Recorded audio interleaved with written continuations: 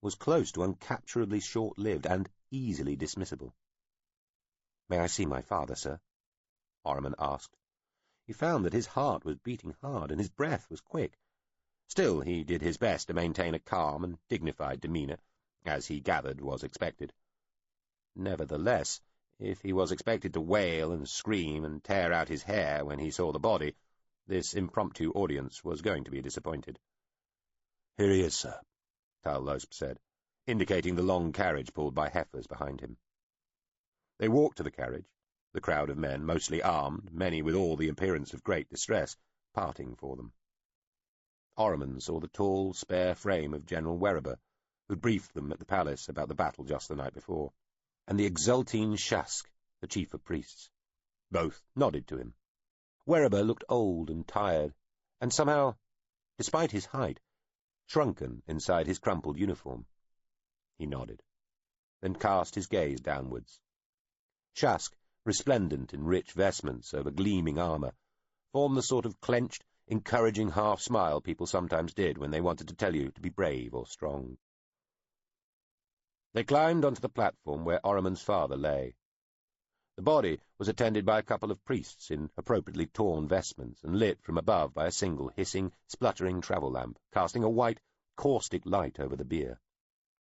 His father's face looked grey and still and drawn down somehow, as though he was pondering, eyes shut, jaws set, some overwhelmingly demanding problem. A silvery sheet embroidered with gold covered his body from the neck down. Ormond stood looking at him for a while. In time, he said, "In life, by choice, his deeds spoke for him. In death, I must be as mute as all his undone undertakings." He clapped Tal-Losp on the arm. "I'll sit with him while we return to the city." He looked behind the gun carriage. A messicore, a great charger, disarmoured, though in full regalia, was tied to its rear, saddle empty. "Is that—" he began, then made a show of clearing his throat. "That's my father's mount," he said. "It is," Tal-Losp confirmed. "And my brother's?" "Unfound, sir." "Let my mount be tied to the end of the carriage too, behind my father's." He went to sit at his father's head, then, imagining Fanthill's face, thought that might be held inappropriate, and repositioned himself at the foot of the bier. He sat there at the trailing edge of the carriage, cross-legged, looking down, while the two mercicores loped along just behind, breath steaming in the increasingly misty air. The whole aggregated column of men, animals, and wagons made the rest of the journey to the city in a silence broken only by the creak of wheel and axle, the snap of whip, and the snort and clop of beast. The morning mists obscured the rising star of the new day almost until the walls of Poole itself, then lifted slowly to become a layer of overcast that hid the higher city and the palace. On the approaches to the Nearpole Gate, where a conglomeration of small factories and what was effectively a new town had sprung up within Ormond's lifetime, the temporary sun shone only for a little while, then was gone again behind the clouds. Chapter 3. Folly. Shoebris Hulse found his master in the 8th of the distinct places where he thought he might actually be, which was, of course, a significant and most propitious location to discover somebody or something a person was looking for. It was also the last place he knew of to look with any purpose beyond simply wandering randomly.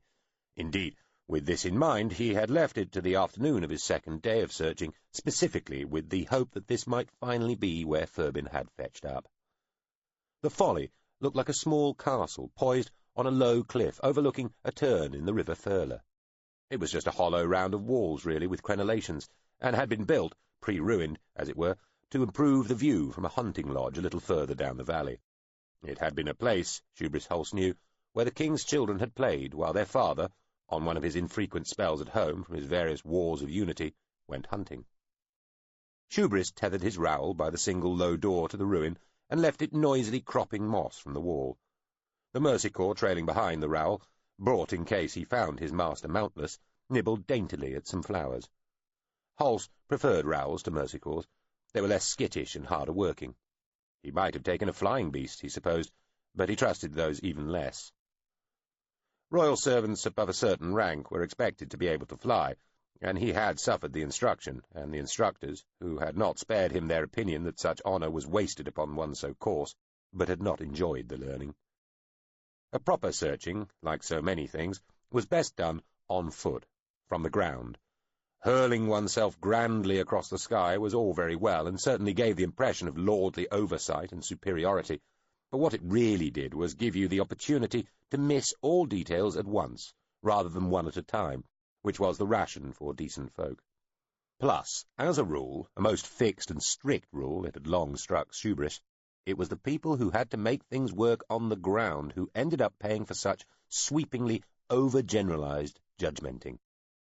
This principle seemed to apply to high-ups of all distinctions, whether their height was literal or metaphorical. "Sir!" he called into the hollow round of stones. His voice echoed. The masonry was ill-dressed, worse within than without.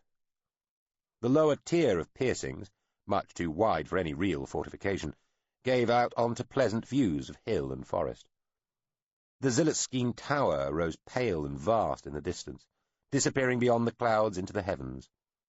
Plumes of smoke and wisps of steam were scattered across the landscape like mist stalks after a harvest, all leaning away from the backing wind. He limped further into the folly. His left leg still hurt from where that seed-brained mercy corps had fallen on him the day before. He was getting too old for such shenanigans. He was in his middle years now, and starting to fill out nicely and become distinguished, or develop a paunch and become grey and grizzled by his wife's less forgiving measure. His whole side, every rib, pained him when he took a deep breath, or tried to laugh, not that there'd been much laughing. Shubris had seen many signs of battle while he'd been riding round the area. Whole wastelands of torn-up fields and shattered forests, the land raddled with a pox of craters, entire woods and brush forests still on fire, smoke walling the sky, other fires only just exhausted or extinguished, leaving vast black tracts of raised ground, seeping wispy fumes, the wrecks of smashed war machines lying crippled like enormous broken insects with tracks unrolled behind them, a few still leaking steam, some great dead battle beasts spread crumpled and forlorn, Uxanth, Chunzels, and Osei, plus a couple of types he didn't recognize.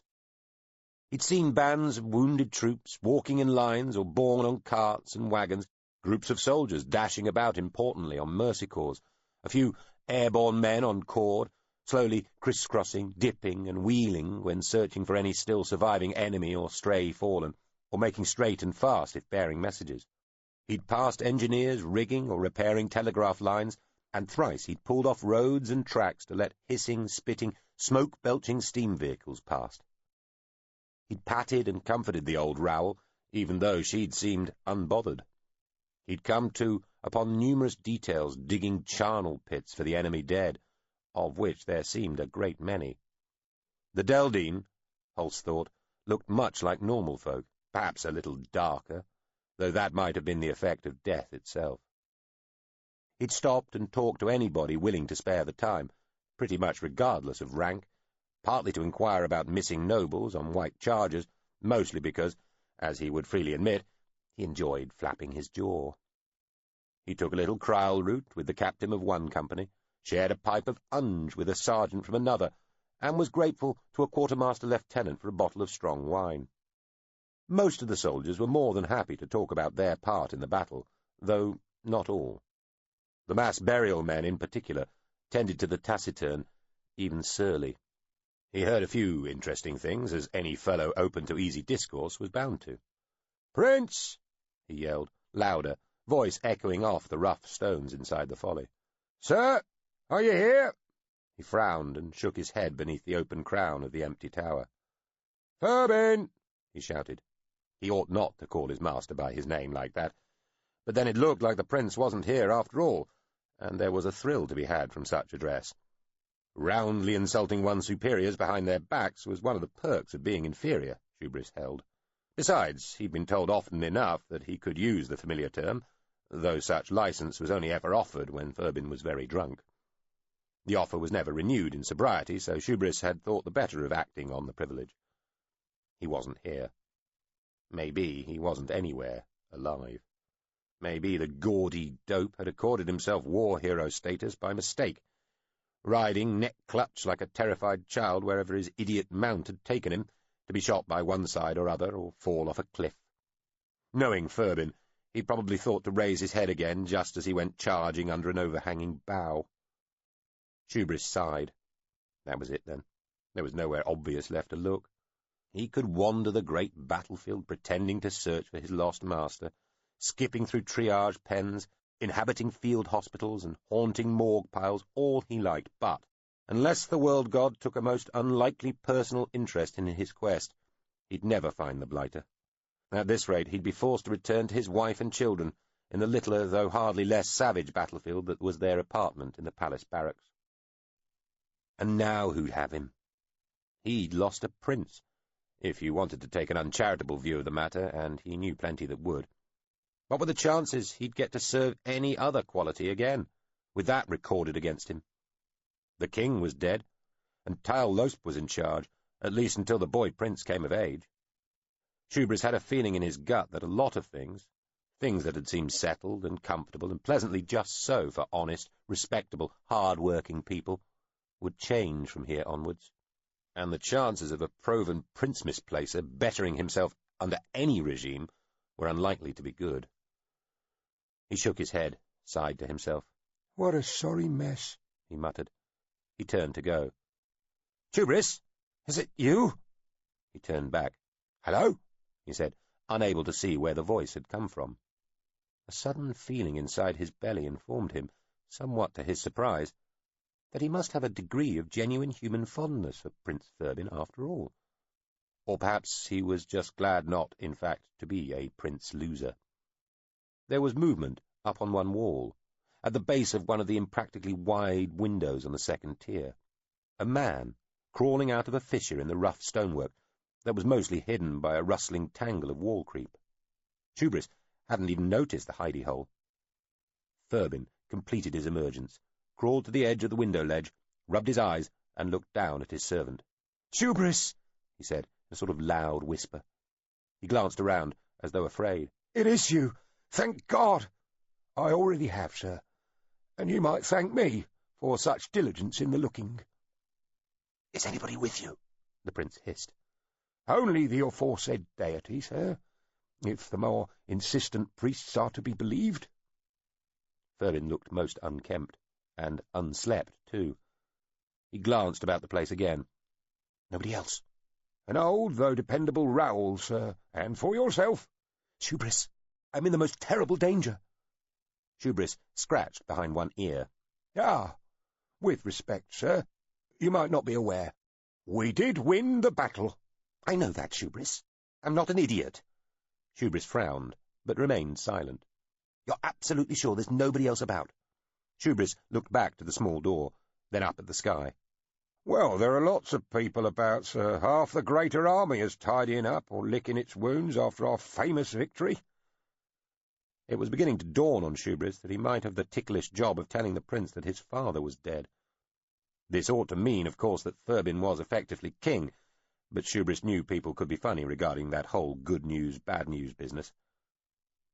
"I am alone, sir," he told Furbin. "I don't know what else to tell you. Perhaps you'd best get down from there." "Yes, I can't stay here forever." The drop was easily jumpable, but Furbin made to turn round and lower himself halfway to the earthen floor of the folly. Shoebris sighed and stood by the wall to help. "Shoebris, have you anything to drink or eat?" Furbin asked. "I'm parched and famished." "Wine, water, bread, and salt meat, sir," Shoebris said, forming a stirrup with his hands, back against the wall.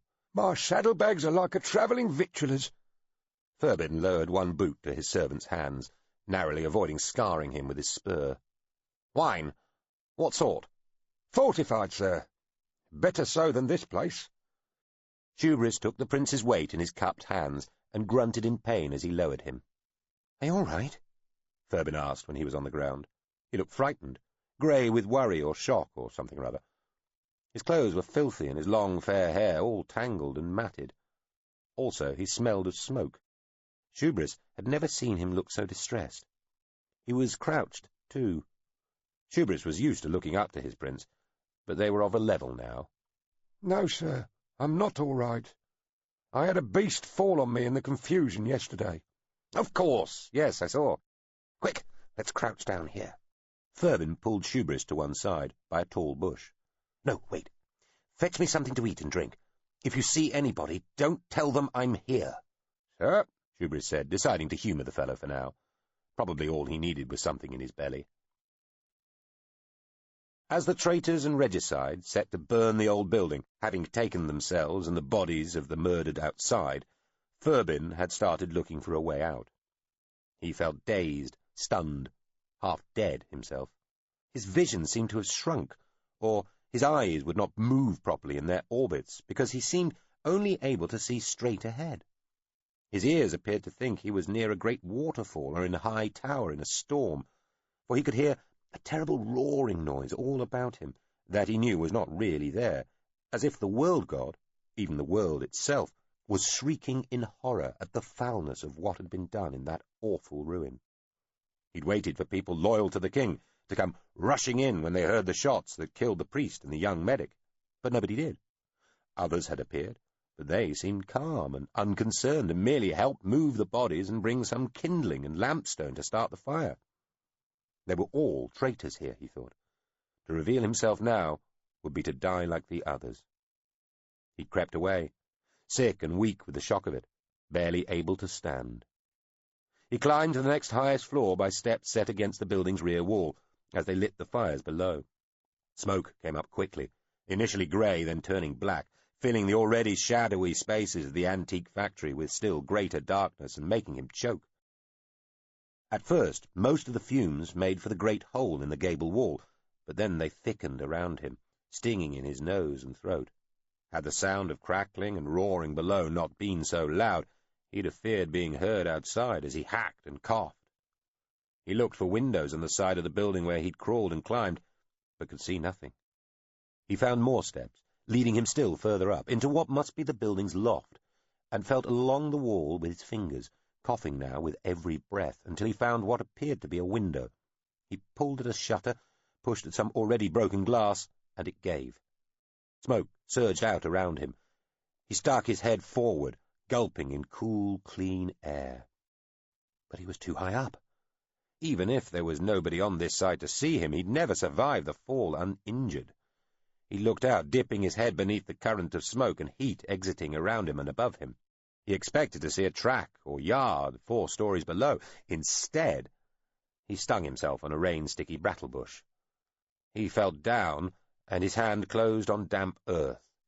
In the vague red afterlight of a long-set sun, he saw that he was, incredibly somehow, back to ground level. The building was situated on a riverbank so steep that one side was fully 4 floors high, while the other, pressed against the valley's steep side, was barely 1. He pulled himself out, still coughing, and crawled away across rain-wet, glutinously muddy ground to wait beneath some nearby bushes while the abandoned building burned. "All due respect and such, sir, but have you gone mad?" "Shoebris, I swear on the world god, on my dead father's body, it's just as I said." Shoebris Hulse had noticed earlier, while his master was swallowing wine from the upended bottle and tearing off lumps of bread with his teeth. It seemed that take away the table and you took away the accompanying manners, that Prince Fervin was unarmed, while he, of course, still had his trusty short-knife on his belt, not to mention an army pistol issued a couple of days ago he seemed to have forgotten to return, and which was tucked into his waistband by the small of his back. Not to mention, and he rarely did, a small but exceedingly sharp emergency knife reassuringly scabbarded down one boot. These facts had, he judged, just gone from being of barely passing interest to moderately important, given that it now appeared he was dealing with a bizarrely deluded madman. Fervin put the bottle down and let the end of the bread drop to his lap, setting his head back against the wall of the ruin, as though looking up through the foliage of the bush he'd insisted they hide beneath before he'd been prepared to break his fast. "Even you don't believe me?" he cried, despairing. He put his head in his hands and wept. Shoebris was taken aback. He'd never seen the prince weep like this, not sober. Everybody knew that to drink was to increase the hydrographical pressure within a body, thus expressing the relevant fluids from all available bodily orifices, so that didn't count. He ought to try to comfort him somehow. Perhaps he'd misunderstood. He'd try to get the matter clear. "Sir, are you really saying that—" he began. Then he, too, looked round as though afraid of being overheard. "That Tile Losp, your father's best friend, the glove to his hand, the very edge of his sword and all that, murdered your father?" He spoke the word in a whisper. Furbin looked at him with a face of such desperate fury and despair that Shoebris felt himself flinch at the sight of it. "Plunged his filthy fist into my father's chest and wrung the living force out of his beating heart," Furbin said, his voice sounding like it never had, all gasped and rough and wild.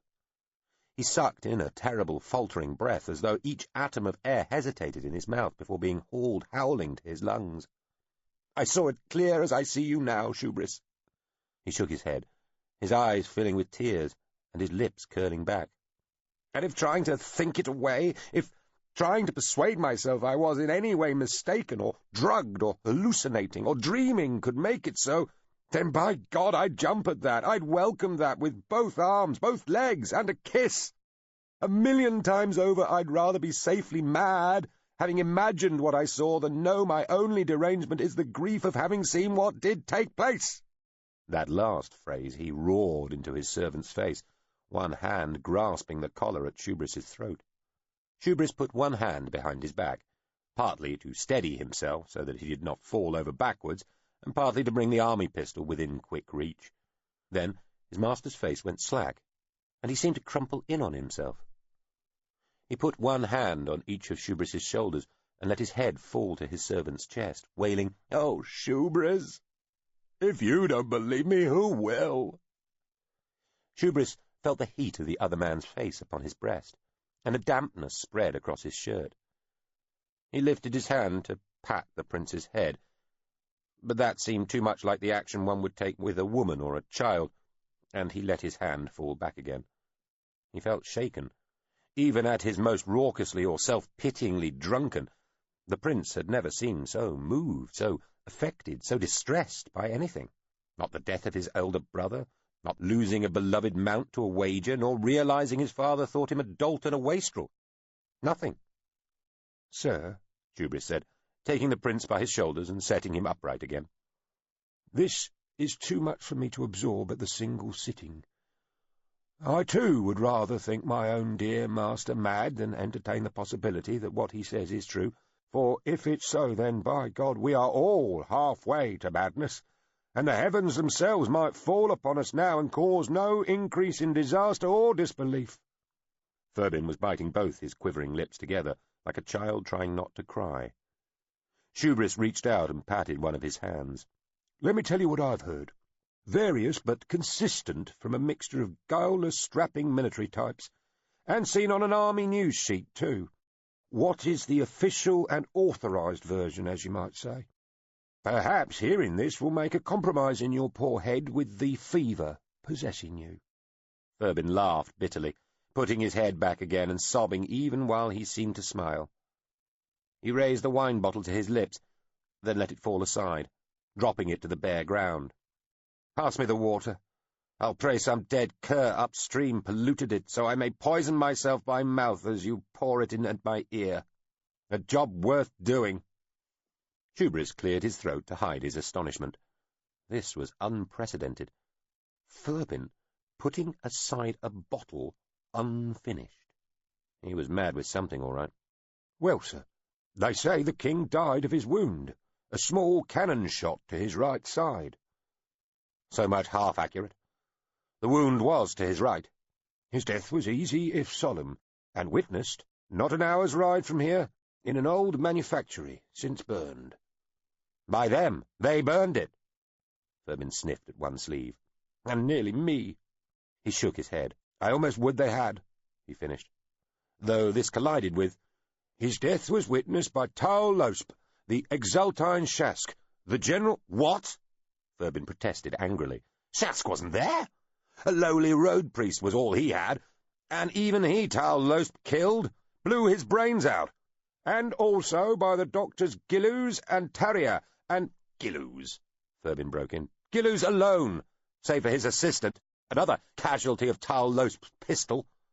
Also the general, begging your pardon, now the field marshal, Werriber, and several of his Lies! Lies upon lies! They weren't there! It said they were, sir, and that the king ordered the killing of all the Daldine captured, though, to admit the difference, others say the troops themselves embarked upon this sorry course on hearing of your father's death, in a fury of deadly vengeance. I grant this does not seem settled yet.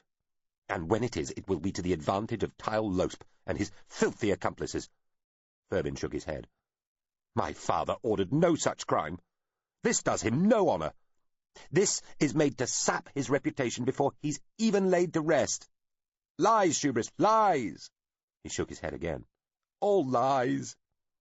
The whole army believes it true, sir, as does the palace, I'd guess, and all who can read or hear, in Poole and in the full throughoutness of the land, as fast as wire or beast or whatever other inferiority of messaging can carry the news. Still, Thurbin said bitterly, even if I were alone in knowing what happened, I know it still. Hubris scratched behind one ear. If the whole world thinks differently, sir, is that even wise? Thurbin looked at his servant with an unsettling straightness. And you'd have me do what, Hubris? Well, sir, come back with me to the palace and be the king. And not be shot as an impostor? An impostor, sir? Enlighten me. What is my status according to this established version of how things are? Well, yes, you're correct in that you have been ascribed dead, but surely on sight of your good self. I'd not be killed on the instant of being seen? Why killed at all? Because I don't know the all of who is and who is not part of this treachery. Those I saw at the death, yes, guilty beyond guilt. The others? Shusk? Werriber? Did they know? Did they just claim to be present at this fictitious, easy death to help support whatever circumstance they were presented with by those who'd wrought the crime? Do they suspect nothing? Something? All?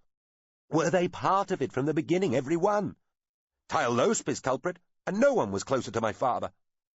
Who else might not be guilty? Tell me, have you not heard warnings against spies, snipers, saboteurs, and guerrillas? Some, sir. Were there any orders of particular strictness you heard of regarding those who suddenly appeared within the greater battlefield resembling authority? Well, just latterly, yes, sir, but— Which means that I'll be held, then shot. In the back, I don't doubt, so they can say I was trying to escape. Or do you think such things never happen in army or militia? And if I did get as far as the palace, the same applies. How long might I survive? Long enough to tell the truth in front of a quorum sufficient to carry the day? I think not. Long enough to challenge Tal Losp, or confront the wretch? Beyond doubt? Beyond the grave, I'd say. He shook his head. No, I have thought long about this over the last day, and can see quite clearly the merits of the contending courses, but also I know my instincts, and they have proved unfailingly trustworthy in the past. This was true. Thurbin's instincts had always told him to flee trouble or potential conflict. Rowdies, creditors, angry fathers of shamed daughters, and whether escaping to the shelter of an obscure bawdy house, a congenially distant hunting lodge, or indeed the palace itself, this intuition had invariably proved itself sound. Either way, sir, you can't hide here forever. I know that, and I am, besides, not the one to enter into any such contention with the Tal Losps of this world. I know they have the guile on me, and the easy turn to brute. Well, God knows I'm not such a one either, sir. I must escape, Hubris. Escape, sir? Oh, indeed, escape.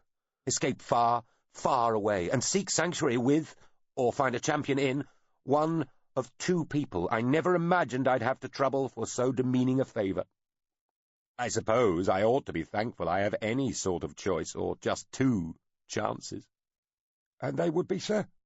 First, we must get ourselves to a tower fitted out for travel. I have an idea for obtaining the necessary documents, Furbin said, almost as though talking to himself.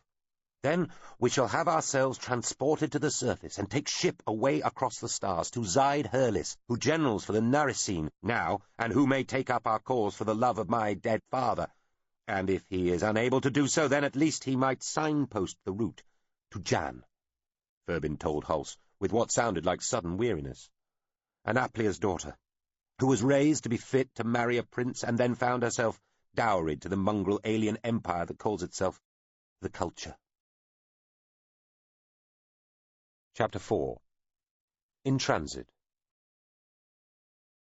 Utattifil, the Grand Zamarin of Susamen Narissine, in charge of all Narissine interests on the planet and its accompanying solar system, and therefore, by the terms of the mandate that Narissine held under the auspices of the Galactic General Council, as close as one might get to overall ruler of both, was just beginning the long journey to the 3044th great spawning of the everlasting Queen on the far distant home planet of his kind, when he met the Director General of the Morthenveld Strategic Mission to the Tertiary Hulian Spine, paying a courtesy call to the modest but of course influential Morthenveld Embassy on Susamen, in the 3rd Equatorial Transit Facility high above Susamen's dark, green-blue, pocked surface. The Narissine were insectile. The Zamarin was 6-limbed and keratin-covered. His dark, quintuply segmented body, a little under 1.5 meters long, excluding stalks, mandibles retracted, was studded with implanted jewels, inlaid veins of precious metals, additional sensory apparatus, numerous tiny hollow projectors displaying the many medals, honours, distinctions, and decorations that had come his way over the years, and a smattering of light weaponry, mostly ceremonial. The Grand Zamarin was accompanied by a bevy of his kind, all rather less impressively dressed and slightly smaller than he. They were, additionally, if that was the right word, neuters. They tended to move through the cavernous, web-filled spaces of the transit facility in an arrowhead formation, with the Grand Zamarin forming its tip. The Morthenveld were spiniform water-worlders. The Director General was a milky-looking sphere 1 meter or so in diameter, surrounded by hundreds of spiny protrusions of varying thicknesses and in a broad spectrum of pastel colours. Her spines were mostly either curled up or gathered back at the moment, giving her a compact, streamlined appearance. She carried her environment around with her in a glistening wrap of silvery blue, membranes and fields containing her own little sample of oceanic fluids. She wore a few small spine torques, bracelets, and rings. She was accompanied by a trio of more stoutly built assistants, toting so much equipment they looked armoured. The transit facility was a microgravity environment and lightly pressured with a gently warmed gaseous nitrogen-oxygen mix. The web of life support strands that infested it were coded by colour, scent, texture, and various other markers to make them obvious to those who might need to use them. One identified the right strand in the web and hooked into it to receive that which one needed to survive: oxygen, chlorine, salty water, or whatever. The system couldn't accommodate every known life form without requiring them to protect themselves in a suit or mask, but it represented the best compromise its Narissine builders had been prepared to come up with. "DG Shum, my good friend, I am glad it was possible for our paths to cross."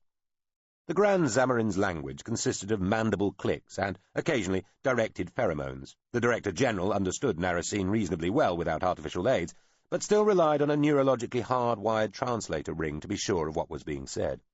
The Grand Zamarin, on the other hand, like most Narissine, eschewed alien languages as a matter of both principle and convenience, and so would depend entirely on his own translation units to understand the Director General's reply. Grand Zamarin, always a pleasure. Formal squirts of scent and packeted water molecules were exchanged. Members of their respective entourages carefully gathered the greeting messages, as much out of politeness as for archival purposes. "Goodly," Director General Shum said, reverting to the familiar and floating up to the Narissine. She extended a maniple spine. The Grand Zamarin clicked his mandibles in delight and took the offered limb in his foreleg. He twisted his head and told his assistants, "Amuse yourselves, children." He sprayed a little cloud of his scent towards them, mixed to indicate reassurance and affection. A flush of colour across Shum's spines gave a similar instruction to her escorts. She set her communications talk to privacy, though with a medium-level interrupt. The two officials floated slowly away through the web of environmental support strands, heading for a massive circular window which looked out to the planet's surface. I find you well? Shum asked. Extraordinarily, the Grand Zamarin replied. We are filled with delight to be called to attend the great spawning of our dear everlasting queen. How wonderful. Do you contend for mating rights? Us? Me? Contend for mating rights? The Grand Zamarin's mandibles clicked so fast they nearly hummed, signalling hilarity. Gracious, no. The preferred specification. Glitch, sorry, signaled the translator, then hurried to catch up. The preferred genotype spread called for by the Imperial Procreational College was far outside our bias. I don't believe our family ever submitted a tender. And anyway, on this occasion there was generous lead time. If we had been in the running, we'd have bred some brawny hunk especially for our dear queen. No. The honor is in the witnessing. And the lucky father dies, I understand. Of course! Now that is a distinction. They were drifting closer to a great porthole on the underside of the facility, showing Susaman in all its dark glory. The Grand Zamarin bristled his antennae as though lost in wonder at the view, which he wasn't. We had such prominence once, he said, and the translator, if not Shum's own processes, picked up a note of sadness in amongst the pride. Utley waved at one of his little hollow baubles. This, you see, indicates that our family contributed a species farther sometime in the last 36 birth generations. However, that was 36 birth generations ago, and, sadly, short of a miracle, I shall lose this decoration in less than a standard year from now, when the next generation is hatched. You might still hope. Hope is all. The tenor of the times drifts from my family's mode of being. We are downwinded. Other scents outsmell ours. The translator signalled an imperfect image. And you are compelled to attend. Utley's head made a shrugging gesture. Technically. We fail to accept the invitation on pain of death, but that is for form's sake, really. He paused. Not that it is never carried out. It is. But on such occasions it is generally used as an excuse. Court politics, quite hideous. The Grand Zamarin laughed. You will be gone long? Shum asked as they arrived at the great window. They were still politely holding limbs. Standard year or so. Better hang around the court for a while, lest they forget who we are. Let the family scent sink in, you know. Also, taking some consecutive leave to visit the old family warrens, some boundaries needing redrawn, maybe an upstart toiler or two to fight and eat. It sounds eventful. Horribly boring. Only the spawning thing dragging us back. I suppose it is a once-in-a-lifetime experience. End of a lifetime experience for the father, ha ha! Well, you will be missed, I'm sure. So am I. Some dully competent relations of mine will be in charge during our absence. The clan Girgitioni. I say dully competent. That may flatter them. My family has always been firmly of the opinion that if it is absolutely necessary to take leave of one's responsibilities for a while, always be sure to leave surrogates in charge who will ensure your welcome on return will be both genuine and enthusiastic. Utley's eye stalks waggled as though in a strong wind, indicating humour. But this is to jest. The Girgitioni clan are a credit to the Narasine species. I have personally placed my least incompetent nephew in the position of acting Zamarin. I have the highest possible confidence in him and them. And how are things? Shum asked. Within Susamin, I mean. Quiet. Just quiet? Shum asked, amused. Generally. Not a peep. Not a molecule from the god-beast in the basement for centuries. Always reassuring? Always reassuring, Utley agreed.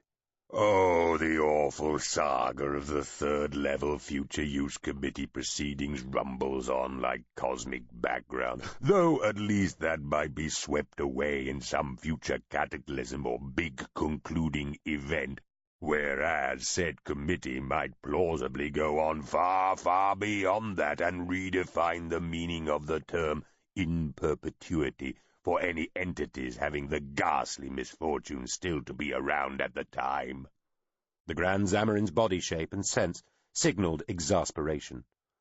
The Baskers still wish it to be theirs.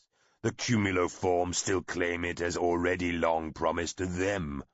Each side has come heartily to despise the other, though not, we Lifestake, a sixth as much as we have come to despise both of them.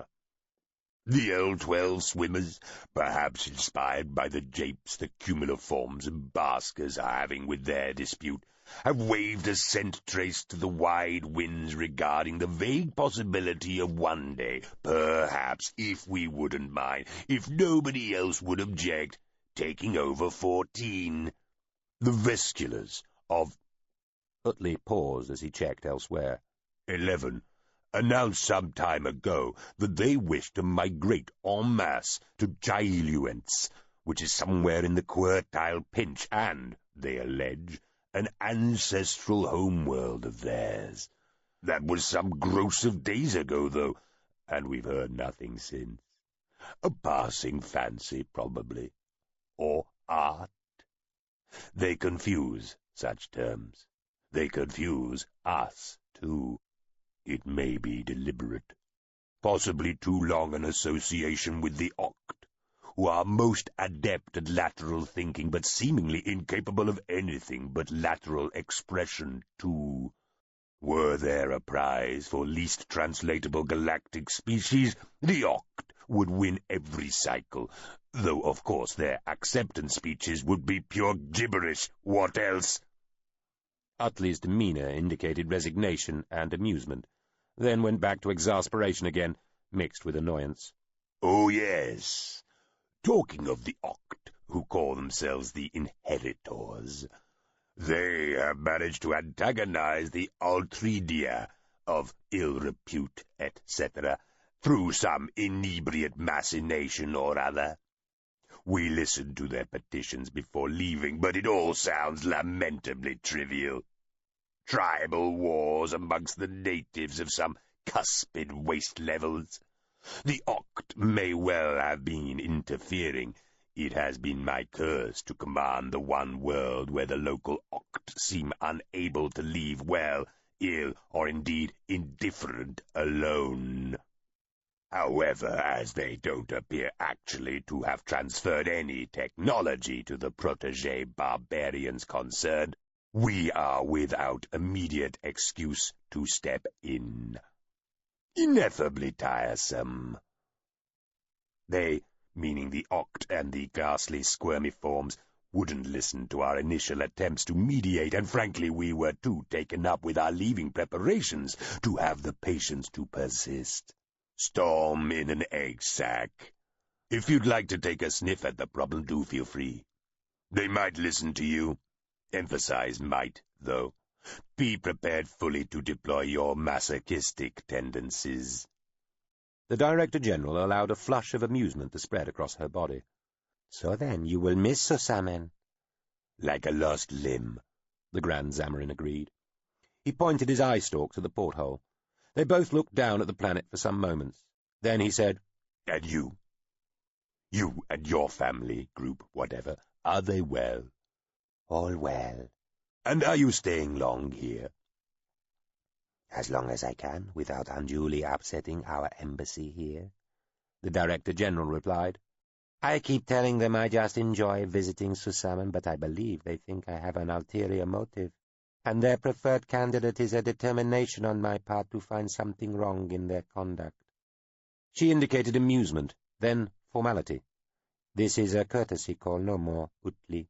However, I shall certainly seek whatever excuses I can to stay longer than the polite minimum, simply to enjoy being in this wonderful place. It has its own sort of blotchy, deeply buried beauty, we might be persuaded to concede, Utley said grudgingly, with a small cloud of scent that indicated guarded affection. Director General Morthen Veldshum, free child of Meest, nest of Zwevelus, domain of Tlesh, of Gavantil Prime, Playa, looked out over the mighty, mostly dark, still slightly mysterious world filling the view beneath the transit facility. Susamen was a Shellworld. Shellworld. It was a name that even now brought a thrill to the very core of her being. Susamen, an arithmetic Shellworld, orbiting the star Messerifine in the tertiary Julian spine. She could still see the glyphs rippling across the surface of her school teaching mat. She had worked hard to be here, dedicated her life, through study, application, diligence, and no small amount of applied psychology, to one day making Susamen an important part of her existence. In a sense, any Shellworld would have done, but this was the place that had initiated her enchantment, and so for her it had a significance beyond itself. Ironically, the very force of that drive somehow to make herself part of Susamen's fate had caused her to overshoot her mark. Her ambition had carried her too far, so that now she had oversight of Morthenveld interests within the whole long river system of stars called the tertiary Julian spine, rather than just the Messerifine system containing the enigmatic wonder that was Susamen, with the result that she spent less time here than she would have considered ideal. The dim green glow of the Gazangia crater lit up her body, and that of the Grand Zamarin, the gentle light slowly increasing as Susamen turned and presented more of the vast pockmark of the crater to the rays of the star Messerifine. Susamen collected adjectives the way ordinary planets collected moons. It was arithmetic, it was mottled, it was disputed, it was multiply inhabited, it was multi-million years safe, and it was godded. Shellworlds themselves had accreted alternative names over the eons: shield worlds, hollow worlds, machine worlds, veil worlds, slaughter worlds. The Shellworlds had been built by a species called the Involucra, or Veil, the best part of 1 billion years earlier. All were in orbits around stable main-series suns, at varying distances from their star, according to the disposition of the system's naturally formed planets, though usually lying between 2 and 500 million kilometers out. Long disused and fallen into disrepair, they had, with their stars, drifted out of their long-ago allotted positions.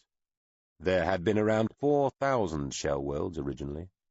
4,096 was the commonly assumed exact number, as it was a power of 2, and therefore, by general though not universal assent, as round a figure as figures ever got. No one really knew for sure, though. You couldn't ask the builders, the Involucra, as they had disappeared less than 1 million years after they'd completed the last of the Shellworlds. The colossal artificial planets had been spaced regularly about the outskirts of the galaxy, forming a dotted net round the great whirlpools of stars. Almost 1 billion years of gravitational swirling had scattered them seemingly randomly across and through the skies ever since. Some had been ejected from the galaxy altogether, while others had swung into the centre, some to stay there, some to be flung back out again, and some to be swallowed by black holes. But using a decent dynamic star chart, you could feed in the current positions of those which were still extant, backtrack 800 million years, and see where they had all started out. That 4,000-plus figure had been reduced to a little over 1,200 now, mostly because a species called the Iln had spent several million years destroying the Shellworlds wherever they could find them, and nobody had been willing or able to prevent them. Exactly why, nobody was entirely sure, and, again, the Iln were not around to ask. They, too, had vanished from the galactic stage, their only lasting monument a set of vast, slowly expanding debris clouds scattered throughout the galaxy, and, where their devastation had been less than complete, Shellworlds that had been shattered and collapsed into barbed and fractured wrecks, shrunken, compressed husks of what they had once been. The Shellworlds were mostly hollow. Each had a solid metallic core, 1,400 kilometers in diameter. Beyond that, a concentric succession of spherical shells, supported by over 1 million massive, gently tapering towers, never less than 1,400 meters in diameter, layered out to the final surface. Even the material they were made from has remained an enigma, to many of the galaxy's involved civilizations at least, for over 500 million years, before its properties were fully worked out. From the start, though, it had been obvious that it was immensely strong and completely opaque to all radiation. In an arithmetic shell world, the levels were regularly spaced at 1,400-kilometre intervals. Exponential or incremental shell worlds had more levels close to the core and fewer further out, as the distance between each successive shell increased according to one of a handful of logarithm-based ratios. Arithmetic shell worlds invariably held 15 interior surfaces and were 45,000 kilometres in external diameter. Incremental shell worlds, forming around 12% of the surviving population, varied. The largest class was nearly 80,000 kilometres across. They had been machines. In fact, they had all been part of the same vast mechanism. Their hollowness had been filled, or perhaps had been going to be filled, again, nobody could be certain this had actually been done, with some sort of exotic superfluid, turning each of them into a colossal field projector, with the aim, when they were all working in concert, of throwing a force field or shield round the entire galaxy. Precisely why this had been thought necessary, or even desirable, was also unknown, though speculation on the matter had preoccupied scholars and experts over the eons.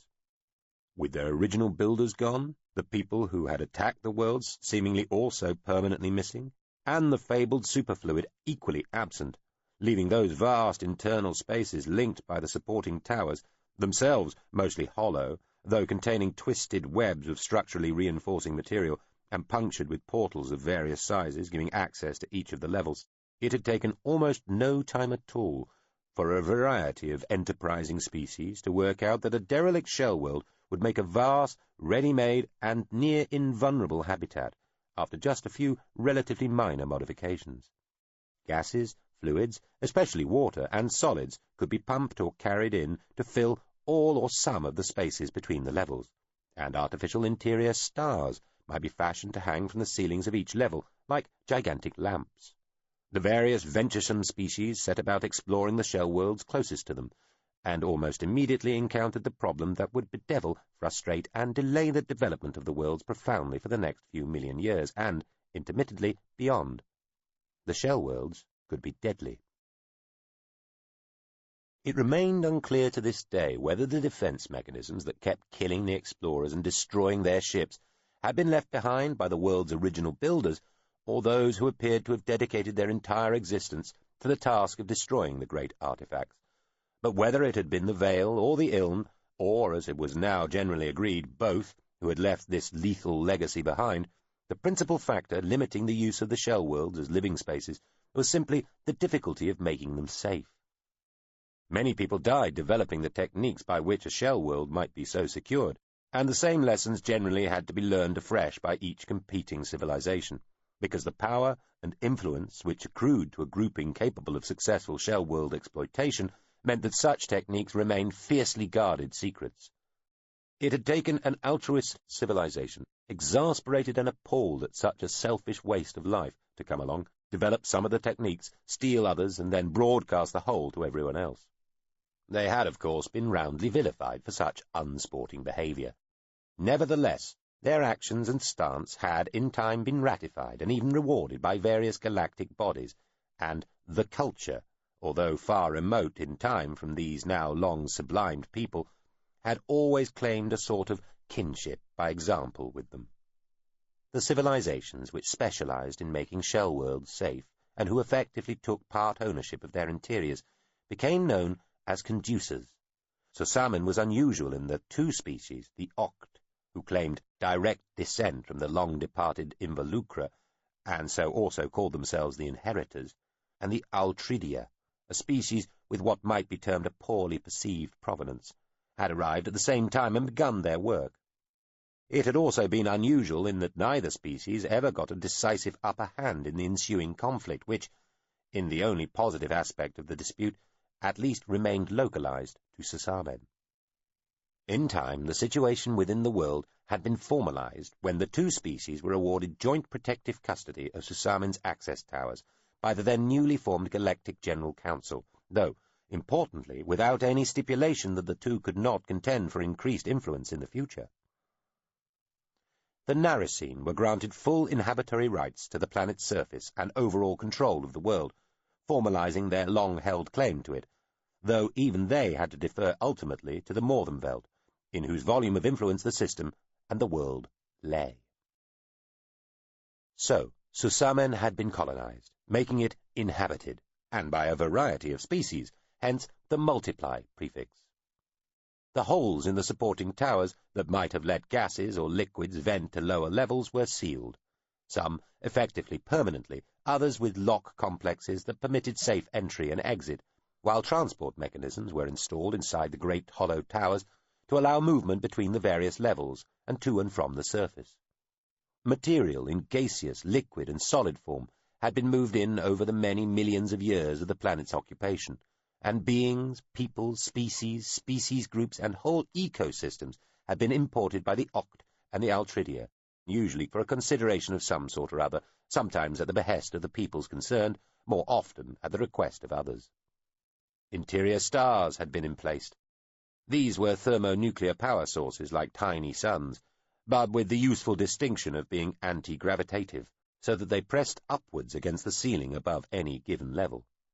They subdivided into fixed stars and roll stars, the former stationary, the latter moving across the skies on predetermined routes and on regular, if sometimes, when there were many, of different periodicities, complicated schedules. The deaths continued too. Long after a given shell world had been apparently de-weaponed and made safe, hidden defense systems could wake up centuries, millennia, and decades later, resulting in gigadeaths, terror deaths, effective civicides, and near extinctions as interior stars fell, levels were flooded from above or drained, often with the result that oceans met interior stars, resulting in clouds of plasma and superheated steam. Atmospheres were infested by unknown wide-species spectra pathogens, or were turned inexorably into poisonous environments by unseen mechanisms nobody could stop, or intense bursts of gamma radiation emanating from the floor or ceiling structure itself flooded either individual levels or the whole world. These were the events that gave them the name Slaughter Worlds. At the point that Director General Shum gazed down upon the dark, colour-spotted face of Susamen, no mass deaths had been caused by the shell worlds themselves for nearly 4 million years, so the term Slaughter World had long since slipped into disuse, save amongst those cultures with exceptionally long memories. Nevertheless, on a grand enough scale, the morbidity of any habitat type could be roughly judged by the proportion that had become Draazon planets of the dead over time. Planets of the dead were preserved, forbidden monuments, to globe-encompassing carnage and destruction, which were overseen, and usually kept in a pristine, just post-catastrophe state, by the Draazon, one of the galactic community's more reclusive, semi-sublimed elder civilizations, with attributes and powers sufficiently close to godlike for the distinction to be irrelevant. Out of the 4,000-plus shell worlds originally existing and the 1,332 unequivocally remaining, 110 in a collapsed state, fully 86 were planets of the dead. This was generally agreed to be an alarmingly high proportion, all things considered. Even some of the shell worlds lacking the morbid interest of the Draazon had a kind of semi-divine investment.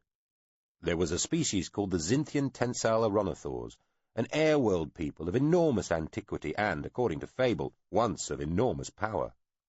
They were the second or third largest airborne species in the galaxy, and, for reasons known solely to themselves, sometimes one of them would take up solitary residence in the machine core of a shell world.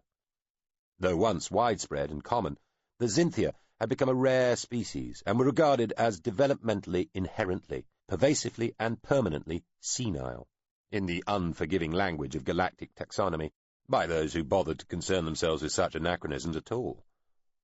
For as long as anybody could remember, almost all the Zynthia had been gathered together in one place, a necklace of airworlds ringing the star Chone in the Lesser Yatlian spray.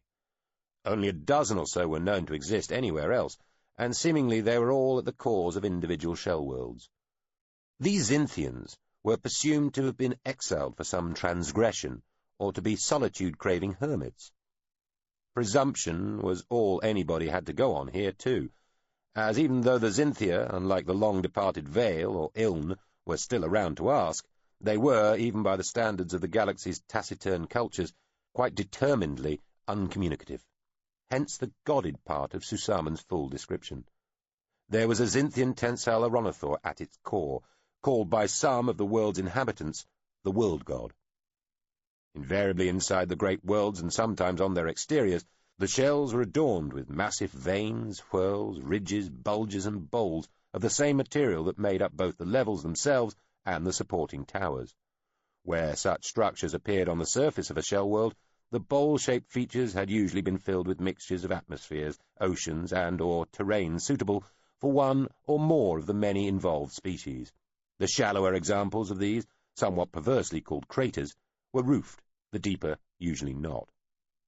Susamen was one such example of a mottled shell world. Most of its surface was smooth, dark grey, and dusty, all the result of being lightly covered with nearly an eon's worth of impact debris after systemic and galactic bodies of various compositions, sizes, and relative velocities had impacted with that unforgiving adamantine skin.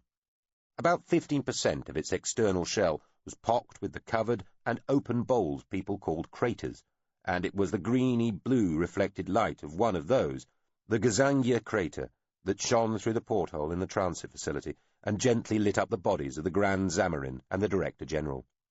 You are always glad to arrive, to see Susamen, or any shell world, are you not? Utley asked Shum. Of course, she said, turning to him a little. Whereas personally, the Grand Zamarin said, swivelling away from the view, it's only duty keeps me here. I'm always relieved to see the back of the place. There was a tiny warble, and one of his eye stalks flicked briefly over to look at what appeared to be a jewel embedded in his thorax. Which we're informed occurs very shortly. Our ship is ready. Shum's comms talk woke to tell her the same thing, then went back to its privacy setting. Relieved? Really? The Director General asked as they floated back through the web towards their respective entourages and the docking chutes that gave access to the ships. We shall never understand why you are not, Shum. These are still dangerous places. It's been a very long time since any shell world turned on its inhabitants, Utley. Ah, but still. The intervals, dear DG. The Grand Zamarin was referring to the distribution of shell world-induced mass die-offs through time. Plotted out, they implied only a slow dying away of such titanic murderousness, not yet a final end. The graphed shape of attacks approached zero, but did so along a curve that implied there might be one or two more yet to come, probably sometime in the next few thousand years. If, of course, that was really the way these things worked. The implied threat of future cataclysms might be the result of coincidence, nothing more. Well then, Shum said, to be blunt, we would have to hope it does not happen during our tenure. Or if it does not happen in Susamen. It's just a matter of time, the Grand Zamarin told her gloomily. These things turn killer or disappear, and nobody knows why. Yet, Utley, the Director General said, signalling mischievousness, do you not find it in any sense romantic somehow, even in a sense reassuring, that there are still such mysteries and imponderables in our polished, cultivated times?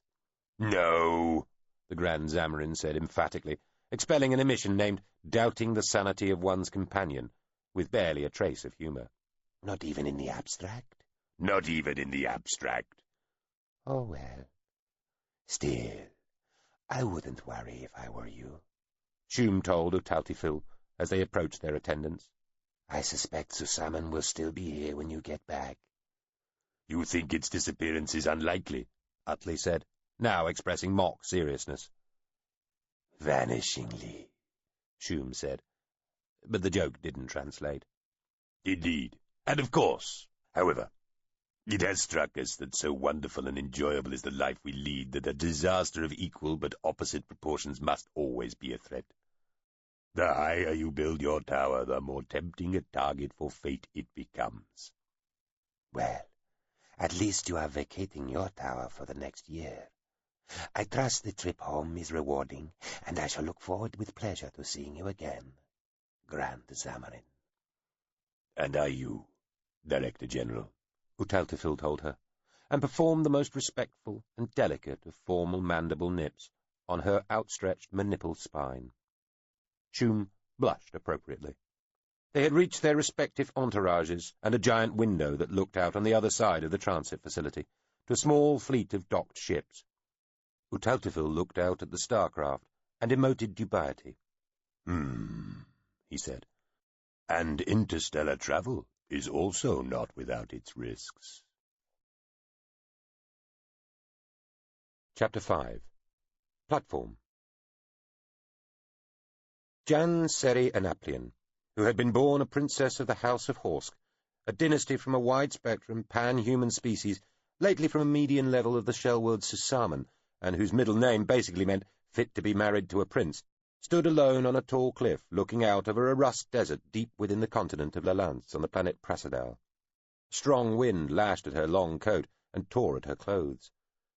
She still wore her dark, wide-brimmed hat, and its stiff material was caught and tugged at by the gusting wind, as though it was trying to tear it off her head. The hat, secured by well-tied ribbons, was unlikely to come off, but it meant that the wind made her head shake and nod and jerk as though with palsy. The wind carried dust and sand in small, dry flurries that came beating up from the desert floor beneath, and curling over the serrated edge of the cliff, stinging her cheeks where they were exposed between the scarf that covered her mouth and nose and the goggles that protected her eyes. She put one gloved hand to the goggles, pulling them away from her face a fraction to let a little moisture out from the base of the frames. The sparse liquid ran down her cheeks, leaving streaks, but soon dried in the dusty force of air. She took a deep breath through the protecting scarf as the clouds of dust parted like a dry mist, allowing her an uninterrupted view of the distant city and the forces that had been besieging it. The city was burning. Siege engines taller than its own towers buttressed its walls like gigantic calipers.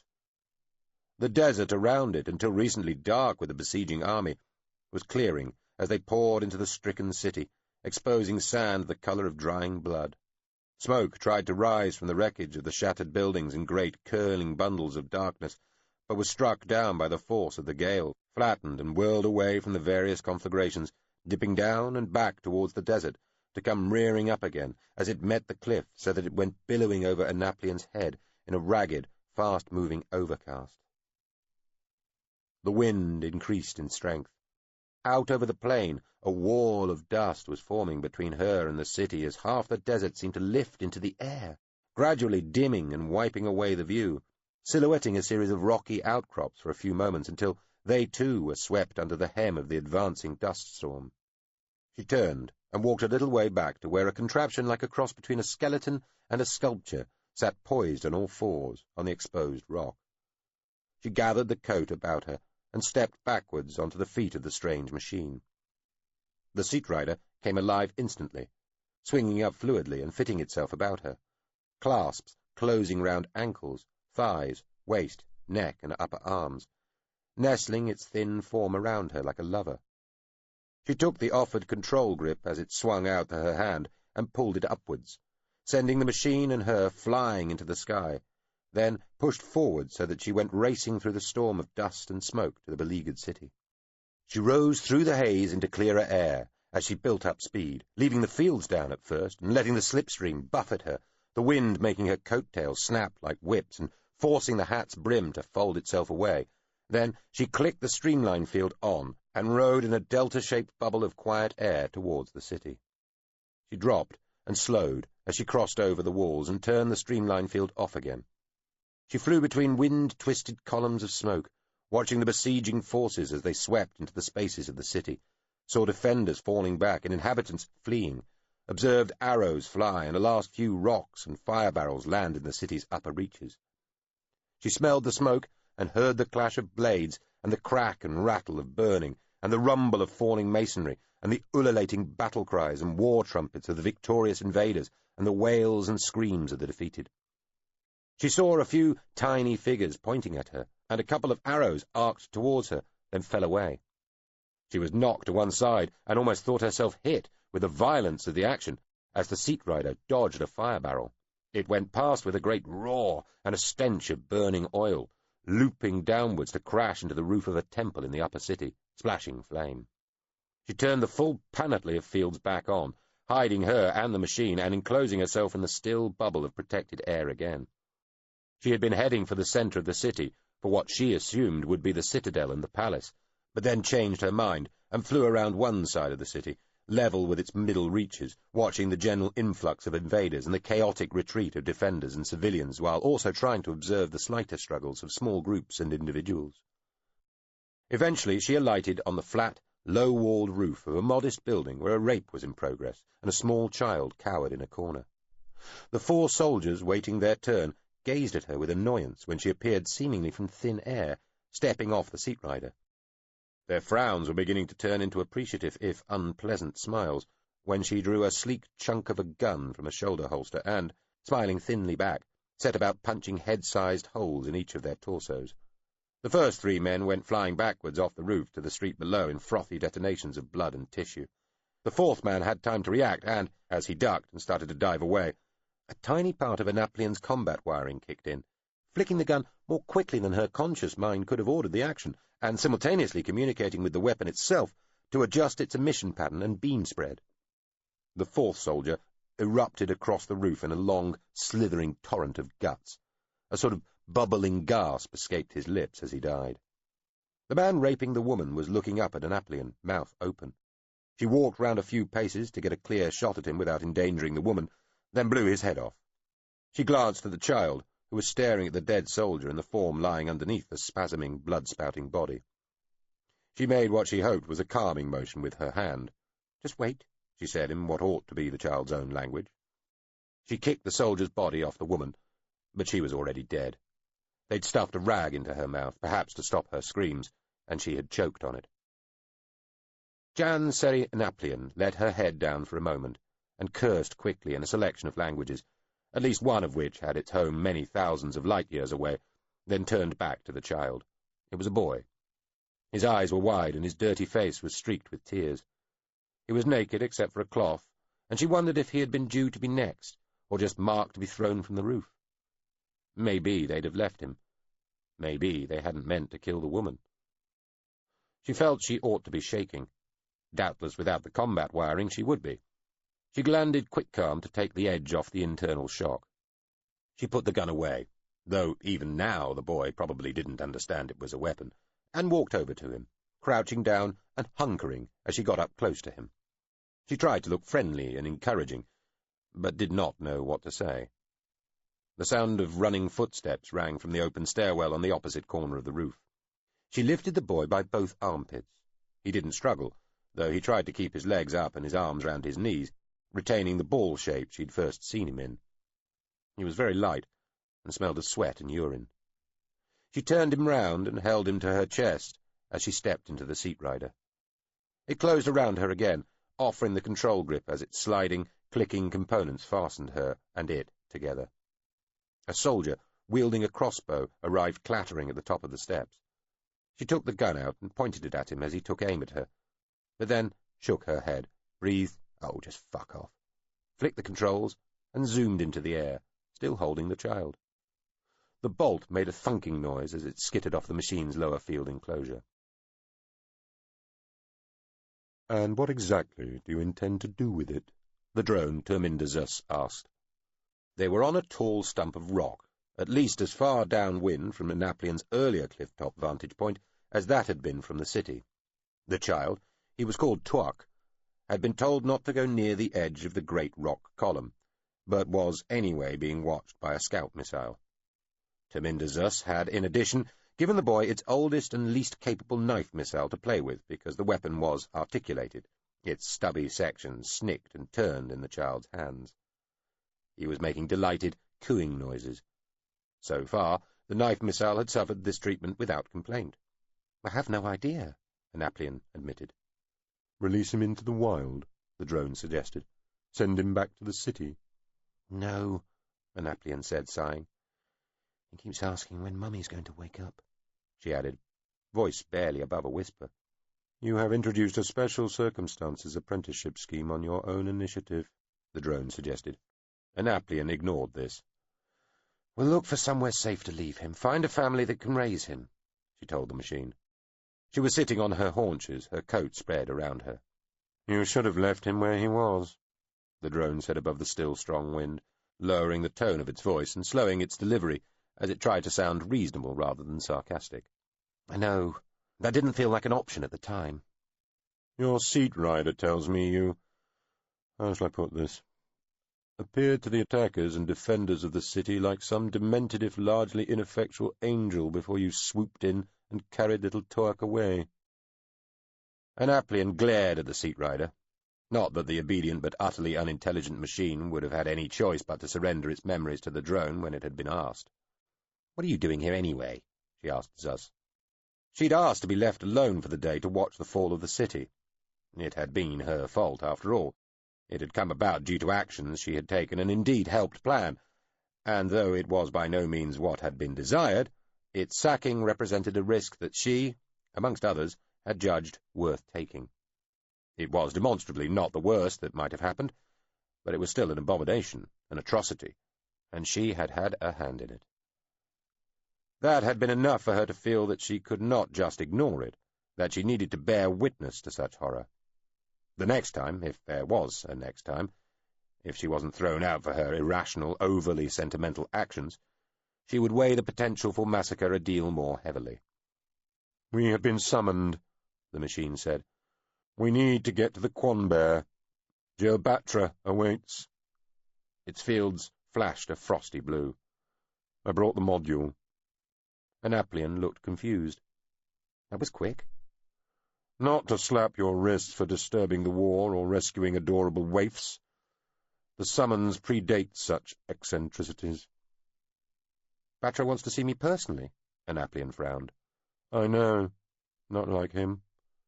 It dipped left-right in its equivalent of a shrug. Anaplian rose, dusting her hands. "Let's go, then." She called to the boy, who was still trying to twist the uncomplaining knife missile apart. The module shimmered into view at the cliff edge. "Do you know what his name means?" the drone asked as the child came walking shyly towards them. "No," the woman said. She lifted her head a little. She thought she'd caught a hint of the smell of distant burning. "Toak," the drone said as the boy came up to them, politely handing back the knife missile. "In what they call the old tongue." "Lady, when does my mother wake?" the boy asked. Anaplian gave what she was sure was a not particularly convincing smile. "I can't tell you," she admitted. She held out one hand to guide the child into the module's softly gleaming interior. "It means lucky," the drone finished. The module trajectoried itself from the warm winds of the desert, through thinning gases into space, then fell back into the atmosphere half a world away before Toak had finished marvelling at how clean he had become, and how quickly. Anaplian had told him to stand still, close his eyes, and ignore any tickling sensation, then plonked a blob of cleaner gel on his head. It torused down over him, unrolling like liquid, and making him squirm when a couple of smaller circles formed round his fingers and rolled back up to his armpits and back down. She'd cleaned his little loincloth with another blob, but he wanted that gone and chose a sort of baggy shirt from a holodisplay instead. He was most impressed when this immediately popped out of a drawer. Meanwhile, the woman and the drone argued about the degree of eye-averting that ought to be applied to her rule-breaking flight over the city. She was not quite yet at the level where the minds that oversaw this sort of mission just gave her an objective and let her get on with it. She was still in the last stages of training, and so her behaviour was more managed, her strategy and tactics more circumscribed, and her initiative given less free rein than that of the most experienced and skilled practitioners of that ultimately dark art of always well-meaning, sometimes risky, and just occasionally catastrophic interference in the affairs of other civilizations. They agreed the drone wouldn't volunteer any information or opinion. It would all come out in the end. Everything came out in the end, but by then, hopefully, it wouldn't seem so important. Part of the training of a special circumstances agent was learning A, that the rules were supposed to be broken sometimes, B, just how to go about breaking the rules, and C, how to get away with it, whether the rule-breaking had led to a successful outcome or not. They landed on the platform Quanbear, a flat slab of hangar space and accommodation units that looked like a small, squashed cruise liner, albeit one perfectly disguised by a camouflage.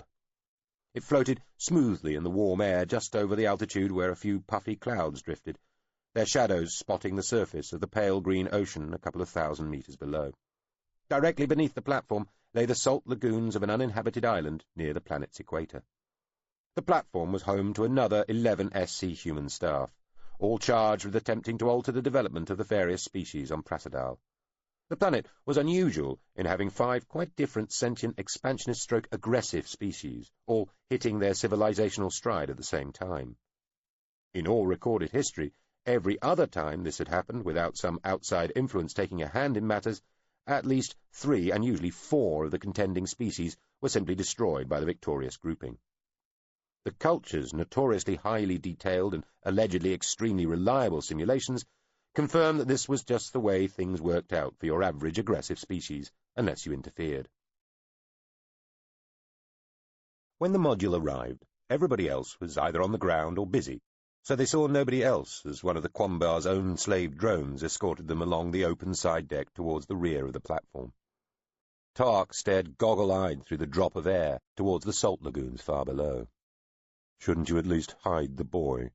the drone suggested. "What would be the point?" Anaplian asked it. The slave drone showed them into the presence of Anaplian's control and mentor, Jill Batra, who was taking the air on the wide balcony that curved round the rear portion of the module's third deck. Jill Batra had been born male. He had, as was common in the culture, changed sex a while, and had borne a child. Later, for his own reasons, he had spent some time in storage, passing a dreamless millennium and more in the closest thing the culture knew to death, from which it was still possible to wake. And when he had awoken and still felt the pain of being a human in human form, he had had his brain and central nervous system transferred sequentially into a variety of different forms, ending, for now at least, with the body type he now inhabited and which he had retained for the last 100 years or so, certainly for the decade or more that Anaplian had known him, that of an aciculate. His shape was bush-like. His still human brain, plus its accompanying biological but non-human support systems, was housed in a small central pod from which 16 thick limbs protruded. These quickly branched and rebranched to form smaller and smaller limblets, maniples and sensor stalks, the most delicate of which were hair-thin. In his normal, everyday state, he looked just like a small, rootless, spherical bush made from tubes and wires. Compressed, he was little larger than the helmet of an old-fashioned human spacesuit. Fully extended, he could stretch for 20 meters in any given direction, which gave him what he liked to term a high contortionality factor. He had, in all his forms, always worshipped order, efficiency, and fitness, and in the aciculate form felt he had found something that epitomized such values. Acidulacy was not the furthest one could stray from what the culture regarded as human basic. Other ex-humans, who looked superficially a lot like Jill Batra, had had their entire consciousness transcribed from the biological substrate that was their brain into a purely non-biological form, so that, usually, an aciculate of that type would have its intelligence and being distributed throughout its physical structure rather than having a central hub. Their contortionality factor could be off the scale compared to Batra's. Other people had assumed the shapes of almost anything mobile imaginable, from the relatively ordinary, fish, birds, other oxygen-breathing animals, to the more exotic, via alien life forms, again, including those which were not normally in the habit of supporting a conscious mind, all the way to the truly unusual, such as taking the form of the cooling and circulatory fluid within a Tellurian maertic seed sail, or the spore wisp of a stellar field liner. These last two, though, were both extreme and one-way. There was a whole category of amendations that were hard to do and impossible to undo. Nothing sanely transcribable had ever been shifted back from something resembling a stellar field liner into a human brain. A few genuine eccentrics had even taken the form of drones and knife missiles, though this was generally considered to be somewhat insulting to both machine and humankind. "Janserian Aplian," Batra said in a very human-sounding voice. "Good day. Oh, do I congratulate?" "This is Toak," Anaplian said. "He is not mine." "Indeed. I thought I might have heard." Anaplian glanced at the drone. "I'm sure you would have." "And hand-rattler Terminder Zas. Good day to you, too." "Delightful as ever," muttered the drone. Terminder, this does not involve you initially. Would you excuse Janseri and me? You might entertain our young friend. I'm becoming an accomplished childminder. My skills grow with every passing hour. I shall hone them. The drone escorted the boy from the balcony. Annaplian glanced up at the overhanging bulk of the accommodation deck and took her hat off, throwing it into one suspended seat and herself into another. A drinks tray floated up. Batra drifted nearer, a greyly skeletal bush about head height. "You are at home here," he stated. Annaplian suspected she was being gently rebuked. Had she been over-casual in her hat-throwing and her seat collapsing into? Perhaps Batra was chiding her for not showing him sufficient deference. He was her superior, to the extent that this willfully unhierarchic civilization understood the idea of superiors and inferiors. He could have her thrown out of SC if he wanted to, or at the very least make her restart the whole process. However, he wasn't usually so sensitive regarding matters of etiquette. "It serves," she said.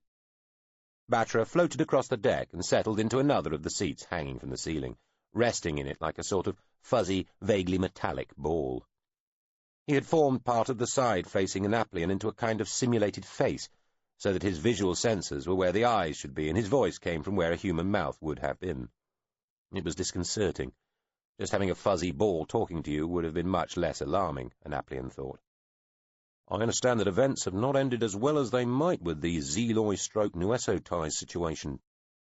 A year ago we disabled and turned back an army on its way to Saka City," Annaplian said wearily. "Today the would-be attackers became the attacked. The more progressive tendency, as we would put it, ought now to prevail, though at a cost." She pursed her lips briefly. "Part of which I have just witnessed." "I have seen some of this." The image of the face suggested by Batra's mass of steely-looking tendrils expressed a frown, then closed its eyes, politely indicating that he was reviewing data from elsewhere.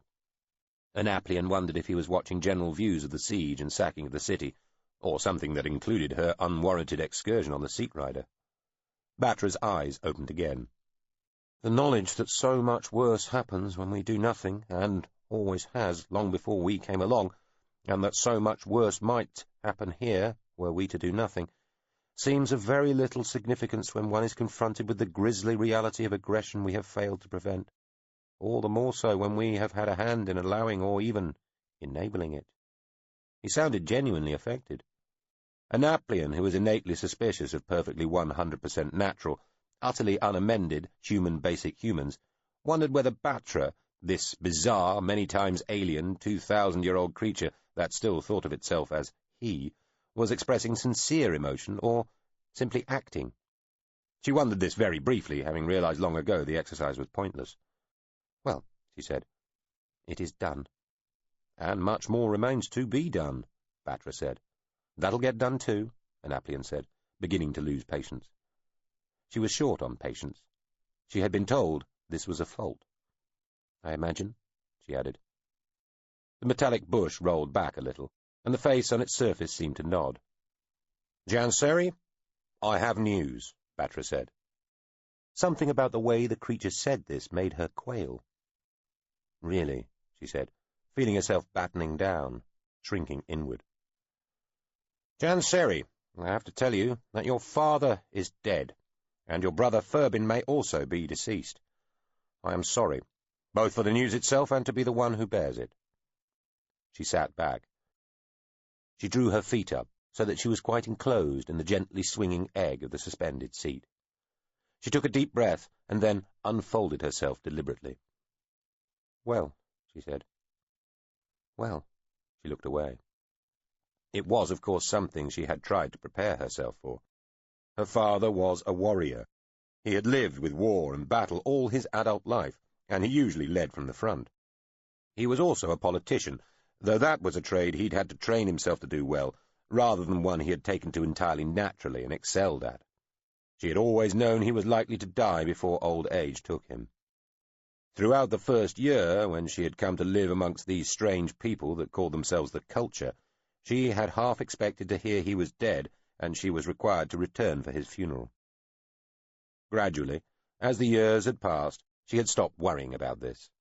And, also gradually, she had started to believe that even when she did hear he was dead, it would mean relatively little to her. You had to study a lot of history before you could become part of Contact, and even more before you were allowed to join Special Circumstances.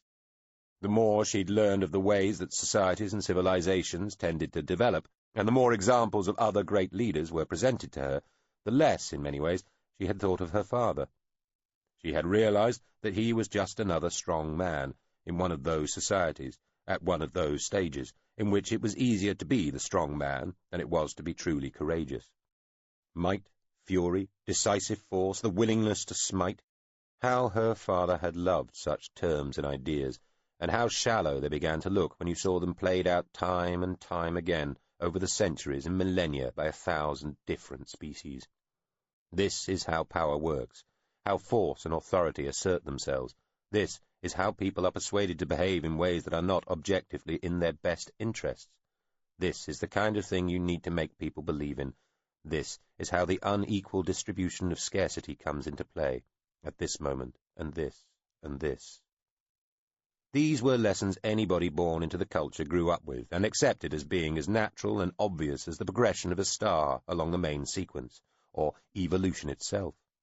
For somebody like her, coming in from outside, with a set of assumptions built up in a society that was both profoundly different and frankly inferior, such understanding arrived in a more compressed time frame, and with the impact of a blow. And Furbin dead too, perhaps. That she had not expected.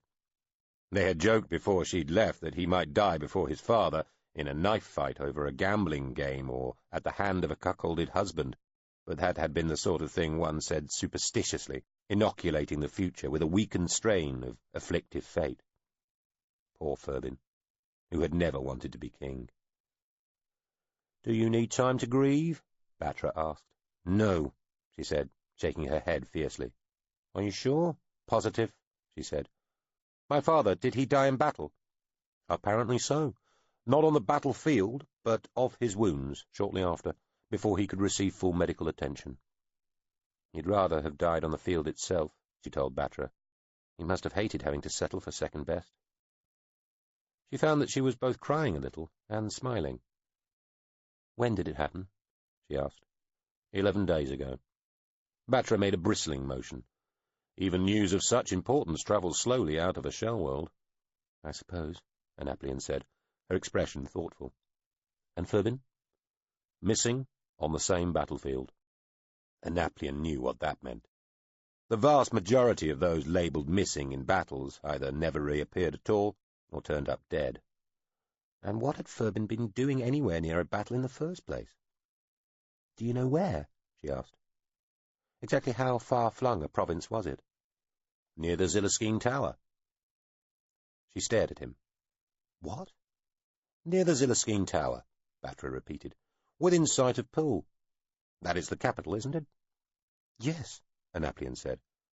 Her mouth was suddenly quite dry. Dear God! It had all fallen away then. It had all crumbled and gone. She felt a sorrow she barely understood. So this was some... Excuse me. She cleared her throat. Was this a final stand, in that case? And why hadn't she heard? Why had no one told her things had reached a point of such awful desperation? Were they afraid she'd try to return and use her newfound skills and powers to intercede? Were they worried she'd try to join the fray? Was that it? How could they? "Now, Jansiri," Batra said, "while I have been briefed in this, I cannot claim to have immediate access to an expert database. However, I understand that it was the result of what was expected to be a surprise attack by the Deldine." "What? From where?" Annaplian said, not even trying to hide her alarm. "From this Zillerskeen Tower." "But there's no way out of—" she began, then put one hand to her mouth, pursing her lips and frowning as she stared at the floor. "They must have opened a new—" she said, more to herself than to Batra. She looked up again.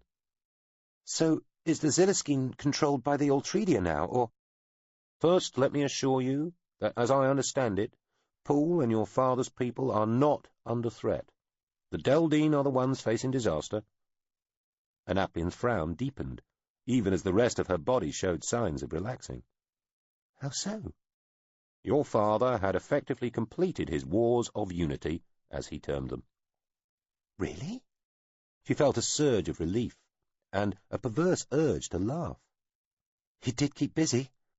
The Deldine would appear to have assumed that they'd be his next target. They therefore staged what they hoped would be a decisive, preemptive surprise attack on your father's capital city, having been convinced by the Oct inheritors? Synonyms. Annaplian flapped one hand again. Either. That they, the Oct, would deliver the Deldine forces in secret to where a new portal would be opened in the Zilliskeen Tower through which they might effect such an attack, taking the city. This was a ruse, and one which the Sarl were party to. Your father's forces were waiting for the Deldine and destroyed them. Annaplian looked confused. Why were the Oct deceiving the Deldine? This is still a matter for conjecture, apparently. And the Altridia? The other conducer species. They have backed the Deldine in the past.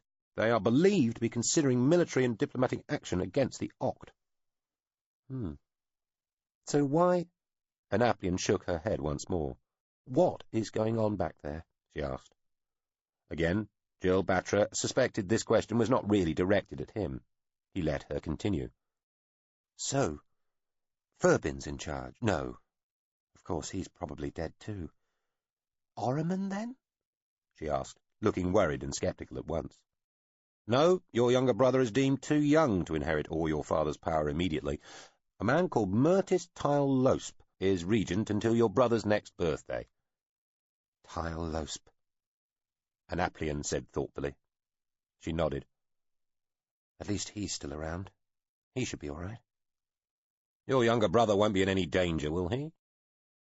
Danger? Batra's impersonated face configured a weak smile. It has been my understanding that, like wicked stepmothers, ambitious regents do not usually come out well from such contexts. Perhaps that is only in tales. No, Annaplian said with what sounded like relief. She wiped her eyes. Tyle-Losp's been my father's best friend since they were children. He's always been loyal. Fastened his ambitions to my father's. God knows they were grand enough for two. Grand enough for a host. Annaplian looked away to one side, where the bright tropic air of this place that she had almost come to think of as home over the last 2 years now seemed as far away as it had when she'd first arrived. So what do I know? It's been 15 years. She wondered how much Furbin had changed in that time, and Oremon. Her father, she strongly suspected, would hardly have changed at all. He had been the same forbidding, occasionally sentimental, rarely tender, utterly focused individual for as long as she'd known him. Utterly focused, yet with one eye always on history, on his legacy. Had she ever known him? Most of the time he wasn't there to be known in the first place, always away fighting his distant wars. But even when he had returned to Poole, his palace, concubines, and children, he had been more interested in the 3 boys, especially Iain, the eldest and by far the most like him in character. Second in age, her gender, and the circumstances of her birth had fixed the king's only daughter firmly last in his affections. "Should I leave you, Jansferry?" Batra asked. She looked back at him. "I thought you may need time alone. Or do you need to talk? Either is—" "I need you to talk to me," she told him. "What is the situation now?" "On what is called the 8th? Stable. The king is mourned with all due—" "Has he been buried?" "He was due to be 7 days ago. My information is 8 or 9 days old." "I see. Sorry. Go on." "The great victory is celebrated. Preparations for the invasion of the Deldine continue apace. The invasion is widely expected to take place between 10 and 20 days from now. The Oct have been censured by their Narasine mentors, though they have blamed everybody else for what has happened, including elements within their own people. The Altridia have, as I have said, threatened retaliation. The Narasine are trying to keep the peace. The Morvenveld are so far not involved, though they have been kept informed." She pinched her lower lip with her fingers. She took a breath and said, "How long would it take for me to get back to Susamen?" "A moment, please," Batra said, falling silent for a moment while, she imagined, he consulted the course schedules of whole networks of distant ships. She had time to wonder why he hadn't already memorized or at least accessed this information, and whether this possibly deliberate hesitation implied a criticism of her for even thinking of abandoning her post here. Between 130 and 160 days, Batra told her. The uncertainty comes from the changeover to Morthenveld space. Morthenveld space. The Morthenveld were the highest-level involved species around Susamen. As part of her training, Anaplian had studied, and been suitably stunned by, the full three-dimensional map of all the various species that inhabited the galaxy, and had spread sufficiently far from their homes to discover that they were profoundly not alone. The standard star chart detailing the influence of the better-travelled players was fabulously complex, and even it only showed major civilizations. Those with just a few solar systems to their name didn't really show up, even with the hollow map filling one's entire field of vision. Generally overlapping, often deeply interconnected, slowly shifting, subject to continual gradual and very occasionally quite sudden change. The result looked like something committed by a madman let loose in a paint factory. The Morthenveld held sway over vast regions of space, one tiny pocket of which happened to include the star around which her home planet orbited. They had been there, or spreading slowly out in that direction, for longer than the culture had existed, and the two civilizations had long since settled into a comfortable and peaceful coexistence, though the Morthenveld did expect all but the most pressing business crossing their sphere of influence to be conducted using their own spacecraft. Having immersed herself in the politics, geography, technology, and mythology of Prasadel for over 2 intense, demanding years, and having almost ignored outside events for the same amount of time, Anaplian realized she had half forgotten that the culture was not somehow the totality of the galactic community, that it was, indeed, a relatively small part, even if it was a powerful and almost defiantly widespread one. "Would I be excused here?" she asked Batra. "Janseri," the metallic bush said, and for the first time something other than its pretended face moved, its sides expanding in a gesture that looked a lot like a human spreading their arms. "You are a free agent. Nothing keeps you here but you. You may go at any time." "But would I be welcome back? Would I still have a place in SC if I did return home? Could I come back here, to Prasadal?" "None of that is for me finally to decide." The creature was being evasive. It would have a say, even if the final decision might be made by some tiny clique of ship minds spread throughout the culture and across the galaxy. Anaplian arched one eyebrow. "Take a guess." "SC, I'd imagine. Yes. Here?" "I can only imagine. How long would you be going for, do you think?" "I don't know," Anaplian admitted. "And neither would we. It is unlikely you would start any return journey within a few days of arriving. You might be gone a standard year, all told. Perhaps longer. Who can say? We would have to replace you here."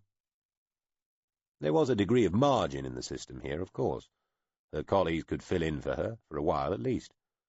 Lieb Skoperin especially knew what Anaplian had been doing in her part of the planet, and seemed to have the sort of natural understanding of her aims and techniques that would let him take over her role with as little turbulence as possible. Plus, he was one of those training an assistant, so the overall burden wouldn't be too great. But that sort of arrangement would not do forever. A little slack was one thing, but leaving people feeling useless for extended amounts of time was pointless and wasteful, so the platform was not overstaffed for the task in hand. Batra was right. They'd have to replace her. "You could give me a ship," Anaplian said. "That would get her there and back quicker." "Ah," Batra said, "that is problematical." This was one of his several ways of saying no. The culture was being especially careful not to offend the Morthenveld at the moment. The reason was officially moot, though there had been some interesting suggestions, and one in particular that had become the default explanation. Anaplian sighed. "I see." Or she could just stay here, she supposed. What good, after all, could she do back home? Avenge her father? That was not a daughter's duty, the way the Sal saw things. And anyway, it sounded like the Deldine were about to have more than sufficient vengeance visited upon them long before she would be able to get there. Her father would have been the aggressor in all this anyway. She had no doubt that the preemptive attack that Deldine had launched was anything other than just that, an attempt to stop the Sal under King Horsk invading them. Perhaps she would just make a bad situation worse if she went back. Things would be in turmoil enough without her suddenly reappearing. She had been away too long, she thought. People would have forgotten about her, and everything would have changed. Anyway, she was female. After 15 years living in the culture, it was sometimes hard to recall just how misogynist her birth society had been. She might go back and try to affect things, only to be laughed at, scorned, ignored. Ahriman was clever, if still young. He'd be all right, wouldn't he? Lusp would take care of him. Her duty, arguably, lay here. This was what she had taken on. This was what she had to do, what she was expected to finish. She knew that could affect the course of history on Prasadal. It might not always go as she'd wish, and it could be bloody, but her influence was in no doubt, and she knew that she was good at what she did. On the 8th and the 9th, given that the Deldine had been forced into the matter, she might affect nothing, or only harm. That was not what she was being trained to do. Her father had sent her to the culture as payment, if you wish to be brutal about it. She was here as the result of a debt of honour.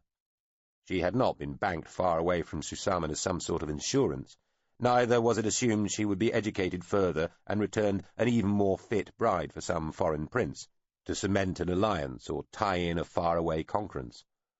Her duty, in perpetuity, was to serve the culture, to repay it for the help, through the man called Zaid Hurlis, it had given her father and the Saal people. King Horsk had made it perfectly clear that he did not expect ever to see his only daughter again. Well, he had been right about that. When this bargain had first been suggested, she had struggled with the competing emotions of pride at being asked to play such an important role, and anguish at experiencing a rejection even more final and complete than all the other rejections her father had made her suffer. At the same time, there had been a kind of triumph coursing through her that had been stronger still than either feeling. At last, she would be free of this idiot backwater. At last, she could develop as she wished, not as her father and this female-fearing, woman-demeaning society demanded. She was accepting an obligation she might spend the rest of her life fulfilling, but it was one that would take her away from the 8th, away from the Saal and the constrictions of the life she had gradually realized, with increasing dismay through her girlhood, she would otherwise have been expected to lead. She would still be going into service, but it was service in faraway exotic places, service in a greater cause, and perhaps even one that actually involved action, not simply the requirement to please a man and produce a litter of petty royals. Her father had thought the culture representatives effeminate fools for being more interested in her than in her brothers, when he'd insisted on sending one of his children into their employ. Even his respect for Zaid Hurlis had suffered, when he too had suggested little Jan should be the one to go, and Annaplian didn't know of anyone, say perhaps Lusp, that her father had thought as highly of as Hurlis. Her father had barely pretended to be sorry that they had chosen his troublesome, discontented, discounted daughter rather than one of his precious sons. If, of course, she wished to go, the culture's representatives made it very clear that they had no desire to coerce her into their employ. Naturally, as soon as they'd asked, she'd had no choice. Her father had been convinced he'd been presented with an absolute bargain, and hurried her departure before the culture could see sense and change its mind. But it was precisely what she would have chosen anyway. She had pretended. She had pretended, to her father and the rest of the court, to be reluctant to go to the culture, in just the way that a girl chosen to be a bride was expected to pretend to be reluctant to go to her new home and husband, and she had trusted that the culture people would see that this was an act, for appearance's sake, to observe the niceties. They had, and she'd duly gone with them when the time came. She had never regretted it for a moment. There had been times, many of them, when she'd missed her home and her brothers, and even her father, times when she'd cried herself to sleep for many nights at a time. But not once, not even for an instant, had she thought that she might have made the wrong choice. Her duty was here, then.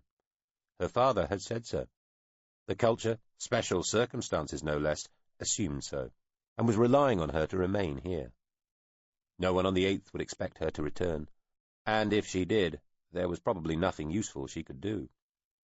Yet what was duty? What was obligation? She had to go, and knew it in her bones. She had been silent just a few moments. She did something she only ever did with reluctance, and clicked into her neural lace and threw it into the vast, bludgeoningly vivid meta-existence that was the SC version of the culture's dataverse. A clamorous, phantasmagoric scape opened instantly in front of her, and flicked all around. Confronting, pervading an Applian in this mind-dazzling, seemingly frozen blink of time was a collection of inputs using every amended range sense available. This barely graspable riot of sensory overload presented itself initially as a sort of implied surrounding sphere, along with a bizarre but perfectly convincing sensation that you could see every part of it at once, and in more colours than even the augmented eye possessed. The immediately appreciable surface of this vast enclosing globe was less than tissue-thin, yet seemed to connect with senses deep inside her as the colossal but intricate simulation suffused into what felt like every fragment of her being. You thought through to an apparent infinitude of further membranes, each with its own sensory harmonics, like a lens adjusting to bring different depths within its field of vision into focus. It was a given that this perceptual frenzy was as close as a human, or anything like a human, could get to knowing what it was like to be a mind. Only politeness prevented most minds pointing out that this was the drastically coarsened, savagely cut-down, vastly inferior, well below nursery-level version of what they themselves were immersed within throughout every moment of their existence.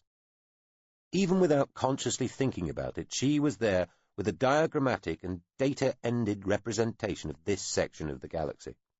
The stars were shown as exaggerated points of their true colour, their solar systems implied in log-scaled plunge foci, and their civilizational flavour defined by musical note groups.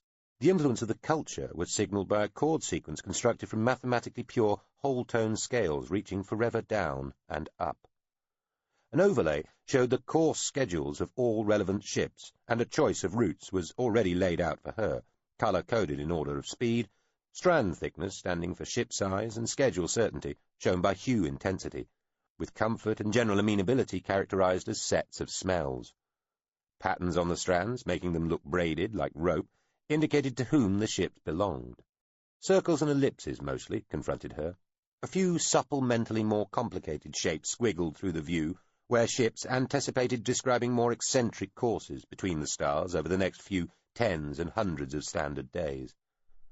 Seemingly unbidden, another line formed in the overlay, almost perfectly straight, showing her how quickly the nearest available unit of the culture's fleet of very fast pickets could get her there. Crude flight time was a little over a dozen days, though it would take almost as long for the ship to get to Prasadal to pick her up in the first place. Other ships could have made the journey in even less time, though they were too far away. There was a degree of favourable uncertainty in the projection. It applied only to culture vessels that were currently making their whereabouts known. It was entirely possible that another ship of the Rapid Asset Fleet, not currently bothering to circulate its location, was even closer and would respond positively to a broadcast request. But that wasn't going to happen. Batra had made that clear. She wiped the offending overlay from the view.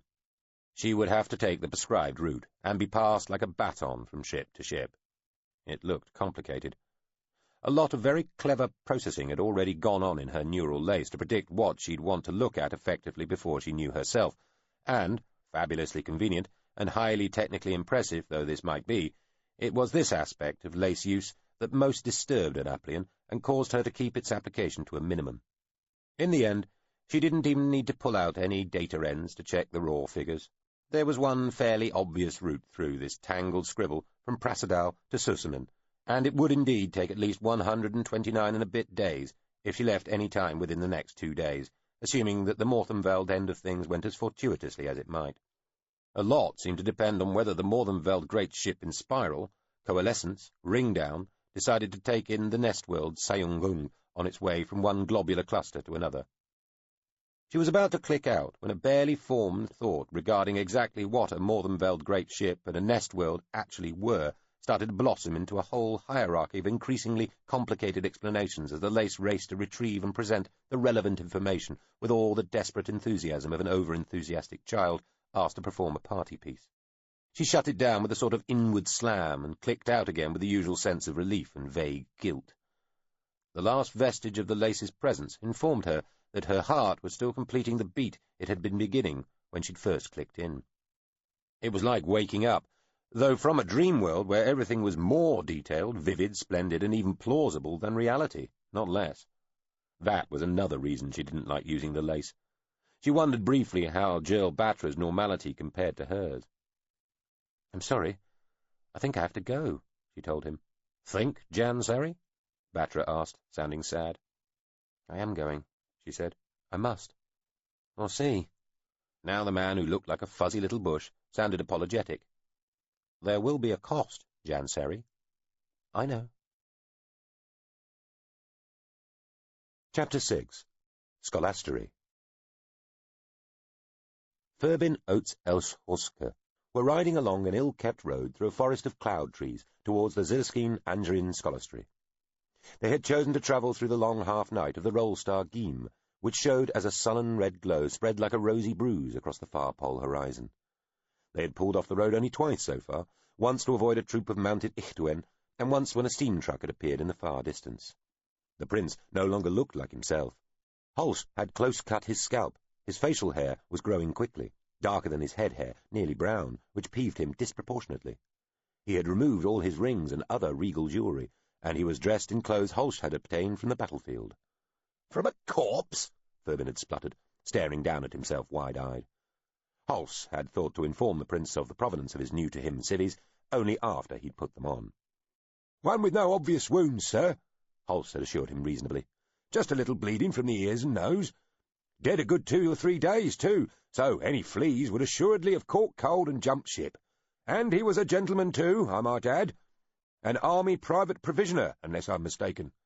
"That's not a gentleman," Furbin had told his servant patiently. "That's a merchant." He'd pulled at his sleeves, held out his hands, and shaken his head. If there had been any aerial activity, unlikely in the near darkness, they didn't see it. At any rate, nobody came swooping down to inspect them as they trudged on, Hulse on his rowel, and Furbin on the Mercy Corps his servant had brought to the folly overlooking the river 4 days earlier. Hulse had dug a couple of wads of kryl root from a saddlebag to help keep them awake as they rode, and they chewed on this while they talked. It gave their conversation what Hulse felt was a rather comical, munchy sort of quality, though he thought better of mentioning this to Furbin. "Troopers Hulse, it is your duty to accompany me to wherever I might choose to go." "I beg to differ, sir." "There's no differing involved. Duty is duty. Yours is to me." "Within the kingdom, and within the rule of the king's law, I'd not argue with you, sir. It is my duty beyond that reach I might think to question." "Hulse, you are a servant. I am a prince. You'd be best advised to do as you're damn well told, even were I some lowly gent with no more than a tumble-down fort, a flea-bitten nag, and too many children to his name. As servant to a prince, the senior prince, I might add, of the royal house of Horsk." Furbin broke off, choking on his own amazement and disgust at encountering such obduracy in a servant. "My father would have you thrashed for this, Hulse, I tell you. Or worse. Damn it, man, I am the rightful king." "Sir, I am with you now, and intend to stay with you until the varsity, and thence to whatever conveyance you might find beyond that which they are able to recommend you to. To that very point I shall be at your side, as faithful as ever." "And there you damn well have to stay, wherever I go." "Sir, pleasing your pardon, my allegiance, at the bottom of the pot, after all reduction, as it were, is to the throne, rather than to your good self. Once you remove yourself from the furthest extent of your father's conquests, it is my understanding that I am bound to return to the seat of authority, which I would take to be the royal palace and pool, all other matters being in normal balance, there to take fresh instruction from, well, whomsoever." "Holst, are you a lawyer?" "Dear God forbid, sir." "Then shut up. Your duty is to stay with me. That's the all and end of it." "My duty, begging your pardon, sir, is to the king." "But I am the king. Haven't you been telling me for the last 4 days that I'm the rightful heir to the throne?" "Sir, excuse my bluntness, but you are an uncrowned king who is riding most determinedly away from his throne." Yes, to save my life. To seek help so that I may return to claim that throne, if the world god lets. And I would point out, in doing so, I am following the highest precedents. Does not the world god find its own sanctuary from cares here at the core of our blessed world? Did not the Sal people themselves flee persecution on their homeworld, escaping here, to our own dear Susaman? Still, sir, being a king has its expectations. One is letting people know you're alive. Is it really?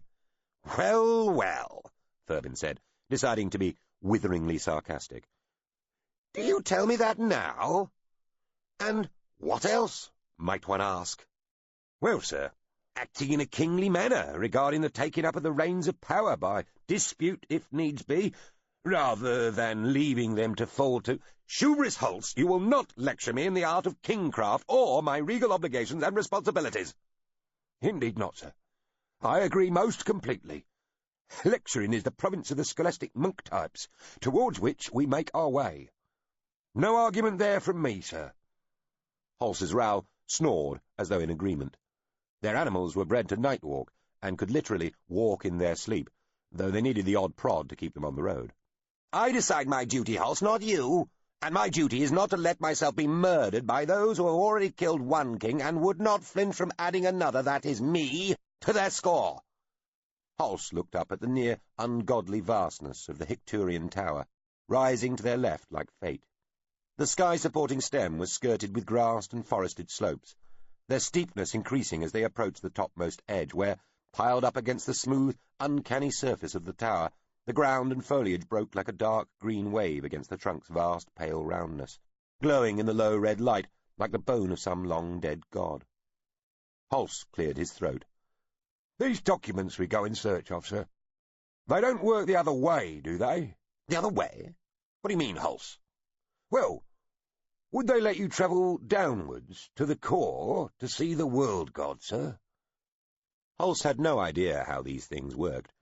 He had never really bothered with religion, though he had always paid lip service to the church for the sake of an easy life. He had long suspected that the world god was just another convenient semi-fiction supporting the whole structure that sustained the rich and powerful in their privilege. To see if its divineness might help you, he shrugged. It would save all the bother of travelling to the surface and then to the external stars, sir. That is impossible, Holst, Furbin said patiently, trying not to lose his temper at such childish drivel. The Oct, and, thank God, the Altridia, are forbidden from interfering with the world god. They may not descend to the core. Therefore, neither may we. He might have replied at greater length, but, following an inopportune partial inhaling of a well-chewed wad of kryl root, he was struck by an attack of coughing, and spent much of the next few minutes wheezing and spluttering, and refusing Holst's repeated offers to administer a forceful slap on the back. The Hicturian Andrin Scholastri sat on a low hill, a day's ride from the Hicturian tower, in the direction of Nearpole, so that the great column was almost directly between it and Poole. Like most Scholastries, the place was forbidding-looking, even if technically it was unfortified. It looked like a long, low castle, with its curtain wall removed. It had 2 turrets, but they housed telescopes rather than guns. The visible walls actually looked quite jolly, painted in all sorts of different colours, but it still appeared somehow grim to Furbin. He had always been rather in awe of such places, and the people who inhabited them. To give yourself up to a life of study, thought, and contemplation seemed like, well, such a waste.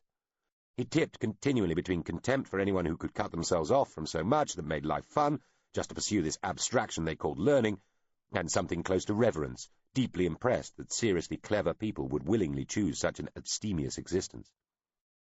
It was to one of these places that he knew Jan Siri would have wanted to go, had she been free to choose. She hadn't been, of course, and anyway the culture had made off with her. Some of her letters home to her family, after she had gone with them, had spoken of places of learning that sounded a lot like Scholastries. Furbin had formed the impression that she'd learned a great deal, far too much, in the snorting estimation of their father. Later letters seemed to hint that she had become some sort of warrior, almost a champion. They had worried about her sanity at first, but woman warriors were not unknown. Everybody had thought they belonged firmly in the past, but, well, who knew?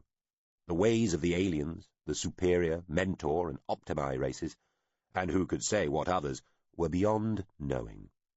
So much of life went in great circles, in wheels of good and ill fortune. Maybe woman warriors were part of some utterly strange and incomprehensible future. Ferbin hoped she was a warrior. If he could get to her, or at least get word to her, Jan Siri might be able to help him. The Rollstar Obor was spreading a slow, reluctant dawn to their right as they approached. They passed apprentice scholars leaving the Scholastry compound to work in the fields, orchards, and streams around the jumble of gaily painted buildings. They nodded, helloed, waved hats. Ferbin thought they looked almost happy. An increasing number of the cities of Sal were becoming host to something like a Scholastry, though these urban institutions offered more practical instruction than the ancient, usually remote and rural Scholastries. Many merchants and even some nobles were starting to send their sons to such modern varsities, and Ferbin had heard of one in Ressigway that accepted only girls, though that was Ressigway, and everyone knew the people of that thankfully distant city were mad. "No telegraph connection that I can see," Holst pointed out, casting his gaze about the jumble of buildings. "That may be to the good. We'll see." Ferbin said. Ferbin rarely prayed. It was a failing he knew, but then a noble one, he'd always told himself. Even gods, he felt sure, must have limited patience and even attention. By not praying, he was leaving the floor of the divine court that little bit less crowded, and so free for more deserving, less fortunate people whose own prayers would therefore stand, by that same increment, more likely to be heard above whatever hubbub must surely fill said assembly. In fact, he took comfort in the fact that, being a prince, his entreaties would of course have been given priority in the world god's petitionary court. He would have had a naturally louder voice, as it were, and so by his modest, self-effacing absence, he did far more good than a fellow of more limited importance would have done by such an act of self-sacrifice. Still, the world god was there, and, while going to see it, as Holst had suggested, was patently ridiculous, prayers were assuredly listened to. Sometimes, indeed, the world god was said to intervene in the affairs of people, taking up the cause of the good and just and punishing those who had sinned. It would, therefore, positively be dereliction of princely duty not to entreat the deity. Even if it did, as it surely would, already know of the terrible events that had befallen Ferbin, and which might be about to befall the Sal people as a whole, with a usurper in their midst and indeed in charge, the world god might not feel able to act until it had received a sort of formal request from him, the rightful king. He wasn't sure exactly how these things worked, never having paid attention in divinity classes, but he had a feeling it might be something like that. "Dear God, God of the world, support me in my cause. Let me escape my pursuers, assuming there are pursuers. If not, then let there continue not to be any. Aid my getting out of the world and finding Zaid Hirlis and my dear sister Jan, that she may succour me. Let her be not turned away from her brother by the luxuries and, luxuriancies of the culture people. Please, God, visit the most terrible and disgusting tribulations and humiliations upon the filthy usurper, Tyle Losp, who killed my father. There is a foul fiend indeed, God. There is a monster in the form of man. You must have seen what happened, God, and if not, look into my memory and see it seared in there like a brand, burned and fixed forever. What more awful crime has there ever been? What ghastliness committed between your skies can outdo that atrocity?" Ferbin found he was growing breathless and had to stop to collect himself. "God, if you punish him most severely, I shall rejoice. If not, then I shall take it as a sure and certain sign that you grant him not even the honour of divine retribution, but leave his punishment for human hand. That hand may not be my own. I am, as your good self knows, more of a man of peace than of action. But it will be at my instigation, I swear, and it will be a sorry tower of anguish and despair that bastard suffers beneath. And the others, all who helped him, all them too. I do swear this on the violated body of my own dearly loved father." Ferbin swallowed, coughed. "You know I ask this for my people, not for myself, God. I never wanted to be king, though I will accept this burden when it falls to me. Elim, he should have been the king. Or Oromen might make a good king one day. I'm not sure I'd be very good at it. I never have been sure. But, sir, duty is duty. Fervin wiped some tears away from his tightly closed eyes. Thank you for this, my God. Oh, also, I would ask you to make my idiot servant see where his true duty lies and get him to stay with me. I have no skill negotiating the base vulgarities of life, whereas he has, and, argumentative wretch though he may be, he makes progress the smoother for me. I've hardly dared let him out of my sight since I began to worry he might run off, and I cannot think how daunting my way would be without him.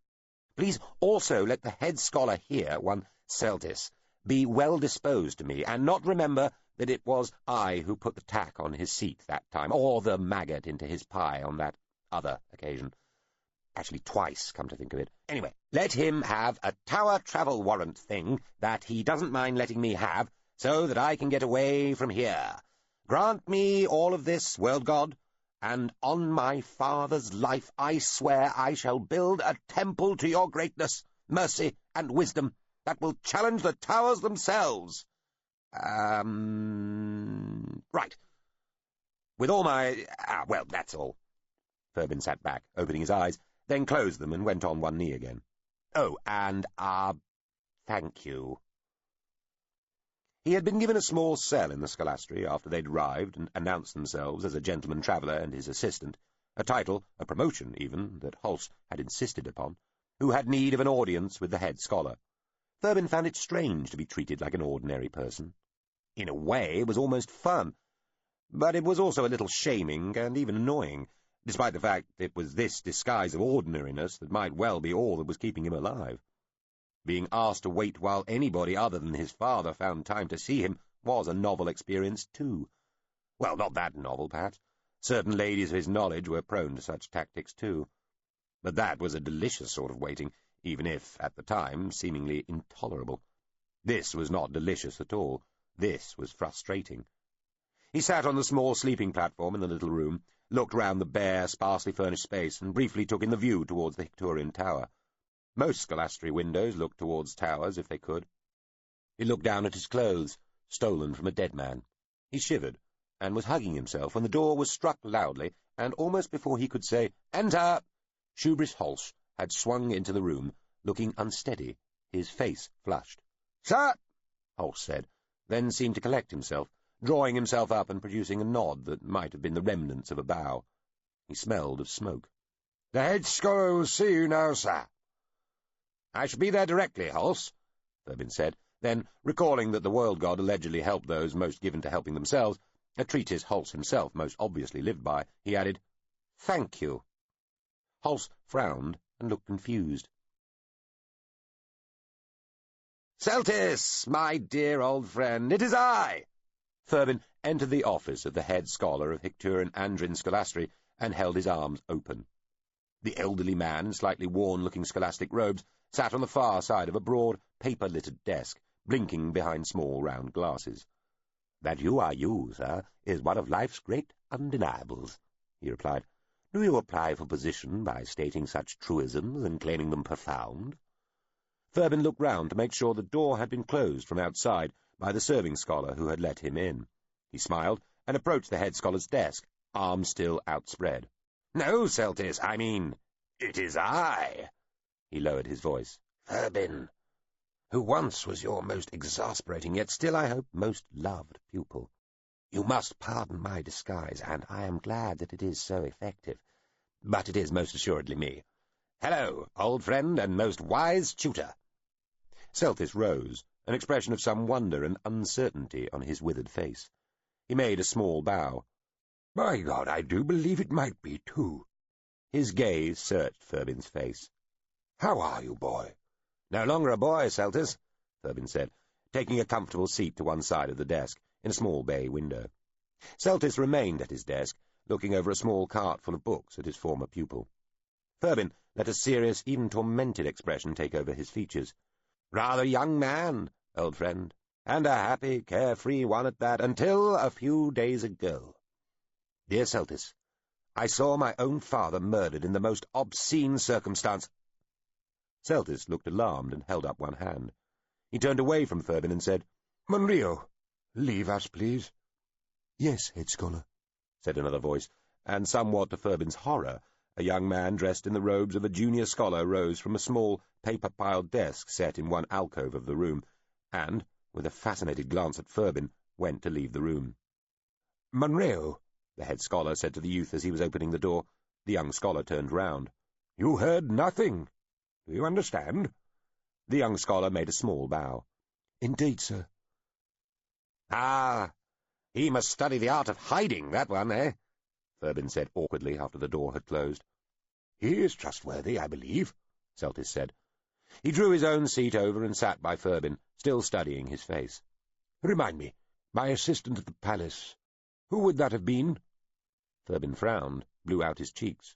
Oh, I don't know. Youngish chap. Can't recall his name. He grinned. Sorry. Did I ever implant the name of the capital of Vouet sufficiently well for it to take root? Ah, Vouet. Knew an ambassador's daughter from there once. Lovely girl. She was from... Gottel? Dottel. Something like that. That right? The capital of Vouet is Wireniti, Furbin, Celtis said wearily, and I truly do believe you are who you say. Excellent. Welcome, sir. I have to say, though, we had been informed that you were killed, Prince. And if the wishes of that murderous, scheming turd, Tile Losp, made such things so, I would be, old friend. Celtis looked alarmed. The new regent? What's the cause of this hatred? Furbin related the fundamentals of his story since the moment he and his party had crested the Shirian ridge and looked out over the great battlefield. Celtis sighed, polished his glasses twice, sat back, sat forward again, stood up at one point, walked round his seat, looked out through the window and sat back down again.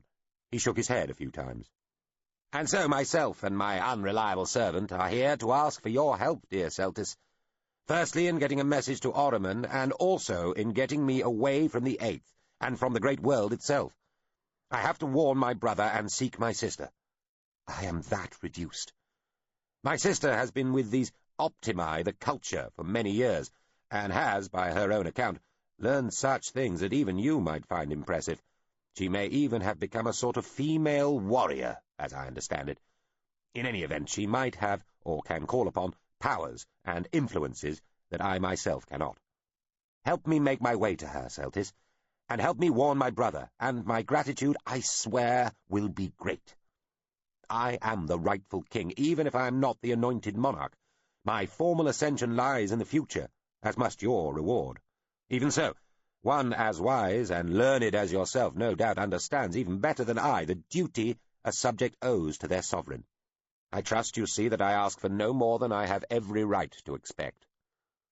Well, Furbin, the old scholar said, sitting back in his seat and taking his glasses off again to inspect them. I don't know which would be the more confounding, that all you say is true, or that your skills in fictive composition have suddenly improved 1,000,000-fold. He placed his glasses back on his nose. Truthfully, I would rather that what you say is not so. I would rather believe that you did not have to witness what you did, that your father was not murdered, and our regent is not a monster. But I think I have to believe that all you claim is true. I am sorry for your loss, Furbin, beyond words. But, in any case, I hope that you see that it is as well I attempt to restrict your stay here to a minimum. I will certainly do all I can to assist you on your way, and I shall depute one of my senior tutors to take a message to your brother. Thank you, old friend, Furbin said, relieved. However, you should know that there are rumors against you, Furbin. They say that you deserted the battlefield shortly before your death, and that many other crimes, large and small, domestic and social, are being piled against you, now that you are thought safely dead. What? Furbin shouted. As I say, Celtis said, they seek, by the sound of it, to make you ill-missed, and perhaps, if they suspect you are not dead, to make it the more likely that you will be betrayed by anyone you reveal yourself to. Take all care, young man that was boy, and prince that hopes to be king. Inequity upon infamy, Furbin breathed, his mouth drying as he spoke. Injustice piled upon outrage. Intolerable, intolerable. A terrible anger built within him, causing his hands to shake. He stared at his trembling fingers, marvelling at such a physical effort. He swallowed, looking at his old tutor with tears in his eyes. "I tell you, Celtis, at every point at which I feel my rage cannot conceivably grow any further, having reached the outermost extremity of that possible for a man to bear, I am propelled further into indecent fury by the next action of that unspeakable puddle of excrement, Tile Losp." "Taking account of all you say," Celtis said, rising, "that is hardly to be wondered at." He went to a sash hanging by the wall behind his desk. "Will you have something to drink?" "Some respectable wine would not go amiss," Thurbin said, brightening. "My servant favours stuff you'd hesitate to rinse a rowel's arse with." Celtis pulled on the sash. A gong rang distantly. He came and sat down with the prince again. "I take it you wish me to recommend you to the Oct for entowment, for transportation to the surface." "Whatever you call it," Thurbin said eagerly, sitting forward. "Yes, naturally there are, in theory, royal prerogatives I might use, but that would amount to suicide. With a pass from you, I might hope to evade Tile Loaf's spies and informants." "Rather more than just spies and informants. In potential, at least, the whole of the army, and even all of the people," Celtis said. "Everyone, thinking themselves loyal, will be turned against the one they ought to be loyal to." "Indeed," Thurbin said. "I must trust to my own wits and those of my irritating but wily servant." Celtis looked concerned, Thurbin thought. A servant came to the door and wine was ordered. When the door was closed again, Thurbin leant forward and said solemnly, "I have prayed to the world god, good Celtis." "That can do no harm," the head scholar said, looking no less concerned. Someone rapped loudly on the door. "Enter!" Celtis called. "The kitchens are not usually so." Shubris Hulse lunged into the room, nodded briefly at the head scholar, and to Thurbin said, "Sir, I fear we are discovered." Thurbin leapt to his feet. "What? How?" Hulse looked uncertainly at Celtis. "Little scholar fellow on the roof, sir. Heliographed a passing patrol. 3 nights on cord just coming into land." "Monreo," the head scholar said, also standing. "Maybe they're just visiting?" Thurbin suggested. "In the circumstances, assume the worst," Celtis told him, moving to his desk. "You'd best get going. I'll try to detain them as long as I can." "We'll never outrun them on mounts," Thurbin protested. "Celtis, do you have any flying beasts?" "No, Thurbin, we do not." He took a small key from a drawer, kicked a rug behind his desk against the wall, and, grunting, knelt on the boards, opening a small hatch in the floor, and taking out 2 thick, heavy grey envelopes stoutly secured with thin metal bands. He opened a flap in each package and quickly wrote their names, then stamped the Scalastri seal on them. "Here," he said, handing the envelopes to Thurbin. "The Denengol Tower. The tower master is one Ayak." "Ake," Thurbin said. Celtis tutted and spelled the name for him. "Ayak," Thurbin said. "Thank you, Celtis." He turned to his servant. "Hulse, what are we going to do?" Hulse looked pained. "I have, reluctantly, had an idea, sir." The 3 cord were tied to a hitching ring on the flat roof of the Scalastri's main building. A small crowd of mostly young scholars and servants had gathered to gape at the great air beasts, which had settled on their haunches on the roof, and were munching on whatever was in their nose-bags, giving every impression of ignoring the crowd around them with a degree of disdain. A warm, gusting wind ruffled their crests and made the gaudy coverings under their saddles flap. Thurbin and Hulse hurried up the steps and crossed the roof. "Make way!" Hulse shouted, striding through the crowd. Thurbin drew himself up to his full height and strode manfully too, affecting an expression of hauteur. "Yes, out of my way!" he yelled. Hulse moved a couple of youthful scholars aside with the flat of his hand and then pointed at another. "You! Untie the beasts! Just 2, now!" "I was told to guard them by their riders," the youth protested. "And I'm telling you to untie them," Hulse said, drawing his short sword. What a sheltered life they must lead here, Thurbin thought, as the youngster's eyes went wide, and he started fumbling with the reins of one of the beasts, amazed at the sight of cord and impressed by a drawn sword. "You!" Hulse shouted at another youth. "Help him!" Thurbin felt rather proud of Hulse, if a little envious too. Even resentful, he admitted to himself. He wished he could do something dynamic, or at least useful. He looked at the 20 or so faces confronting him, trying to remember what the scholar called Monreo had looked like. "Is Monreo here?" he said loudly, cutting through a dozen muttered conversations. "Sir, he went with the knights," said one voice. The various conversations resumed. Ferbin glanced back at the stairs that led to the roof. "Who's most senior here?" he barked. Looks were exchanged. In a moment one tall scholar stepped forward. "I am." "You are aware what these are?" Ferbin asked, pulling the 2 fat envelopes from his jacket. More wide eyes, and some nodding. "If you are loyal to your head scholar and your rightful king, guard that stairway with your life. Make sure nobody else comes up it, and stop anybody from leaving the roof, too, until we've gone." "Sir." The tall scholar looked initially doubtful, but he took a couple of his peers and went to stand by the steps. "The rest of you kindly stand over there," Ferbin said, indicating the far corner of the roof. There was some muttering, but the scholars complied. He turned back. Hulse was removing the nosebag from one of the cord.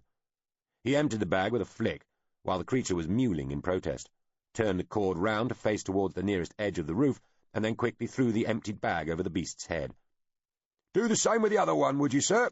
he asked Ferbin, and moved to the cord which was still tied up. "Make sure it points the same way as that one." Ferbin did as he'd been asked, starting to understand why. He felt sick. The 2 cord with the nosebags over their heads laid their heads obediently on the surface of the roof and might already have been asleep. Hulse gentled the 3rd cord, patting its nose and murmuring to it, even as he brought the short sword to its long neck. He slashed its throat, deep and hard, and the creature jerked back, snapped its tied reins and fell over backwards, wings half extending, then folding back again, long legs kicking, then, to the shocked cries of several of the scholars, it went still, dark blood pooling on the roof's dusty paving. Hulse flicked blood from his sword, sheathed it, and strode past Ferbin. He whipped the nosebags off the 2 surviving cord. Their heads rose, and deep grumbling noises issued from their wide mouths. "Jump on, sir," he said. "Try and keep it from seeing the dead one." Ferbin mounted the nearest cord, fitting himself into the deep saddle and drawing its belt over, while Hulse was doing the same. Ferbin was buttoning his jacket tight when his cord bent its long, leathery neck back and looked at him with what might have been a puzzled expression, possibly registering the fact that it had a rider different from the one it was used to. Cord were fabulously stupid animals. The intelligence had been bred out of them, as obedience and stamina had been bred in. Ferbin had never heard of one being trained to accept just one rider. He patted the beast's face and sorted its reins, then kicked its sides and got it to rise on its great, long legs and half open its wings with a dry, rustling sound. Suddenly he was towering over the collection of startled, shocked-looking scholars. "Ready?" Hulse shouted. "Ready!" Ferbin yelled. They kicked the cord forward to the edge of the roof. The animals jumped onto the parapet, and in the same heart-stopping movement launched themselves into the air just as shouts from the stairway end of the roof rang out. Ferbin whooped, half in fear and half in excitement, as the great wings opened with a snap, and he and the cord started to fall towards a flagstoned courtyard half a dozen stories below, the air roaring in his ears. The cord began pulling out of its dive, heavying him into the saddle. The wind screamed about him, and he caught a glimpse of Hulse to his side, grim-faced, hands clenched round the reins as they levelled out, and the giant beasts took their first flap at the air. Distant popping noises behind them might have been gunfire. Something whizzed past between his cord and Hulse, but then they were beating out away from the scalastri over the fields and streams. Chapter 7. Reception. A reception was held in a grand drawing-room of the palace after the state funeral of the late king and his interment in the Horsk family mausoleum, which lay some distance outside the far pole edge of the city walls. It had rained since morning, and the day was still dark beyond the tall windows of the great room. Hundreds of candles burned by mirrored walls. The king had recently had installed lights which consumed lampstone, and others which arced electricity to make light, but both had proved problematic in operation, and Ahriman was glad to see the candles. They gave a softer light, and the room didn't stink of the noxious gases the other types of lamp gave off. "Fanthill," Ahriman said, seeing the palace secretary. "Sir?" Fanthill, in his most formal court clothes, all trimmed with mourning red, bowed deeply to the prince. "This is the sorriest of days, sir. We must hope it marks the end of the very sorriest of times." "My father would have wanted it no other way." Ahriman saw a couple of Fanthill's assistants waiting behind him, as good as hopping from foot to foot like children in need of the toilet. He smiled. "I believe you're needed, Fanthill." "With your leave, sir." "Of course," Orriman said, and let Fanthill go to arrange whatever needed to be arranged. He supposed it was a busy time for the fellow. Personally, he was quite content to stand and watch. The atmosphere in the echoing great space, it seemed to Orriman, was one almost of relief. He had only recently developed a feeling for things like the atmosphere of a room. Amazingly, this was something Furbin had purposefully taught him. Before, Orriman had tended to dismiss talk of such abstracts as atmosphere as somehow unimportant, stuff adults talked about for want of anything actually worth discussing. Now he knew better, and by measuring his own submerged mood, he could attempt to gauge the emotional tenor of a gathering like this. Over the years, Orriman had learned much from his older brother, mostly things like how to behave so as to avoid beatings, tutors tearing their hair out, scandalized lenders petitioning one's father for funds to pay gambling debts, outraged fathers and husbands demanding satisfaction, that sort of thing. But this was an instance when Furbin had had a proper lesson he could actually teach his younger brother, rather than simply exemplifying the bad example. Furbin had taught Orriman to listen to his own feelings in such situations. This had not been so easy. Orriman often felt overwhelmed in complicated social environments, and had come to believe that he felt every emotion there was to feel at such times, so that they all cancelled each other out, or none at all. Eitherly, the result was that he would just stand there, or sit there, or at any rate just be there, at whatever ceremony or gathering he was present at, seemingly near catatonic, feeling thoroughly detached and declutched, a waste to himself and an embarrassment to others. He had never suffered especially as a result of this mild social disability. One could get away with almost anything being the son of the king, as Furbin seemed to have spent most of his life attempting to prove.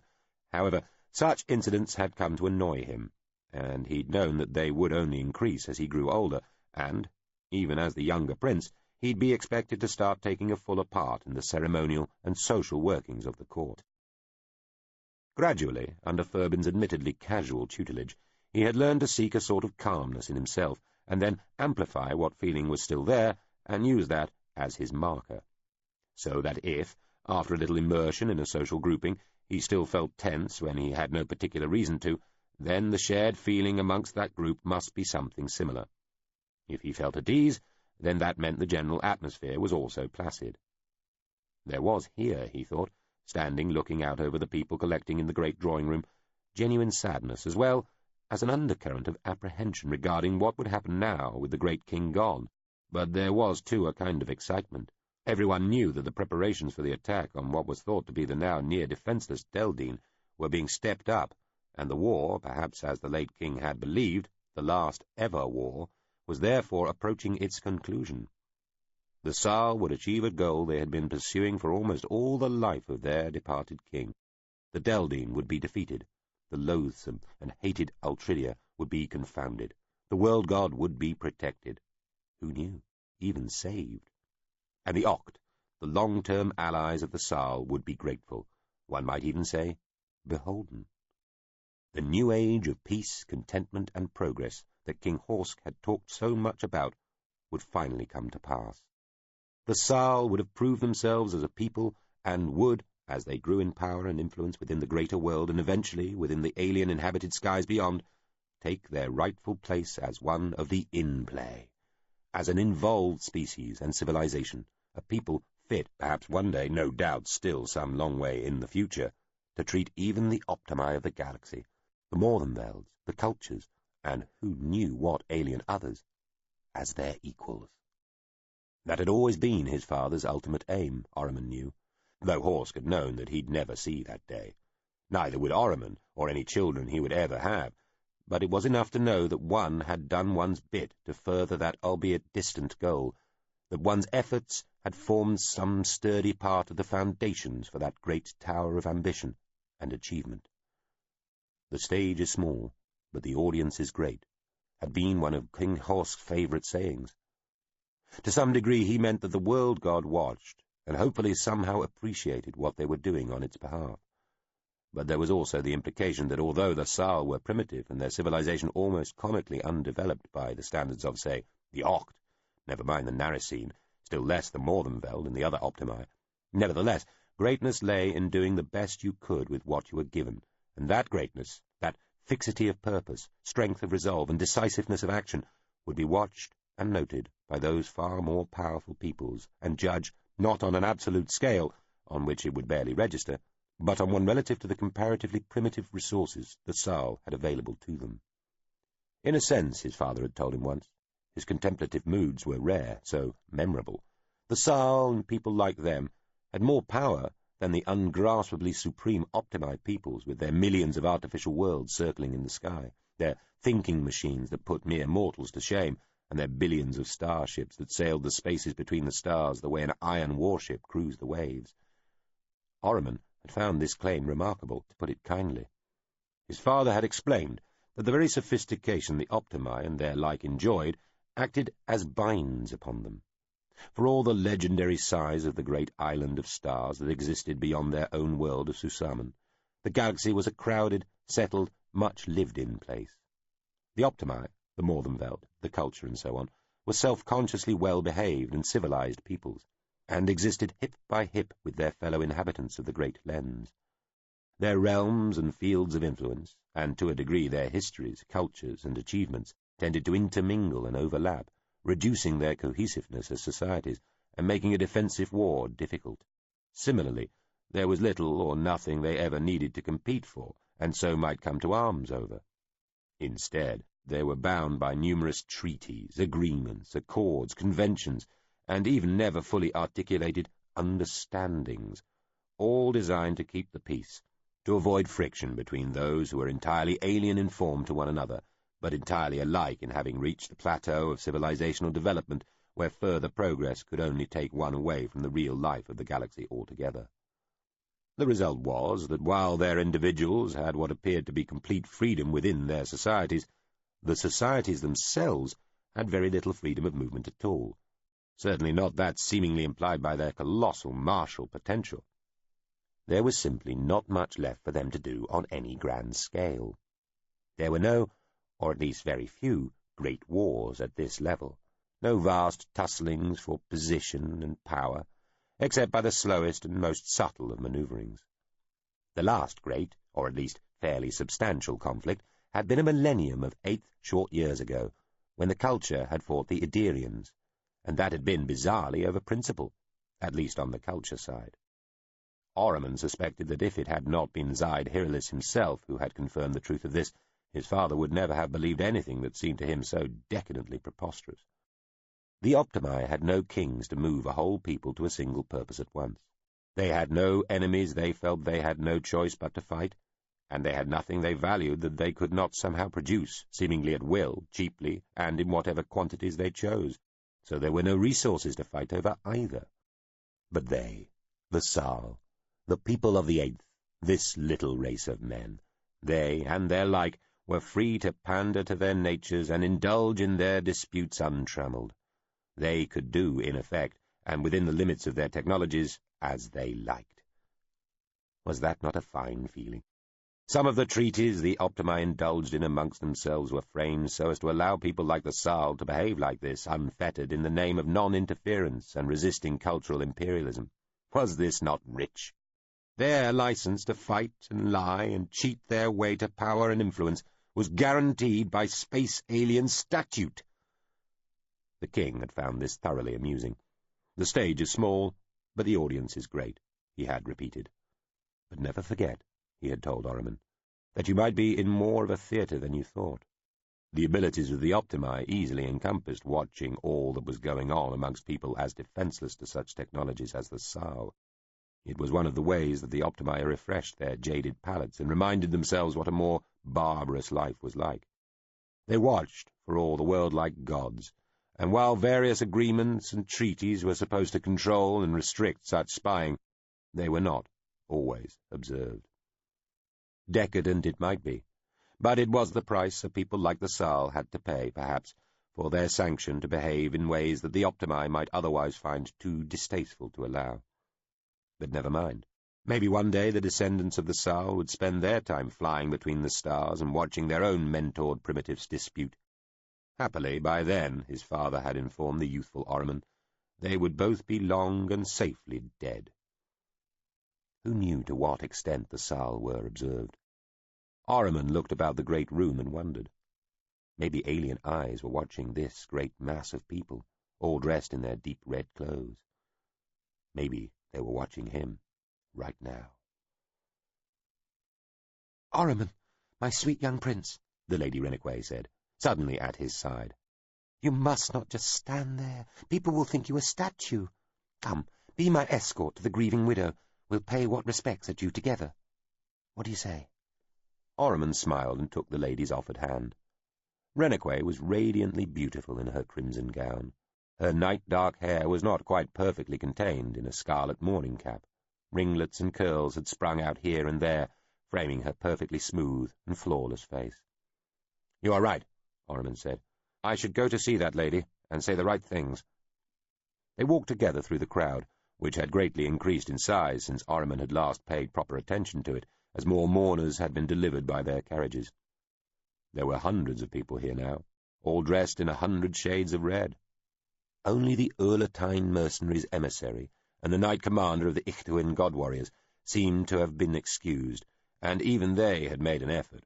The emissary had removed almost all the dried enemy body parts from his clothing and donned a brown cap that no doubt appeared red to him, while the knight commander had concealed his most shocking facial scars with a crimson veil. And not just humanity was represented. He could smell the presence of the Oct ambassador, Q. In amongst this, the animals of the court, Yint, like ankle-high furry waves slinking sinuously across the floor, always sniffing, happily trailing vermilion ribbons. Ryer, tiptoeing decorously, usually by walls, thinly knee-high, ever charmed by their own reflection, watchful, barely tolerating crimson collars. Choops, bouncing and skittering on the polished to a gleam wood tiles, bumping into people's thighs and waists, alarmed at any alienness, proudly sporting little saddles for children, flanks tied over with red to indicate mourning like full-size mounts throughout the kingdom on this day, all caparisoned in scarlet. Moving through the crowd in Rennequay's rustlingly red wake, Ahriman gave many small smiles to many slightly anxious faces trying to hit on the right combination of regretful grief and encouraging friendliness. Rennequay kept her face modestly down, yet seemed to appreciate every glance cast her way and to be energized by the attention. "You have grown, Ahriman," she told him, slipping back to his side. "It seems that only yesterday I could look down on you, but no more. You're taller than me now, practically a man." "I trust I grow rather than you shrink." "What? Oh," Rennequay said, and squeezed his hand with every appearance of bashfulness. She glanced up. "So many people, Ahriman. All would be your friends now." "I did not think I lacked for friends before, but I suppose I must accept I was wrong." "Will you go with the army, Ahriman, down into the 9th, to fight the dreadful Deldine?" "I don't know. It's not really for me to decide." Rennequay looked down at her fine red gown, being kicked out ahead of her with every step. "Perhaps it should be." "Perhaps." "I hope the victory is quick. I want to see the great falls of Hyangzar and the Nameless City." "I have heard they are most spectacular." "My friend Zydia, she's older than me, of course, but still, she saw them once, in more peaceful times. Her father was an ambassador to the Deldine. He took her. She says they are like nothing else. A whole city. Imagine that. I should like to see them." "I'm sure you shall." They arrived at where Han, the Lady Elsh, was seated, surrounded by her own ladies, many clutching handkerchiefs and still dabbing at their eyes. Han herself looked dry-eyed, though grim. Ahriman's late father had never taken any lady to be his queen, thinking it best to leave that position free in case he needed to use it as a method of securing a troublesome or much-required territory. It was said that King Horsk had come close to marrying several times. Certainly the subject had been raised amongst the ambassadors and diplomats of the court often enough, and if you believed every rumour, he had been nearly married to almost every eligible princess of the 8th, and at least one from the 9th. In the event, his feats of arms had done all the securing required without recourse to a diplomatic or strategic marriage, and instead he had chosen to make a series of more tactical alliances within the nobility of his own kingdom through a judicious choice of honoured concubines. Ahriman's own mother, Acklin, the Lady Blisk, who had also birthed his elder brother, the late and still sorely lamented Elim, had been banished shortly after Ahriman had been born, allegedly at the insistence of Hahn, who, being older, it was said, had felt threatened. Or perhaps there had been a falling out between the two women. Versions varied according to whom within the palace you listened to. Ormond had no memories of his mother, only of nurses and servants, and an occasionally visiting father who somehow contrived to seem more remote than his utterly absent mother. She had been banished to a place called Caratessur, an archipelagic province in the Vilamean Ocean, towards the far side of the world from Poole. One of Ormond's goals, now that he was at least approaching the true seat of power, was to secure her return to the court. He had never expressed this desire to anyone, yet he had always felt that somehow Hahn must know this. The final link in this unhappily expansive family had been Vame, the Lady Anaplia. Always frail, she had collapsed when heavily pregnant. The doctors had told the king he could save the mother or the child, but not both. He chose to save the child, expecting a boy. Instead, he was presented with a tiny, premature dot of a girl. He was so appalled at this disaster that the infant wasn't even named for a month. Eventually, she was called Jan. Over the years, the king had made no secret, least of all towards Jan herself, that had he known her gender before birth, she would have been sacrificed for the good of her mother. His only solace had been that he might marry the girl off one day for diplomatic profit. The king had lately taken another couple of junior concubines, though these were kept in a smaller palace in another part of the city, again at the insistence of Hahn, according to palace gossip. However, it was Hahn that was recognized as his widow in all but name. The two younger concubines had not even been present at the service or interment, nor had they been invited here. "Madam, good lady," Ormond said, bowing deeply to Hahn, "it is only in you that I feel my sense of loss is matched, even outweighed. I beg you to accept my most sincere condolences. If we may take one ray of light from this dark time, let it be that you and I grow closer than we have been, my father's death and that of your son, giving birth to a more affectionate relationship between us than that which has existed in the past. The king always sought harmony, even if through initial conflict, and Furbin was the very soul of sociability. We might honour both their memories by seeking our own concord." He'd had this little speech, this careful formed set of words, prepared for some days now. He had meant to say, "the king's death," but it had come out otherwise. He had no idea why. He felt annoyed at himself. The Lady Elsh kept her strict expression, but made a small inclination of her head. "Thank you for your words, Prince. I'm sure they would both be pleased if all could be in agreement within the court. We might all take pains to celebrate them, sir." And that, Ormond thought, as Rennequay fell to Hahn's side and took the older woman's hands in hers and shook them as she told her how awful was her own grief, will just have to do. It was not outright rejection, but neither was it quite what he'd been hoping for. He caught Hahn's gaze briefly while Rennequay talked on. He bowed and turned away. "How go our preparations, Field Marshal?" Ormond asked the gauntly, forbidding form of the army's newly promoted chief. Werriber was standing, drink in hand, gazing out at the rain falling over the city. He turned and looked down at Ormond. "Satisfactorily, sir," he said gravely. "The rumours say we attack within 10 days. "I have heard as much myself, sir." Ormond smiled. "My father would have loved to have been at the head of our forces." "He would indeed, sir." "Will we not suffer by his lack? I mean, sufficiently for there to be any doubting the outcome?" "He is a great loss, sir," Werriber said. "However, he left the army in its best deportment, and there is, of course, an urge amongst the men to avenge his death." Ormond said, frowning. "I heard that the Deldine prisoners were slaughtered after his death." "There was killing, sir. It was a battle." "After the battle, though? When by every other standard and practice of my father prisoners are meant to be treated as we would want any of our own taken." "There was killing then, too, sir. It is to be regretted. Doubtless the men were blinded by grief." "I have heard it said that my father ordered the slaughter." "I am sorry you have heard that, sir." "You were there with him when he died, dear Werriber. Do you remember such an order?"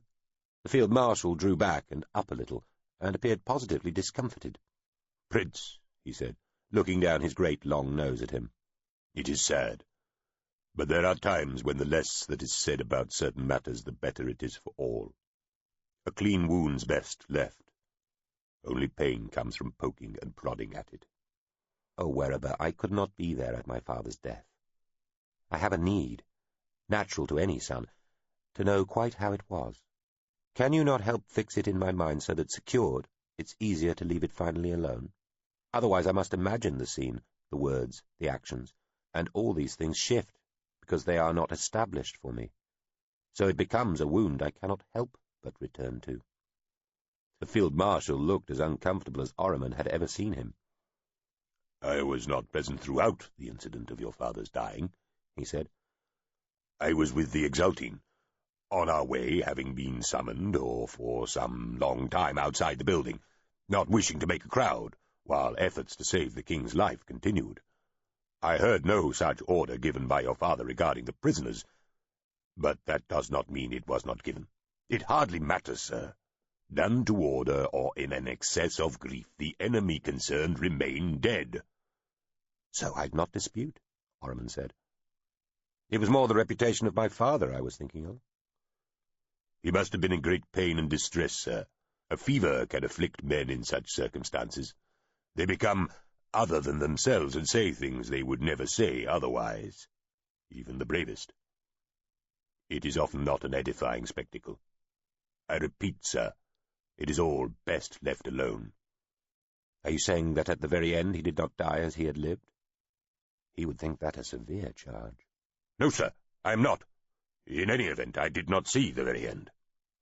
Werber paused, as if unsure quite how to express himself. "Your father was the bravest man I ever knew.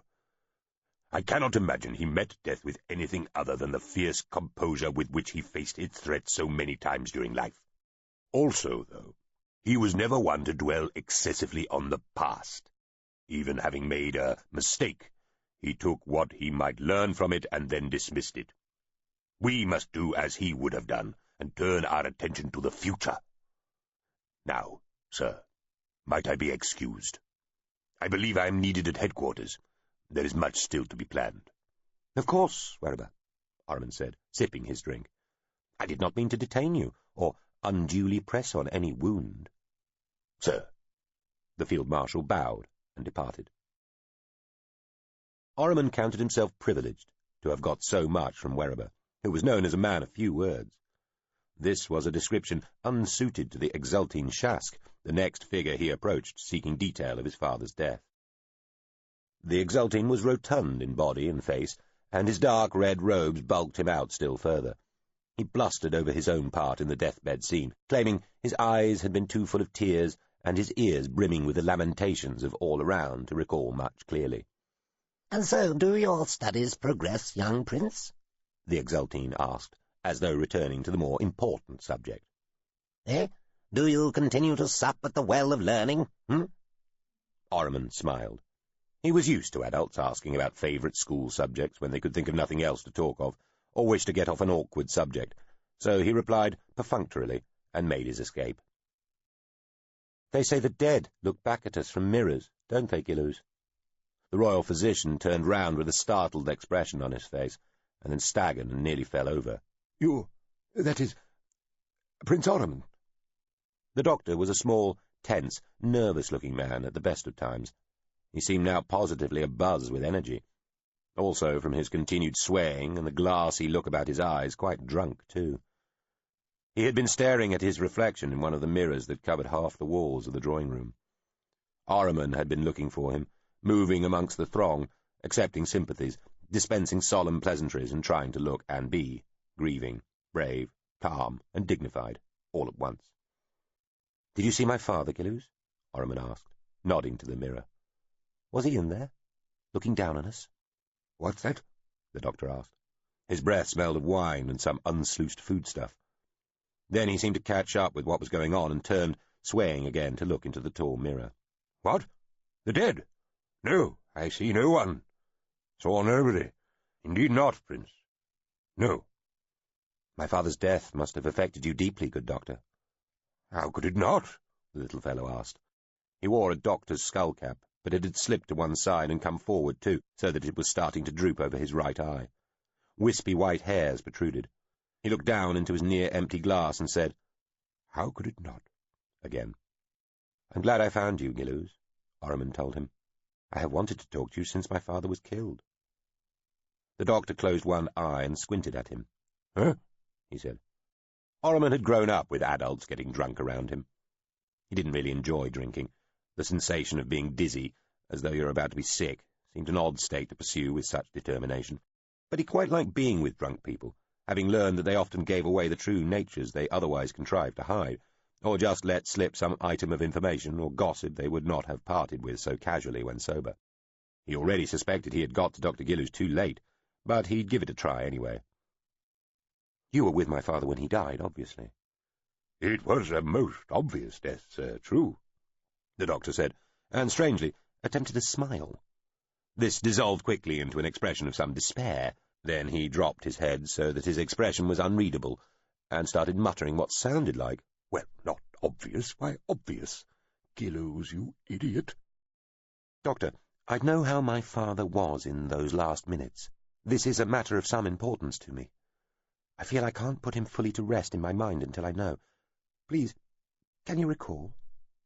"To rest?" Gillows said. "What rest? What rest is there? Rest is beneficial. Renews the frame, redefines the nerves, resupplies the muscles, and allows the mechanical stresses on the greater bodily organs to abate. Yes, that is rest. And crave it we might. Death is not rest, no. Death is the end of rest. Death is decay and rotting down, not building up. Don't talk to me of rest. What rest is there? Tell me that. What rest? Where, when our king lies heavy in his grave? For whom, eh? I thought not." Orriman had taken a step back as the doctor raved at him. He could only wonder at the depths of emotion the poor man must be feeling. How he must have loved his king, and how devastating it must have been for him to lose him, to be unable to save him. The doctor's two principal assistants moved in on either side to take Gillows' arms, supporting him. One took his glass and pushed it into a pocket. The other looked at Orriman, smiled nervously and shrugged. He mumbled something apologetic-sounding that ended in, "Sir." "What?" Gillows said, head tipping from side to side as though his neck was half broken, eyes rolling as he tried to focus on the two young men. "My pallbearers, already? Is it to a council of my peers? An arraignment before the shades of physicians past? Throw me in the mirror. Let me reflect." He pitched his head back and wailed, "Oh, my king, my king!" then slumped in the grip of the two men, weeping. The assistants took Gillows stumbling away. "Dear Orriman," Tyle Losp said, appearing at Orriman's side. He looked after the departing figures of Gillows and his two helpers. "The doctor may have enjoyed his drink too much." "He enjoys nothing else," Orriman said. "I feel outdone in unkilted grief." "There is appropriate grief and inappropriate grief, don't you think?" Tyle Losp said, standing close to Orriman, towering over him, white hair shining in the candlelight. His dark red trews and long jacket contrived to make him look no less massive than he'd looked in full armour the evening he'd brought the king's body back from the battlefield. Orriman was growing tired of being polite. "Did my father die well, in the end, Tyle Losp?" he asked. "Tell me, please." Tyle Losp had been bending over Orriman a little. Now he drew himself back and up. "Like a king should, sir. I was never more proud of him, nor held him in greater esteem, as at that moment." Orriman put his hand on the tall warrior's arm. "Thank you, Losp. It is my pleasure and my duty, young prince. I am but the stake to support a sapling." "You have supported me well in this, and I am in your debt." "Never so, sir. Never so." Tyle Losp smiled at Orriman for a moment or two. Then his gaze flicked to somewhere behind the prince, and he said, "Here, sir. Look, a more welcome face." "My prince?" said a voice behind Orriman. He turned to find his old friend Tove Lommer standing there, smiling. "Tove," Ormond said. "Equerry, Tove, if you'll have me, Prince Regent." "Equerry?" Ormond asked. "To me? Of mine? I'd hope nobody else would have me." "In fact, a most able young man," Tail-Losp said, clapping both Lommer and Ormond on the shoulders. "Remember, merely that he is meant to keep you out of mischief, not lay a course towards it." Tail-Losp smiled at Ormond. "I'll leave you two to plot much good behaviour." He bowed shortly and left. Tove looked rueful. "Not a day for mischief, Prince. Not this one. But we must hope there will be many in the future." "Well, share none if you don't call me by my name, Tove." "Tail-Losp instructed me most strictly that you were the Prince Regent, nothing more familiar," Tove said, and pretended to frown. "Consider that order rescinded by me." "Duly agreed, Ormond. Let's have a drink." Chapter 8. Tower. "Fate, I tell you, if not the hand of the world god itself, or whatever manipulatory appendage world gods possess. Anyway, the hand, metaphorically, of the world god. Possibly." "I think you underguess the workings of blind chance, sir." "Blind chance that took me to that dreadful place?" "Unarguably, sir. Your startled mount ran cross-country until it found a track. Naturally, it then took the levelled road rather than the course ground, and, of course, it took the easier downhill route. Then that old mill appeared on the first place where the road widens and levels out. Natural place for it to stop." Fervin looked across at the prone form of his servant, lying on the ground a couple of strides away across the leaf-littered ground, with a large blue leaf poised over his head. Shoebrith Hulse looked calmly back. They had flown straight out from the Scalastri until hidden from it by a line of low hills, then set down on a sloped heath above the limit of cultivated land. "I think I've heard of the Denengoal Tower," Fervin said, while they inspected the two grumbling, huffing cord. "But I'm damned if I know which way it is." "Same here, sir," said Hulse. He opened up one of the saddlebags on his beast. "No, with any luck, there'll be a map in here. Let me just have a quick fertle." He dug his hand elbow-deep into the bag. The saddlebags yielded maps, some food, a little water, a telescope, a heliograph, 2 hefty pocket chronometers, 1 barometer/altimeter, some rifle and pistol ammunition, but no weapons, 4 small bomblets like smooth hand grenades with cruciform flights, padded jackets, gauntlets, 1 small blanket each, and the usual paraphernalia of tack associated with cord, including a good supply of the crisp nuts they found so stimulating. Hulse popped one in the mouth of each animal. They mewed and whinnied appreciatively. "Ever tried these things, sir?" Hulse asked, holding up the bag of Krisk. "No," Fervin lied. "Of course not." "Bloody horrible. Bitter as a scold's piss." He put the bag away, fastened the saddlebags, and adjusted his saddle.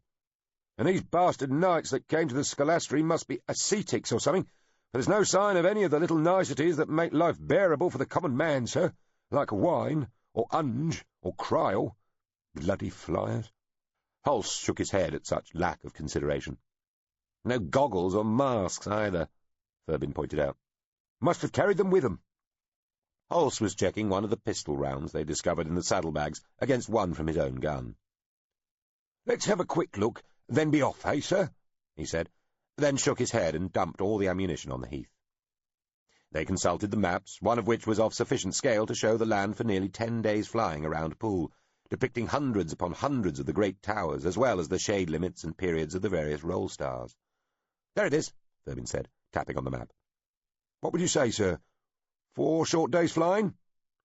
"More like 3, Fervin said, glad to have found a practical subject he knew so much more of than his servant. 5 towers along and 1 down, 4 times over, then 3 and 1. Away from Poole, which is to the good." He glanced up at Obor. Its red-tinged bulk was still barely above the horizon as it rose upon its slow and settled course. "It's a long day today. We shall have to let the beasts day sleep, but we should achieve the tower before dusk." "Could do with a snooze myself," Hulse yawned. He looked disparagingly at his mount, which had tucked its long neck under its massive body to lick its genitals. "Rather hoped I'd seen the last of these things this close, I do confess, sir." Hols's cord removed its head from between its legs, though only long enough for it to fart long and loud, as though to confirm its new rider's poor opinion. "You are not enamoured of the beasts of the air, Hols?" "Indeed not, sir. If the gods had meant us to fly, they'd have given us the wings and the cord the pox." "If they hadn't meant us to fly, gravity would be stronger," Thurbin replied. "I wasn't aware it was adjustable, sir." Thurbin smiled tolerantly. He realized that his servant might not be versed in the kind of alien law that would insist that what he and Holst had known all their lives as normal gravity was about half standard, whatever that really meant. "However," Holst said, "let's get moving, eh?" They both went to saddle up. "Best put these jackets on," Thurbin said. "It'll be cold up there." He gestured upwards. "Clouds are clearing, so we'll be able to go high." Holst sighed. "If we must, sir." "I'll work the clock, shall I?" Thurbin held up the chronometer. "Not necessary, sir." Thurbin, who had got lost while flying too many times, mistakenly thinking that you could never miscount things as big as towers, or fall asleep in the saddle for that matter, said, "I think it advisable." They had flown without incident at the altitude best for cord cruising stamina. They had seen other flyers far in the distance, but had not been approached. The landscape moved slowly beneath them, changing from tiny fields to stretches of waste and heath. There were low hills, then back to fields, small towns, and great glaring areas of bright green that marked the roasorial plantations, whose fruit went to feed the refineries which produced the fuel to power the steam engines of the modern age. Slowly over the horizon appeared a handful of long fingers of shining water that were the Quoluk Lakes. Thurbin recognized the island that held the Horsk family estate of Moiliu. The river Quoline gathered water from all the lakes and then wound away towards the distant equator, vanishing in the haze. Canals blinked, reflecting sunlight like thin threads of silver, spearing straight over level areas and describing curving contours about raised ground. Even in the jacket, Thurbin shivered. His knees, covered only in hose and trews, were especially cold. Not having goggles or a mask meant his eyes were watering all the time. He'd wrapped his collar scarf round his lower face, but it was all still most uncomfortable. He kept an eye on the chronometer clipped to the tall front edge of his saddle, and used a waterproof pad and wax crayon also attached to the saddle to mark down the passing of each great tower as it loomed and then slid slowly past to their right. The towers, as ever, were a source of a kind of odd comfort. From this height more of them were visible than one saw from the ground, and one was able to form a proper impression of their numbers and regular spacing. Only from this sort of altitude, Thurbin thought, did one fully appreciate that one lived within a greater world, a world of levels, of regularly spaced floors and ceilings, with the towers holding one above the other. They rose like vast spars of pale luminescence, masts of a celestial ship of infinite grace and absolute inconceivable power. High above, just visible, the laciness of filigree showed where the towers splayed summits, still 1,400 kilometers over his and Horse's head, for all their chilly altitude, fluted out like an impossibly fine network of branches from a succession of vast trees. 1,000,000 towers held the world up. The collapse of just one might destroy everything, not just on this level, their own dear 8th, but on and in all the others too. The world god itself might not be beyond harm. But then it was said that the towers were near invulnerable, and Susamen had been here for 1,000 times 1,000,000 years. Whether this meant their own short years or long years or so-called standard years, he didn't know. With such a number it hardly mattered. Thurbin wiped his eyes free of tears and looked carefully around, taking time to let his gaze rest on a succession of distant points, the better to catch any movement. He wondered how long it would take for word to get back to Poole of what had happened at the Scalastri. Riding there would take 5 days or so, but, using the heliograph, perhaps another patrol would be attracted, and in reality the knights who'd lost their mounts only needed to get to the nearest telegraph station. Plus, the patrol would be missed when it didn't return. Search parties would be sent out and would no doubt be signalled from the Scalastri. Celtis would surely be questioned. Would they stoop to torture? What if he told them about the documents and the Denengual Tower? Well, he and Hulse had little choice. They would make the best time they could. The rest was up to luck and the world god. Their beasts started to show signs of fatigue. Thurbin checked the chronometer. They had been in the air nearly 10 hours and must have flown over 600,000 strides, 600 kilometers. They had passed 12 towers to their right, and flown left by 1 tower every 5. Obor, a slow orange roll star, was just approaching its noon. They were about halfway. They descended, found an island at the edge of a vast bowl sea with a rich crop of fat, bald-head fruit, and landed in a small clearing. The cord swallowed fruit until they looked fit to burst. They started farting again, then promptly fell asleep in the nearest shade, still expelling gas. Thurbin and Hulse tethered the beasts, also had something to eat, then found another patch of deep shade and cut down a giant leaf each to shield their eyes still further from the light while they slept. This was where Thurbin chose to share his thoughts with his servant on the course of events recently, and why ideas like predestination, destiny, and fate had been much on his mind during the long, cold, and painful hours in the saddle. "Oh, I see," Thurbin said. "You are familiar with the disposition of that ancient manufactory?" "All I'm saying, sir, is that it was about the only intact building for half a day's ride around. Even the old hunting lodge, which was, as it were, the cause of every other building in the area having as useful a roof as that stupidity I found you in, that folly I found you in, was smashed to buggery. It had been artilleried. But anyway, sir, your mount getting you there was no great surprise." "Very well," Thurbin said, determined to show his reasonableness by making a concession. "My arriving might not have been due to the hand of fate. The traitors taking my father there, that was. Destiny was taking a hand, perhaps even the world god. My father's fate was sealed, it would seem, and he could not be saved, but at least his son might be allowed to witness the despicable crime and set vengeance in train." "I'm sure it seemed, and seems so to you, sir. However, with no buildings about the place in the heat of a battle and a dirt rain starting, taking a wounded man to a place with a roof only makes sense. If dirt rain gets into a wound, it turns cut rot and infection from a bad risk to a perfect certainty." Thurbin had to think back. He recalled that when he'd crawled out of the burning building into the damp, cloying leaves and branches, it had, indeed, been a dirty rain that had been falling. That was why it had all felt so sticky and grainy and horrible. "But they wanted him dead," he protested. "And where would you rather do that, sir? In full view of who knows who in the open, or under a roof, between walls?" Thurbin frowned, pulled his big blue leaf down over his face, and from underneath said grumpily, "Still, for all your cynicism, Hulse, it was fate."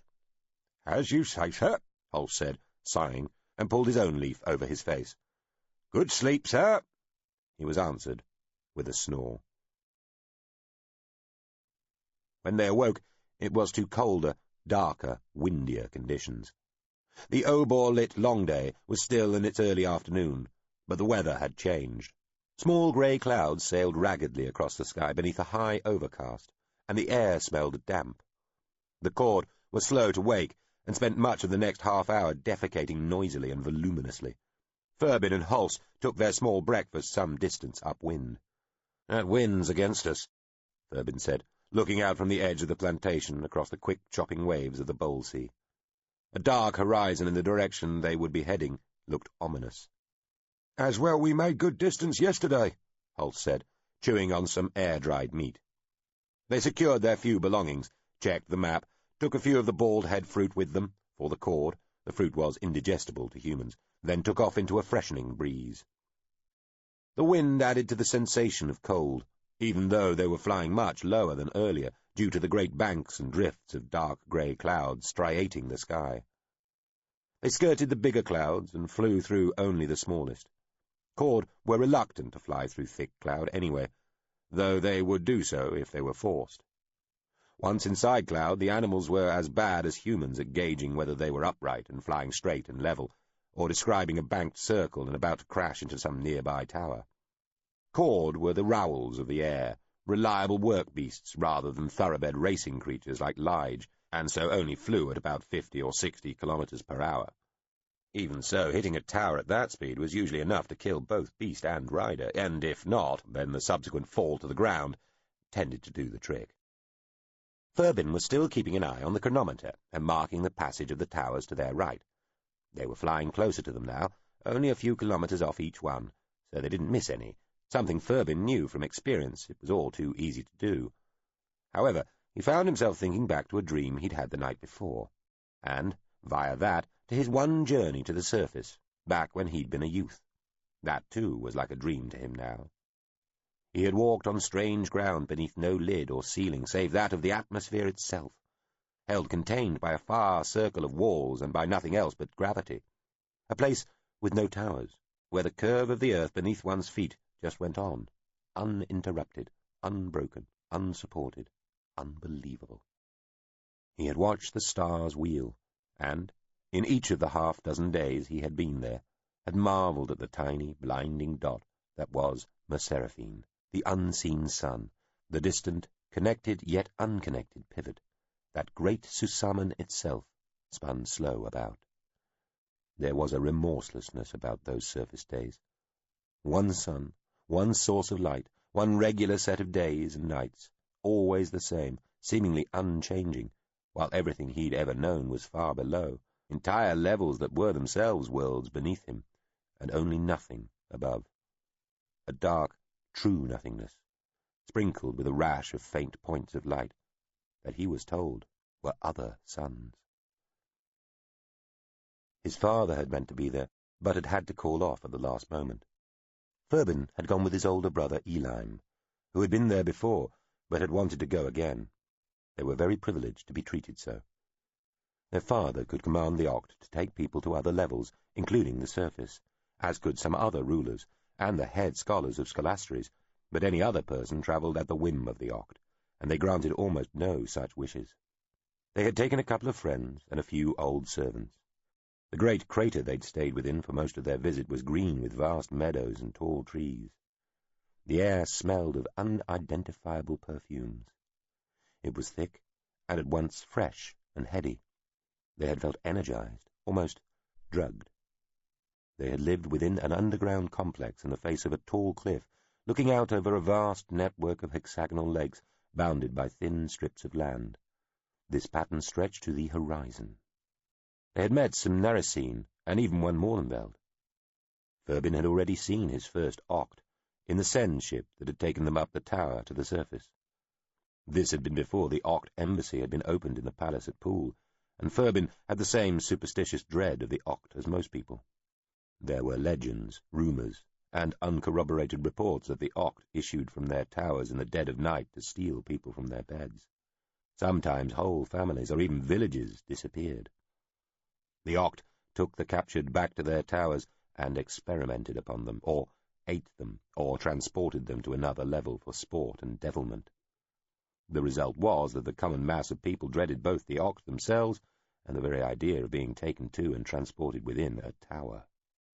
Furbin had long been told these were nonsense tales, but he'd still been nervous. It had been a relief to discover the Oct were so small and delicate-looking. The Oct in the Sen ship had been most insistent that they were the true inheritors and direct descendants of the Involucra, the original builders of the Shellworlds.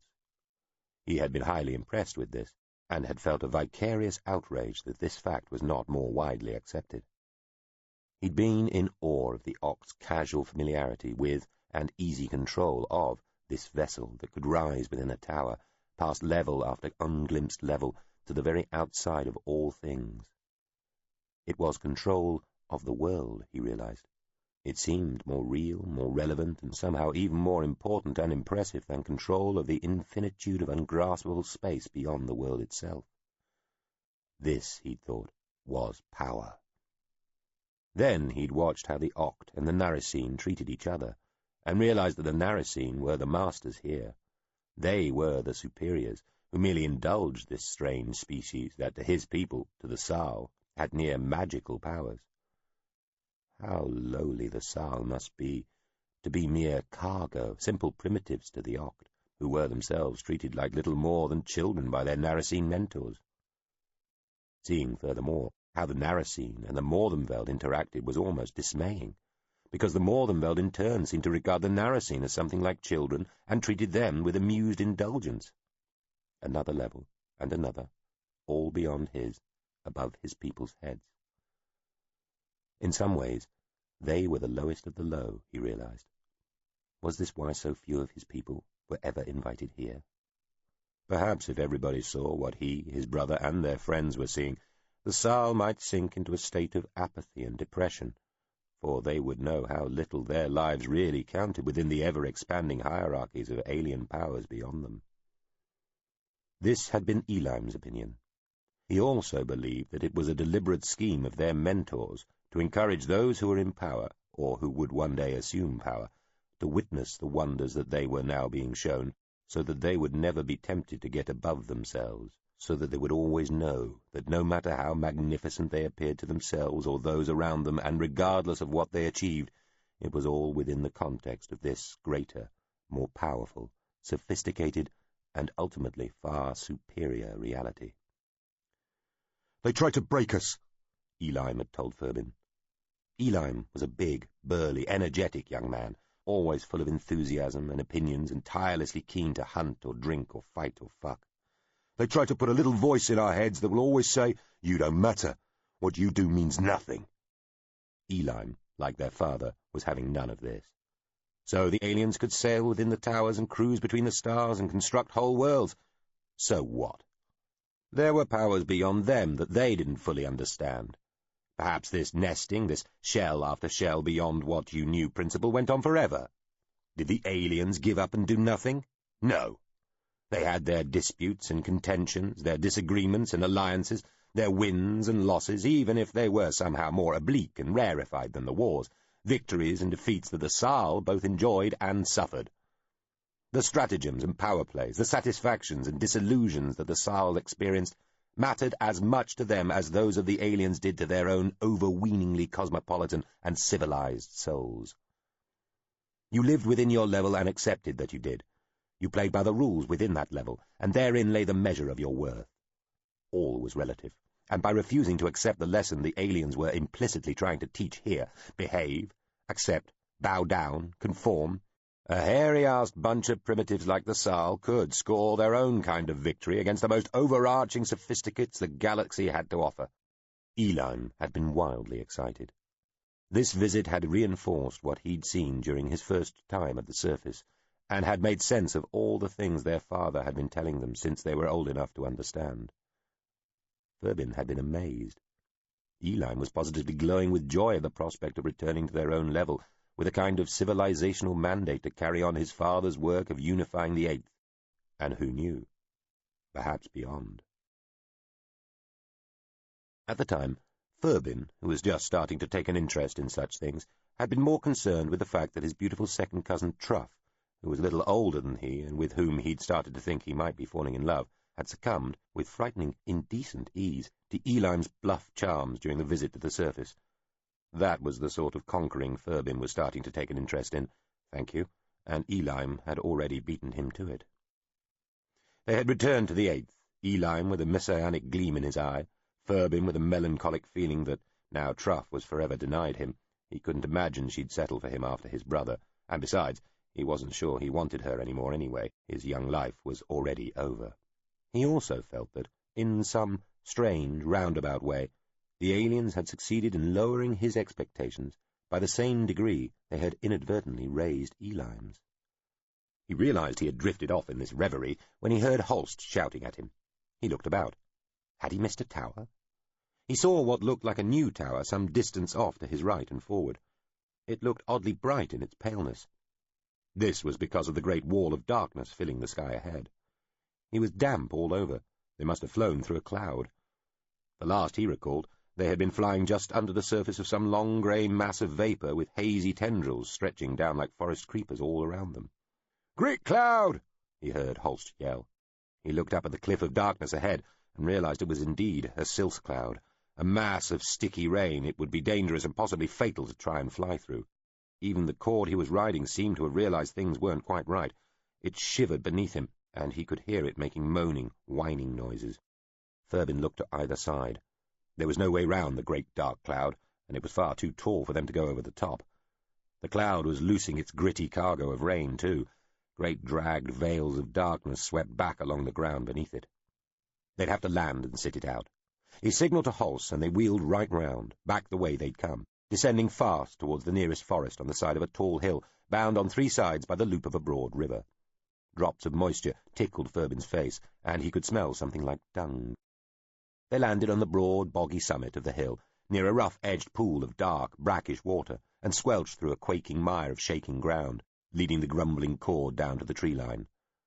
They persuaded the cord to trample down a few springy saplings so they could all shoulder their way far enough in. They sheltered under the trees, while the whole day darkened until it was like night. The cord promptly fell asleep. The grit rain whispered in the branches high above, growing slowly louder. The view of the hill's top and a line of remaining brightness in the sky beyond disappeared. "What I wouldn't give for a pipe of good unge-leaf," Holst said, sighing. "Bloody nuisance, eh, sir?" Furbin could barely make out his servant's face in the gloom, though he was almost within touching distance. "Yes," he said. He squinted at the chronometer, which he was keeping inside his jacket. "We won't get there in daylight now," he said. A few leaf-filtered drops of the dirty rain plopped down about them. One landed on Furbin's nose and trickled to his mouth. He spat. "My old dad lost a whole crop of zers to one of these buggering silt storms once," Holst said. "Well, they destroy, but they build up too," Furbin said. "I have heard them compared to kings in that regard," Holst said. "Sir." "We need them, both." "I've heard that too, sir." "In other worlds, they have no silts, no sticky rain, so I've been told." "Really? Doesn't the land just wear away to nothing?" "Apparently not." "Not even eventually, sir? Don't these places have rain and such? Ordinary rain, I mean, obviously, that would wear the hills down and carry them all away to lakes and seas and oceans." "They generally do.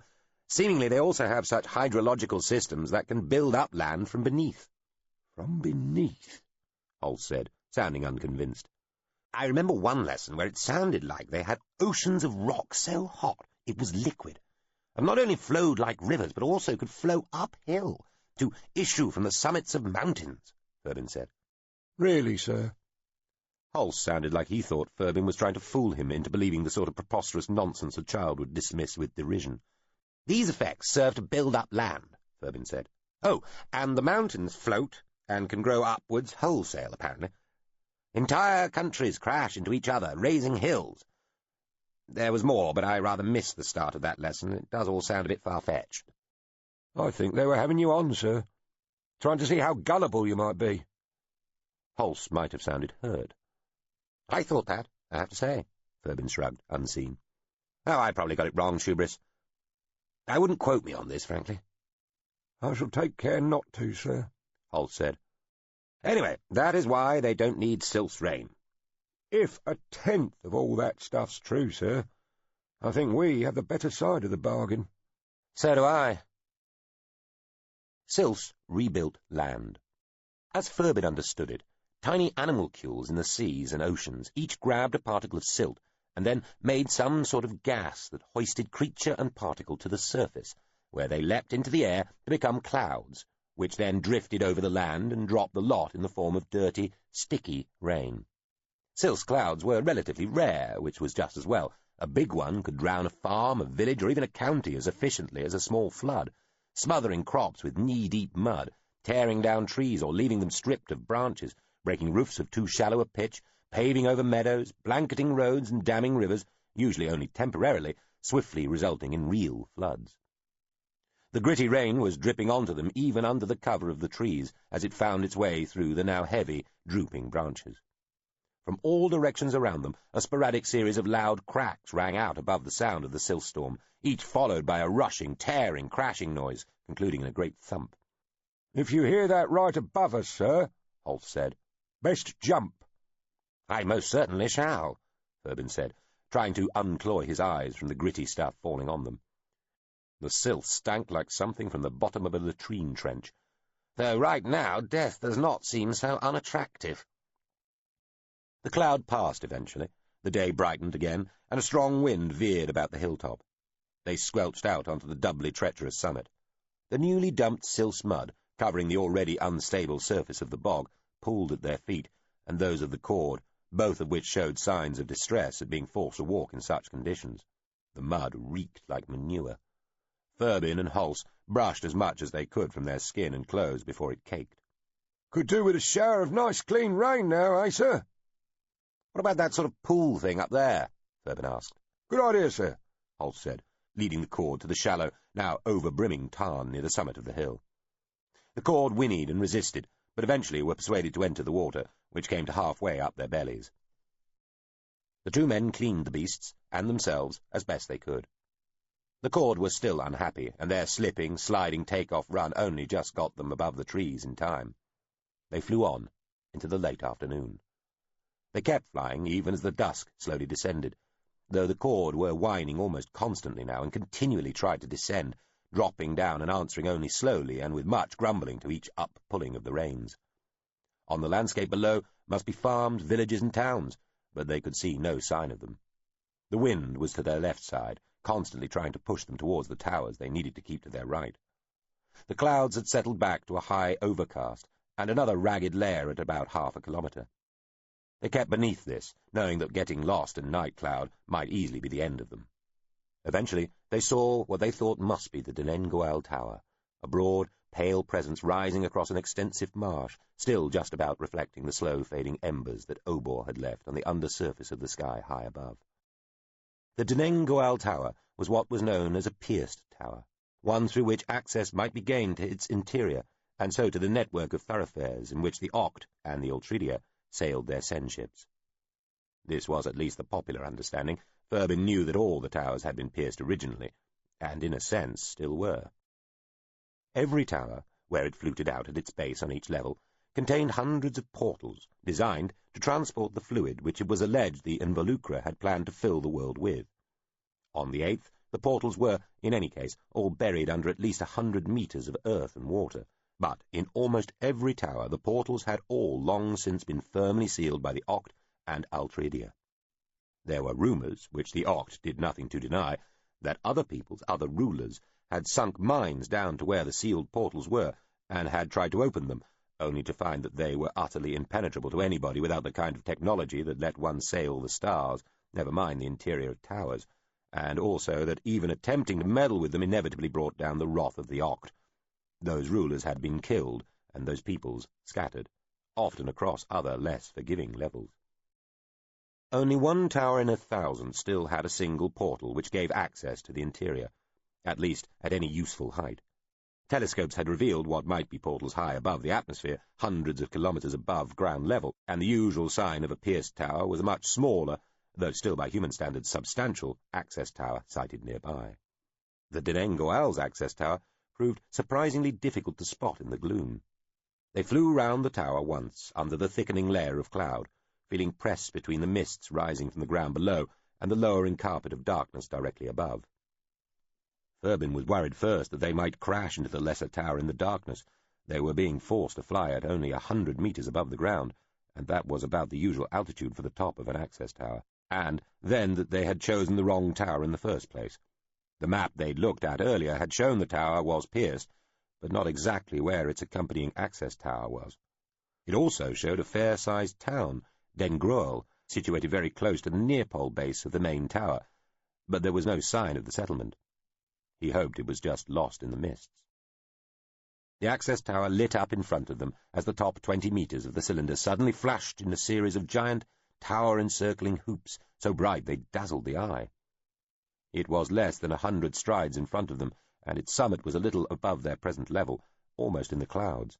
The blue light picked out their gauzy undersurface like some strange, inverted landscape. He and Holst pulled up and banked, and then, with gestures, agreed to land on the top. The cord was so tired they hardly bothered to complain as they were asked to climb one more time. The summit of the access tower was 50 strides across. A concentric series of blue hoops of light was set into its surface like a vast target.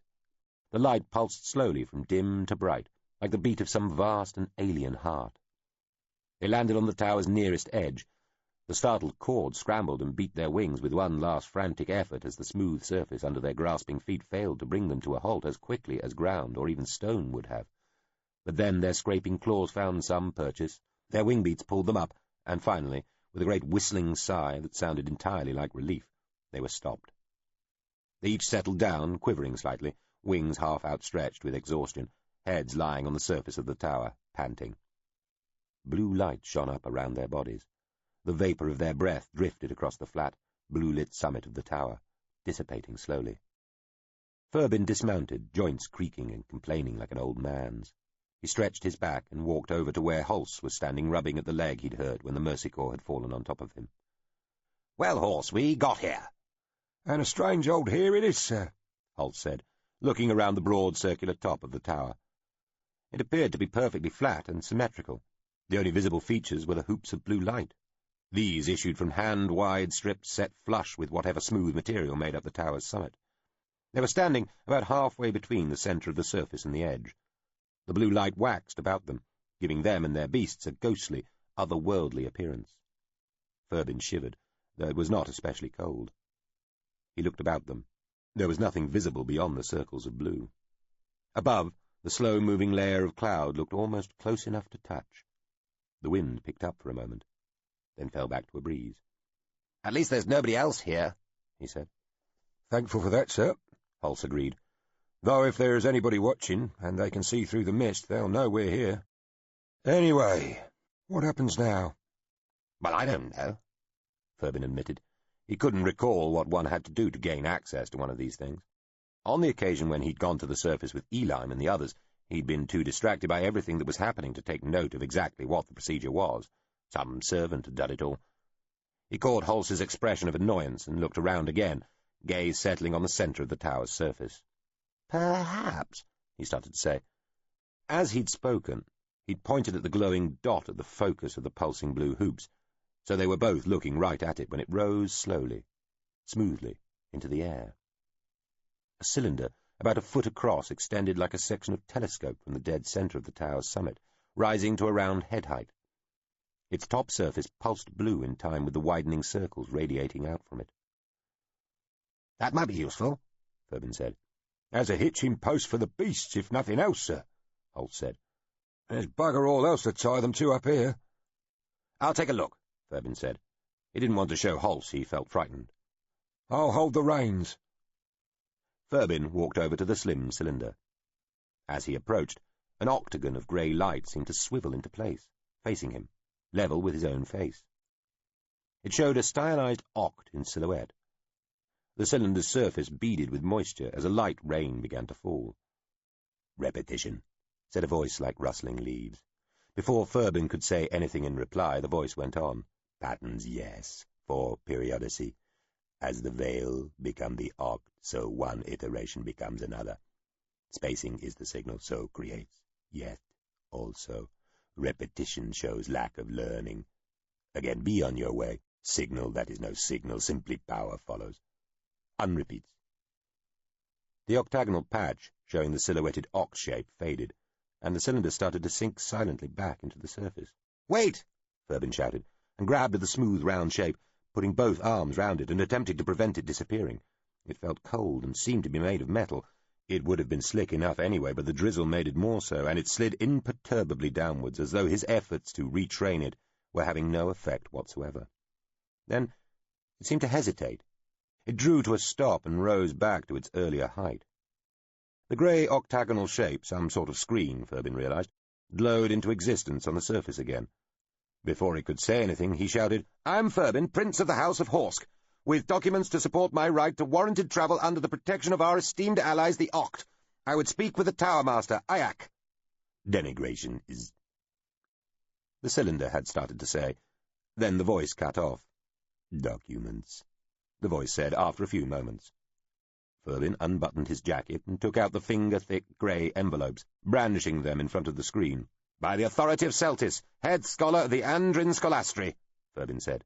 "Of the 8th, he added, partly in case there was any confusion, and partly to show he was familiar with the realities of the world, and not some coarse bonce bumpkin who'd somehow achieved the summit of the tower for a bet. "To wait," said the leaf-rustling voice.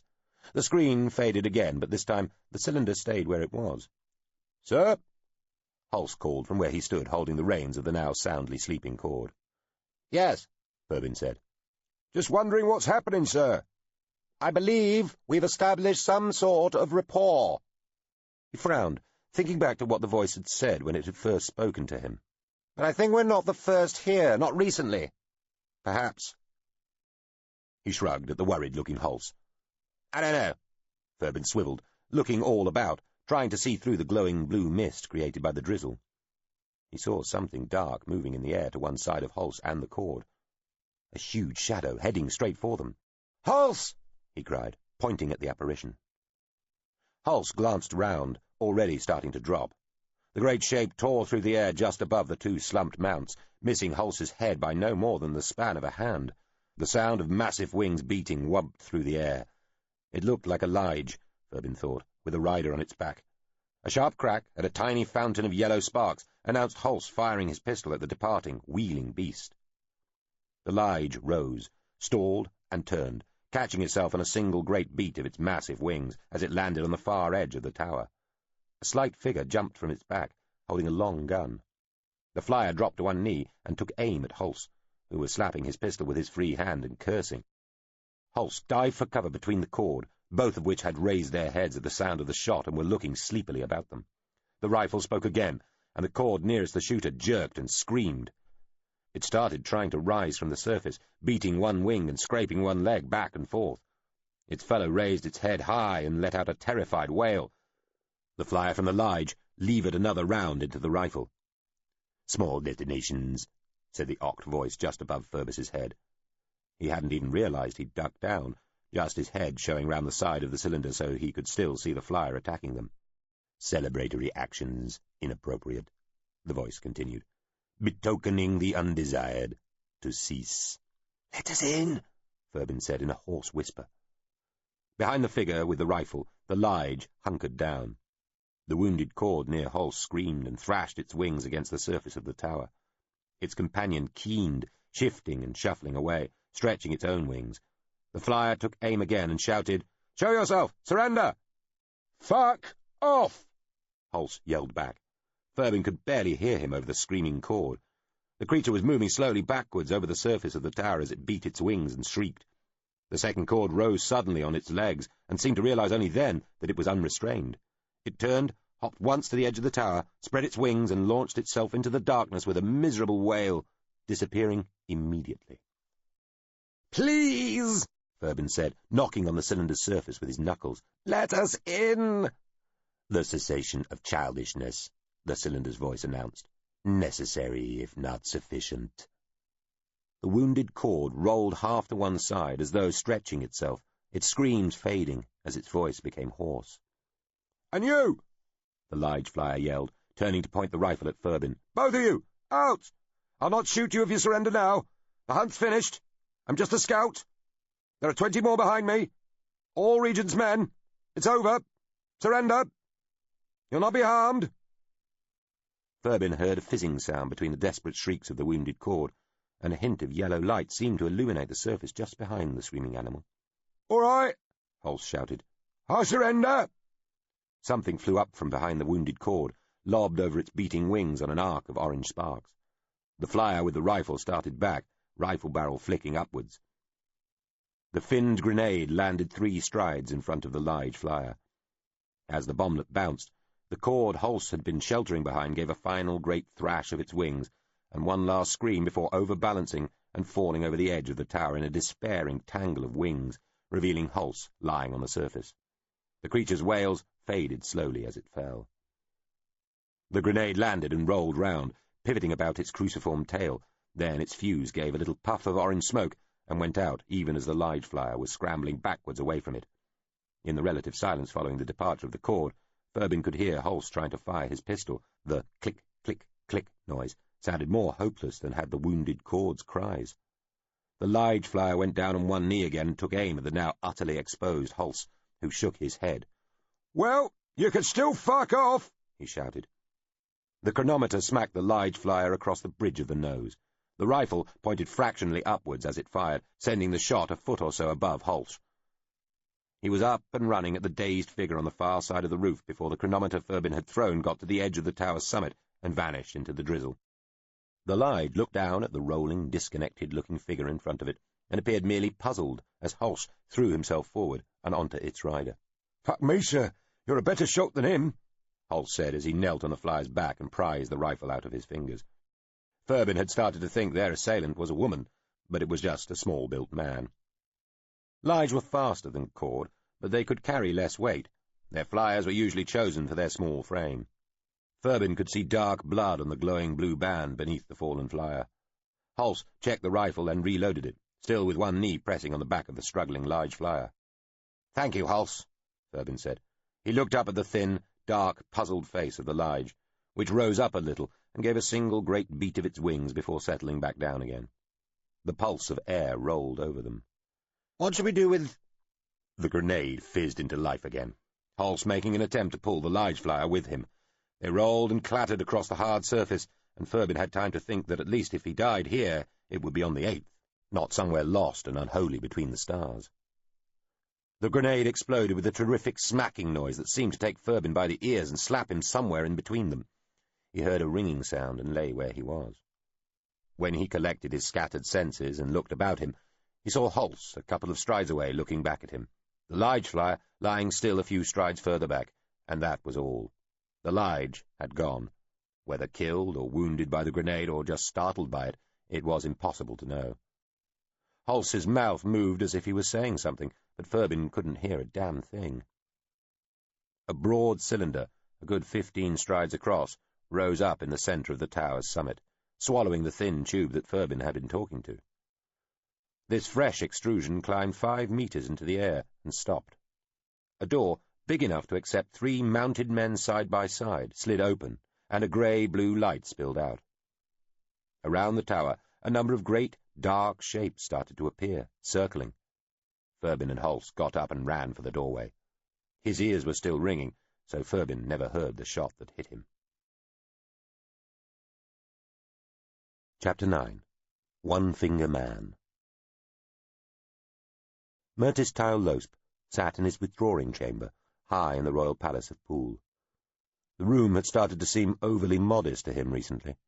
However, he'd thought it best to leave a short year or so before moving into any of the king's apartments. He was listening to 2 of his most trusted knights report. "Your boy knew the old fellow's hiding place, in a secret room behind a cupboard. We hauled him out and persuaded him to tell us the truth of earlier events." Volliard, who had been one of those guarding the door when the late king had met his end in the old factory, smiled. "The gentleman was a one-finger man," the other knight, Beth, said. He too had been there when the king had died. He used both hands to mime breaking a small twig. A twitch about his lips might also have been a smile. "Yes, thank you for the demonstration," Tyal-Losp said to Beth, then frowned at Volliard. "And then you found it necessary to kill the head scholar." "Against my orders." "We did," Volliard said, uncowed. "I reckon the risk of bringing him to a barracks and oublietting him too great." "Kindly explain," Tyal-Losp said smoothly, sitting back. Volliard was a tall, thin, darkly intense fellow with a look that could, as now, verge on insolent. He usually regarded the world with his head tipped downwards, eyes peering out from beneath his brow. It was by no means a shy or modest aspect. Rather, it seemed a little wary and distrusting, certainly, but mostly mocking, sly and calculating, and as those eyes were keeping carefully under the cover of that sheltering brow, quietly evaluating weaknesses, vulnerabilities, and the best time to strike. Beth was a contrast, fair, small, and bulky with muscle. He looked almost childish at times, though of the 2 he could be the most unrestrained when his blood was up. Both would do Tyal-Losp's bidding, which was all that mattered. Though on this occasion, of course, they had not. He had asked them to perform various disappearances, intimidations, and other delicate commissions for him over the past few years, and they had proved reliable and trustworthy, never failing him yet. However, he was worried they might have developed a taste for murder above obedience. A principal strand of this concern centered on who he could find to dispose of these 2, if they did prove in some more libellicious than advantageous to him. He had various options in that regard, but the most ruthless tended to be the least trustworthy, and the least criminal the most tentative. "Mr. Seltis's confession was most comprehensive," Volliard said, "and included the fact that the gentleman who had been there earlier had specifically demanded that the head scholar get word to said gentleman's brother, here in the palace, regarding the manner of their father's death, and the danger the younger brother might therefore be in. There had been no time for the head scholar to begin effecting such warning, however. He seemed most tearfully regretful at this, and I formed the distinct impression he would do what he could to pass this information on should he have the chance, to whatever barracksman, militia, or army he happened to encounter. So we took him to the roof on excuse of visiting the place where the fleeing gentleman had absconded, and threw him to his death. We told those in the scholarstry that he had jumped, and assumed our most shocked expressions. Beth glanced at the other knight. I said we might have kept him alive as we had told, and just torn out his tongue. Volliard sighed. Then he would have written out a warning message. Beth looked unconvinced. We could have broken the rest of his fingers. He'd have written using a pen stuck in his mouth, Volliard said, exasperated. We might...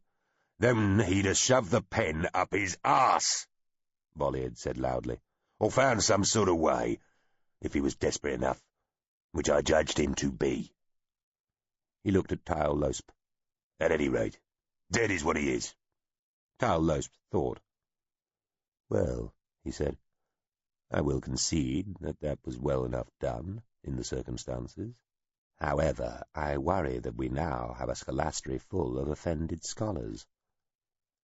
They'd be easy enough to cull too, sir, Volliard said. There's a lot of them, but they're all nicely gathered and guarded, and they're all as soft as a babe's head, I swear. Again, true, but they'll have parents, brothers, connections. It would be better if we can persuade a new head scholar to keep them in order and say no more of what occurred. Volliard looked unconvinced. There's no better way of ensuring a tongue's held than stilling it for good, sir.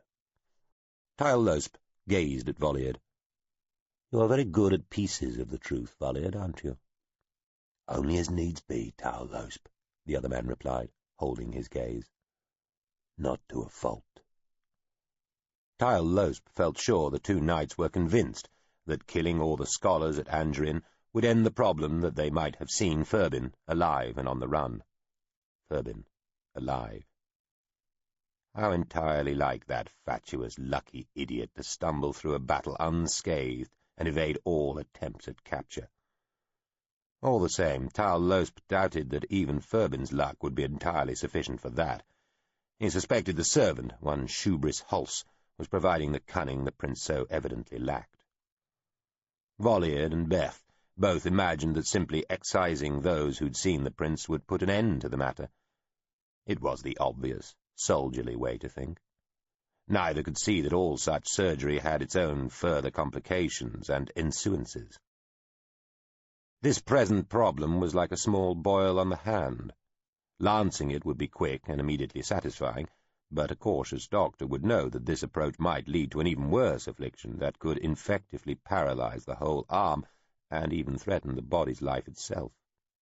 Sometimes the most prudent course was just to apply some healing oils or cooling poultice and let things subside. It might be the slower treatment, but it carried fewer risks, left no scars, and could be more effective in the end. Well, Tile Losp told the knights, there is one tongue I'd have stilled as you propose, though it must look as though the gentleman has been careless with his own life rather than had it surgeried from him. However, the scholars will be left alone. The family of the spy who alerted us will be rewarded. The family, though, not the boy. He will already be jealous and despise quite sufficiently already, if the others truly suspect who was there. If it was who we think it might have been, we still cannot be sure, Volliard said. I have not the luxury of thinking otherwise, Tile Losp told him. And the fugitive himself? Beth asked. Lost, for the moment. Tile Losp glanced at the telegraphed report he'd received that morning from the captain of the Lige squadron, who had come so close to capturing or killing Furbin and his servant, assuming it was them, at the Deneng Goal Tower just the night before. One of their quarry wounded, possibly, the report said. Too many possibles and probables for his liking. However, he said, smiling broadly at the two knights, I too now have the documents to get people to the surface. The fugitive and his helper are running away. That is the second best thing they can do after dying, he smiled. Volliard, I imagine you and Beth would like to see the surface and the internal stars again, would you not? The two knights exchanged looks. I think we'd rather ride with the army against the Deldine, Volliard said. The main part of the army had already left the day before to form up before the tower through which they would attack the 9th. Tyle Losp would leave to join them tomorrow for the descent. Beth nodded. Aye, there's honour in that. Perhaps we've killed enough just for you, Tyle Losp, Volliard suggested. We grow tired of murdering with every second glance directed over our backs. Might it not be time for us to serve Saul less obliquely, on the battlefield, against an enemy all recognize? To serve me is to serve the Saul. I am the state, Tyle Losp wanted to say, but did not even to these two. Instead, he frowned and pursed his lips momentarily. Let us three agree a compact, shall we? I shall forgive you for being obtuse, disloyal, and selfish. If you two forgive me for seeming to have expressed my orders by way of a question, with the implication that there is any choice whatsoever on your part. What do you say? Depth of Field.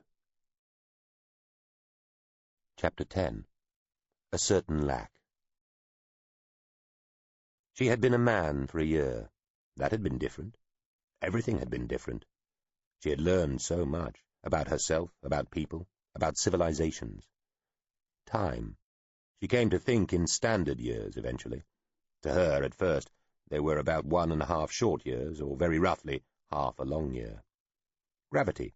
She felt intolerably heavy and worryingly fragile at once. A treatment she had already agreed to started to thicken her bones and reduce her height before she left the 8th. But even so, for the time she was on the ship that took her from the surface, and during the first 50 days or so after her arrival, she towered over most people and felt oddly delicate. Allegedly, the new clothes she had been chosen had been reinforced to save her from breaking any bones if she fell badly in the stronger gravity. She had assumed this was a lie to make her feel less frightened, and just took care instead. Only the measures of human scale length were roughly as she knew them. Strides were near enough meters, and she already thought in kilometers, even if she'd grown up with 10 raised to the power of 3 rather than 2 to the power of 10. But that was just the start of it.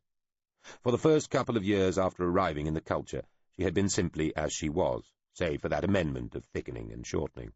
Meanwhile, she got to know the culture, and it got to know her. She learned a lot about everything. The drone Terminda Zus had accompanied her from the day she'd stepped from the ship she'd arrived on, the space vessel called Lightly Seared on the Reality Grill.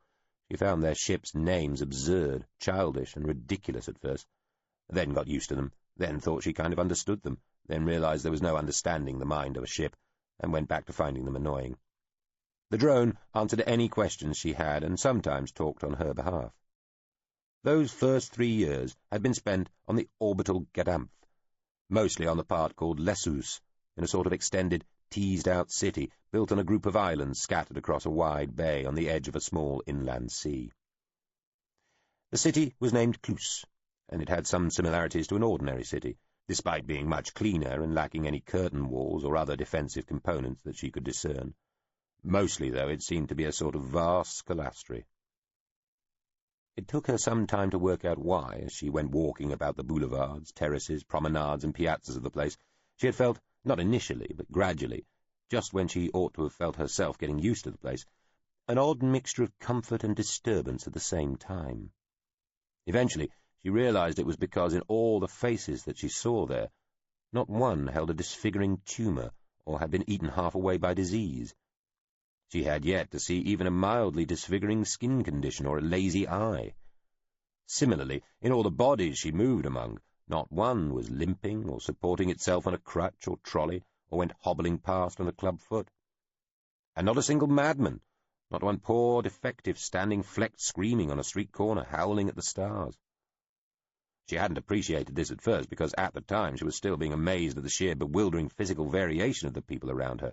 But once she had become used to that, she started to notice that although there was near infinite physical variety here, there was no deformity, and while there was prodigious eccentricity, no dementia. There were more facial, bodily, and personality types than she could have imagined, but they were all the product of health and choice, not disease and fate.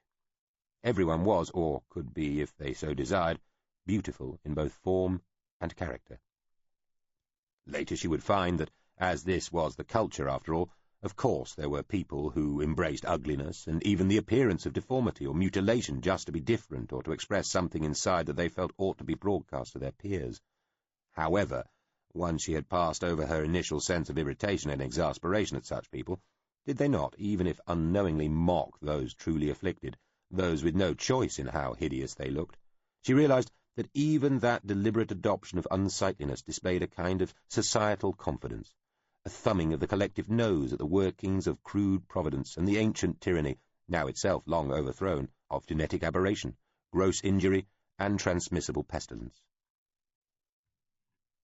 A star named Aoud shone down upon the 10-million-kilometre bracelet of the orbital. This sun was what everybody else seemed to regard as a real star, one which had been naturally formed. To her it sounded incredibly old and absurdly, almost wastefully enormous. There, in Cluse, she learned about the history of the culture and the story of the galaxy itself.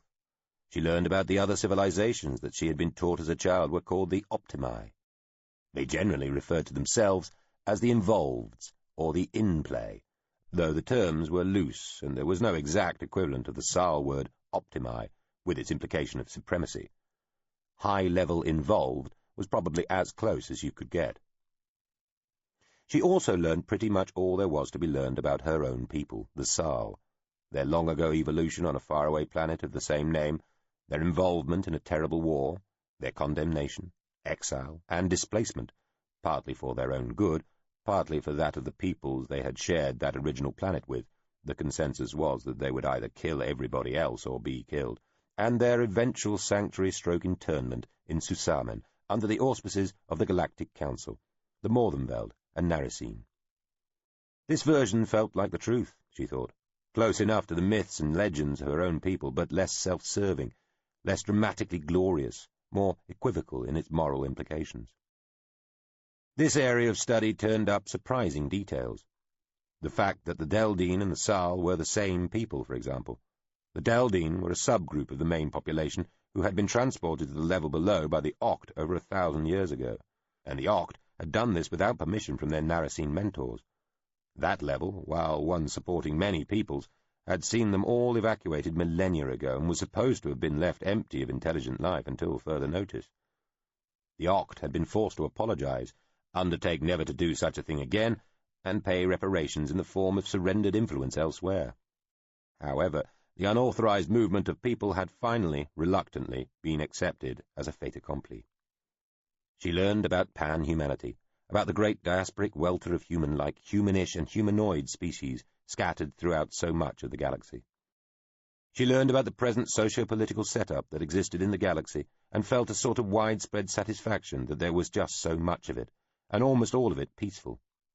There were millions of species, hundreds of different types of species, even casting one's definition wide, and that was without taking into account civilizations that were composed more of machines than biological beings at all. Ultimately, the galaxy, indeed the sum of the universe in its entirety, was mostly nothing. Average it all out, and it made a pretty good vacuum. But within the foci of matter that were the systems, the stars, and planets and habitats, what a cornucopia of life was there! There were bogglingly large numbers just of these pan-humans, of which, of course, she was one, but they still formed less than 1% of all the aggregated life mass of the greater galaxy. Also, where they did exist, men and women were mostly, most places, most of the time, equals. In the culture, this was even guaranteed by birthright. You could be whatever gender you wished, just by thinking about it. She found this highly satisfactory, and a kind of vindication. Life buzzed in, fumed about, rattled around, and quite thoroughly infested the entire galaxy, and probably, almost certainly, well beyond. The vast ongoingness of it all somehow put all one's own petty concerns and worries into context, making them seem not irrelevant, but of much less distressing immediacy. Context was, indeed, all. As her father had always insisted, But the greater context she was learning about acted to shrink the vast-seeming scale of the 8th level of Susamen and all its wars, politics, disputes, struggles, tribulations, and vexations, until it all looked very far away and trivial indeed. She learned about contact, the part of the culture that went out to discover and interact with other civilizations, especially new and fast-developing ones, and about its slightly scurrilous, tentatively raffish, arguably shadowy division called special circumstances. It was some time before she realized that she herself was expected to have at least a chance of becoming part of this prestigious, if not entirely respectable, organization. This was, she gathered, supposed to be a most singular and unusual honor, and almost the only worthwhile distinction the culture had to offer that was not available on demand. However, she was, again, instantly suspicious. For some time the aspect of orbital life she marveled at more than anything else was the geography. Mountains, cliffs and gorges, pinnacles, scree and boulder fields. That none of it was truly natural, that it had all been designed and manufactured from debris found in the solar system when the world was made, only added to her amazement. She hiked the high mountains and learned to ski. She took part in various sports and discovered she even enjoyed being part of a team. She hadn't expected that, somehow. She had made friends and taken lovers, when she had grown to believe that her new, squat self was not hideous.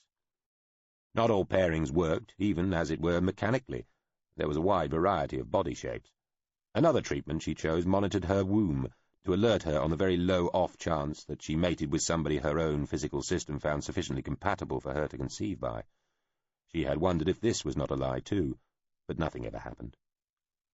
She played with her own dreams, and took part in shared dreams that were vast games, using nothing more exotic-seeming than special pillows or nightcaps to access these strange sub-realities. She realized that she slept much more than most of her friends, missing out on a potential part of waking life. She asked for another treatment, which solved that problem as though it had never existed. She slept deeply for a few hours each of these clockworkly, regular, and dependable nights, and awoke thoroughly refreshed each morning. She took part in other semi-hallucinatory experiences that seemed like games, but which she knew were also lessons and evaluations, submerging her entirely conscious self into simulations of reality that were sometimes based on real, earlier events and experiences, and sometimes were as entirely deliberately created as the orbital and its amazingly vertiginous landscape. Some left her troubled to know the terrible things people, pan-humans and beyond, but all people, could do to each other. The implication, though, was that such ghastliness was an affliction, and could be at least partially cured. The culture represented the hospital, or perhaps a whole caring society. Contact was the physician, and SC the anesthetic, and the medicine. Sometimes the scalpel. Almost the only aspect of her new life that she adapted to without pause for thought was the total absence of money in the culture. She had been a princess, after all, and so was perfectly used to that. She watched some of her friends enter states she could not share, and, after great initial wariness, asked for more treatments that caused glands in her body she hadn't even known she possessed to alter over a few tens of days until she possessed a simple drug gland suite inside her head and a modest choice of mixtures of trace chemicals she could now choose to release into her bloodstream and brain whenever she wanted. That had been interesting. Amongst the Sal, at least on the 8th, every drug had at least one unwanted and unpleasant side effect. Here, nothing. You got what you wanted, no more. She remained highly skeptical, unconvinced such light was possible without shade. She no longer needed the drone Terminder Zus, who went off to tend to others. She used a finger-ring terminal to connect with the dataverse instead. She began to collect amendments, treatments, as one might accumulate jewelry. She even had a couple of treatments rescinded, just removed from her altogether, simply to make sure that the processes truly were fully reversible. A new tutor, one who was present only rarely but seemed in some sense senior to the others, a bush-like being who had once been a man, called Batra, sounded amused when he/it said she was a suspicious child. Amused and somehow approving. She got the feeling she was supposed to feel flattered, but she'd been more concerned about the mild insult contained in the word child. People shifted, went away, relationships ended. She asked one of her female mentors about how one changed from female to male. Another treatment. Over most of a year she grew slightly, bulked out further, grew hair in strange places, and watched, fascinated, as her genitals went from fissure to spire. She did wake up a couple of nights covered in sweat, appalled at what was happening to her, feeling herself, wondering if this was all some enormously laboured joke, and she was being made a freak of deliberately for sport. But there were always people to talk to who had been through the same experience, both in person and via screens and sims, and no shortage of archived material to explain and reassure. She kept a couple of intermittent, unbothered lovers even as she changed, then, as a man, took many more, mostly female. It was true, one made a better, more considerate lover when one had once been as one's partner. He woke up one morning after a strenuous night with a small group of old friends and just-mets, blinking in the sunshine of a brilliant new day, looking out over a broad balcony and a sparkling sea to a great columnar mountain that reminded him of a tower back home, and woke everybody else up with his laughter. He was never sure why he decided to change back. For a long time he thought to return to Susamen as a man, see what they made of him then. Apart from anything else, there had been a couple of ladies at the court he had always been fond of, and now felt something more for. By that point he knew his brother Elim had been killed, and he was the eldest child of the king. The next king, indeed, if you looked at it in a certain way. He might return, claim the throne, in time. By then, with further treatments, he might have martial skills and attributes beyond those of any warrior who had ever lived on the 8th. He'd be unstoppable. He could take the throne if he wanted. That would be hilarious. Oh, the looks on certain faces. But that would be cruel, at best, he thought. At worst, the results might be something between melodrama and the bloodiest of tragedies. Anyway, to be king of the Saal no longer seemed like the greatest thing a soul might aspire to, not by some long measure. He changed, became a she again. The lesson regarding being a considerate lover did not change. She took her full name. In her father's kingdom, she had been called Jan Siri Horska Yun Paul Yun Dich. This translated as Jan, Prince Consort Horsk's daughter of Pool, of the 8th. Here, now that she thought of herself as a culture citizen, albeit still one that had been born and brought up elsewhere, she took the name Meseraphine Susamen /8 Sa Jan Seri Anaplian Dam Pool.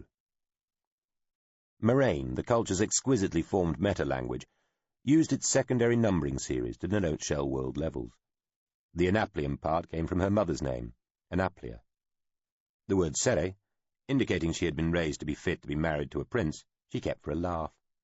She expressed disappointment that there was no ceremony to mark the taking of one's full name. Her friends and colleagues invented one for her. She had further treatments to give her control of many more aspects of her body and mind. Now she would age very slowly, and did not really need to age at all. Now she was proof against any natural disease under this or any other sun, and even losing something as major as a limb would prove only a temporary inconvenience, as a new one would simply grow back. Now she had the full panoply of drug glands, with all the benefits and responsibilities that entailed.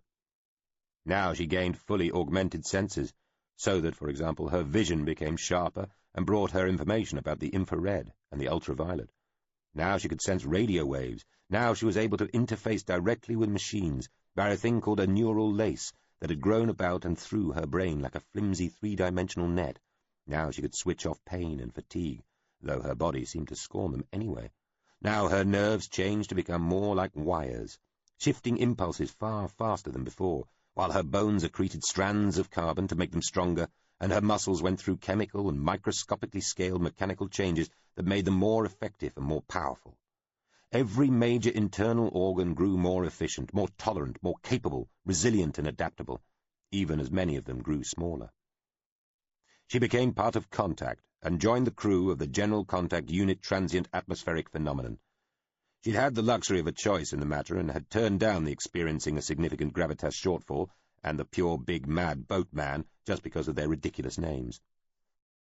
She served with distinction for only 5 years aboard the GCU before the invitation to join Special Circumstances arrived. A surprisingly short period of additional training ensued. Almost all the new skills she would now need were already there, pre-implanted. She was reunited with the drone Terminda Zus, who had always been intended as her companion. She discovered the old machine came complete with a small squadron of knife, attack, and scout missiles, and was effectively a little arsenal of wide-spectrum destruction all on its own. SC added its own final finessed layers of additional characteristics to her already heady mix of bodily enhancements, empowering her still further. Here were fingernails that could laze, to signal, blind, or kill. Here was a tiny reactor within her skull that, amongst other things, could provide the power to keep her alive and conscious for years without oxygen.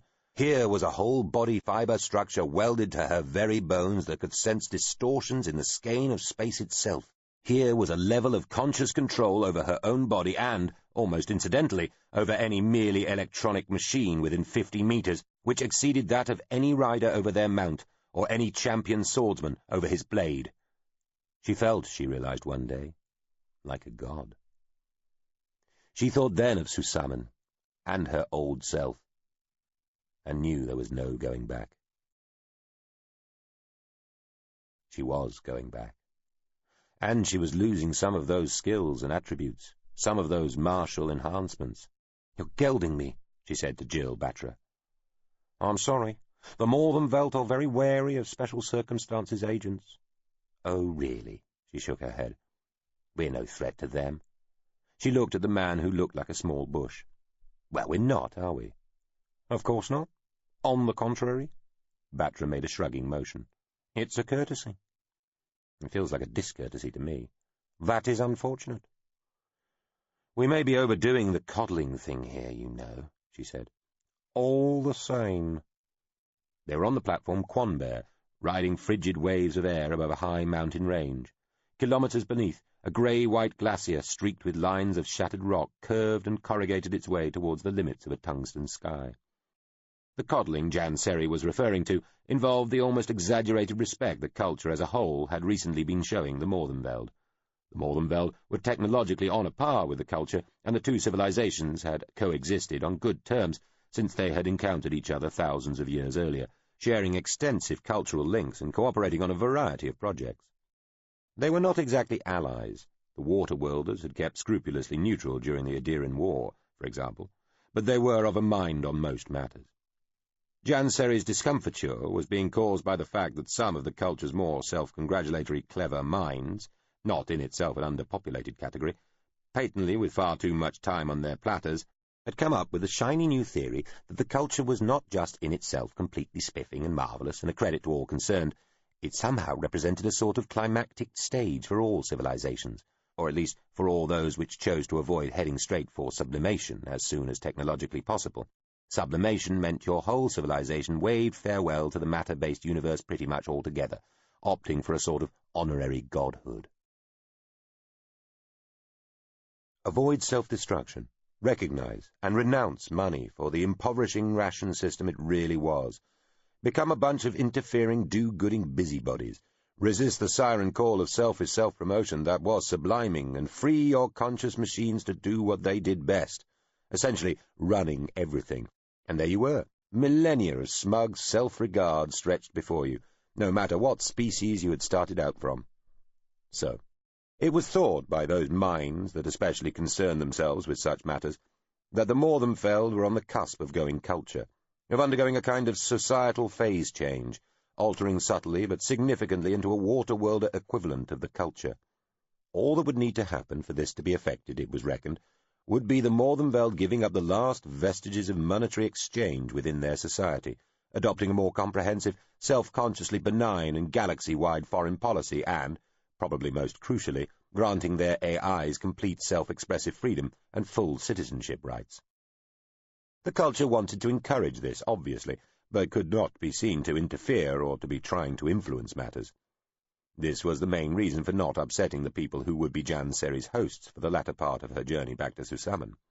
This was why she was being stripped of almost all her SC enhancements, and even some of the amendments she had chosen for herself before special circumstances had invited her aboard in the first place.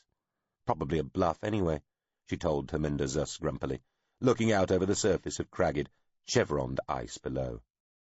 The skies were clear, and the balcony on which she stood and over which the drone silently hovered provided a calm, pleasantly warm environment. However, a furious torrent of air was howling all around the platform as the planet's jet stream swept above the high mountains. Force fields beyond the balcony's perimeter prevented the invisible storm from buffeting and freezing them, though such was the power of the screaming rush of air that a faint echo of its voice could be heard even through the field. A distant, thrumming wail, like some animal trapped and shrieking on the ice far below. When they had first taken up station here during the previous night, the air had been perfectly still, and you could hear the cracks and creaks and booms of the glacier as it ground against the torn shoulders of the mountains that formed its banks, and scoured its way across the great gouged bed of fractured rock beneath. A bluff. Taminder Zeus sounded unconvinced.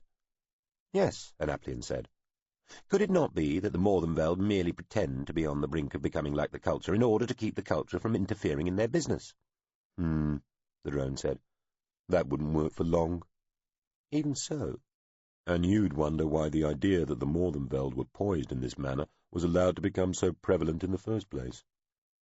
Anaplian realized that they had got rather rapidly to the point that all such conversations regarding the strategic intentions of the culture tended to arrive at sooner or later, where it became clear that the issue boiled down to the question, what are the minds really up to? This was always a good question, and it was usually only churls and determinedly die-hard cynics who even bothered to point out that it rarely, if ever, arrived paired up with an equally good answer. The normal, almost ingrained response of people at this point was to metaphorically throw their hands in the air and exclaim that if that was what it really all boiled down to, then there was no point in even attempting to pursue the issue further, because as soon as the motivations, analyses, and stratagems of minds became the defining factor in a matter, all bets were most profoundly off, for the simple reason that any and all efforts to second-guess such infinitely subtle and hideously devious devices were self-evidently futile. Anaplian was not so sure about this. It was her suspicion that it suited the purposes of the minds rather too neatly that people believed this so unquestioningly. Such a reaction represented not so much the honest appraisal of further inquiry as being pointless as an unthinking rejection of the need to inquire at all. Perhaps the minds are jealous, Anaplian said. They don't want the Morvenveld to steal even the echo of their thunder by becoming like them.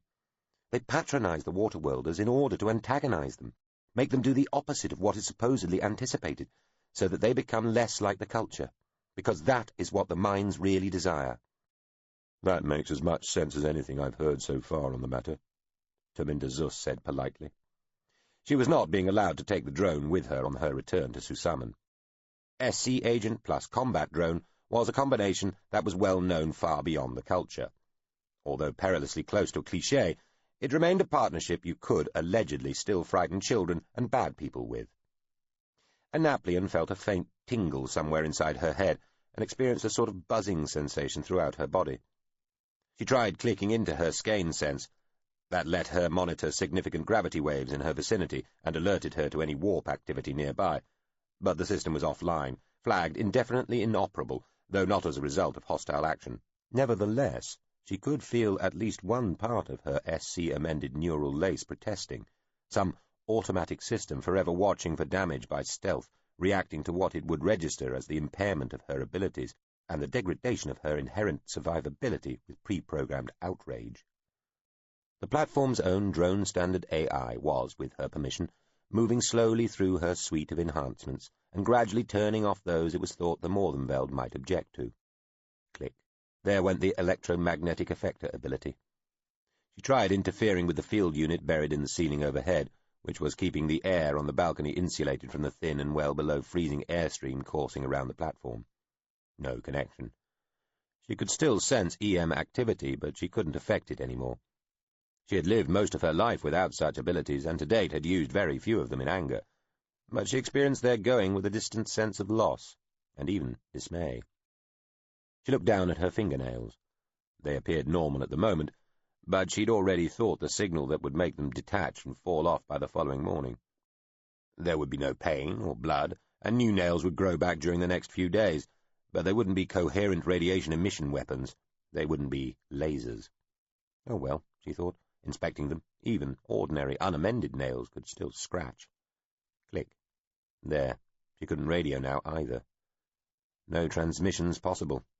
Trapped inside her own head. She tried to communicate via her lace, calling up Lieb Skoperin, one of her colleagues here and her most recent lover. Nothing directly. She would have to go through the platform systems, just like ordinary culture people. She had rather hoped to see Lee before she left, but he just hadn't been able to get away from whatever it was he was doing at such short notice. Terminder Zus's own systems must have registered something happening. "That you?" it asked. She felt mildly insulted, as though the drone had inquired whether she'd just farted. "Yes," she said sharply. "That was me." "Comms offline." "No need to get snappy." She looked at the machine through narrowed eyes. "I think you'll find there is," she informed it. "My, it's breezy out there," Batra said, floating in through the force field from outside. "Janseri, the module is here." "I'll get my bag," Anaplian said. "Please," Terminder Zus said, "allow me." Batra must have read the expression on her face as she watched the drone make its way to the nearest interior door. "I think Terminder Zus is going to miss you," Batra said, extending loops of brittle-looking twigs and branches to take its weight, and standing head-height in front of her like a framework for the sculpture of a human. Anaplian shook her head. "The machine grows sentimental," she said. "Unlike yourself?" Batra asked, neutrally. She guessed he was talking about Toark, the child she had rescued from the burning city. The boy was still asleep. She had crept into his cabin to say a one-sided farewell earlier that morning, stroking his hair, whispering, not waking him. Batra had agreed, reluctantly, to look after the child while she was away. "I have always been sentimental," Anaplian claimed. The little three-seat module dropped from the sky, lowered itself gently through the roof of force field bowing over the platform's flight deck, and backed up towards the group waiting for it, rear door hinging open. "Farewell, Janseri," Batra said, extending a less-than-skeletal assemblage at chest height, the extremity vaguely hand-shaped. Anaplian put her palm briefly against this sculpted image, feeling faintly ridiculous. "You will look after the boy," she said. "Oh," Batra said with a sighing noise. "As though he were your own." "I am serious," she said. "If I don't come back, I want you to take care of him, until you can find somewhere and someone more fitting." "You have my word," Batra told her. "Just make sure you do come back." "I shall endeavour to," she said. "You have backed up?" "Last night," Anaplian confirmed. They were both being polite. Batra would know very well that she had backed herself up. The platform had taken a reading of her mind state the evening before. Should she fail to return, whether due to death or in theory any other reason, a clone of her could be grown and all her personality and memories implanted into it, creating a new her almost indistinguishable from the person she was now. It did not do to forget that, in a disquietingly real sense, to be an SC agent was to be owned by SC. The compensation was that even death was just a temporary operational glitch, soon overcome. Again, though, only in a sense. Terminder Zus reappeared and deposited her bags in the module. "Well, goodbye, dear girl," it said. "Try to avoid getting into any scrapes. I shan't be there to save you." "I have already adjusted my expectations," Anaplian told it. The drone was silent, as though not sure what to make of this. Anaplian bowed formally. "Goodbye," she said to both of them, then turned and walked into the module.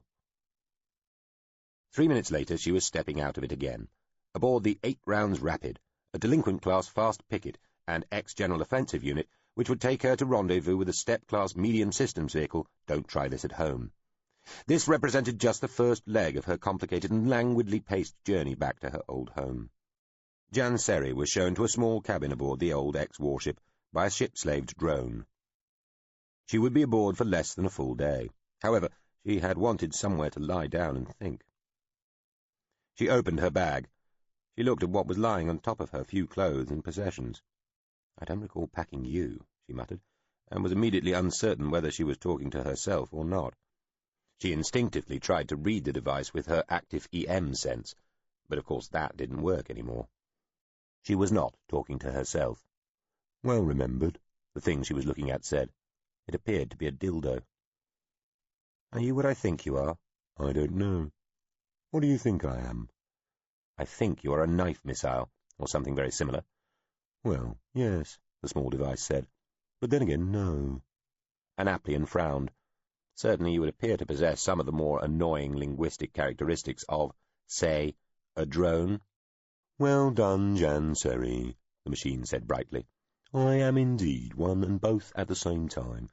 The mind and personality of myself, Terminderzus, copied into the seasoned, though still hale and hearty body of my most capable knife missile, lightly disguised. I suppose I ought to be gratified you chose to make your ruse known at this point rather than later. Aha, I would never have been so ungallant or intrusive. You hope to protect me from scrapes, I take it? Absolutely, or at least share them with you. Do you think you'll get away with this?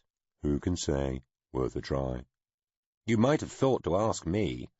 I did. You did? I appear to have lost more than I thought. I thought to ask you, but I didn't, so as to protect you from potential blame. How kind. This way I may take full responsibility. In the, I hope, unlikely event you wish me to return whence I came, I shall leave you when you board the Don't Try This at Home.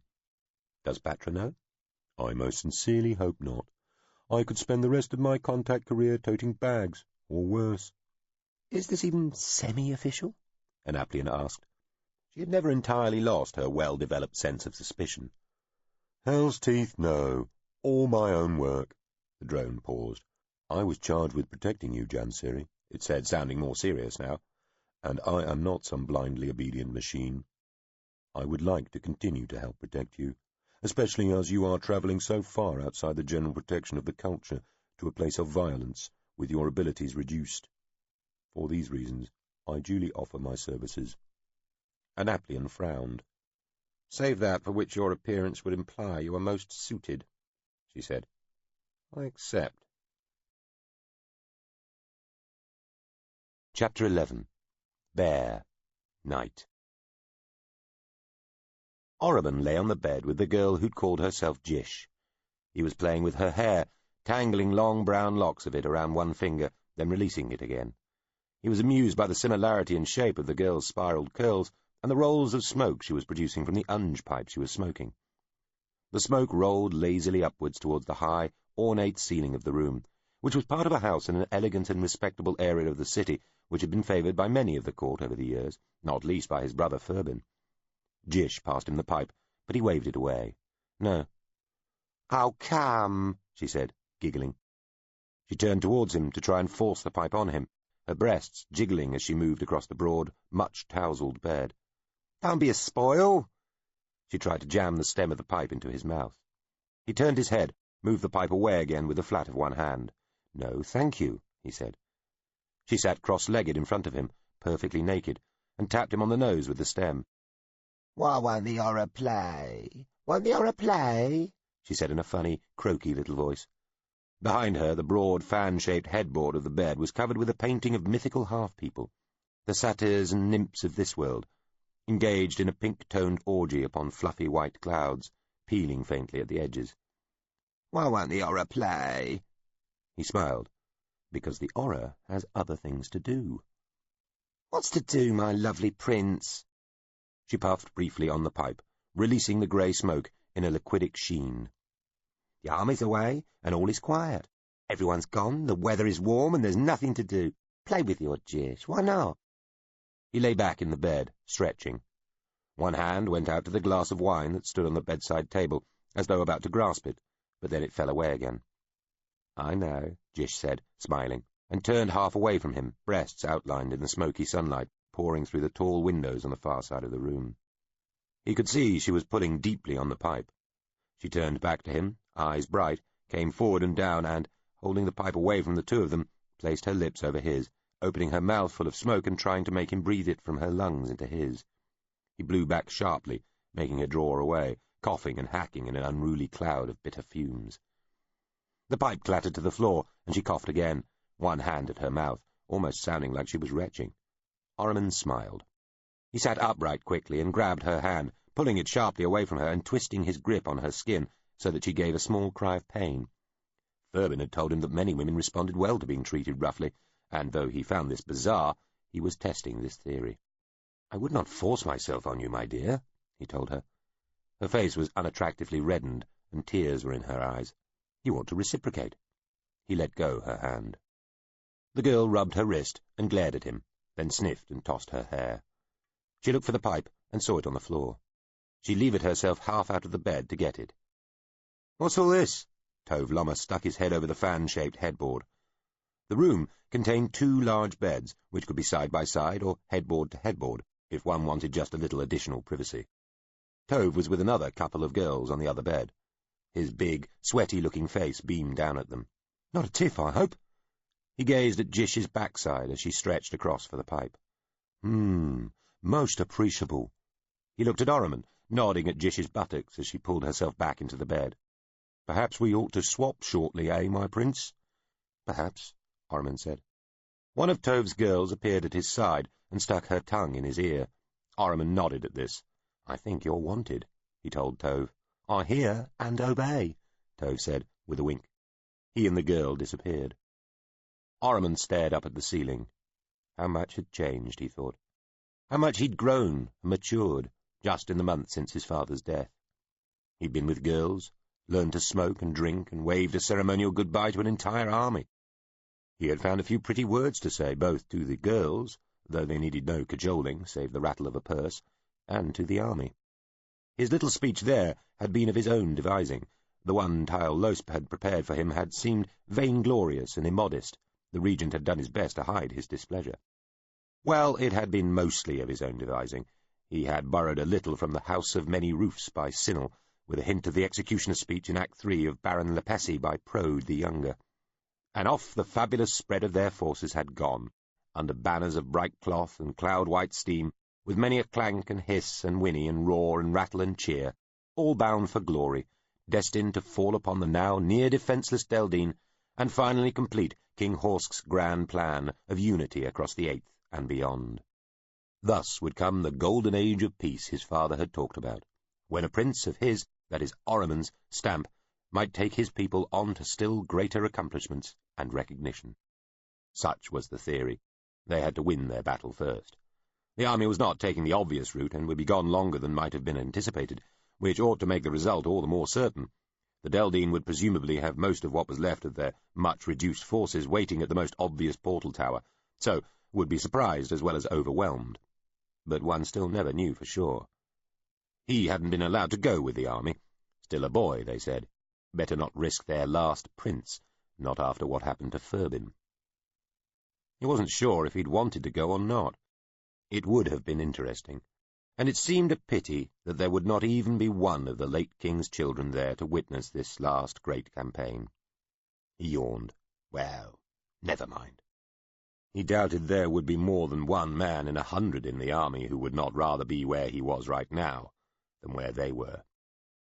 His father had asked him if he wanted to come to a house like this a few seasons earlier, but he hadn't felt ready. He had anyway not been utterly unprepared. For a couple of years Furbin had been regaling him with tales of debauchery, mostly centred around such houses, so he knew what went on and what was required. Still, the full experience was most surprisingly congenial. It certainly beat studying. He'd wished Shirocas a happy retirement. And Tove had been, well, like the best and most accommodating, most encouraging and helpful friend a fellow could ever have. He'd told him as much, and been glad to see the resulting look of pleasure on Tove's face. Jish was refilling the pipe. Orriman watched her for a little, listening to the noises coming from the far side of the headboard. Then he swung gently out of the bed and started to pull on his clothes. "I have to go," he told the girl. "You don't really want to go?" she said, a sly expression on her face. She nodded. "Dad doesn't want to go." He looked down. He was hard again. "That's not me," he told her. "That's only my cock." He tapped his head. "This wants to go." She shrugged and lit the pipe. He pulled on his trews, then stood, tucking his shirt in. The girl looked darkly through wreaths of grey smoke as he turned towards the door, holding his boots in one hand. "Furbin would have been more of a sport," she said. He turned and sat by the footboard, reaching to pull the girl towards him and saying quietly, "You were with my brother." He glanced up. The top edge of the other bed's headboard was swaying back and forth. "Quietly," he warned her. "A few times," Jish said with a sort of shy defiance. "He was a laugh. Not like they're saying now. He'd have stayed." "I bet he would," Orriman said. His gaze searched her eyes. Then he smiled and put one hand out to stroke her face. "I really do have to go, Jish. Another time." He padded to the door, boots still in one hand. Gish fell back on the bed, staring up at the ceiling, pipe out to the side, as the door closed quietly. A little while later, Tove, breathing hard, stuck his head round the side of the headboard and looked, puzzled, at Gish and the otherwise empty bed. "Piss break?" he asked the girl. "If it is, the little fuck's fucked off to the palace for it," she told him, "and taking his fucking togs with him." "Shit!" Tove said, and disappeared. Moments later, he too was getting dressed, to protests. "Dr. Gillows!" The physician had his consulting offices in the palace's lower backing wing, only a few minutes' walk from the king's chambers by a couple of corridors and a long gallery under the eaves of one of the main buildings. It was a surprisingly quiet place, so close to the centre of things. The chambers looked out over a medicinal garden, tipped and terraced to catch the best of the light. Orriman had found the door unlocked after knocking on it a couple of times. He called the doctor's name again, from just inside the threshold. Gillows was known to get very caught up in the various experiments and distillations he carried out in his principal work chamber, and sometimes did not hear, or affected not to hear, people calling him. Orriman went further along the hall, then through an archway into what appeared to be the doctor's sitting room. Windows beyond looked out to the little garden, distant clouds high above. "Dr. Gillows!" he called. He could see what looked like a bench in front of the windows, covered in books, cases, files, and retorts. He could hear a faint dripping sound, and smell something acrid. He walked through the sitting room, making sure there was nobody there as he went. He didn't want to disturb the doctor if he was sleeping. The dripping sound came louder, and the smell of something bitter grew stronger. "Doctor?" He stopped, staring. The doctor was sitting in a wooden chair of ornately twisted carving, his head lying on the bench in front of him.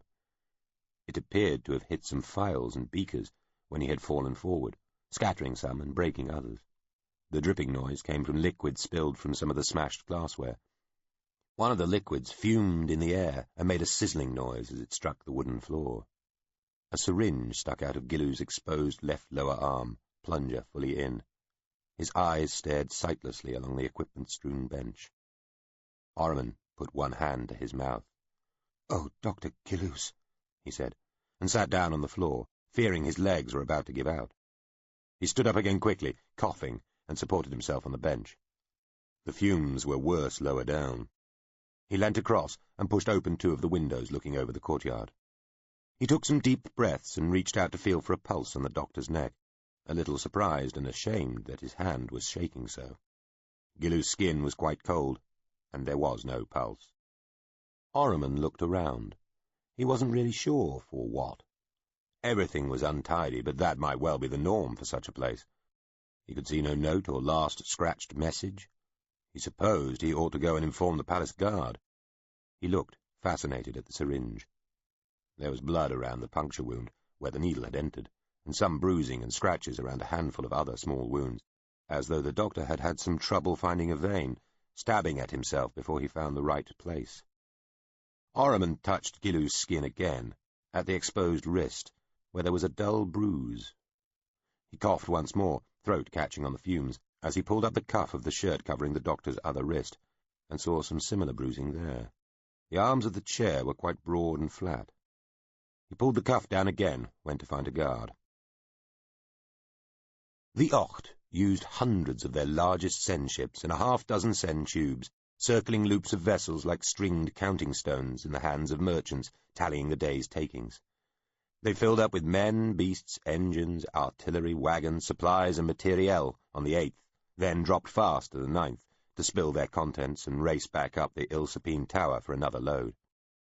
Still, the process took a full long day, with all the inevitable delay caused by the sheer complexity of the vast undertaking. Animals panicked in the Sen ships, would not enter or would not leave. Hefters, the most numerous of the beasts of burden, seemed to be particularly sensitive. Ruasaurial tankers leaked, risking conflagrations. Steam wagons broke down, one blew up while inside a Sen ship, causing no damage to the vessel but killing many inside. The Oct took that out of its loop to clean it up, and 100 other small incidents and accidents contrived to make the whole procedure draw itself out beyond what felt like its reasonable limit. Regent Tyle Losp and Field Marshal Werriber wheeled on their lige about the dimly lit Ilsapine Tower, watching the vast army assemble on the tower's only slightly brighter sun side. Then, still accompanied by their escorting squadron, landed on a hill overlooking the plain.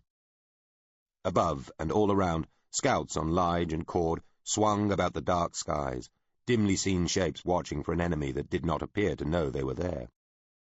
The fixed star Ocelak, seeming to hover low over the flat plain to Farpole, cast a balefully red light over the scene as Tyle Losp walked over to Werriber, taking off his flying gauntlets and clapping his hands. "It goes well, eh, Field Marshal?" "It goes, I'll give you that," the other man said, letting a squire lead his Lige away. The beast's breath smoked in the cool, still air. Even the air smelled different here, Tyle Losp thought. Air smelled different across any level, he supposed, but that now seemed like a tactical distinction. Here was a strategic difference, something underlying. "We are undiscovered." Tyle Losp looked out at the gathering army again. "That is sufficient for now." "We have come by an odd route," Werriber said. "We are a long way from our goal, even further from home." "Distance from home is irrelevant, as long as the Oct remain allies," Tyle Losp told him. "Right now we are an hour away from home, little more." "As long as the Oct remain allies," Werriber echoed. The Regent looked at him sharply, then slowly gazed away again. "You don't distrust them, do you?" "Trust? Trust seems irrelevant. They will do certain things or not, and those things will match with what they have said they will do or not. Whatever guides their actions is hidden behind so many layers of untranslatable thought, it might as well be based on pure chance. Their alien nature precludes human attributes like trust." Tyle Losp had never heard Werriber give so long a speech. He wondered if the Field Marshal was nervous. He nodded. One could no more trust an Oct than love it. "Still, they have been true to their word," Werriber said. "They said they would deceive the Deldine, and they did." Tyle Losp glanced at the other man, searching for any sign of irony, or even wit. Werriber, oblivious, continued. "They said they would bring us here, and they have." "The Deldine might take a different view." "The deceived always will," Werriber pronounced, unshakable. Tyle Losp could not but think that they were now in a position very similar to that the Deldine had been in, when they had been issuing from the Ziliskeen Tower barely a month ago, convinced, no doubt, that the Oct had allowed them special access to a normally inaccessible tower to allow them to carry out their sneak attack on the very heartland of the Saal people. Had they felt smug, believing that the Oct were now on their side? Had they listened to the same lectures about how the Oct were direct descendants of the Shellworld builders, and nodded just as indulgently? Had they felt righteous, believing that the justice of their cause was being recognized by higher powers? For no doubt that was how they did think. It seemed to Tyle Losp everybody always thought they were right, and shared, too, the quaint belief that the very fervency of a belief, however deluded, somehow made it true. They were all of them fools. There was no right and wrong. There was simply effectiveness and inability, might and weakness, cunning and gullibility. That he knew this was his advantage, but it was one of better understanding, not moral superiority. He had no delusions there.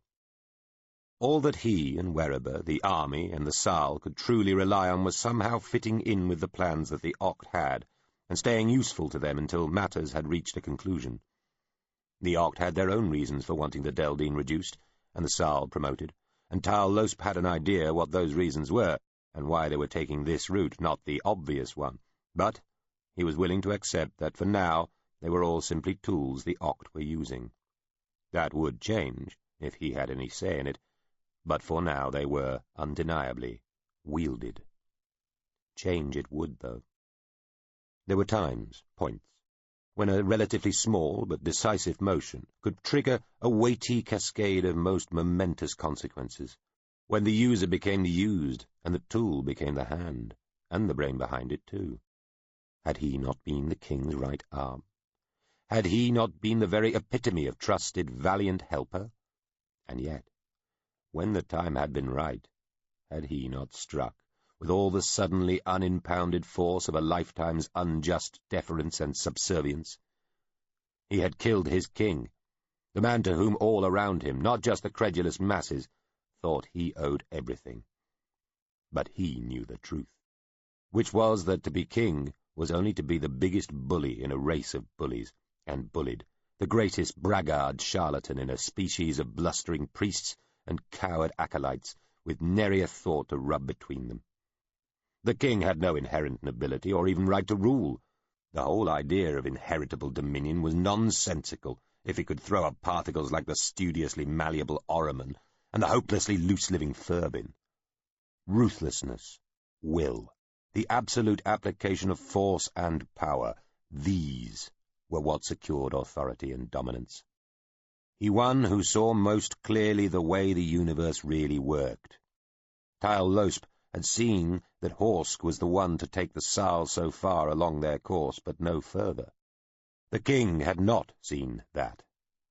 2, he had not realized that his most trusted helper might have plans, desires, and ambitions of his own, and they might be best served by replacing him. So, Horsk had trusted Tyle Losp, and that had been stupid. That had been a misty, self-deceptive kind of seeing. And on a pinnacle so exposed and high as that of monarch, you paid for such foolishness. So, he had killed his king, but that meant little. It was no more wrong to kill a king than any man, and most men could see that all lives were cheap and eminently disposable, including their own. They held that in such high regard only because it was all they had, not because they thought it meant much to the universe. It took a religion to convince people of that, and he would make sure that the emphasis on that aspect of the Sal faith was reduced in future, to the benefit of those tenets which invoked humility and obedience. His only regret in killing Horsk, he'd realized, was that Horsk had had so little time to appreciate what had happened, to think back on what must have been going on in his faithful lieutenant's mind for all those years, as he died. But it was a small regret. They had made the journey unharmed so far.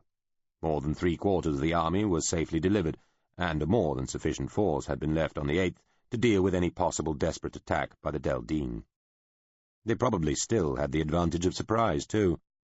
A small outpost of Lige scouts, there specifically to watch the tower and report if it was ever used to conduct an incursion, had been surprised and quickly overwhelmed in the first action of this latest stage of the war.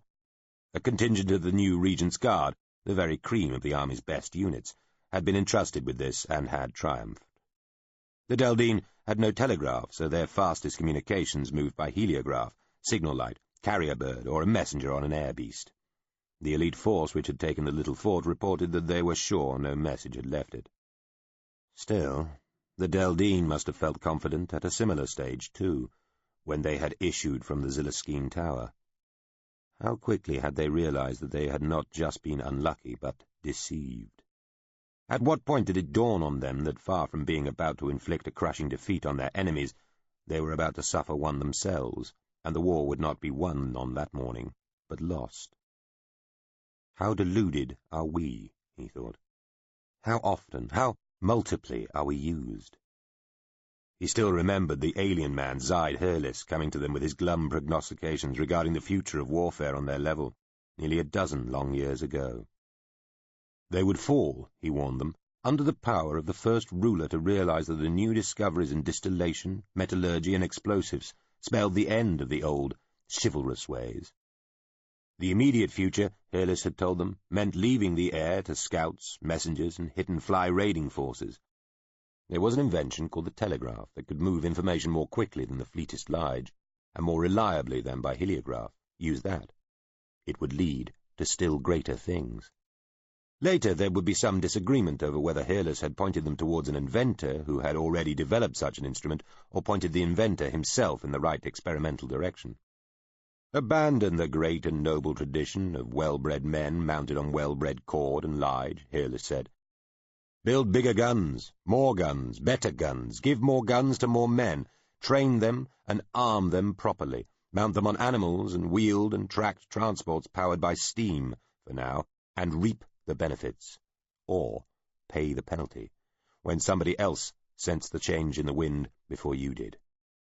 Horsk, still a young man and the inexperienced, newly crowned king of a small, struggling kingdom, had, to Tyle Losp's surprise and initial chagrin, even disbelief, fallen on these ideas like a starved man on a banquet, Losp had, with all the other nobles, tried to argue him out of the infatuation, but Horsk had pressed ahead. In time, Losp heard the first rumblings of something beyond mere discontent amongst his fellow nobles, and had had to make a choice. It was the turning point of his life. He made his choice and warned the king. The ringleaders of the conspiring nobles were executed. The rest had their lands seized and were disgraced. Losp became despised by some, lauded by others, and trusted utterly by his king. The disputatious nobles had neatly removed the main obstacle to change, themselves, and Horsk's reforms roared ahead unstayed. One victory led to another, and soon there seemed to be nothing but victories. Horsk, Losp, and the armies they commanded swept all before them. Zaid-Hurlis had left long before, almost before any of the reforms had been effected, and it seemed he was quickly forgotten. Few people had known about him in the first place, and those who had mostly had good reason to downplay his contribution to this new age of innovation, progress, and never-ending martial success. Horsk himself still paid tribute to the man, if only in private. But what had Hurlis left? What course had he set them on? Were they not his tools somehow? Were they perhaps doing his bidding, even now? Were they puppets, playthings, even pets? Would they be allowed to achieve only so much and then, as he after all had done to the king, have everything taken away on the very brink of complete success? But he must not fall prey to such thoughts. A little caution, and some rough idea of what to do if things happened for the worst, that was excusable. But to wallow in doubt and presentiments of disaster only served to help bring about that which was most feared. He would not give in to that weakness. They were set for victory. If they struck now, they would win. And then the territory opened up where the Oct might find themselves no longer in full control. He raised his nose and sniffed. There was a smell of burning in the air, something unpleasantly sweet and somehow despoiled, loose on the slowly strengthening breeze. He'd sensed this before, at the battle before the Ziliskeen Tower, and noted it then. The smell of warfare had a new signature, that of distilled, incinerated roasorial oil. Battle itself now smelled of smoke. Losp could remember when the relevant scents had been sweat and blood. "How awful for you." Rather more so for the doctor. "Well, indeed, though when you saw him he was past caring." Rennequay looked from Ormond to Hahn. "Wouldn't you say so, ma'am?" "A most unfortunate incident." Hahn, the Lady Elsh, sat dressed in her finest and most severe mourning red, surrounded by her closest ladies-in-waiting and a further group of ladies and gentlemen who had been invited to her salon within her apartments in the main palace, less than a minute's walk from the throne-room and the court principal's chamber. It was a select group. Ormond recognized a famous painter, an actor, an impresario, a philosopher, a falsettist, and an actress. The city's most fashionable and handsome priest was present, long black hair glistening, eyes twinkling, surrounded by a smaller semi-court of blushing young ladies. A brace of ancient noblemen, too decrepit to venture to war, completed the company. Ormond watched Hahn absently stroking a sleeping yint, lying curled on her lap. The animal's fur had been dyed red to match her dress, and wondered why he'd been invited. Perhaps it was a gesture of conciliation. Just as likely it was to have him tell his somewhat grisly tale in person. And, of course, he was heir to the throne. He'd noticed that many people felt a need to display their faces before him as often as possible. He had to keep reminding himself of that. He smiled at Rennequay, imagining her naked. After Gish and her friends, he had a template, something to go on now. Or there was another of Hahn's attendant ladies called Ramil, a slim blonde with tightly curled hair. She had rather caught his eye, and did not seem to resent his interest, looking back shyly but frequently, smiling. He sensed Rennequay glancing at the younger woman, then later glaring at her. Perhaps he might use one to get to the other. He was starting to understand how such matters worked, and then, of course, there was the lady actor. She was the most beautiful woman in the room. There was a refreshing directness in her look he rather liked. The doctor was known to indulge himself in the more pleasantly effective cures and potions of his trade, I believe, the priest said, then sipped his infusion. They were gathered to take a variety of recently fashionable drinks, most not long arrived from a variety of foreign parts, or newly opened-up dependencies of the greater kingdom. The infusions were non-alcoholic, though some were mildly narcotic. "He was a weak man," Hahn pronounced, "if a good physician." "It was so written in his stars," said a small man Ormond had seen and half recognized, Hahn's latest pet astrologer.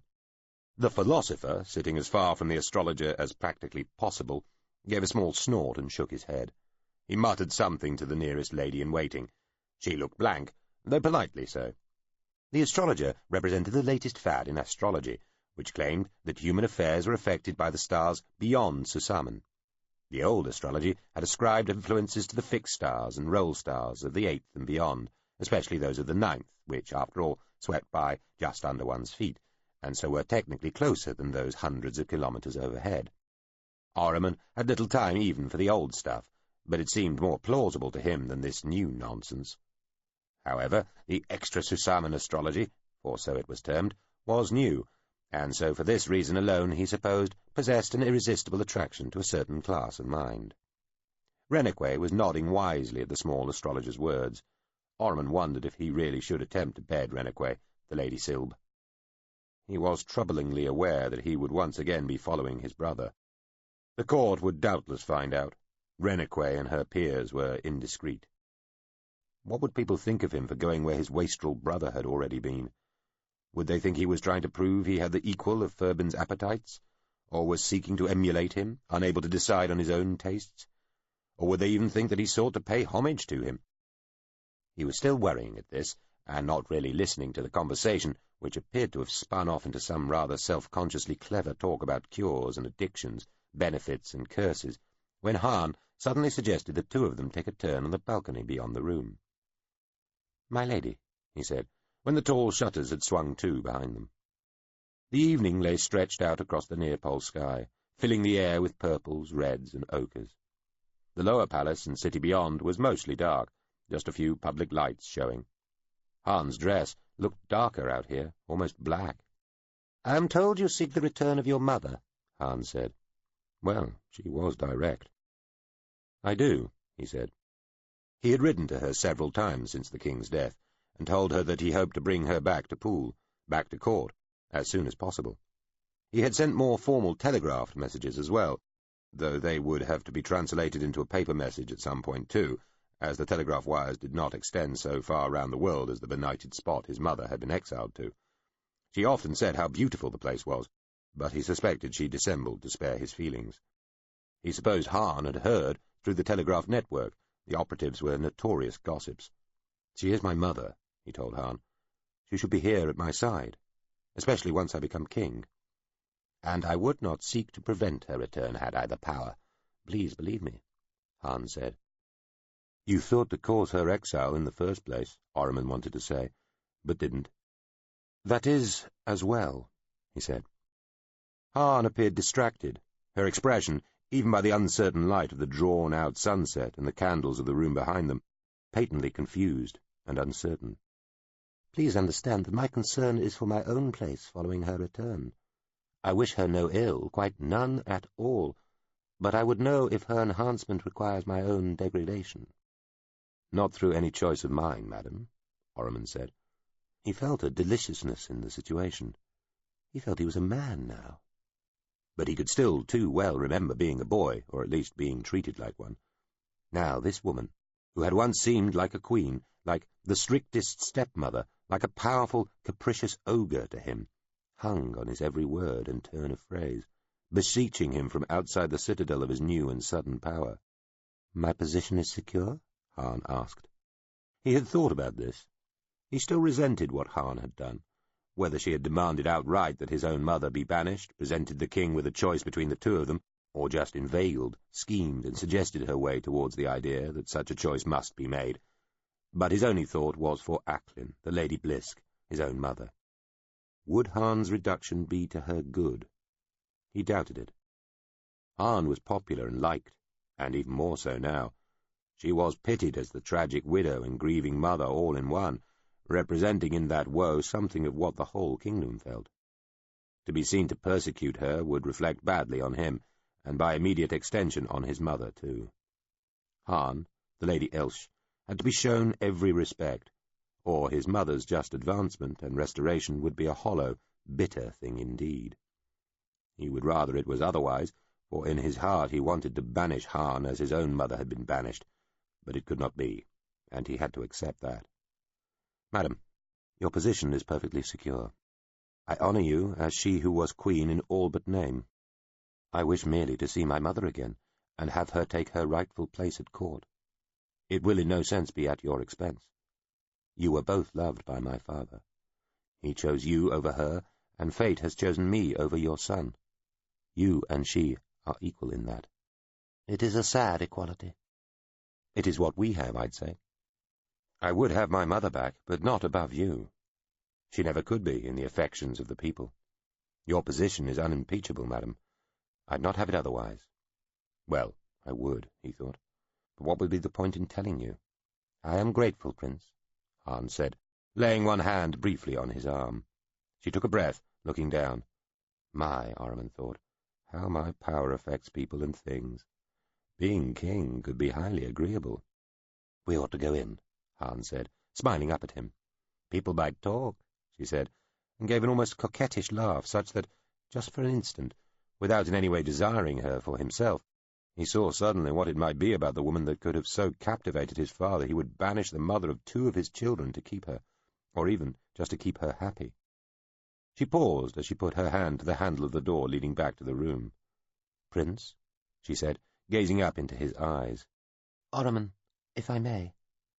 Of course, dear lady. What now, he thought. Your reassurance perversely deserves its opposite. I beg your pardon? I would have a care, Prince Regent. I fail to understand you, ma'am.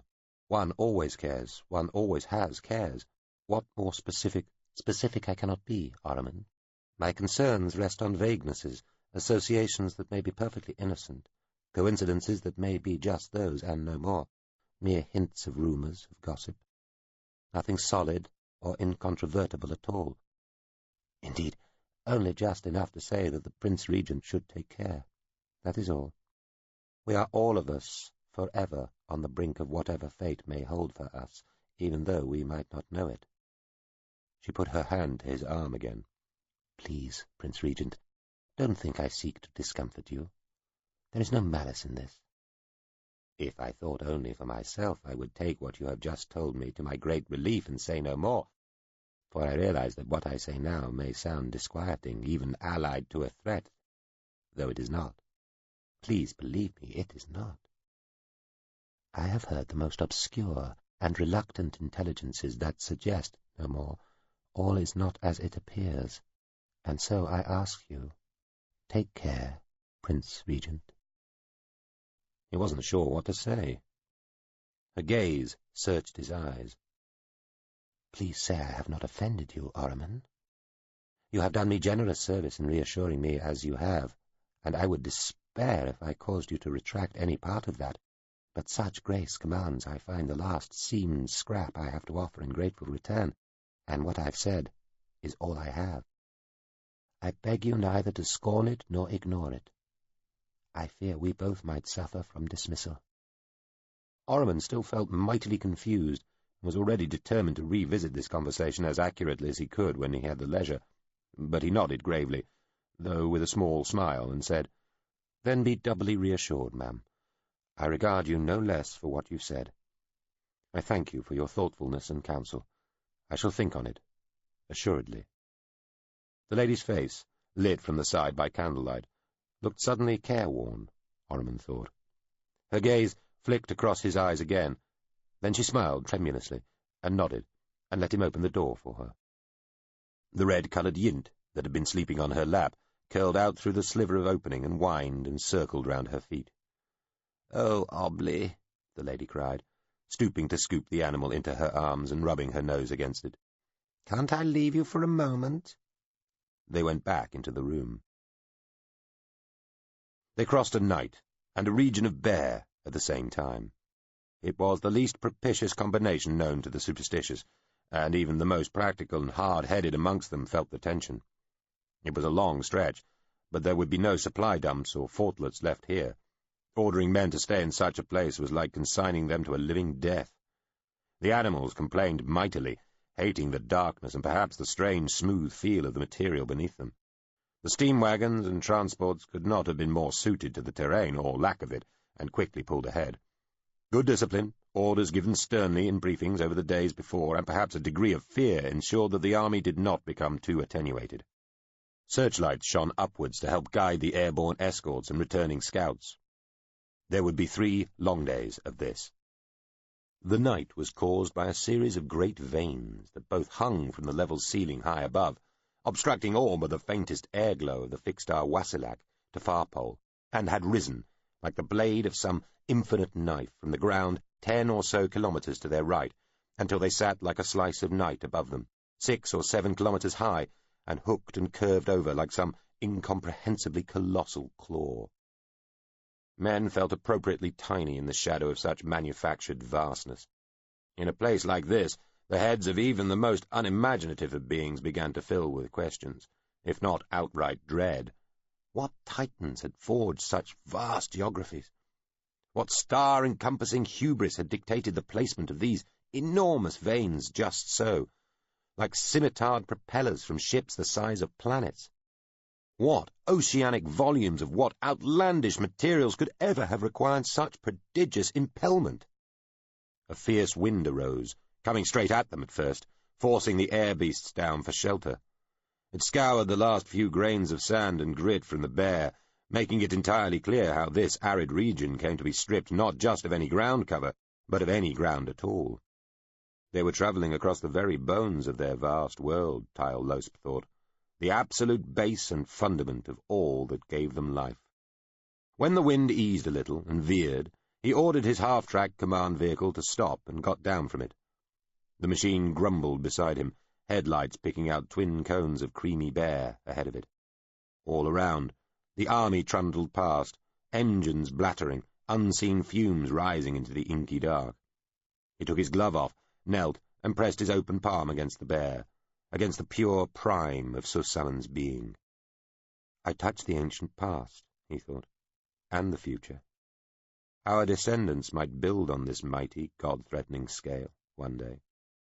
If I cannot be there, and the aliens have the gift of eternal life, so he might be there if all went as he dared to hope, then my name shall. Nearby, in the loud darkness, a supply wagon's tractor had broken down. A spare was being attached. He put his glove back on and returned to the half-track. "Frankly, sir, it's a murder weapon," Illis, the palace armourer, said. He was squat and sturdy. His hands were dark, ingrained. Ormond turned the slim but allegedly powerful pistol over in his hand. He had fretted about Hahn's warning for some days, before eventually deciding to dismiss it, but had then woken from a dream wherein he'd been trapped in a chair while faceless men shoved knives into his arms. He had been going to dismiss that too, but then came the conclusion that something inside him was worried, and even if it was just to keep such nightmares at bay, carrying a weapon more powerful than just his usual long knife might be advisable. The gun felt heavy. Its mechanism was worked by a strong spring, so that it could be used single-handed, and it contained 10 one-piece shells, arranged in a sort of staggered vertical within the handle, and propelled to the firing chamber by another spring, cocked by a lever that folded away after use. The shells were cross-cut on their tips. "A man-stopper," Illis said, then paused. "Actually, a hefter-stopper, to serve truth fair." He smiled, which was a little disconcerting, as he had very few teeth left. "Try to avoid accidents with it, sir," he said reasonably, then insisted the prince practice using it in the long firing gallery attached to the armoury. The gun certainly kicked like a hefter, and barked louder than one, Ormond thought, but it fired straight and true. He found a place for its lightly oiled yint-hide holster, concealed in a plumped-out part of his tunic at the back, and promised to keep its safety catch secured. Chapter 12. Cumuloform. It was some time before Furbin would accept he was not dead. He drifted up towards some sort of awareness to find himself suspended in airy nothing beneath a vast, glowing mass of frozen bubbles. Enormous gold-tinged clouds stretched in every direction, mostly up. Far below, was a startlingly blue ocean devoid of land. Unchanging, patterned with a ruffled weave of waves, it seemed, for all its oceanic blueness, somehow frozen. Sometimes, as he drifted over this apparition, it did seem to change, and he thought he saw tiny flecks appear on its surface, but then the tiny flecks disappeared with the same microscopic slowness with which they had come into being, and all was as before, serene, calm, unchanging, heavenly. He had the feeling he had recently been in the ocean, though it had been warm rather than cold, and he had been able to breathe despite being submerged in it. It was as though death was somehow like being born, like being still in the womb. And now he was here, in this strange scape of infinite cloud and never-ending ocean, with only the comforting presence of slowly passing towers to reassure him he was in the appropriate afterlife. And even the towers seemed too far apart. He saw a face. It was a human face, and he knew he ought to recognize it. Then he was awake again, and the face had gone. He suspected he had dreamed the face, and wondered about dreaming when you were patently dead. Then he seemed to fall asleep. In retrospect, that was surprising too. He was awake, and there was a strange numbness about his back and right shoulder.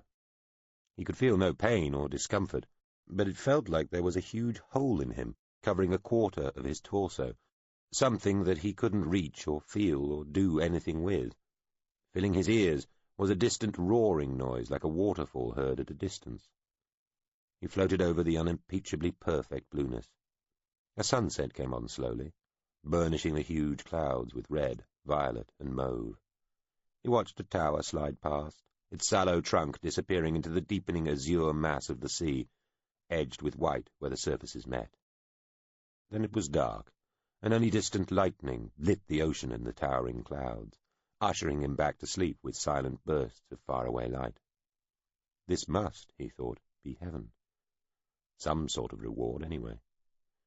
Ideas about what happened after you died varied even amongst the priestly caste. Primitives were able to have more straightforward religions because they didn't know any better. Once you knew even a little of the reality of the situation in the outside universe, it all got a bit more complex. There were lots of aliens, and they all had, or had once had, their own myths and religions. Some aliens were immortal. Some had constructed their own fully functional afterlives, where the deceased, recorded, transcribed, ended up after death. Some had made thinking machines that had their own sets of imponderable and semi-godlike powers. Some just were gods, like the world god, for example. And some had sublimed, which itself was arguably a form of ascension to godhead. Ferben's father had had the same robustly pragmatic view of religion as he'd had of everything else. In his opinion, only the very poor and downtrodden really needed religion to make their laborious lives more bearable. People craved self-importance. They longed to be told they mattered as individuals, not just as part of a mass of people or some historical process. They needed the reassurance that while their life might be hard, bitter, and thankless, some reward would be theirs after death. Happily for the governing class, a well-formed faith also kept people from seeking their recompense in the here and now, through riot, insurrection, or revolution. A temple was worth a dozen barracks. A militiaman carrying a gun could control a small, unarmed crowd only for as long as he was present. However, a single priest could put a policeman inside the head of every one of their flock forever. The more comfortably off, and those with real power, might choose to believe or not as their personal proclivities dictated, but their relatively easeful, pleasant lives were their own rewards, and for the highest in the land, posterity, a place in history itself, would be their prize after death. Ferben had never really bothered with thoughts of an afterlife. Where he was now did seem like heaven, or something like it, but he wasn't sure. Part of him wished he'd paid more attention to the priests when they'd been trying to instruct him about this sort of thing, but then, given that he appeared to have achieved the afterlife without either faith or knowledge, what would have been the point? Hubris Hulse looked down on him. Hubris Hulse. That had been the name of the face he'd seen earlier. He stared at it, and wondered what Hulse was doing in the land of the dead, and wearing odd, too loose-looking clothes, too, though he still had his belt and knife. Should Hulse be here? Perhaps he was just visiting. He moved, and could feel something in the place where before there had been no feeling or movement, in his right upper back. He looked around as best he could. He was riding in something like a balloon gondola, lying prone on a large, subtly undulating bed, naked but for a thin covering. Shoebury's Hulse was sitting looking at him, chewing on what looked like a stringy piece of dried meat. Ferbin suddenly felt ravenously hungry. Hulse belched and excused himself, and Ferbin experienced an odd amalgam of emotions as he realized that this was not the afterlife, and that he was still alive. "Good day, sir," Hulse said. His voice sounded funny. Ferbin clung briefly to this scrap of evidence that he might still be safely dead, with the ferocity of a drowning man clutching at a floating leaf. Then he let it go. He tried working his mouth. His jaw clicked, and his mouth felt gummy. A noise like an old man's groan sounded from somewhere, and Ferbin was forced to acknowledge it had probably been emitted by himself. "Feeling better, sir?" Hulse asked, matter-of-factly. Ferbin tried to move his arms and found that he could. He brought both hands up to his face. They looked pale, and the skin was all ridged, like the ocean that still sailed by below. Like he'd been too long in it. Or maybe just too long in a nice warm bath. "Hulse," he croaked. "At your service, sir." Hulse sighed. "As ever." Ferbin looked about. Clouds, ocean, bubble gondola thing. "Where is this? Not heaven?" Not heaven, sir, no. "You're quite sure?" More than moderately positive, sir. This is a portion of the fourth, sir. We are in the realm of the beings that call themselves cumuloforms." "The fourth?" Ferbin said. His voice sounded odd, too. "But we are still within Great Susamen?" "Assuredly, sir. Just 4 levels up, halfway to the surface." Ferbin looked around again. "How extraordinary," he breathed, then coughed. "Extraordinarily boring, sir," Hulse said, frowning at his piece of dried meat. "We've been sailing over this water for the past 5 long days or so, and while the prospect is most impressive at first, and the air bracing, you'd be amazed how quickly the impressiveness and the bracingness become tedious when that's all there is to contemplate all day. Well, all there is to contemplate all day save for your good self, of course, sir. And frankly, you were no circus of boundless fun either in your sleeping state. Nary a word, sir. Certainly nary a word of sense. But in any event, sir, welcome back to the land of the living." Hulse made a show of looking beneath his feet, through a translucent membrane that showed a hazy version of the ocean far below. "Though land, as you might have noticed, is the one thing this level appears to be somewhat short of." "Definitely the fourth?" Ferbin said. He leaned up on one elbow.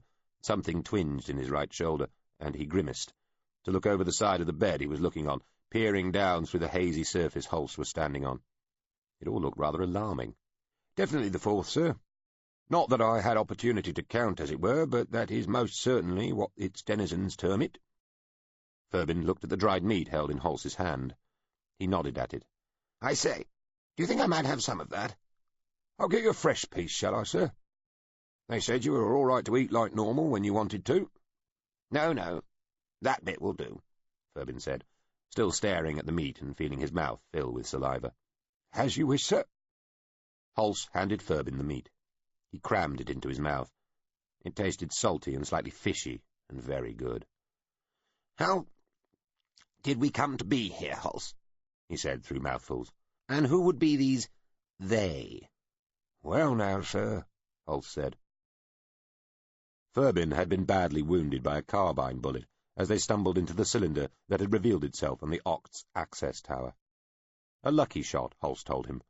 Firing in near darkness from a beating air beast at a running target, even the greatest marksman would need his fair share of good fortune for a month all gathered together at once to secure a hit. The two of them had fallen into the interior of the cylinder, which then just sat there, door still open, for what had seemed like an eternity to Hulse. He had cradled the already unconscious Ferbin in his arms, slowly becoming covered in blood, screaming at whoever or whatever to close the door or sink the effing tube thing back down into the tower, but nothing had happened until some of the men who had attacked them actually landed on the surface outside. Then the cylinder did finally lower itself back into the tower. He'd yelled and hollered for help for Ferbin, because he was sure that the prince was dying. Meanwhile, he had the impression that the round room they were in was continuing to sink deeper inside the access tower. The room came to a stop. The doorway they'd fallen through had slid into being again, and a machine, the shape of a large oct, had scuttled in towards them. It took Furbin's limp body off him and quickly turned him this way and that, finding the hole in his back and the larger exit wound in his chest, sealing both with some sort of squirty stuff, and cradling his head with a sort of hand thing. Pincers on that hand had seemed to slide into Furbin's neck and lower skull, but Furbin had been too far gone to react, and Hulse had just assumed and hoped that this was somehow all part of the ministering or doctoring or whatever was going on. A floating platform appeared and took them along a broad hallway with whole sets and sequences of most impressive doors, each easily the equal in size of the main gates to the palace and pool, which variously slid, rolled, rose, and fell to allow them through. Hulse had guessed that they were entering the base of the Deneng-Goa'uld Tower itself. The final chamber was a big sphere with an added floor, and this had sealed itself tight and started moving, possibly up, it was hard to say. The place had felt damp, and the floor had patches of water on it. The Oct doctor machine continued to work on Furbin, who had at least stopped bleeding. A screen lowered itself from the ceiling and addressed Hulse, who spent the next hour or so trying to explain what had happened, who they both were, and why one of them was almost dead. From Furbin's jacket he had fished out the envelopes Celtis, the head scholar, had given them. They were covered in blood, and one of them looked like it had been nicked by the carbine bullet on its way out of Furbin's chest. Hulse had waved these at the screen, hoping their effectiveness was not impaired by blood or having a hole in one corner. He felt he was almost starting to get the hang of how to talk to an Oct, when some clunking and gentle bouncing around told him they had arrived somewhere else. The door swung open again, and a small group of real proper Oct had looked in through a wall as transparent as the best glass, but wobbly as a flag on a windy day. Hulse had forgotten the name of the Tower Master. Celtis had said the name when he'd given them the travel documents, but Hulse had been too busy trying to think what they were going to do next to pay attention. He waved the travel documents again. Then the name just popped into his head. "Ayak!" he exclaimed. It sounded like a cry of pain or surprise, he thought, and he wondered what he and Furbin might look like to these clever, strange-looking aliens. Whether the Tower Master's name had any real effect was debatable, but the two of them, Furbin carried by the limbs of the Oct doctor machine, found themselves, still on their little floating platform, riding along various water-filled corridors inside a bubble of air. The Oct, who'd been looking in at them through the wobbly glass, accompanied them, swimming alongside.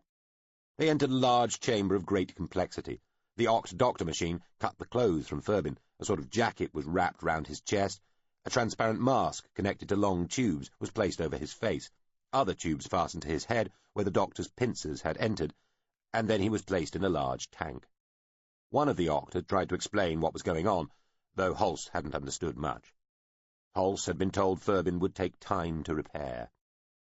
Still sitting on the platform that had borne them earlier, he'd been shown through the watery environment to a nearby room from which all the water drained away while fresh air took its place. The Oct he'd been talking to had stayed with him, its body covered in a sort of barely visible suit of moisture. Another set of dry rooms had opened up, which seemed to have been designed for human habitation. The Oct had said he could live here for the few days Furbin would take to repair, then left him alone. He'd walked over to the set of round, man-high windows and looked out over the land of the Saal as he'd never seen it before, from nearly 1,400 kilometres above the surface, through the vacuum which existed above the atmosphere that covered the land like a warm blanket. "What a sight, sir!" Hulse appeared lost for a moment, then shook his head. "And how came we to be here, on the 4th?" Furbin asked. "The Oct only control the Deneng-Goa'uld Tower up to this level, as far as I can understand the matter, sir. They seemed reluctant to admit this, as though it was the cause for some embarrassment, which it may well indeed be." Furbin said. He hadn't known that the Conducer peoples ever controlled only part of a tower. He just assumed it was all or nothing, from core to surface. "And on account of the fact that beyond the 9th one is in the realm of the Oversquare, transference from one tower to another is not possible." "Over what?" "This has all been explained to me by the Oct I was talking to on the screen while being bled upon by your good self, and subsequently and at some length in my quarters near your place of treatment, sir. Really? Then kindly explain it to me. It's all to do with the distances apart that the towers are, sir. Below and up to the level of the 9th, their filigree connects, and the filigree is of sufficient hollowness for send ships, which is the proper term for the spherical room which transported us. I know what a send ship is, Hulse. Well, they can switch from one tower to another through their connectings in amongst the filigree. But above the 9th, the filigree doesn't connect, so to get from one tower to another one has to travel between them, through whatever exists on the relevant level. Furbin's understanding of such matters was, like his understanding of most things, vague. Again, it would have been much less so if he'd ever paid any attention to the relevant lessons from his tutors. The towers supported the ceiling over each level through a great fluted outbranching of this stuff called filigree, whose greater members were as hollow as the towers themselves. Given that the same number of towers supported each level, whether it was the one closest to the core or that supporting the surface, the towers would be at a greater distance from each other the closer they got to that last outward level, and the filigree would no longer need to join up to support the weight above. The whole of the 4th, Hulse said, is home to these cumuloform, which are clouds, but clouds which are in some sense intelligent, in that mysterious and not especially useful way so many alien peoples and things tend to be, sir. They float over oceans full of fishes and sea monsters and such. Or rather, over one big ocean, which fills the whole of the bottom part of the level the way land does on our own dear 8th. Anyway, they're seemingly happy to transport folk between towers when the Oct asks them to. Oh, and I should say, welcome to Expanded Version 5, Zord, Hulse said, looking up and around at the nebulous mass of cloud extending around and far above them. For that is what this one is called. Indeed, Furbin said. Good. The voice sounded like a whole chorus of whispered echoes and seemed to issue from every part of the bubble wall around them. And to you, good, cumuloform, Furbin said out loud, looking up at the cloud above. He continued to gaze expectantly upwards for a few more moments, then looked back at Hulse, who shrugged. It is not what you call talkative, sir. Anyway, Furbin said, sitting up and staring at Hulse, why do the Oct only control the Deneng Goal up to the 4th? Because, sir, the Altredia, Hulse averted his head to spit on the semi-transparent floor, control the upper levels. Oh, my God! Well, God be preserved indeed, sir. What? You mean they control the upper levels of all towers? No, sir. But wasn't the Deneng Goal always an Oct tower? It was, sir, until recently. This seems to be the principal cause of the embarrassment felt by the Oct, sir. Part of their tower has been taken over from them. And by the vileness, Furbin said, genuinely horrified. The very filth of God. The Altredia were an upstart species, recent arrivals on the involved scene, who had wasted no time in establishing themselves, shouldering their way to as near the front of the galactic stage as possible. They were far from alone in that. What distinguished them was the manner and location of their coming to sentient fruition as a species. The Altredia had evolved from parasites which had lived under the carapaces and between the skin layers of the species called the Xynthia, Xynthian tensile Aranathors to give them their proper name. It was one of these that the Sal called the World God.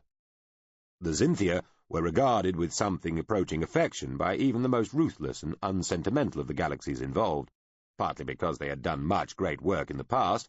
They had been particularly active in the swarm wars of great antiquity, battling runaway nanotech outbreaks, swarmata in general, and other monopathic hegemonizing events, but mostly because they were no threat to anybody anymore, and a system of the galactic community's size and complexity just seemed to need one grouping that everybody was allowed to like.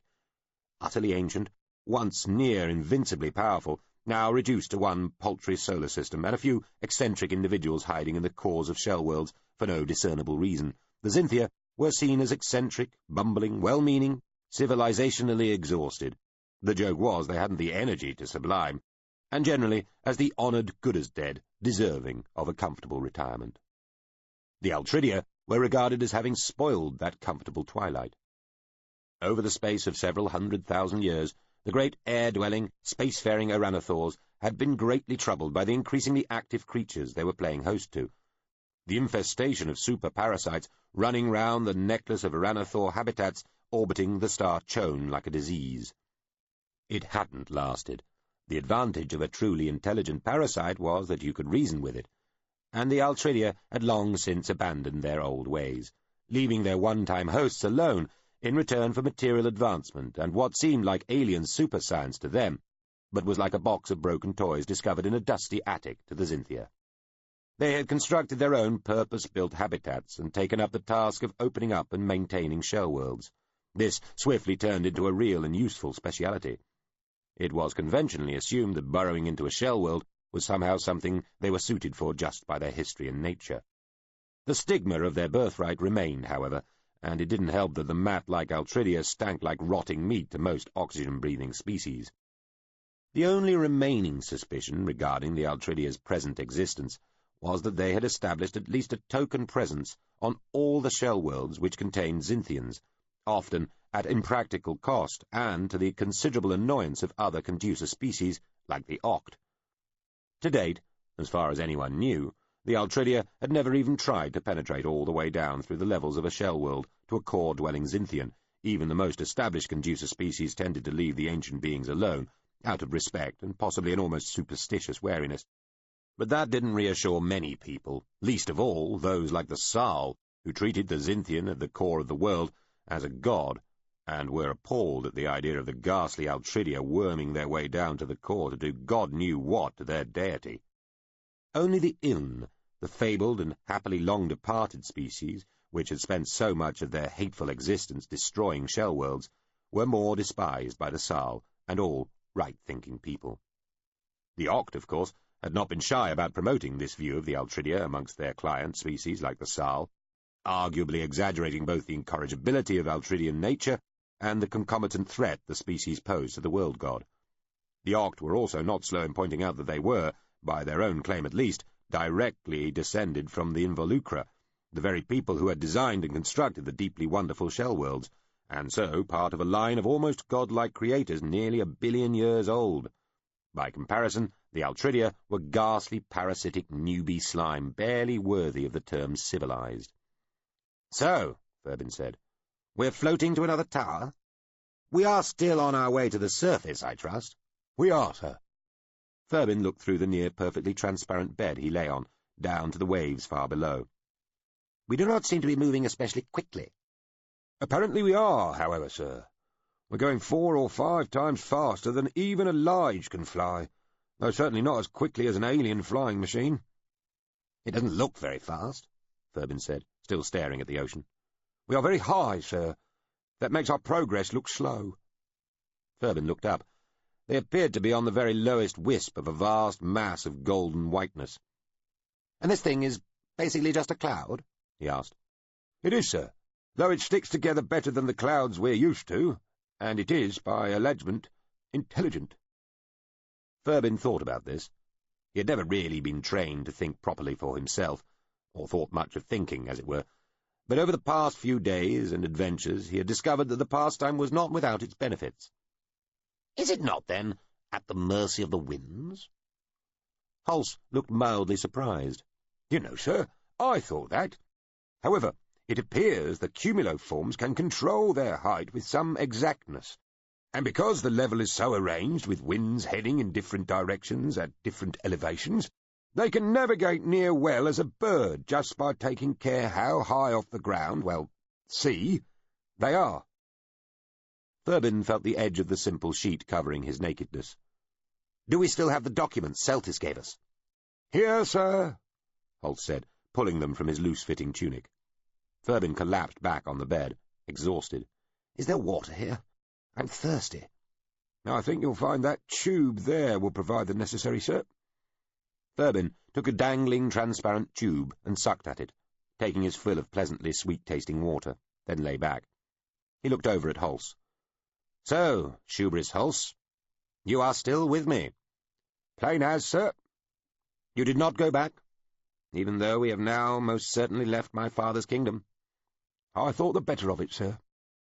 The gentleman on the Lige who tried to detain us at the tower did not seem over-enthusiastic regarding the niceties of establishing the innocence of one acting merely as a faithful servant.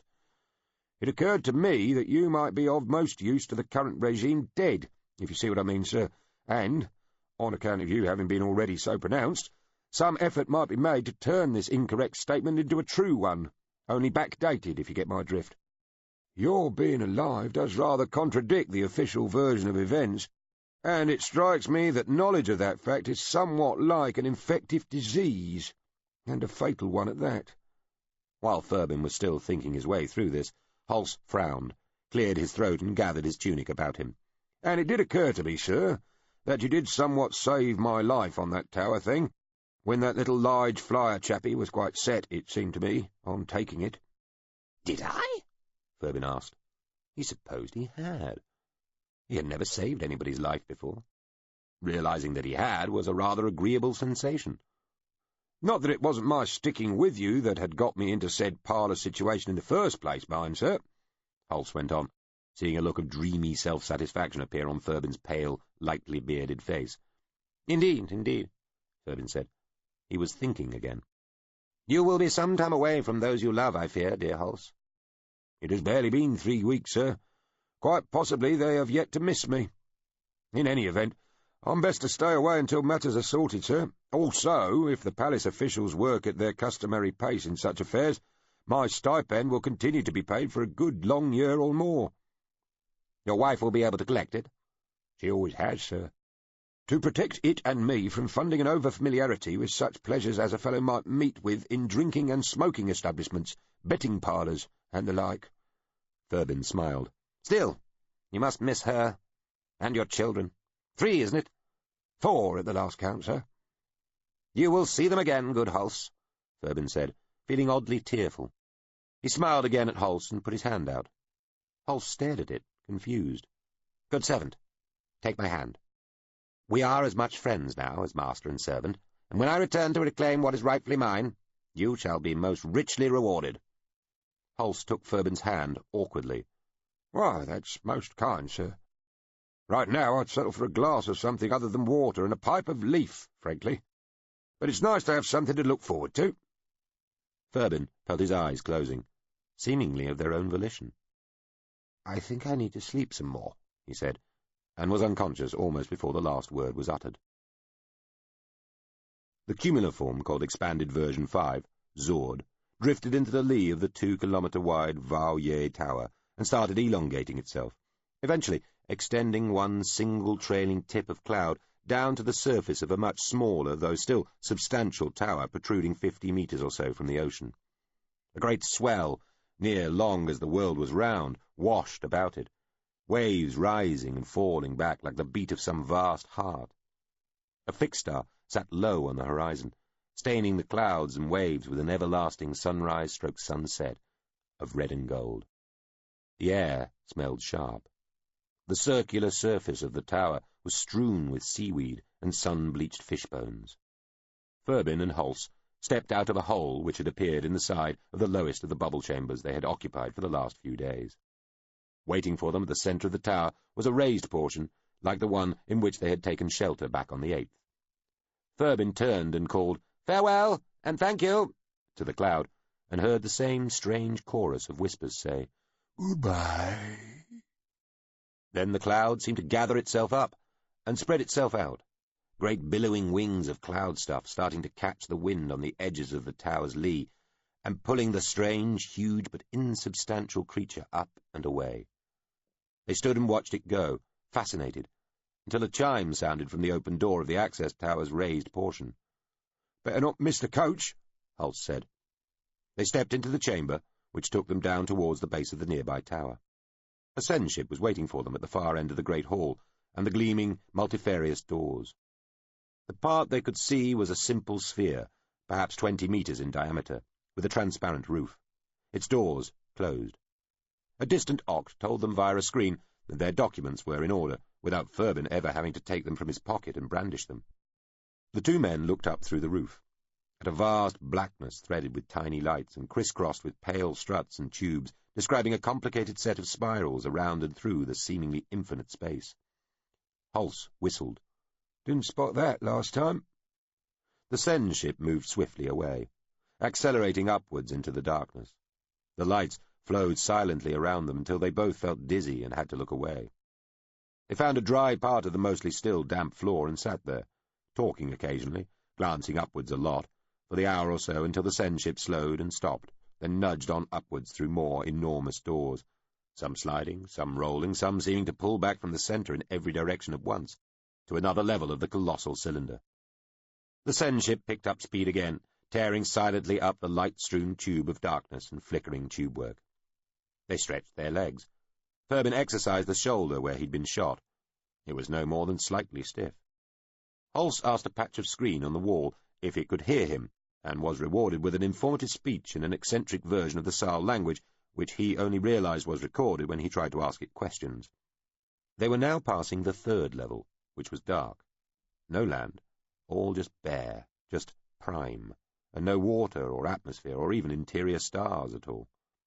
The next level up was also vacuum, but it did have stars, and there were things called baskers that lived there and apparently just lay about, absorbing sunlight like trees. The last level before the surface was vacuum again, and was a seed sail nursery, whatever that was, or they were. The Sen ship slowed for the final time. They watched the last few lights disappear around the side of the craft. Thumps, squelches, and sighing noises announced some sort of conclusion, and the door rolled open to the side.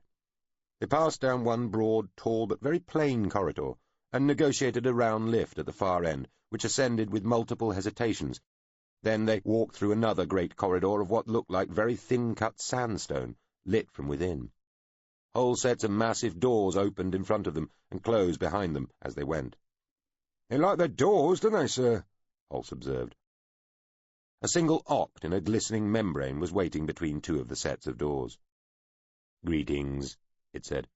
It extended one limb holding a small device, which beeped. It extended another limb. "Documents, if pleased. Authority avow ye, Talmaster Tagratark." Ferbin drew himself up. "We would see the Narasine Grand Zamarin." "Oct documents remain oct, to surrendering on arrival surface." "Is this the surface?" Ferbin asked, looking around. "Doesn't look like it." "Is surface," the oct exclaimed. "Show us," Ferbin said. "On our way to the Grand Zamarin." He tapped the pocket holding the envelopes. "Then you shall have your documents." The oct seemed to think about this. "To follow," it said, turning abruptly and heading for the doors beyond, which were now opening. They revealed a broad chamber, on the far side of which large elliptical windows gave out onto a view of extensive gardens, broad lakes, and distant, rocky, and fabulously steep mountains. Creatures, machines, and things which might have been either moved about the vast concourse in a confusing melee of colour and sound. "See, is surface," the oct said. It turned to them. "Documents, pleased." "The Grand Zamarin, if you please," Ferbin said. "Others await. They cause confluence of Grand Zamarin possibility, or authorized in place of. Additional, explanatory. Grand Zamarin not present, gone off, distantly. Documents." "What do you mean, gone off?" Ferbin asked. "What do you mean, others await?" Hulse said, looking around, hand going to his knife. Chapter 13. Don't try this at home. Jan Serianaplian had been doing her homework, reacquainting herself with Susamen and Shellworlds, and studying the various species involved. She had discovered a more than veiled image she liked.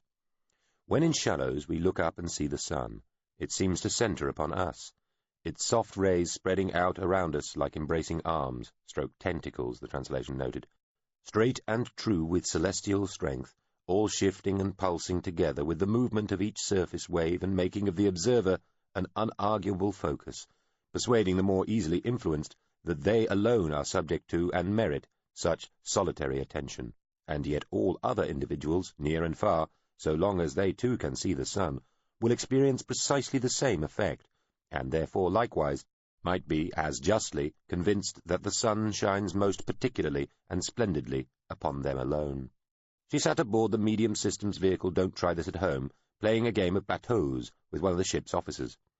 The delinquent-classed fast picket and ex-General Offensive Unit 8 Rounds Rapid had rendezvoused with the Step-class MSV the day before and dropped her off before heading on its inscrutable way.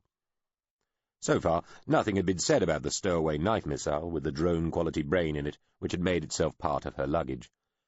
She could think of several explanations for this, but was choosing to believe the simplest and most benign, which was that nobody had spotted it. It was possible, however, that this game of bateaux might be the excuse for it being mentioned. Humley Gassart Trevara, a member of the ship's governing board and on the rota of passenger liaison officers, had befriended her over breakfast and suggested the game. They had agreed to play unhelped, trusting the other not to seek advice elsewhere through implants or any other addenda, and not to gland any drugs that might help either. They sat on tree stumps in a leafy glade of tropple trees by a small stream on the vessel's topside park. A black-backed baum lay on the far side of the small clearing like a discarded cloak with legs, patiently stalking each errant patch of sunlight as the vessel's sunline arced slowly overhead. The baum was snoring. Overhead, children in float harnesses or suspended under balloons squealed and shrieked. Annaplion felt something on her head, patted her short dark hair with one hand, then held her palm out flat and looked up, trying to see the floating children from beneath the intervening canopy. "They're not peeing on us, are they?" she asked. Humley Gassart Trevara looked up too, briefly.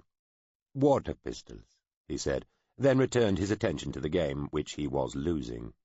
He was an elderly-looking fellow, pretty much human basic, with long white hair held in a neat ponytail.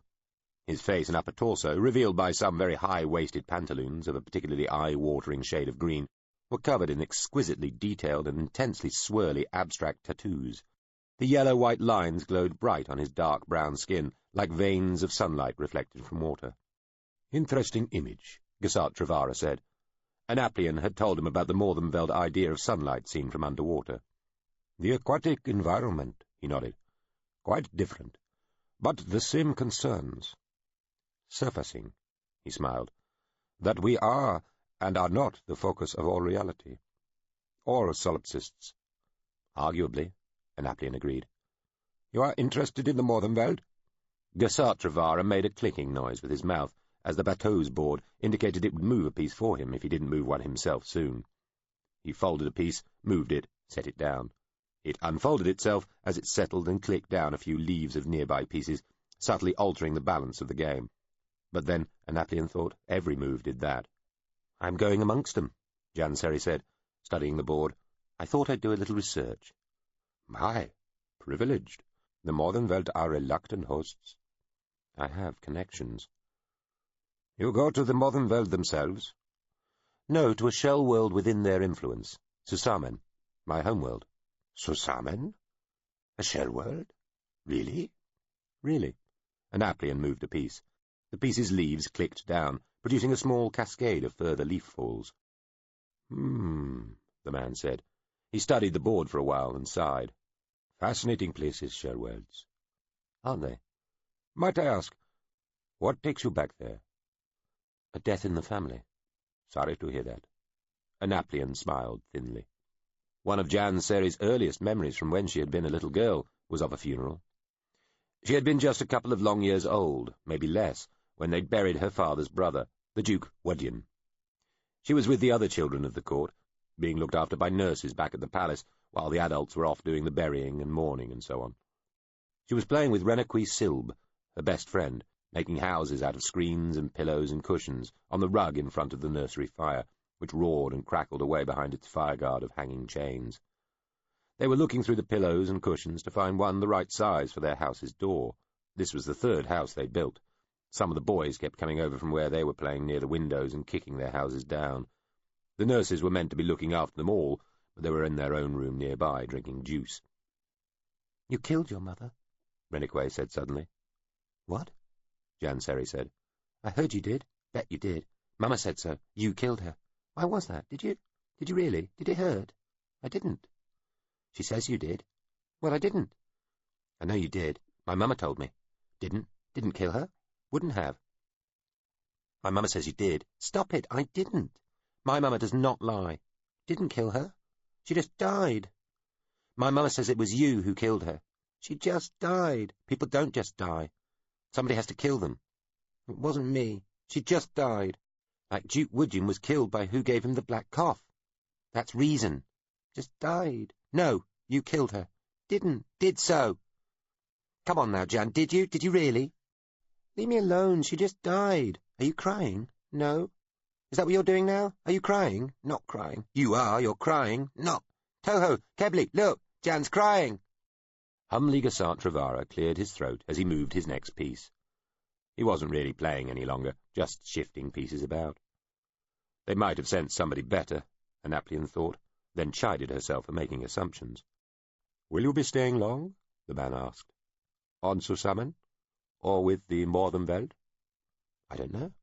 She made a move, quick, easy, knowing she had won. "The ship you arrived on," the man said.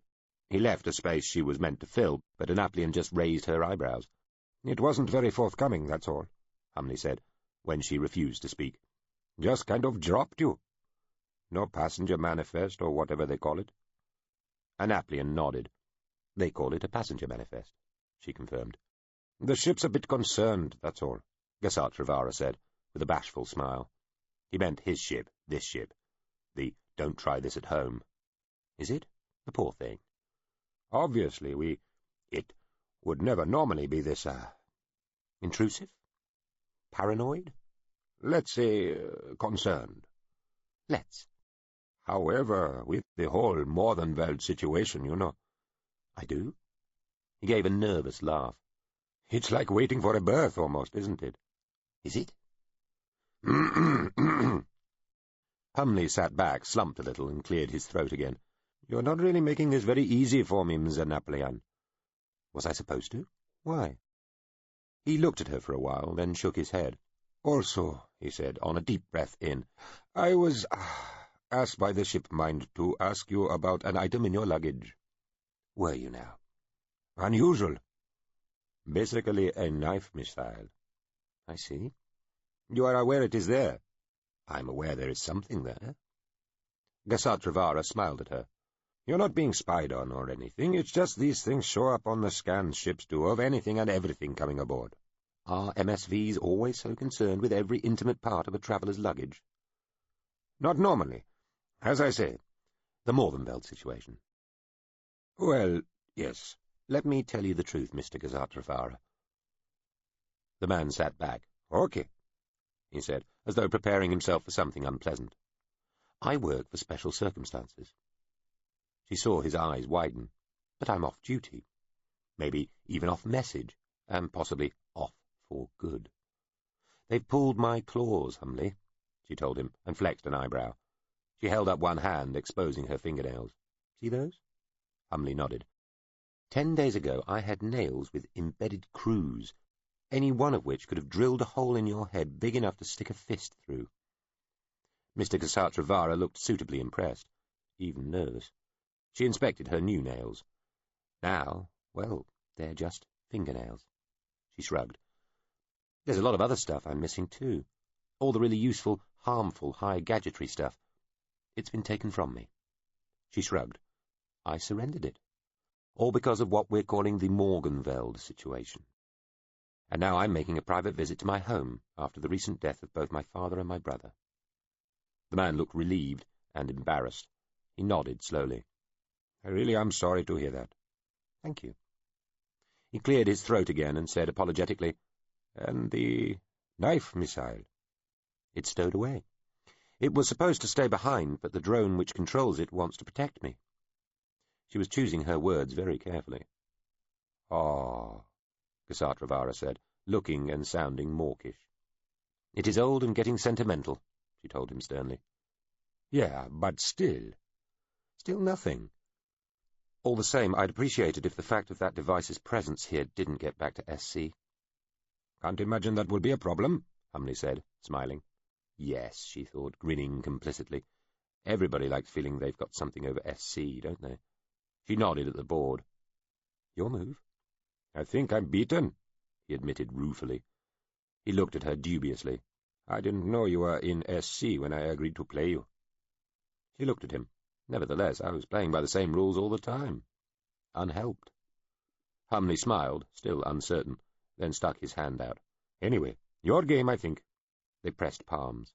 "Thank you." He stretched, looked around. "Must be lunchtime. Will you join me?" "Happily." They started packing away the bateaux set, piece by piece. Well, she had done her best by her idiot drone, she reckoned. If word of its adventure did get back to SC, it wouldn't be her fault. Anyway, it sounded like she and it might both get away with the fact that it was the mind of an experienced SC drone inside the knife missile, not a normal, and therefore relatively dim, knife missile brain. It sounded like it. You still never knew. The MSV Don't Try This at Home was relatively small and absolutely crowded, packed with people and ships in a chance conversion of itineraries, building schedules, and travel arrangements. An Applian had been given quarters not within the craft's own accommodation, but inside a ship it contained and was still building, the subtle shift in emphasis, a Planes-class general contact vehicle. This was a relatively new class of culture ship, and one that apparently couldn't make up its mind whether it was a big contact unit or a small systems vehicle. Whatever else it was unfinished, and an Applian occasionally had to wait for bits and pieces of the structure to be moved around inside the Don't Try This at Home's single intermediate bay, where the smaller ship was being constructed before she could move to or from her cabin. Even this was not really a cabin, and not really part of the new ship either. She'd been allocated the whole of one of the GCV's modules, a small, short-range transit craft, which was nestled inside the vessel's lower hangar with a half-dozen others. The module had morphed its seating into more varied furniture and walls, and she was gratified at the scale of her accommodation. The module was designed to carry over 100 people. However, there was nobody else quartered aboard either the rest of the under-construction ship or any of its other modules, and it felt odd to be so isolated, so apart from other people on a ship so obviously crowded. She didn't doubt she'd been quarantined like this to make some sort of point, but she didn't care. To have such space in a small, packed ship was something of an indulgence. Others might have felt they were being treated like a pariah, being so prophylactically isolated from everybody else. She felt privileged. There were, she reflected, times when having been raised as a princess came in useful. On her third night aboard the Don't Try This at Home, she dreamt about the time she was taken to see the great waterfall of Yangzha, a level down in the 9th, when she was still little. Semi-conscious control over one's dreams was not even an amendment, more of a skill, a technique one learned, in childhood for those born within the culture, in early adulthood for an Applian, and in all but her most banal memory detritus-clearing dreams, Janseri was used to watching what was going on with a vaguely interested, analytical eye, and sometimes stepping in and affecting proceedings, especially if the dream threatened to turn into a nightmare. She had long since ceased to be surprised that one could experience surprise in one's sleep at something one was watching oneself dreaming. Compared to some stuff that could happen after SC gave you total control over a thoroughly amended and vastly enhanced body and central nervous network, that was small doings. Their party disembarked from the small train. She was holding the hand of her nurse and tutor, Mrs. Machesa. The train itself was a novelty, a long, articulated thing like many land steamers all connected together and pulled by just one great engine, and running not on a road, but on railings. She'd never even heard of such a thing. She found trains and tracks and stations all very wonderful and advanced. She would tell her father to get some trains when they all returned to Poole, and when he next returned from making the bad people stop being bad. The station was crowded. Mrs. Machesa held her hand tightly. They were a large party, and had their own escort of royal guard. Her very important brother Iain M, who would be king one day, was with them, which made them all special. But, all the same, as Mrs. M had told her that morning as they were getting her dressed, they were far away from home, on another level, amongst foreigners, and everybody knew that foreigners was just another word for barbarians. They had to be careful, and that meant keeping hold of hands, doing as you were told, and no wandering off. They were going to see the greatest waterfall in all the world, and she didn't want to be swept away by all the horrible water, did she? She agreed she didn't want to be swept away by all the horrible water. The weather was cold.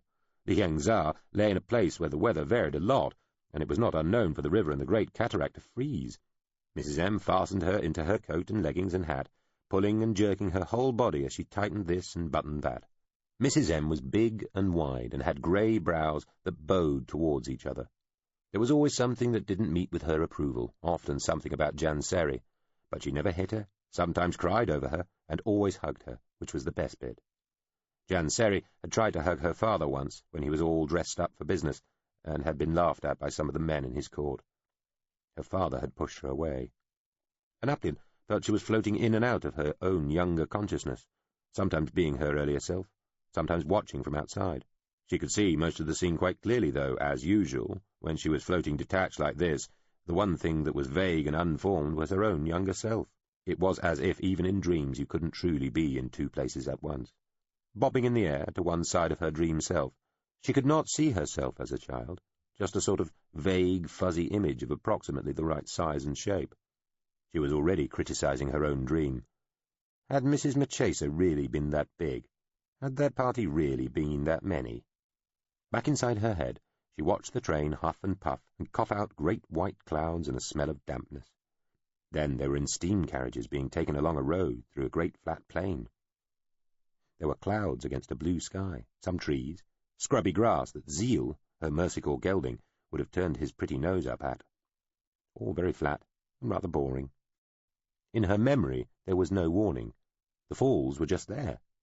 Snapshot of a by-child standard's interminable carriage journey, probably about 10 minutes. Then bang! The Yengzar, in all their vast, chaotic glory.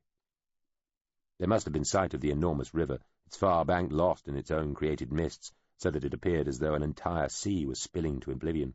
Whole, rolling, billowing fleets of clouds piled above the massive curve of the colossal cataract, rising without cease into the invaded sky, shaled continents of banked and broiling mists disappearing to the horizon, entire sheets and walls and cliffs of spray, the everywhere thunder of that ocean of water tipping over the exposed rock and pounding into the dizzying complex of linked plunge pools, beneath where enormous canted blocks, bulging monstrous curves, hollowed husks and jagged angles of jumbled debris jutted and reared. She must have seen some of the monks of the Yengzaria mission, the religious order which controlled the fall's excavation, and there must have been, if nothing else, all the squalor and slummery of the shanty town of ever-moving buildings that was the sprawling, peripatetic township called the Yengzar settlement, and all the equipment, spoil, and general material associated with the desperate, ever-time-pressed excavations.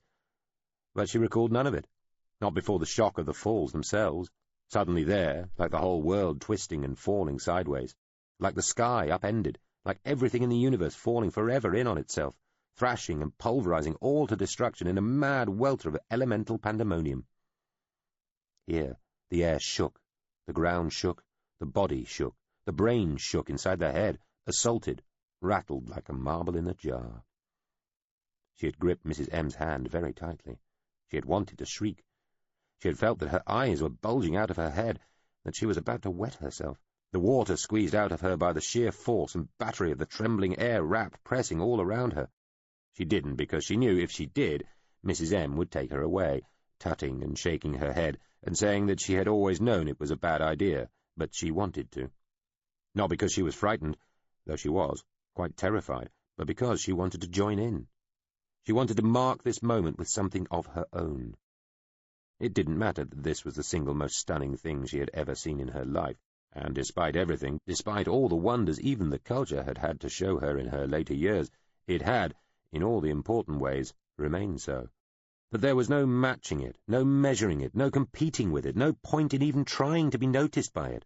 All that mattered was that she was here, it was making the greatest noise in the history of everything, and she needed to add her own acknowledgment to its mighty, overwhelming voice. Her own tininess in comparison to it was irrelevant. Its unheeding vastness drew the breath out of her, sucked the sound of screaming from her little lungs and delicate stem of throat. She filled her chest to the point she could feel her bones and skin straining against her tightly buttoned coat, opened her mouth as wide as it could possibly go, and then shook and trembled as though shrieking for all she was worth, but making no noise. Certainly no noise above that stunning clamour overwhelming the air, so that the scream was caught and stayed clenched inside her, suffusing out into her miniature being, forever buried under layer after layer of memory and knowing. They stood there for some time. There must have been railings she looked through, or perhaps climbed up onto. Maybe Mrs. M had held her up. She remembered that they all got wet. The rolls of mists curled up and over them, and drifted this way and that on the cool, energizing breeze, and came down, soaking them. It had been some time before she even noticed that the great blocks and bulges that dominated the watery landscape beneath the falls themselves were gigantic buildings. When she looked properly, once she knew what to look for, she started to see them everywhere, tilted and broken around the lakeside plunge pools, tumbled amongst the mists downstream, poking like bone bits out of the dark walls of falling water, before they filled and blossomed with dirty grey spray that settled into white as it rose and rose and rose, becoming cloud, becoming sky. At the time, she had worried that the people of the city must be getting drowned. A little later, when they had been telling her it really was time to go and trying to prise her fingers off the railings, she had seen the people. They were nearly invisible, hidden inside the mists most of the time, only revealed when the walls and canopies of spray parted briefly. They were at the absolute limit of the eye's ability to make out, dwarfed, insected by the inhuman scale imposed by the arced sweep of the encompassing falls, so tiny and reduced that they were just dots, unlimbed, only possibly or probably people, because they could not be anything else, because they moved just so, because they crossed flimsy, microscopic suspension bridges and crawled along tiny threads that must be paths, and grouped in miniature docks where minuscule boats and diminutive ships lay bobbing on the battering surface of hectic, dashing waves. And of course they were not the people who had built and originally inhabited the buildings of the great city, being revealed by the steady encroachment of the ever-retreating falls. They were just some of the tens of thousands, maybe hundreds of thousands of looters, scavengers, diggers, climbers, breakers, tunnellers, bridge builders, railway workers, pathfinders, map makers, crane men, hoist operators, fisher folk, boat people, provisioners, guides, authorized excavationers, explorers, historians, archaeologists, engineers, and scientists who had re-inhabited this ever-changing, unceasing ruin of torn sediment, tumbling rock, plunging water, and scoured monumentality. They peeled her fingers away one by one. Mrs. M scolded her. She didn't hear, never looked round, couldn't care. She kept her wide-open eyes focused on that vast arena of water, rock, architecture, and spray, kept her gaze fastened on the tiny dots that were people, turning all her attention and diminutive being to just that, not even bothering to expend the energy on struggling or protesting, until an exasperated guard finally pulled her away and put her over his shoulder, marching off with her, Mrs. M just behind, wagging her finger at her. She still didn't care, and could not hear. She looked over and past Mrs. Machesa at the falls, just grateful the guard had put her over his shoulder this way, facing backwards, so that she could keep looking at the great cataract of Yangzar for as long as possible, until it disappeared behind the lip of the land, and only the towers and spires and walls of mist and spray and cloud were left, filling half the shining waste of sky. The Yangzar cataract emptied one sea into another down a river 2,000 kilometers long, and in places so broad one bank was invisible from the other. The Sulpatine River flowed smoothly and gradually across a broad plain in a series of vast loops, until it came to the gorge it had created, where it plunged 200 meters into an enormous bight, gouged from the surrounding land, indeed into a series of bights within bights, as a whole fractal series of waterfalls ate into the multiply gouged ground. Hundreds of U-shaped falls fed in groups into a succession of huge holes shaped like shattered cups, themselves set within the still greater complexity of the arc of the continually lengthening gorge. The cataract had once formed part of the shore of the lower Sulpine Sea, the remaining cliffs still wrapped around a quarter of the sea's facing shore, but had quickly retreated as its titanic force washed away its own foundations, leaving a gorge 200 meters deep and, when Jan Seri had first seen it, 400 kilometers long. The gorge wore rapidly because of the nature of the stratification of the land. The cap rock supporting the river at the very lip of the falls was sandstone, and so itself easily worn away. The layer underneath it was barely rock at all, more severely compacted mud from a series of huge floods hundreds of millions of years earlier. In a more intense gravity field, the muds would have turned to rock as well. On Susamen, some stayed so soft a human hand could crumble them. The whole cataract was the Yangzar. It had been called that from the time the river had first started to plummet straight into the lower Sulpine Sea 6,000 years earlier, and was still called that even though the complex of waterfalls had now retreated 400 kilometers from its original position.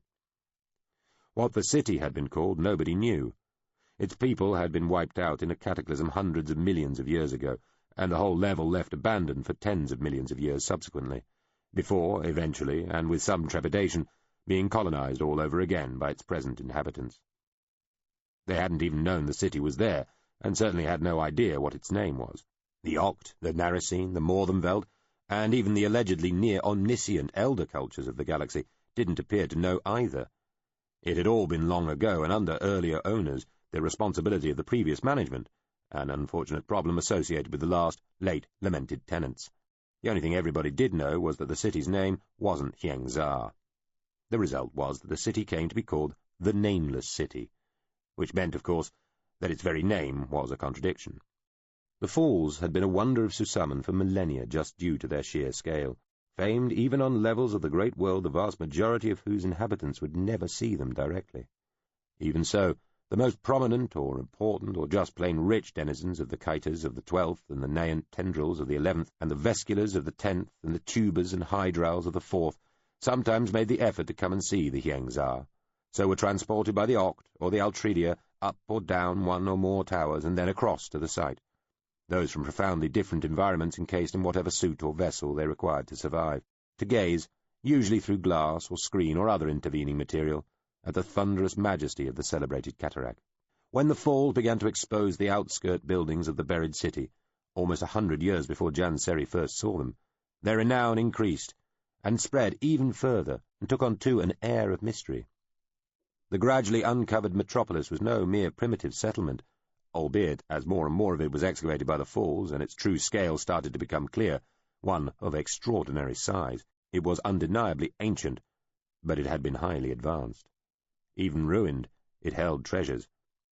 Most of the plunder was conventional in form, precious metals and stones that would struggle to occur naturally on a Shellworld with its lack of plate tectonics and crustal recycling. Some, though, was in the form of exotic materials that could be used, for example, to fashion blades and machine parts of conventionally unsurpassable sharpness or hardness, and fabulous if incomprehensible works of what was assumed must be art. The materials the buildings were made from themselves possessed properties almost unthinkable to the people who did the discovering on the 9th. Spars and beams and thin claddings could be used to build bridges of enormous strength and amazing lightness. The main problem those who would use this extravagance of booty faced was that the raw materials rarely came away in handy lengths and chunks, and were usually impossible to cut or trim. Intact or ruined, the interiors of the buildings also often provided strange artifacts and occasionally useful supplies, though never any bodies, fossils, or tombs. The city grew as it was eaten away, the extent of the building debris eventually spreading to beyond the width of the falls on both sides. The cataract was over 7 kilometers across at present, and the city must be broader than that. Its buildings were of 100 different types and styles, to the extent that it had been suggested the city had been host to several, possibly many, diverse types of being. Doors and interior spaces were different shapes. Entire structures were built on disparate scales, and some had basement or foundation levels of bizarre designs that went deep below the floor of the gorge base, all the way down to the prime of the Shellworld itself, another 80 meters below, so that these few buildings remained standing, even after the falls had exposed them and retreated far beyond, leaving them as enormous slab-sided islands towering above the braid of streams that formed the reconstituted river making its way down the great gorge to the lower sea. A series of wars amongst the humans who inhabited the 9th, centered around the control of the falls and their supply of treasure, resulted in an oct-brokered peace that had held for a few decades. The Sal and a few other peoples from the 8th, allowed to travel to the relevant region of the 9th by the Oct, had taken a peripheral part in some of the wars and a greater part in the peace, generally acting as honest brokers and providing relatively neutral administrational and policing contingents. By then the fame of the falls had grown sufficiently that even the Narasine had taken an interest and declared the whole area a site of extraordinary curiosity, effectively putting their stamp of authority on the peace deal and prodding the Oct to help guarantee it, at least within the limits of the general Shellworld mandate decreeing that the inhabitants of each level should basically be left to get on with their odd and frequently violent little lives. The Deldine had other ideas. They'd been fortunate or skillful in the conduct of distant wars, not immediately associated with the issue of the Hyangzar, and, identifying an opportunity too good to miss, plus having at the time nothing else to do with the great armies they'd built up in the course of their far-flung victories, had annexed the neutral zone around the falls, thrown out the administrators and police forces from the other peoples, and, just for good measure, attacked anybody who protested too loudly. This latter group included the Sal. It was in what the Deldine regarded as a small punitive raid to make clear to their inferiors that they were in charge now and were not to be trifled with, On the last Sarlian outpost on the 9th, at the foot of the Perimethine Tower, the King Horsk's eldest son, Iain, had been killed. So had started the war between the Deldine and the Sarl, the war between the levels. Annaplium woke gently from her dream of the falls, surfacing to full consciousness with uncharacteristic slowness. How strange to dream of the Hyangzar again after all this time. She could not immediately recall the last time she dreamt of them, and chose not to use her neural lace to investigate and tell her the exact date, as well as, no doubt, what she'd eaten the evening before, the disposition of the furnishings of the room she'd had the dream in, and any company present at the time. She looked across the billow bed. A young man called Geltry Skilts lay cutely curled and sweetly asleep, naked amongst the gently circulating wisps of soft fabric and what looked like large, dry snowflakes. She watched a few of the flakes swirl near his still most attractive, if slightly slack-jawed face, each one neatly avoiding his nose and mouth, and thought back to the dream, and through the dream to the reality of that first visit to the cataract. She had been back again, after years of pleading, on just one other occasion, less than a year before Elime's death, and the start of the war that now might be approaching its end. She'd still been a girl, really, she supposed, though she'd thought of herself as a mature young woman at the time, and been convinced that her life was already mostly behind her. The Hyangzar had been no less impressive. Just the same, though utterly different. In the years between her two visits, what she would now think of as about 10 standard years, the cataract had retreated nearly 700 metres upstream, revealing whole new districts of fascinating and grotesquely different buildings and structures, and changing its shape profoundly. From the ceiling of the level it would no doubt look roughly similar, that distinctive broken cup look, that vast bite out of the land, but close to there was nothing left to recognize from the last time. All that had been there originally had been swept away, flushed as silt, mud, sand, rocks, and rubble to the ever more distant sea, or left crooked and askew in the great broad rush of water, clogged and skirted with sandbanks and debris tailings, forlorn. Looking back, there had been signs of Deldine intentions even then, she realized. Just so many men in uniform, and a general air of grievance that other people were allowed to tell the Deldine what they could and couldn't do on what was now, they seemed to believe, their level entirely. And all because of some idiot treaty signed in a time of weakness. She'd been just mature enough to register some of this, though sadly not sufficiently so to be able to analyze it, contextualize it, act upon it. She wondered briefly, if she had been capable of realizing the dangers, would it have made any difference? Could she have warned her father, alerted him to the threat? There had been warnings, of course. Sarlian spies and diplomats at the falls themselves, in the regional capital of Silur, and the Deldine court itself, and beyond, had reported the mood and detailed some of the preparations for war, but their intelligence had gone unheeded. Such reports always arrived in great quantity, and many invariably contradicted each other. Some would always be simply mistaken. Some would always be from agents and officials trying to exaggerate their own importance or swell their retainer, and some would always be deliberate misinformation sown by the other side.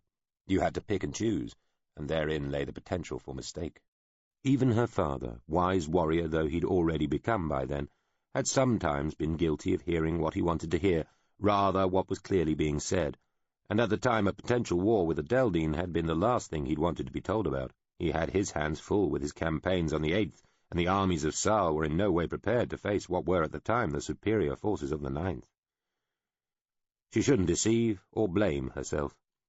Her warning, if she'd ever had the wit to deliver one, would have made no difference. Apart from anything else, she was just a girl, and so her father would have taken no notice anyway.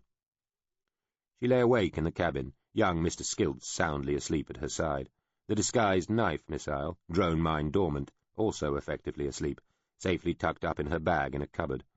She could still use her neural lace within the reach of the culture's dataverse, certainly within the ship, and through it she asked for an image to be thrown across the far wall of her bedroom, showing the real space star field ahead of the Don't Try This at Home. The vessel was making modest speed. The stars looked almost stationary. She looked ahead into the swirled mix of tiny light points, knowing that Seraphine, the star Susamen orbited, would be far in the distance and most likely still invisible. She didn't ask for it or its direction to be displayed. She just watched the slow, slow drift of onward falling stars for a while, thinking of home, and fell gradually into a dreamless sleep. Chapter 14. Game. Ho-ho! A crown to your smallest coin you drop it. Done, bastard that you are, Hunge, the gentleman in question said through gritted teeth. He took the weight of the stick and tankard on his chin, and stood very still as one of the laughing serving girls filled it almost to the brim with beer. His friends whooped and laughed and called out insults.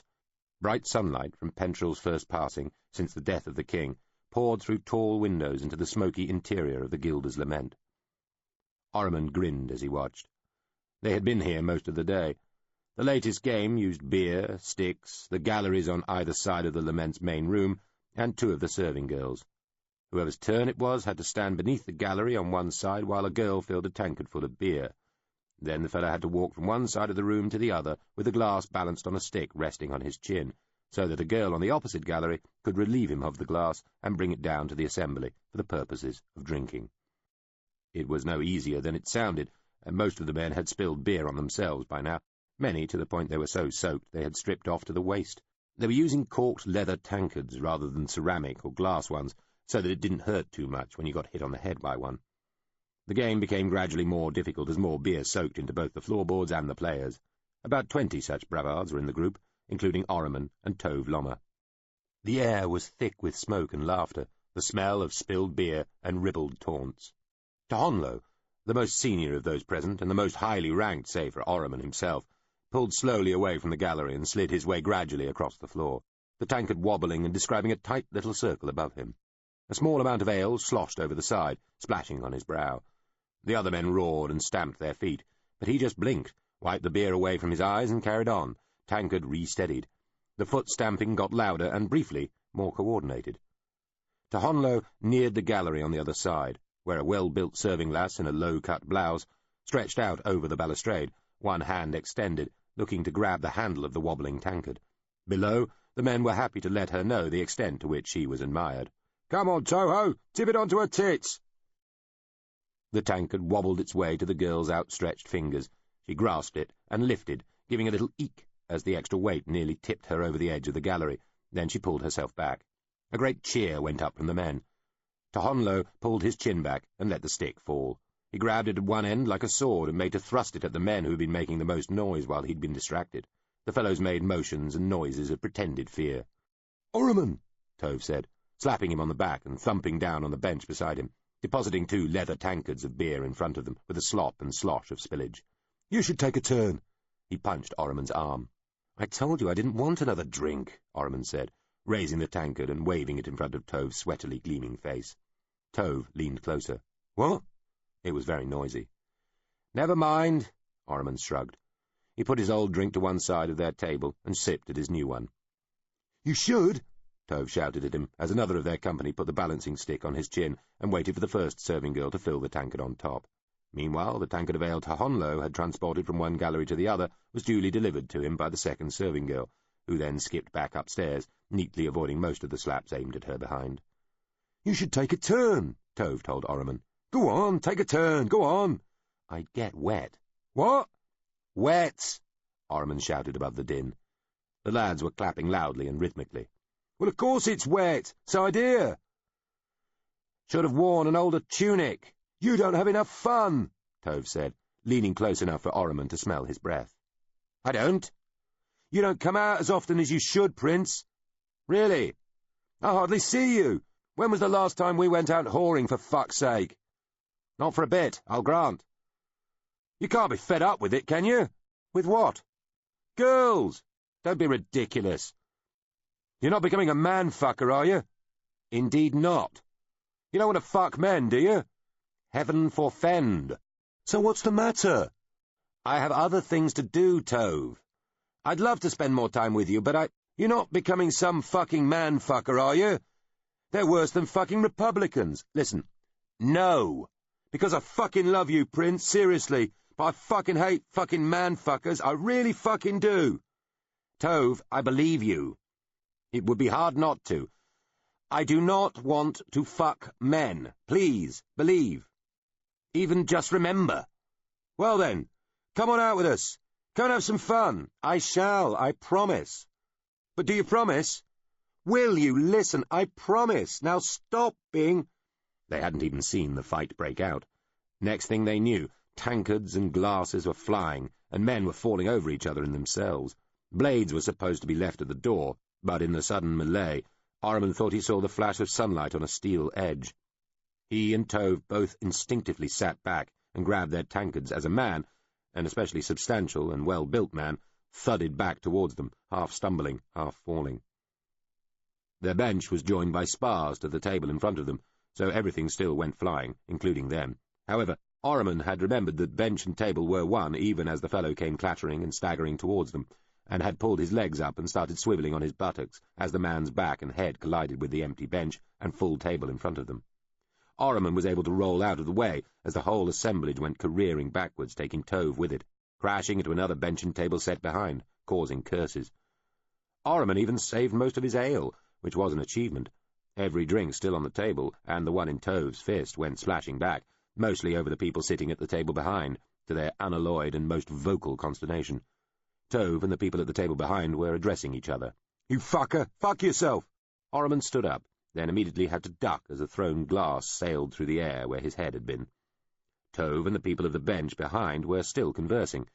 Ahriman took a sip of his beer, checked for flying objects, and took a step back. It was a most impressive fight.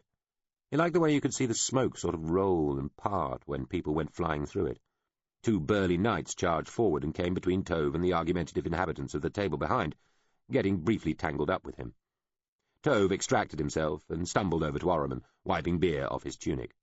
"We'd better go," he said. "Follow me!" "What?" Ahriman protested, as Tove grabbed his arm. "I was just starting to enjoy myself." "Time for that later. Now it's time to run away." Tove pulled him by the sleeve round the side of the main fight. Across the floor, the two serving girls were screaming from either gallery, encouraging, disparaging, throwing tankards both full and empty at the chaos of brawling bodies below, towards the back door, which led to the yard and the toilets. "But this is fun!" Ahriman yelled at Tove, still trying to pull his arm free.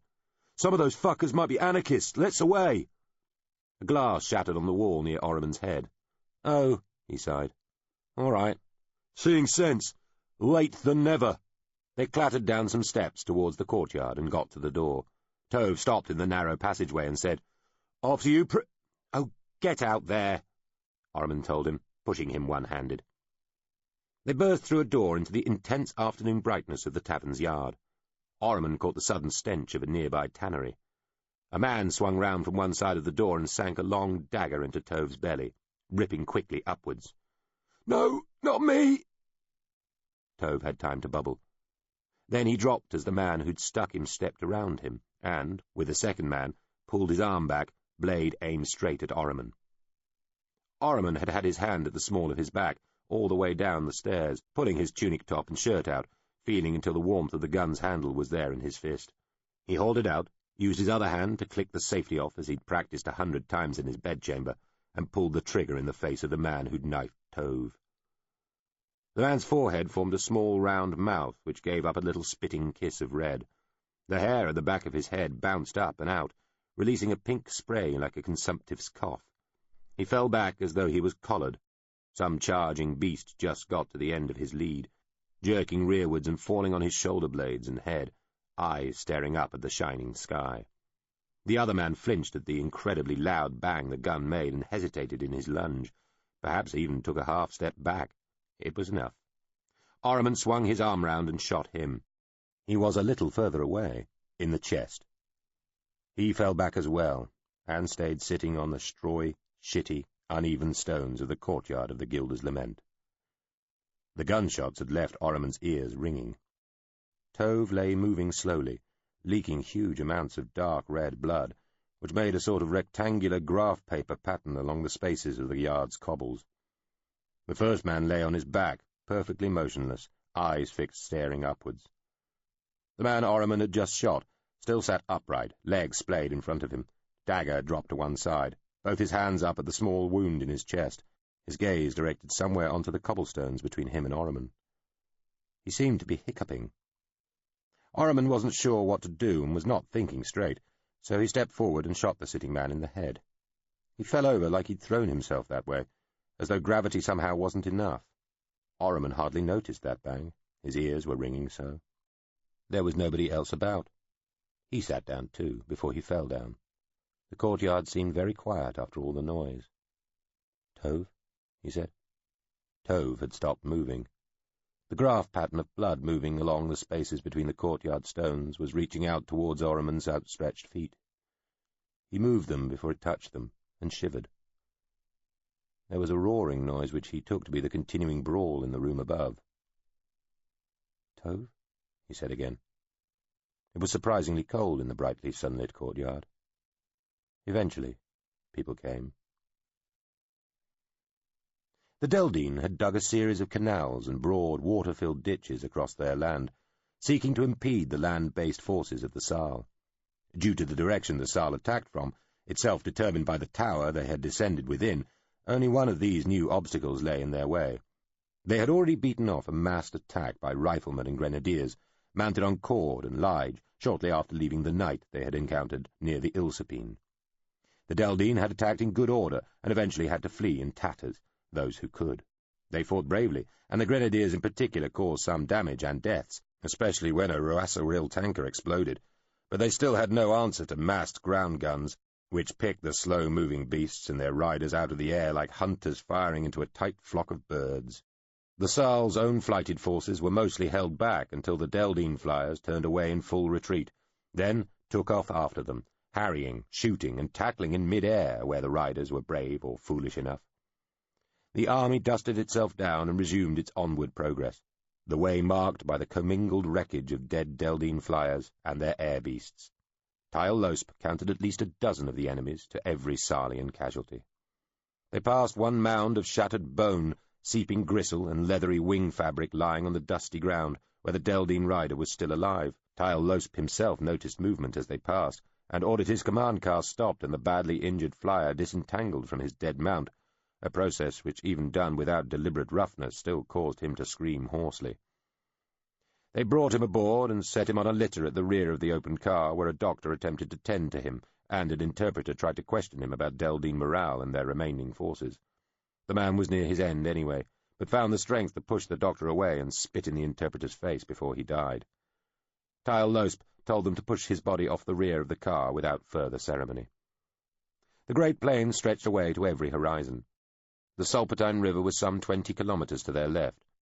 High clouds of faint pink stood against the too blue sky as they came to the single wide canal which was the last defendable barrier between them and the region which held the Deldine capital city of Rassel. The Deldine had stationed land forces on the near side of the canal, but they had mostly fled on boats during the night. Their trenches were shallow and unshored, just as the canal was not properly lined and its banks were continually collapsing, leaving beaches of sand all along its length. The water was draining away in any case. Only a diversionary feeder canal and hastily thrown-up breakwater affair further up the Solpatine had kept the impoverished water barrier supplied, and that had been destroyed by Sarlian sappers that morning, leaving the waters to drain back to the main river or just soak away into the sands. Desultory artillery fire from the far side of the canal, from somewhere a good distance beyond it, mostly fell short and anyway seemed virtually unspotted. The Saals had the air now. No Deldine flyers were rising to meet their scouts and patrols and spotters. The Sarlian artillery was mostly still being drawn up, and the first few batteries were test-firing even now, finding their range. Tyle Losp stood on the shallow berm of excavated sand, binoculars in hand, and listened to the explosions. The guns of the batteries fired in short order, almost rhythmically, like a troop of well-drilled riflemen, though the reports were naturally deeper-voiced. Such close-spaced regularity was a good sign. The spotters flew their grids, turning and swivelling in the air, signalling with heliographs where the shots from their allotted batteries were falling. On the far side, distant puffs of sand and veils of slowly drifting dust showed where the rounds landed. Werriber came up in his land steamer, jumped out, said good day to some of Tyle Losp's staff, keeping a respectful distance back from their chief, and strode on up to him. "Question is," he said abruptly, "do we wait for the water to drain, or risk an attack now?" "How long till it has drained sufficiently?" Tyle Losp asked. "Perhaps till the start of the next short night, when Uzratean sets. That's a very short one, just 3 hours. Then Tresca rises. The engineers are loath to commit themselves to exact times. Patches of the bed may remain muddy. Other parts might be wadeable now." "Can we identify such variations?" We are trying to. The Field Marshal nodded at a particularly large cord, labouring its way low over the retreating waters, 2 men on its back. That's one of the engineers taking a look from above now. They seem generally of the opinion we should wait till dawn of Tresca. That would be prudent, even if we can find a few dry paths sooner. Crossing by them concentrates our attack to too pinched and vulnerable a focus. Better to attack broadly. But would we not be well to attack sooner rather than later? Tal Losp asked. If we have all our forces ready, I think we ought. Perhaps. They don't seem to have a lot of men on their far side, though there are reports of many roads and tracks. They might be there and well dug in. Are not the fortifications on this side crude and shallow? They are. That does not mean those on the far side are the same. They might even have left those on this side in such a poor state to lure us onwards. We could be too cautious here, Tal Losp said. The longer we wait, the more time they have to assemble what forces they have. Our own reinforcements arrive too, and we can see any of theirs on their way. The scouts report none so far, though there is too much mist drifting from the Great Falls to see further than 30 kilometers down the road. River mists may obscure matters here later too, especially in the early morning of Tresca, though we may be able to use that to our advantage. I feel we should attack now, Tal Losp said. If the enemy are there in any numbers, Werriber said, nodding at the far bank, attacking now might lose us the war this afternoon. You take too much care, Werriber. They are broken. We have the momentum, and even if they are there, even if we are temporarily thrown back, the war would not be lost. We have reached a stage where even on their homelands we can afford greater loss than they. Why hurry? Why suffer such loss at all? By morning we'd have pounded them all night, and be set for a broad attack in overwhelming force that'll trample them beneath us. The men and vehicles need resting anyway, Tal Losp. The charge onward would be intemperate and risk severe attenuation. We can repel anything they choose to face us with, but only if our forces remain cohesive. Nevertheless, to keep that momentum, even if we then halt and draw breath on the far side, we shall attack as soon as we have crossing points identified. Werriber drew himself up to his full, straight-backed height, staring down his hook of a nose at the other man. I don't understand you, Tal Losp. You introduce delay by insisting on taking this circuitous route, then you drive us faster than a stooping lige. It is my way of maintaining a balance, Tal Losp said. The Field Marshal looked frosty. I advise against this attack, Tal Losp. And I note that, Tal Losp smiled thinly. Even so? Werriber gazed out across the expanse of shining sand and breeze-ruffled waters to the far bank. He sighed. As you wish, sir, he said. He inclined a small bow, turned, and left. Oh, and Field Marshal. Werriber turned, frowning. Take no prisoners, Tal Losp shrugged. Save perhaps a few for interrogation. Werriber glared at him for a few moments, then gave the most cursory of nods, and turned away again. You had not killed before? Fanthill asked. Of course not. Had you ever drawn blood, or been in a fight? Orriman shook his head. Barely touched a sword, let alone a gun. My father never wanted me to be a warrior. There was Elim's role. Furbin was his reserve in that, though unsuited, perhaps through an over-concentration on Elim. My father felt Furbin went to seed, from ripeness to spoiled, almost before he was fully a man. I was too young a figure as a combateer when father was ascribing us our parts and planning his assault on posterity. My role was always to be the studious one, the thinker, the analyzer, the futurian. Orriman snorted. Fanthill poured a little more of the sweet iced wine into Orriman's crystal. They sat in the palace secretary's private apartments. Orriman had not known who to talk to after the attack.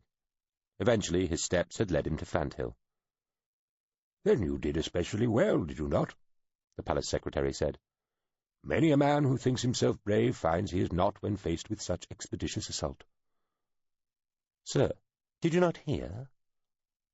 I practically fainted. I had to sit before I fell. And I had the advantage. Without my pistol, I'd not be here. Couldn't even defend myself like a gentleman.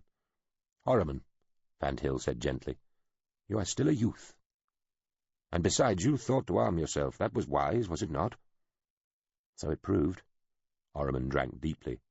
And those who attacked you were not overly concerned with etiquette. Indeed not.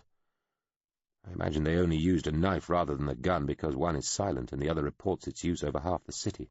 Unless they turn out to be strict gentlemen, of course, Orriman said with a sneer. Such scorn guns, reckoning blades the honourable recourse, though I believe a rifle in a hunt is lately becoming allowable in even the most regressive shires. And they did kill your best friend. Oh, they killed Tove well. Stuck him. He was most surprised, Orriman said bitterly. A small frown creased his brow. Most surprised, he repeated, hesitating. Then do not blame yourself, Fanthill was saying. Then it was his turn to frown. What? Orriman shook his head. Just the way Tove said, "Not me," when... He wiped his face with one hand. And before, when we were at the door... He stared up at the ceiling for a few moments, then shook his head decisively. No. What am I saying? He was my best friend. He could not. He shivered. Great grief, the man dies in my place, and I look to blame him. He drank again. Steady, young man, Fanthill said, smiling, nodding at the glass. Orriman looked at the glass, appearing to be about to argue, then set it down on the table between them. The blame is mine, Fanthill, he said. I sent Tove first through that door, and I was stupid enough to finish off the one I'd hit first in the chest. Through him we might have discovered who sent them. You think they were sent by somebody else? I doubt they were just loitering around the courtyard, waiting to rob the first person to come through that door. Then who might have sent them? I don't know. I have thought, and on thinking realized there is a dismayingly large cast of suspects. Who might they be? Orriman stared at the other man. The same people you might think of. Fanthill met the prince's gaze. He nodded. Indeed. But who? Orriman shook his head. Deldine spies, Republicans, radical parliamentarians, a family with a personal vendetta against my family, from this generation or one before, an out-of-pocket bookmaker mistaking me for Furbin. Who knows? Even anarchists, though they seem to exist more in the minds of those who oppose them most fervently than in awkward reality. Who, Fanthill asked, would gain most from your death? Orriman shrugged. Well, pursued to the absolute limits of logicality, Tyle Losp, I suppose. He looked at the palace secretary, who met his gaze with a studiedly blank expression. He shook his head again. Oh, I thought of him, too. But if I distrust him, I distrust everybody. You, Hahn, Tove, world God welcome him. Everybody. Orriman made a fist and punched at the nearest cushion. Why did I kill that wounded one? I should have kept him alive. He stared at the palace secretary. I'd have wielded the pliers and the glowing iron myself on that cur. Fanthill looked away for a moment. Your father frowned on such techniques, Prince. He used them most rarely. Well, Orriman said, discomfited, I imagine these occurrences are best avoided, best delegated. No, Fanthill said. He would be present, but it was the only thing I ever saw make him physically sick. Yes, well, Orriman said, feeling suddenly awkward. I doubt I really could do it. I would faint, or run away, no doubt. He lifted his glass again, then set it down once more. You will need a new equerry, Prince, Fanthill said, looking pleased to be changing the subject. I am sure one will be chosen for you. Doubtless by Exultine Shask, Orriman said. Tyle Losp has left him in charge of me while he's gone. Orriman shook his head. Indeed, Fanthill said. However, might I suggest you present the Exultine with your own choice, already made? But who? Orriman looked at the palace secretary. You have someone in mind? I have, sir. Earl Droffo. He is young, but he is wise, earnest and reliable, devoted to your late father and your family, and only lately come to Poole. He is, how shall I put this, not overly contaminated by the cynicisms of the court. Ahriman regarded Fanthill a little longer. Rotho. Yes, I remember him from the day Father died. Also, sir, it's time you had your own dedicated servant. Very well. Arrange that too, if you would. Ahriman shrugged. I have to trust somebody, Palace Secretary. I shall choose to trust you. He drained his glass. Now, I trust you will refill my glass, he said, and giggled. Fanthill poured him a little more wine. The Battle of the Canal Crossing was neither the disaster Werriber had feared, nor the stroll Tyle Losp had anticipated. They lost more men and materiel than the Field Marshal thought necessary to get to the far side, and even then they still needed to stop and regroup and resupply for so long that they might as well have waited for the dawn to attack on a broad front after a serious overnight artillery barrage and possibly with the cover of morning mists. Instead, they had been funneled into 3 long crossings over the shallow pools of standing water and damp sands, and, so concentrated, had suffered from the attentions of Deldine heavy machine gunners and disguised mortar pits well dug in on the far side. Still, the battle had been won.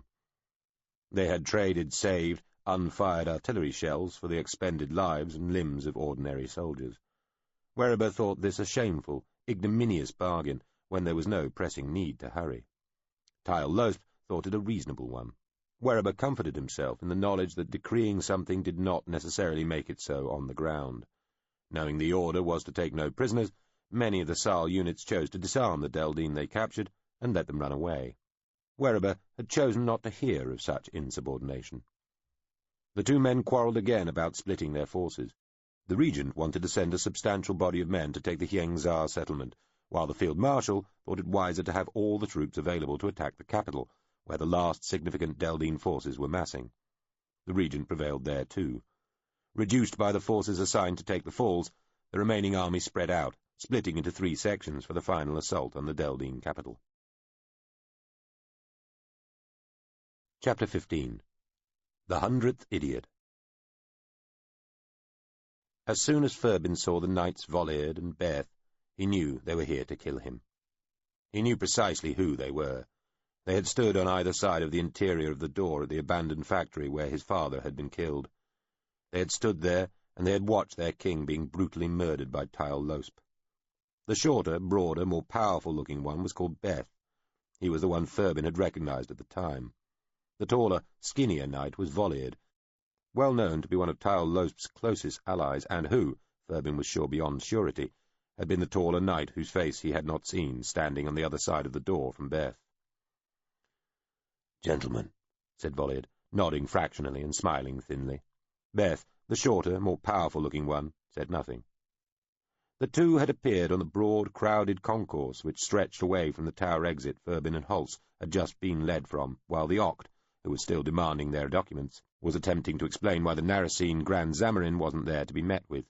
The 2 knights were escorted by a Narasene in a glittering exoskeleton of gold and precious stones. They were dressed in leggings and long tunics covered in tabards, with sheathed swords and pistol holsters hanging from thick belts. Furbin did not reply. He just stared at them, fixing their faces in his mind forever. He could feel himself starting to shake as his pulse quickened, and a cold, clenching sensation came from his guts. He was furious with his body for betraying him so, and did all he could to relax, breathe evenly, and generally display every outward sign of steady normality. "And you, sirs," Holtz said, hand still resting on the pommel of his long knife. "Who would you be?" "Documents, if please," the Oct at Holtz and Furbin's side said, unhelpfully. The taller knight looked at Furbin as he said, "Do us the courtesy of informing your servant that we don't answer to the pet when the owner stands before us." "My servant is a man of honour and decency," Furbin said, trying to keep his voice calm. "He may address you in any form or manner he sees fit, and by God you ought to be grateful for even the most meagre courtesy he accords you, for you deserve less than a dry spit of it. And if I were you, I'd hoard more jealously what little comes your way, for trust me, sirs, leaner times lie ahead if you but knew." The short knight looked furious. His hand twitched towards his sword.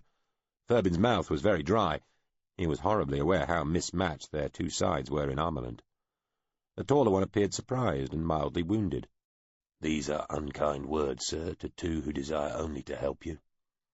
"I believe I know the fate to which you'd like to help us. It is a condition I'm determined to avoid for some time yet." "Sir," the taller knight said, smiling tolerantly, "we have been sent by the current and rightful ruler of our shared homeland, who wishes you only good, to aid you in your passage. I regret any misunderstanding that might have led you to think ill of us before we are even correctly introduced. I am Voliard of Saunier, Knight of the Court. My companion here is Beth of Sharvin, also so ennobled." Voliard swiveled fractionally and indicated the shorter man by his side with one hand as he spoke these words, though his gaze stayed fixed upon Furbin. "We are here at your service, good sir. Grant us civility, I beg you, if for no other reason than that we are in front of our otherworldly friends here, and might risk demeaning the reputation of our whole people by seeming to squabble or fret." Voliard waved at the brilliant, static forms of the Oct and Narasine at their sides. His gaze still fastened on Furbin. "If you are at my service," Furbin replied, "you will remove yourselves from us at once and take this message to your master, who is no more the rightful ruler of our shared homeland than my last turd, indeed somewhat less so. I go only to return, and when I do, I shall treat him with all the grace and respect he showed my father at his end." There was the tiniest of jerking motions at one extremity of Voliard's dark brow. It was the merest hint of surprise, but Furbin was glad to see it. He knew he could say more, but also knew with a sort of fascinated certainty that this constituted one charge of powder he ought to keep aside for now. There might be a moment when some further revelation of his most detailed knowledge of what had happened in the half-ruined factory that evening would be of a use beyond just discomforting these men. Voliard was silent for a half-moment, then smiled and said, Sir, we still misunderstand each other. We would help you, escort you on your way away from here. That is our earnest wish, and most specific instruction." He smiled quite broadly, and made an open gesture with both hands. "We all of us wish the same thing, which is to see you on your way. You have departed the land and level to which you have belonged with some urgency and dispatch, and we would merely assist you on whatever further flight you may be determined on. We ought not to dispute." "We do not wish the same," Furbin started to say, but then the shorter knight, Beth, who had been frowning mightily for the last few moments, said, under his breath, as though to himself, "Enough talk. Sheathe this, whore." He drew his sword and lunged at Furbin. Furbin started to take a step back. Hulse began to move in front of him, his left arm making as though to push Furbin behind him. At the same time, Hulse's right arm arced across his body and out. The short knife tore through the air and was whipped out of the air by one limb of the Narasine at Beth's side, at the same time as one of its other legs tripped up the lunging knight and sent him sprawling to the floor at Hulse's feet. Hulse stamped sharply on the man's wrist and scooped his sword from his broken grip. Beth grunted in pain. Voliard was drawing his pistol. "Stop!" the Narasine said. "Stop!" it repeated, as Hulse made to stab the prone knight with one hand and take his pistol with the other. The sword was knocked from his hand by the Oct, while the Narasine turned and snapped the pistol from Voliard's grip, producing a sudden gasp. Sword and pistol went clattering to the floor in opposite directions. "To stop hostilities," the Oct said. "Inappropriate behavior." Hulse stood, glaring at the eight-limbed alien, shaking his own right hand and blowing on it as though trying to get blood back into it on a cold day. He had moved the foot he'd stamped on Beth's wrist with, so that it now lay on the man's neck, with most of Hulse's weight on it. Voliard stood shaking his right hand vigorously and cursing. Furbin had observed it all, keeping back and low, and watching with an odd detachment who had done what and where all the weapons were at each moment. He found he still possessed a very clear idea of where both pistols were, one over there on the floor, the other still in Beth's side holster. A device swung down from the ceiling. It looked like a bulky rendition of a Narasine in an entire symphony of coloured metals. "Fighting is not allowed in public spaces," it said loudly, in oddly accented but perfectly comprehensible Sal. "I shall take charge of all weapons in this vicinity. Resistance will incur physical penalties, not excluding unconsciousness and death." It was already gathering up the sword and pistol from the floor, swinging through the air with a whooshing sound. The Narasine handed it Hulst's long knife. "Thank you," it said. It removed Beth's pistol from its holster. The man was still flat out under Holt's boot, and starting to make gurgling sounds. Took another smaller gun from the prone knight's boot, and also found a dagger and 2 small throwing knives in his tunic. From Volliard, now holding his right hand delicately and grimacing, it took a sword, a long knife, and a length of wire with wooden grips at each end. "All unauthorized weapons have now been removed from the vicinity," the machine announced.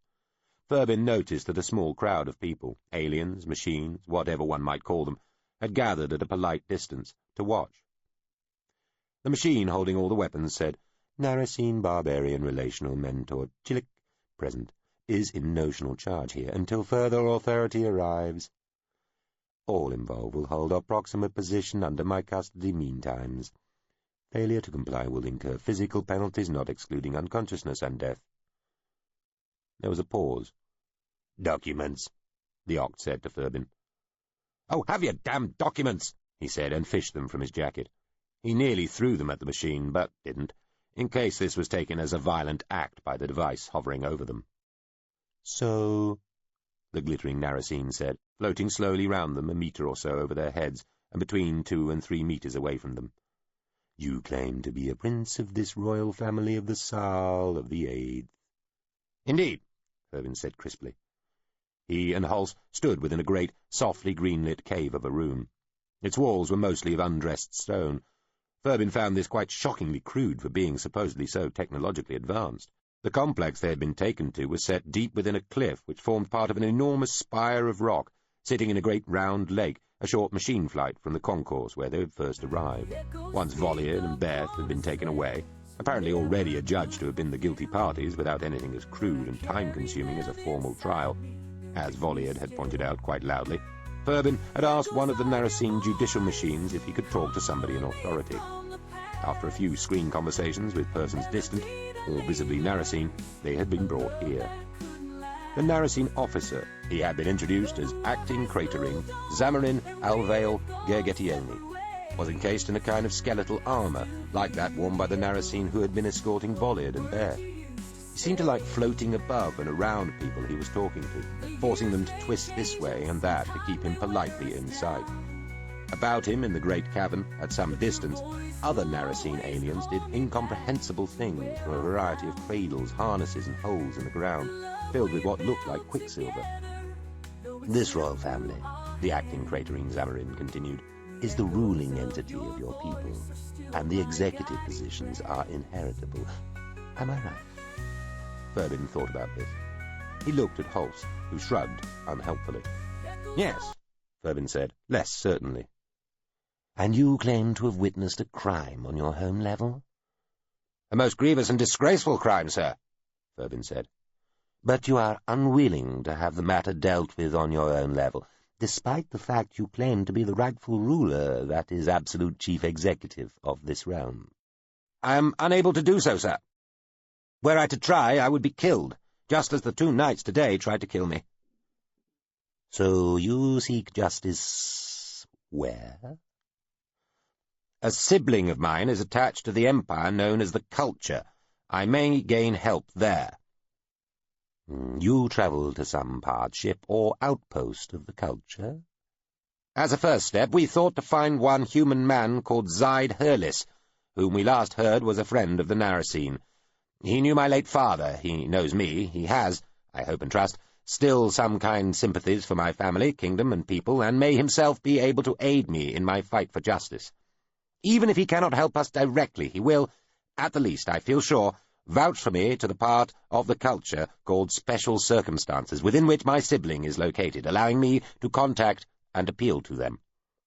The Narasine stopped dead, becoming quite perfectly stationary in the air. "Special circumstances?" it said. "Indeed," Furbin said. "I see." The Narasine resumed its orbit, sailing silently through the oddly scented air, while the 2 humans stood patiently, swivelling their heads as the creature circled slowly round them. "Also," Furbin said, "it is imperative that I get a message to my brother Orriman, who is now the Prince Regent. This would have to be done in the greatest secrecy. However, if it was possible, and I would hope that the mighty Narasine would find this neither beneath nor beyond them—" "That will not be possible, I think." the Narasine told him. "What? Why not?" Furbin demanded. "It is not our place," the acting Craterine Zamarin said. "Why not?" Alveol Gurgitione stopped in the air again. "It is not within our remit." "I'm not even sure I know what that means," Furbin said. "Is it not right to warn someone they might be in mortal danger? For that is—" "Mr. Furbin." "Prince, if you please."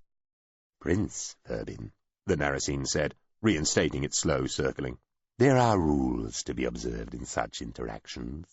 It is not the duty or the right of the Narasine to interfere in the affairs of our developing mentorees. We are here to provide an overall framework within which a species like that to which you belong may mature and progress according to their own developmental timetable. We are not here to dictate that timetable or hasten or delay any such advancement taking place along that timeline. We merely maintain the superior integrity of the entity that is Susamen. Your own fates are allowed to remain your own. They are, in a sense, within your own gift. Our gift is that already stated, of overarching care for the greater environment. That is to say, the Shellworld, Susamen itself, and the protection of your good selves from undue and unwarranted interference, including, and this is the focus of my point, any undue and unwarranted interference we ourselves might be tempted to apply."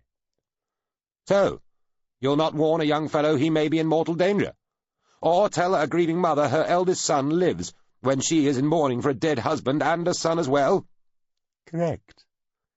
"You do realize what that means," Furbin said. "I'm not being mistranslated, am I?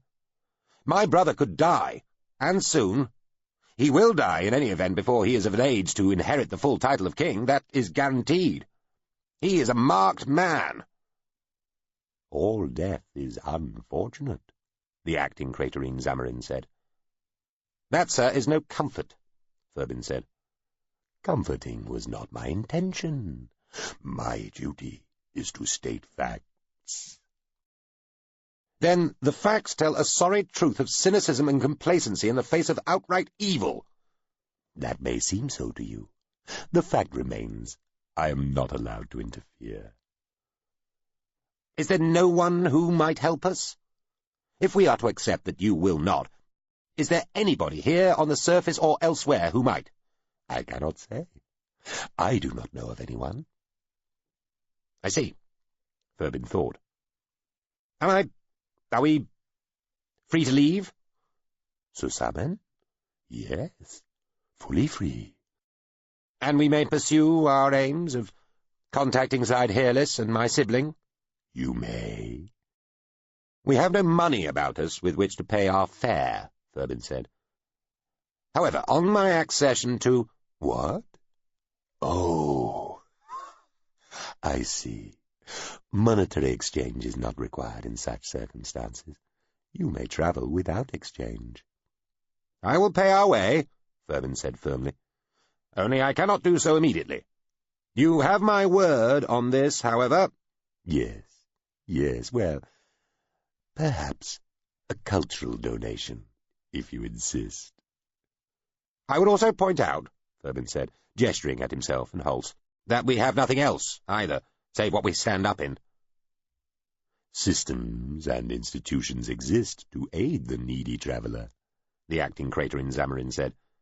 "You will not go without. I shall authorize such provisions as you may require." "Thank you," Furbin said. "Again, generous payment will be forthcoming when I have taken charge of what is rightfully mine." "You are welcome," Alveol Gurgitione told them. "Now, if you will excuse me." The Bangyong crater was of Susamen's most common type, supporting a water and landscape filled with a gas mixture designed to be acceptable to the majority of oxygen breathers, including the Narasine, most panhumans, and a wide spectrum of aquatic species. Like most of the world's craters, it had an extensive network of wide, deep canals, large and small lakes, and other bodies of water, both open and enclosed, providing ample living space and travel channels for sea-going creatures. Furbin looked out from a high window set in a great cliff of a building, poised over an inlet of a broad lake. Steep-pitched hills and outbreaking cliffs and boulder fields were scattered everywhere amongst a landscape mostly covered in grass, trees, and tall, oddly shaped buildings. Curious obelisks and pylons that might have been works of art were dotted about, and various lengths and loops of curved transparent tubing lay draped between and across nearly every feature. A giant sea creature, trailed by a shoal of smaller shapes, each twice the length of a man, floated serenely along one of these conduits, passing between gaudily coloured buildings and over some form of steamless ground vehicle to dip into the broad bowl of a harbour and disappear beneath the waves amongst the hulls of bizarrely shaped boats. All about, Narrasine moved through the air in their glittering harnesses. Overhead, an airship the shape of a sea monster and the size of a cloud moved slowly across a distant line, betokening an immensely tall and steep-sided ridge, its barely curved top a serrated row of tiny, regular, jagged peaks. All lay under a startlingly bright sky of shining turquoise. He was looking towards the crater Edgewall, apparently. An invisible shield held the air inside the vast bowl. It was so bright because a vast lens between the sun and the crater concentrated the light like a magnifying glass. Much of what he looked at, Thurbin thought, he didn't even start to understand. Much of it was so strange and alien, he hardly knew how to frame the questions that might provide the answers which would help explain what he was looking at in the first place, and he suspected that even if he did know how to ask the questions, he wouldn't understand the answers. Hulse came through from his room, knocking on the wall as he entered. The doors disappeared when they opened, petals of material folding away into the walls. "Decent quarters," he said. "Aye, sir." "They will do," Thurbin agreed. They had been escorted to this place by one of the judicial machines. Thurbin had been tired, and, finding what he took for a bed, slept for a while. When he woke a couple of hours later, Hulse was inspecting a pile of supplies in the middle room of the 5 they had been assigned. Another machine had appeared with a loot while Thurbin had been asleep. Hulse reported that the door to the outside corridor was not locked. They appeared to be free to go about their business if they so desired, not that Hulse had been able to think offhand of any business to go about. They had more clothes now, plus luggage. Hulse had discovered a device in the main room that brought entertainments into it, as many different entertainments as there were pages in a book, and seemingly there in the room with them. Almost all were utterly incomprehensible. After he'd muttered as much under his breath, the room itself had talked to him and asked if he wanted the entertainments translated. He had said no, and had been studious in not talking to himself since. He'd also discovered a sort of chilly wardrobe full of food. Thurbin found himself to be remarkably hungry, and they ate well of the foods they recognized. "Sirs, a visitor would meet with you," a pleasant voice from nowhere said in a well-bred Saal accent. "That's the voice of the room," Hulse whispered to Thurbin. "Who is this visitor?" Thurbin asked. "A Morvenfeld, Tertiary Julian Spine Strategic Mission Director General Schum, of Meast, of Zuevelus, of Plesh, of Gaventile Prime, Clear." "Morvenfeld?" Thurbin said, latching on to almost the only word in all this that he actually understood. "She is some 10 minutes away and would like to know if you'd care to receive her," the disembodied voice said. "Who exactly is this person?" Thurbin asked. "The Director General is currently the highest-ranked all-species office holder on Susamen, and most senior Morvenfeld official within the local galactic region. She is charged with oversight of all Morvenfeld interests within approximately 30% of the tertiary spine. She is present on Susamen's surface in a semi-official capacity, but wishes to visit you in an unofficial capacity." "Is she any threat to us?" Hulse asked. "None whatsoever, I'd imagine." "Kindly tell the Directing General we shall be happy to receive her," Thurbin said. 5 minutes before the Director General arrived, a pair of strange globular beings appeared at the door of their suite. The creatures were about a stride in diameter, and shaped like a huge glistening drop of water with hundreds of spines inside. They announced that they were the pilot team for Director General Schum, and asked, in highly polite and almost unaccented Saal, to be allowed in for a look round. Hulse obliged them. Thurbin was staring thunderstruck at what appeared to be an entertainment showing aliens having sex, or possibly wrestling, and hardly noticed the 2 real aliens. The 2 Morvenfeld floated in, wafted about for less than a minute, and announced themselves satisfied that all was well. A formality, they explained, in what sounded like cheerful tones. Hulse was well educated enough to know that the Morvenfeld were an aquatic species, and he was still considering the etiquette of offering such beings a drink when the Director General herself and her immediate entourage descended. Thurbin switched the alien pornography off and started paying attention. He and the Director General were introduced. She and her half-dozen attendants spread out around the room, making admiring comments about the furnishings and pleasant view, and then the Director General herself, they had been informed she was a she, though there was no way to tell that Horse could see, suggested they take a ride in her bark. Holst had to shrug when Furbin looked at him.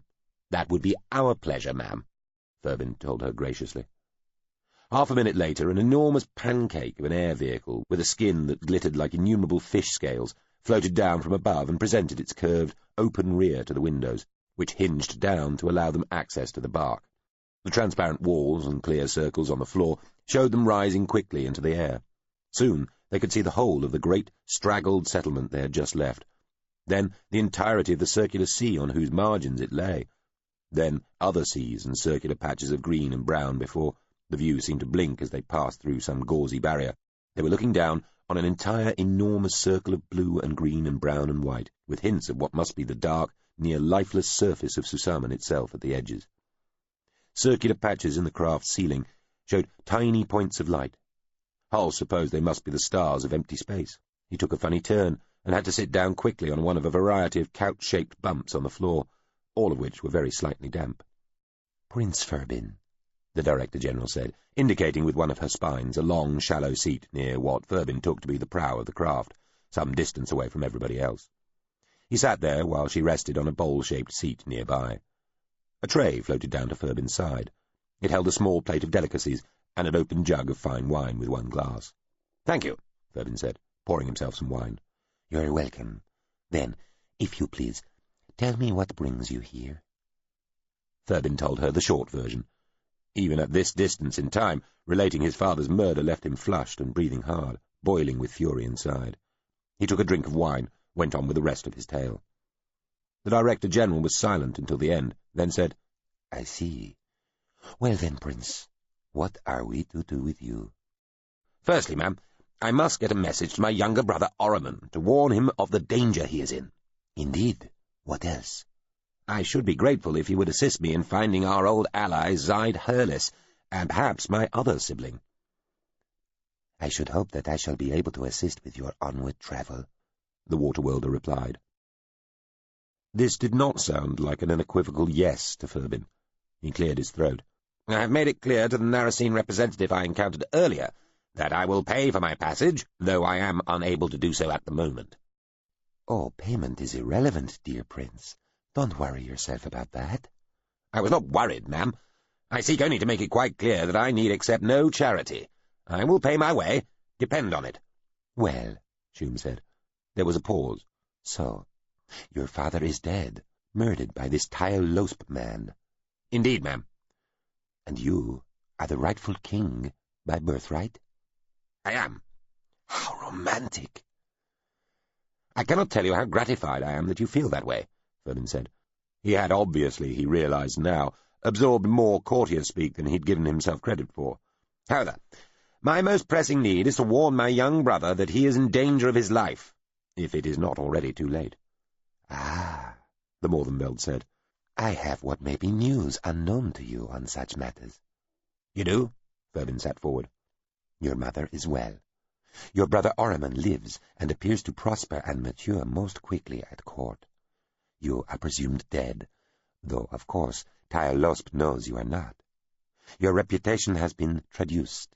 Regent Myrtis Tile-Losp and Field Marshal Werber command an army which has been lowered to the level of the Deldine by the Oct, and even now is on the brink of a decisive battle with the depleted remains of the Deldine forces, which our modelers believe your people will be victorious in, with less than 3% doubt." "You have spies there, ma'am?" "No, but information osmoses." Furbin leant forward. "Madam, I must get a message to my younger brother, but only if there is no chance of it being intercepted by Tile-Losp or his people. Might you be able to help?" "That is not impossible. However, it would arguably be illegal." "How so?" "We are not supposed to take such a close and dynamic interest in your affairs. Even the Narasine are not supposed to, and they are technically in charge here." "And the Oct?" "They are allowed limited influence, of course, given that they control so much of the access to Susamen's interior, and were largely responsible for making it safe, though they have arguably overstepped their marked allowance by some margin already in cooperating with the Saal to deceive and so, almost certainly, defeat the Deldin. The Altridia have subsequently laid a charge before the Narasine Mentoral Court against the Oct, alleging just that. The underlying reasons causing the Oct to behave like this are still being investigated. Informed speculation on the matter is unusually diverse, indicating that no one really has a clue at all. However, I must make clear, my species is supposed to mentor those who mentor those who mentor your people. I am layers and levels away from being jurisdictionally allowed to have any direct influence. You find yourself the unintended victim of a system set up specifically to benefit people like the Saal, Prince. A system which has evolved over the Sentions to ensure that peoples less technologically advanced than others are able to progress as naturally as possible within a generally controlled galactic environment, allowing societies at profoundly different civilizational stages to rub up against each other without this leading to the accidental destruction or demoralization of the less developed participants. It is a system that has worked well for a long time. However, that does not mean that it never produces anomalies or seeming injustices. I'm most sorry. The stage is small, but the audience is great, as his father had always said, Ferben thought as he listened to this. But the audience was just the audience, and so was forbidden from running up onto the stage and taking part. And, aside from a few jeers and calls, and the occasional "behind you," they could do little to intervene without risking being flung out of the theatre altogether. "These are rules that you cannot bend?" he asked. "Oh, I can, Prince. We are talking here in one of my own craft, so that I can guarantee our privacy and we may speak freely. That is already bending one rule regarding legitimate interaction between what one might term our official selves. I can intervene, but ought I to? I do not mean present me with further reason. I mean, would it be right for me to do so? These rules, regulations, terms, and laws are not invoked arbitrarily. They exist for good reason. Would I be right in breaking them?" "You may guess my view on the matter, ma'am. I would have thought that the brutal and disgraceful murder of an honourable man, a king to whom all in his realm, save a few jealous, treacherous, murderous wretches, paid grateful, loving homage, would seize at the heart of any creature, no matter how many layers and levels distant from such humble beings as ourselves they might be. We are all united, I would hope, in our love of justice and the desire to see evil punished and good rewarded." "It is as you say, of course," Shum said smoothly. "It is simply that, from a further perspective, one cannot but recognize that these very rules I allude to are set out so with precisely such an idea of justice at their core.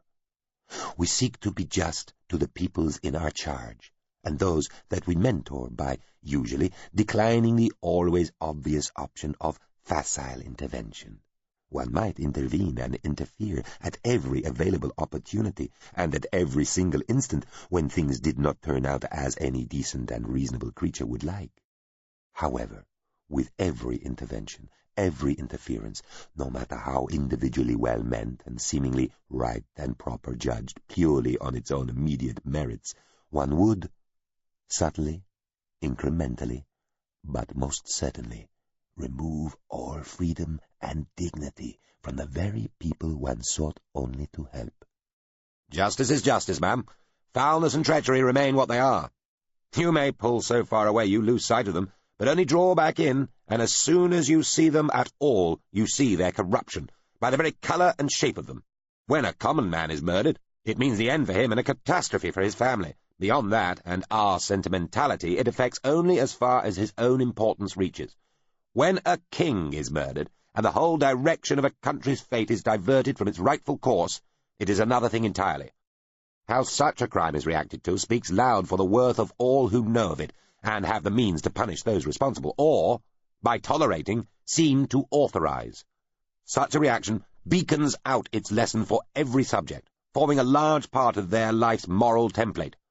It affects the fate of nations, of whole philosophies, ma'am, and may not be dismissed as a passing commotion in the kennels." The Director-General made a dry, spindly noise, like a sigh. Perhaps it is different for humans, dear Prince, she said, sounding sad. But we have found that the under-disciplined child will bump up against life eventually, and learn their lessons that way, albeit all the harder for their parents' earlier lack of courage and concern. The over-disciplined child lives all its life in a self-made cage, or bursts from it so wild and profligate with untutored energy they harm all about them, and always themselves. We prefer to under-discipline, reckoning it better in the long drift, though it may seem harsher at the time. To do nothing is always easy. Ferben did not try to keep the bitterness out of his voice. To do nothing, when you are so tempted to do something, and entirely have the means to do so, is harder. It grows easier only when you know you do nothing for the active betterment of others. Ferben took a deep breath, exhaling slowly. He looked down through the nearest transparent circle in the floor. It showed another crater sliding by beneath them, like a lividly shining yellow-brown bruise of life on Susammon's darkly barren surface. It was gradually disappearing as they travelled over it, leaving only that dark absence of Susammon's unadorned face implied below them. "If you will not help me in getting a message to my brother, warning him he is in mortal danger, ma'am, can you help me otherwise?" "Assuredly. We can direct you to the ex-culture human and ex-special circumstances agent, Zaid Hurlis, and facilitate your conveyance towards him." "So it is true. Zaid Hurlis is now ex-culture." "We believe he is. With SC, sometimes it is hard to be sure." "Is he still in a position to help us?" "Possibly. I do not know.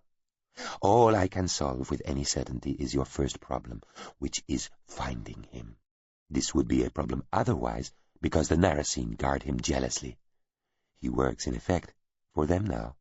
Even when Hurlis was here on Susammon, his purpose was moot. His presence was requested by the Narasine and disapproved of by ourselves, though we drew the line at requesting his removal. A Narasine experiment, perhaps, possibly at the behest of the Oct, testing the rules regarding the transfer of technology to less developed peoples. He gave you a great deal, Prince, though he was careful to do so only in the form of ideas and advice, never anything material. Your second problem will be persuading Hurlis to talk to you. That you must do yourselves. Your third problem, obviously, is securing his services. Yours again, I'm afraid." "Well," Ferben said, "my good fortune arrives in small change these days, ma'am. Nevertheless, I hope I count my gratitude in larger coin.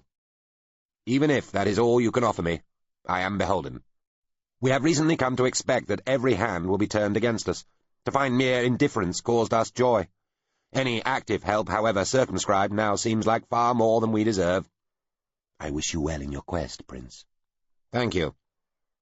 "Ah, an open tower end. Do you see?"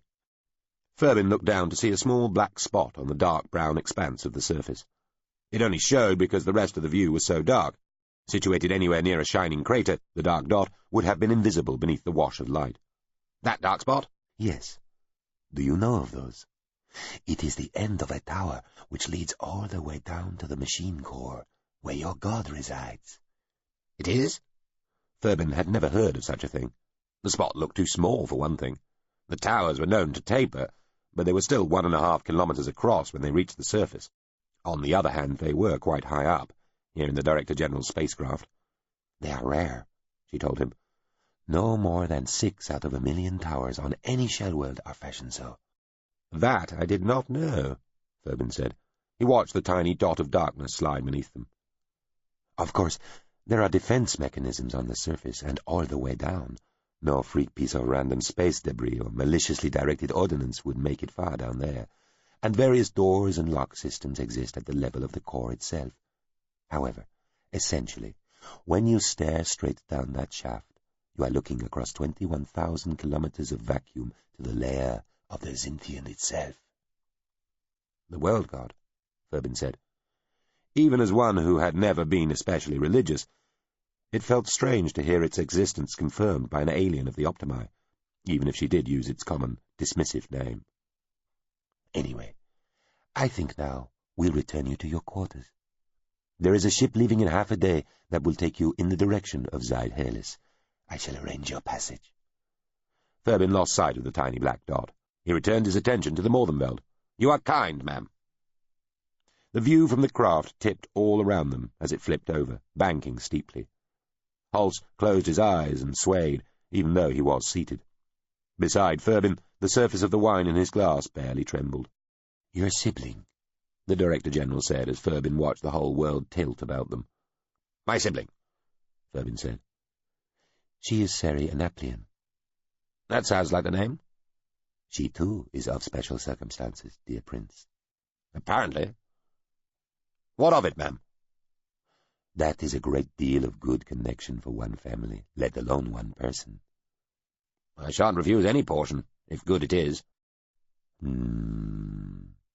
It does occur to me that, no matter how distant, she may have heard about your father and the other recent events from your home level, which of course includes the news of your supposed death. May she? As I say, news osmoses. And where news is concerned, the culture is of a very low pressure. I failed to understand you, ma'am. They tend to hear everything. The Narasine ship, the 100th Idiot, and the orbiting transit facility parted company as gently as lovers' hands, Holst thought. He watched the process happen on a big circular screen inside one of the vessel's human public areas. He was the only person there. He'd wanted to watch from a proper porthole, but there weren't any. Tubes and gantries and stretchy corridors all sort of just kissed goodbye to each other and retracted like hands inside sleeves on a cold day. Then the transit facility was shrinking, and you could see the whole spindly, knobbly shape of it, and the start of the absurdly long cords that tethered it to the surface of Susamen. It all happened in silence, if you didn't count the accompanying screeches, which were allegedly Narasine music. He watched Susamen bulge darkly out across the great circle of screen, as the transit facility shrank quickly to too small to see. How vast and dark it was. How spotted and speckled with those shining circles of craters. In the roughly quarter of the globe that Holst could see right now, he guessed there was perhaps a score of such environments, glowing all sorts of different colours, according to the type of atmosphere they held. And how quickly it was all shrinking, gathering itself in, concentrating, like something boiling down. The ship drew further away. The transit facility was quite gone. Now he could see all of Susamen. Every bit was there on the screen, the whole globe encircled shone. He found it hard to believe that the place where he had lived his entire life was appreciable now in one glimpse. Look. He glanced from one pole to another, and felt his eyes jerk only a millimetre or less in their sockets. Further away still now, their rate of progress increasing. Now he could hold almighty Susamen in a single static stare, extinguish it with a blink. He thought of his wife and children, wondering if he would ever see them again. It was odd that while he and Furbin had still been on the 8th, and so exposed to the continual and sharp danger of being killed, or travelling up from their home level and still arguably at some risk, he had nevertheless been sure he would see his family again. Now that they were, you'd hope, safe for the moment on this fancy ship of space, he watched his home shrink to quick nothing with a less than certain feeling that he'd be safely back. He hadn't even asked to get a message back to them. If the aliens were disinclined to grant the request of a prince, they'd surely ignore a more humble man's petition. All the same, maybe he ought to have asked. There was even a possibility that his own request would be granted just because he was only a servant, and so didn't signify. News of his living might not matter enough to affect greater events, the way knowledge of Furbin's continuing existence might. But then, if his wife knew that he was still alive, and people in power heard of this, they would undoubtedly treat this as part-way proof that Furbin did indeed live, and that would be deemed important. They'd want to know how she'd come to know, and that might prove uncomfortable for her. So he owed it to her not to get in touch. That was a relief. He'd be in the wrong whatever he did. If they ever did get back, he'd certainly be blamed for turning up alive after being dependably dead. Semble, bless her, was a passably handsome woman, and a good mother, but she had never been the most sentimental of people, certainly not where her husband was concerned. Holst always had the impression he somehow cluttered the place up when he was in their apartment in the palace servants' barracks. They only had 2 rooms, which was not a lot when you had 4 children, and he rarely found a place to sit and smoke a pipe or read a news sheet in tranquility. Always being moved on, he was, for the purposes of cleaning, or to let the children fight in peace. When he went out, to sit somewhere else and smoke his pipe and read his paper undisturbed, He was usually welcomed back with a scolding for having wasted the family's meagre resources in the betting house or drinking shop, whether he'd actually been there or not, though he had, admittedly, used the earlier unjust accusations as cause to excuse the subsequent commitment to precisely such contrabandly activities. Did that make him a bad man? He didn't think so. He'd provided. He'd given Semble 6 children, holding her to him when she'd wept, mourning the 2 they'd lost, and doing all he could to help her care for the 4 who'd survived. Where he'd grown up, the proportions of live to dead would have been reversed. He'd never hit her, which made him unusual within his circle of friends. He'd never hit a woman at all, which by his count made him unique amongst his peers.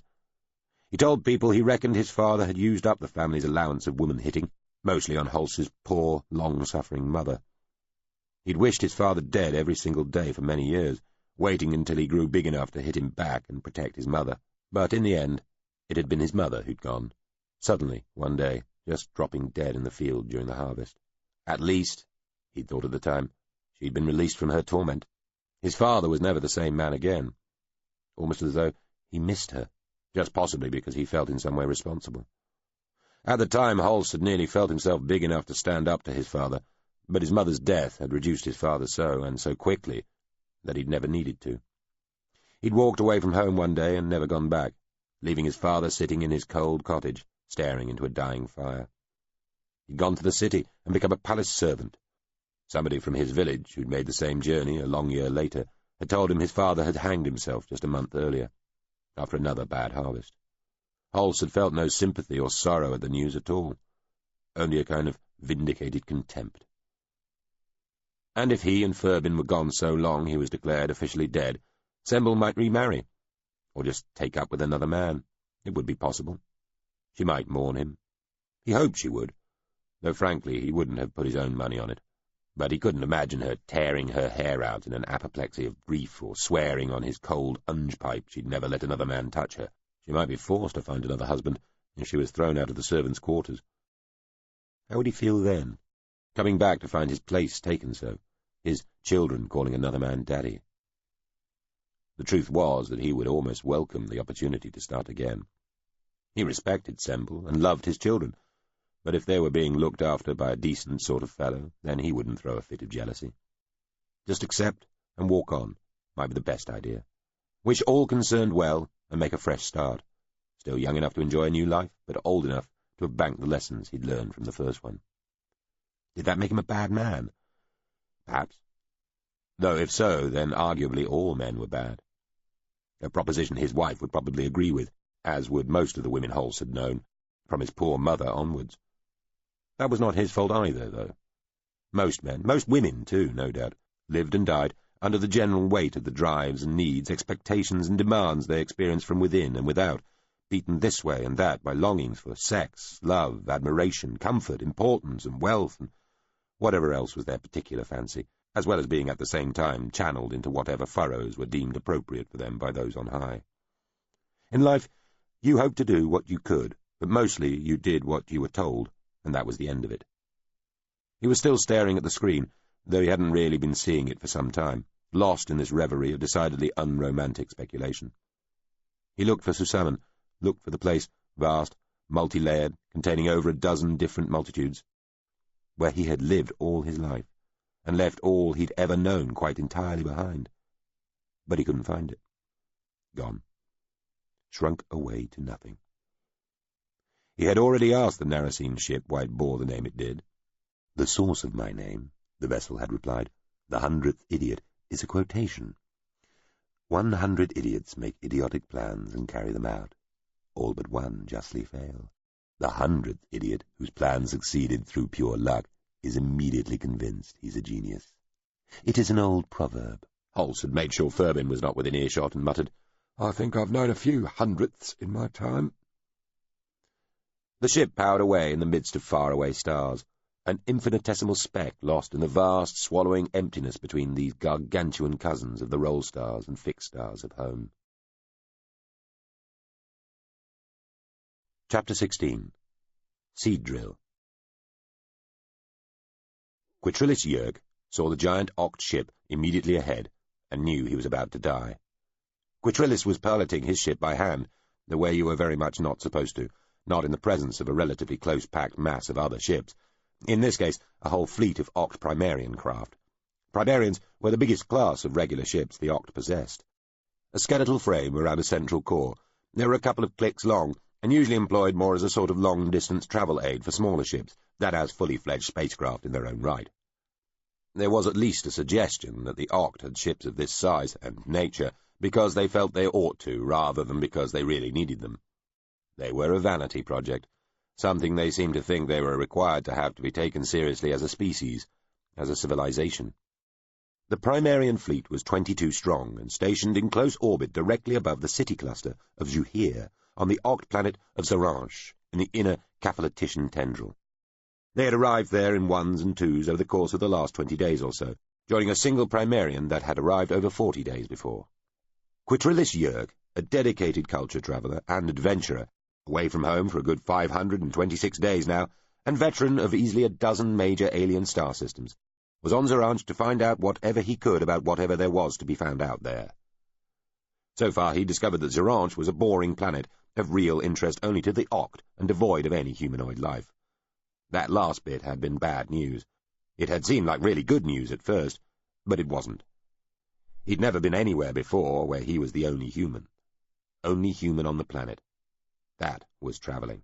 That was wandering. That was exclusive. He'd like to see his fellow travellers beat that.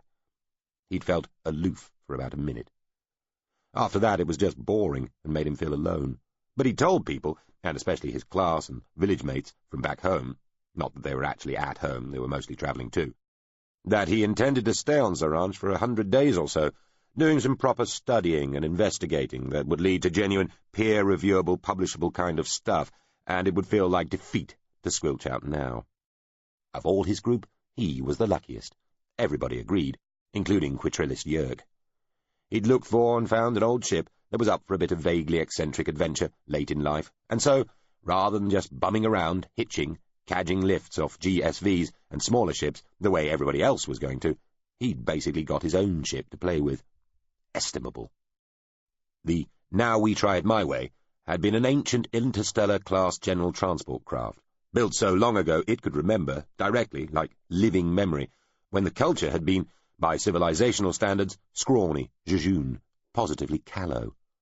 The ship's AI, not a mind, way too old and primitive and limited to be called a mind, but most definitely still fully conscious and with a frighteningly sharp personality, had long since been transferred into a little one-off kind of runabout thing, the sort of ship that people referred to as erratic class, even though there wasn't really any such class. Only there sort of was now, because even minds used the term. Anyway, in its remodelled form, it had been designed to serve as a sort of glorified shuttle, but faster than any ordinary shuttle, shifting people and things around the kind of mature system with more than one orbital. That had been semi-retirement. Before it could get too weird or eccentric, it had properly retired itself and drifted into a sort of slow sleep state inside a hollow mountain store for ships and other biggish stuff on Quitrillis's home orbital of Forlinturl. He'd done proper asking around old ships research to find a craft just like that, following a private theory. And it had worked! He'd lucked! It had been so greyed, just so apropos. The old ship had woken itself up after a tickle message from its old home MSV, and, after only a little thought, agreed to act as personal transport for this youth, him. Naturally, all his classmates had immediately tried doing the same thing, but they were too late. Quitrillis had already found the only likely contender and won the prize, and if there had been other retired ships of a similar disposition anywhere nearby, they'd likely have refused such follow-on requests, just because it would look like setting a pattern rather than expressing ship individuality and rewarding human initiative, etc., etc. So far, the relationship had been a pretty good one. The old AI seemed to find it amusing to indulge a young, enthusiastic human, and it positively enjoyed travelling for the sake of it, with no real logic to the journeying, going wherever Quitrillis wanted to go for whatever reason he wanted to go there. Often he cheerfully confessed he had no idea himself. Obviously they were constrained by the ship's speed to a relatively limited volume. They'd hitched on a GSV to get here to the inner Caphalotician tendril, but that still left them with thousands of potential star systems to visit, even if there was, by general agreement, nothing especially undiscovered in the fairly well-travelled, beaten-track neighbourhood they had access to. And sometimes the ship let him pilot it by hand, the AI switching itself off, or at least retreating inside itself and leaving Quitrillis to take the controls. He had always imagined that even though it claimed he was in complete control, it was secretly still keeping an eye on him and making sure he wasn't doing anything too crazy, anything that might end up killing them both.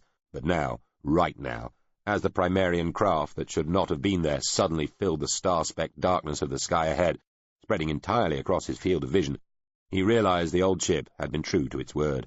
It had left him alone. He really had been in full hands-on charge of it the whole time. He really had been risking his life. And he was about to lose it now. 22 ships.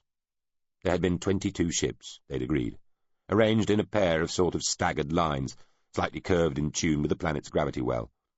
Quitrillis had gone up to have a look at them all, but they were boring, just hanging there. Only the one that had been there from the start even showed any sign of traffic, with a few smaller craft buzzing about.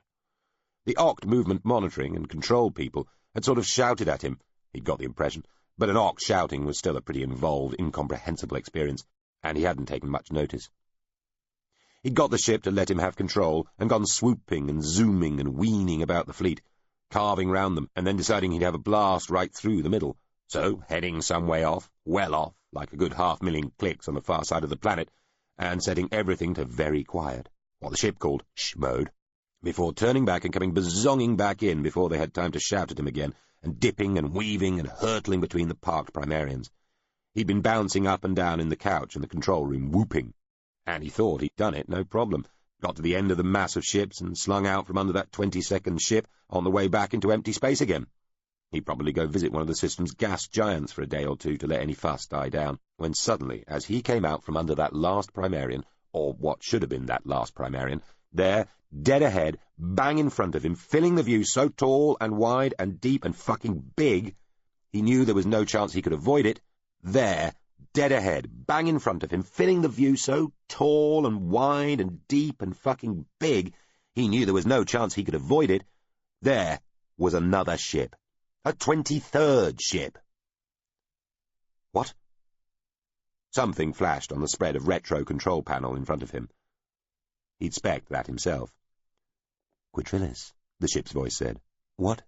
Sorry, Quitrillis had time to say as the gantried, open-work innards of the Oct ship expanded in front of him, filling the ahead view utterly now, getting down to detail. Maybe they could fly through, he thought, but he knew they couldn't. The internal components of the Primarian were too big, the spaces were too small. Maybe they could crash stop, but they were just too damn close. The Now We Try It My Way had taken over control. The hand controls had gone limp. Indicator overlays flashed up engine damage levels of braking and dump turning, but it was all much too little, much too late. They'd hit side on and barely 10% slower. Quitrillis closed his eyes. He didn't know what else to do. The Now We Try It My Way made some noises he hadn't known it could make. He waited for death. He'd been backed up before he left home, obviously, but he'd been away over 500 days and changed immensely in that time. He was profoundly and maturely a different person compared to the brash young lad who'd sailed off in his persuadable accomplice ship. This would be a very real death. Wow, proper sinking feeling here. This would be no shit serious never again extinction. At least it'd be quick. There was that. Maybe the Oct had close-range defences against this sort of thing. Maybe they'd be blasted out of the skies before they hit the Primarian. Or they'd be beamed out of the way or something, nudge-fielded, fended off with something truly, stupendously skillful. Except the Oct didn't have any of that sort of stuff. The Oct ships were relatively primitive. Oh, he'd just realised. He was probably just about to kill lots of Oct people. He got a sinking feeling that outdid the earlier selfish sinking feeling. Oh, fuck. Fucking major diplomatic incident. The sea would have to apologise, and he was just starting to think that, hey, you really could squeeze a lot of thoughts into a second or two when you knew you were about to die, when the ship said, quite calmly, Quitrillis. He opened his eyes. Not dead. And nothing but the old star-specked depths of space ahead. Eh? He looked back. Stacked ships, 20-plus Primarians, one ultra-close behind, receding fast. Like they'd just exited from it, travelling very fast indeed. "Did we dodge that thing?" he said, gulping. "No," the ship said. "We went right through it, because it's not a real ship. It's little better than a hologram." "What?" Quitrillis said, shaking his head. "How? Why?" "Good question," the ship said. "I wonder how many of the others I just pretend to." I'm fucking alive, Quitrillis breathed. He clicked out of the command virtuality so he was sat in the couch properly, with the physical controls in front of him, and the wraparound display showing in slightly less detail what they'd been looking at seemingly directly. We're fucking alive, Shep, he yelled. Yes, we are. How odd. The "now we try it my way" sounded puzzled. I'm sending a burst of my old systems vehicle about this. Something's not right here. Quitrillis waved his arms around and waggled his toes. But we're live, he yelled, ecstatic. We're live! I'm not disagreeing, Quitrillis. However, wait. We're being targeted. The beam from the original first-arrived Primarian ship burst all around them, turning the little craft and the single human inside it entirely into plasma within a few hundred milliseconds. This time, Quitrillis Yerk didn't have time to think anything at all. Jan Seri Anaplian, agent of the culture's renowned notorious, delete to taste, special circumstances section, had her first dream of Prasadal while aboard the Sea Drill, an ocean-class GSV. The details of the dream itself were not important. What exercised her on waking was that it was the kind of dream she had always associated with home. She had had dreams like that about the Royal Palace and Pool and the estate at Moiliu, about the Eighth in general, and even, if you counted the dreams of the Hiengzar, about Susaman as a whole for the first few years after she'd come to the culture, and always woken from them with a pang of homesickness, sometimes in tears. Those had slowly disappeared to be replaced by dreams of other places where she'd lived, like the city of Clus on Gdansk orbital, where she had begun her long introduction to, induction into, and acceptance of the culture. These were sometimes profound, affecting dreams in their own way, but they were never imbued with that feeling of loss and longing that indicated the place being dreamt about was home. She blinked awake in the grey darkness of her latest cabin, a perfectly standard ration of space and a perfectly standard ocean class, and realized, with a tiny amount of horror, a degree of grim humour, and a modicum of ironic appreciation, that just as she had started to realize that she might finally be happy to be away from and free of Susaman and all that it had meant to her, she had been called back. She nearly caught the ball. She didn't, and it hit her on the right temple hard enough to cause a spike of pain. It would, she was sure, have floored anybody human basic. With all her SC stuff still wired in, she'd have dodged it or caught it one-handed easily. In fact, with her SC stuff still online, she could have jumped and caught it in her teeth. Instead, whack! She'd heard the ball coming, caught the most fleeting glimpse of it arcing towards her, but hadn't been quite quick enough. The ball bounced off her head. She shook her head once, spread her feet wide and flexed her knees to make her more stable in case she might be about to topple, but she didn't. The pain flicked off, cancelled. She rubbed her head and stooped to pick up the hard little ball, a crack ball, so just a solid bit of wood, basically, and looked for who had thrown it. A guy sailed out of the group of people by the small bar she'd been passing on one of the outer balcony decks. "You all right?" he asked. She threw the ball to him on a soft, high trajectory. "Yes," she told him. He was a small, round, almost ball-like man himself, very dark and with extravagant hair. He caught the ball and stood weighing it in his hand. He smiled. "Somebody said you were SC, that's all. I thought, well, let's see, so I threw this at you. Thought you'd catch it. Or duck or something." "Perhaps asking would have been more effective," Jan Seri suggested. Some of the people at the bar were looking at them. "Sorry," the man said, nodding at the side of her head. "Accepted." "Good day," she made to walk on. "Will you let me make you a drink?" "That won't be necessary. Thank you all the same. Seriously, it would make me feel better." "Quite. No, thank you." "I'll make a very good Tsar's Revenge. I'm something of an expert." "Really? What is a Tsar's Revenge?" "It's a cocktail. Please stay, have one with us." "Very well." She had a Tsar's Revenge. It was very alcoholic. She let it affect her. The round man and his friends were peace faction people, from the part of the culture that had split away at the start of the Idaran War, hundreds of years earlier, renouncing conflict altogether. She stayed for more Tsar's Revenges. Eventually the man admitted that, although he liked her, and found her highly personable, he just didn't like SC, which he referred to, rather sneeringly, Anaplian thought, as the good ship we know what's good for you. "It's still violence," he told her. "It's still what we ought to be above." "It can be violent," Anaplian acknowledged, nodding slowly. Most of the man's friends had drifted off. Beyond the balcony deck, in the open air surrounding the GSV's hull, a regatta for human-powered aircraft was taking place. It was all very gay and gaudy and seemed to involve a lot of fireworks. "We should be above that. Do you see?" I see. We're strong enough as it is. Too strong. We can defend ourselves, be an example. No need to go interfering. It's a compelling moral case you make. Annaplian told the man solemnly. You're taking the piss now. No, I agree. But you're in SC. You interfere. You do all the dirty trick stuff. You do, don't you? We do. I do. So don't fucking tell me it's a compelling moral case then. Don't insult me. The peace faction guy was quite aggressive. This amused her. That was not my intention, she told him. I was telling you... Excuse me. Annaplian took another sip of her drink. I was telling you, I agree with what you say, but not to the point of acting differently. One of the first things they teach you in SC, or... She belched delicately. Excuse me. Or get you to teach yourself, is not to be too sure, always to be prepared to acknowledge that there is an argument for not doing the things that we do. But you still do them. But we still do them. It shames us all. You are entitled to your view. And you to yours, but your actions contaminate me in a way that mine do not contaminate you. You are right, but then you are of the peace faction, and so not really the same. We're all still culture. We're the real culture, and you're the cancerous offspring, grown bigger than the host and more dangerous than when we split. But you resemble us well enough to make us all look the same to others.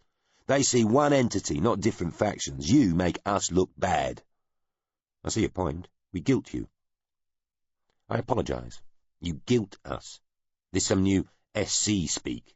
No, old Sal speak. My people sometimes use odds wordly. Words oddly. Annaplian put her hand to her mouth, giggling. You should be ashamed, the man said sadly. Really, we're no better. You're no better than the savages. They always find excuses to justify their crimes, too. The point is not to commit them in the first place. I do see your point. I really do. So be ashamed, then. Tell me you're ashamed. We are, Annaplian assured him, constantly. Still, we can prove that it works. The interfering and the dirty tricking, it works. Salvation is in statistics. I wondered when we'd get to that, the man said, smiling sourly and nodding. The unquestioned catechism of contact of SC, that old nonsense, that irrelevance. Is not nonsense, nor... It is truth. The man got down from his bar stool. He was shaking his head. This made his wild fawn hair go in all directions, floatily. Most distracting. There's just nothing we can do, he said sadly, or maybe angrily.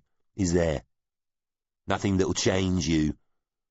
You just keep doing all that shit until it collapses down around you, around us, or until enough of everybody sees the real truth, not fucking statistics. Till then, there's just nothing we can do. You can't fight us, Annaplian said and laughed. Hilarious. Sorry. That was cheap. I apologize. Profusely. The man shook his head again. However much, he said. It'll never be enough. Good day. He walked off. Annaplian watched him go. She wanted to tell him that it was all okay, that there was nothing really to worry about, that the universe was a terrible, utterly uncaring place, and then people came along and added suffering and injustice to the mix as well, and it was all so much worse than he could imagine, and she knew because she had studied it and lived it, even if just a little. You could make it better, but it was a messy process, and then you just had to try. You were obliged, duty-bound to try, to be sure that you did the right thing. Sometimes that meant using SC, and, well, there you were. She scratched her head.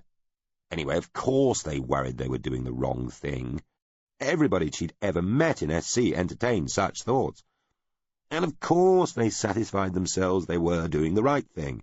Obviously they must, or they wouldn't be in SC doing what they were doing in the first place, would they? Maybe he knew all this anyway. Part of her suspected that the guy was an SC agent too, or something similar.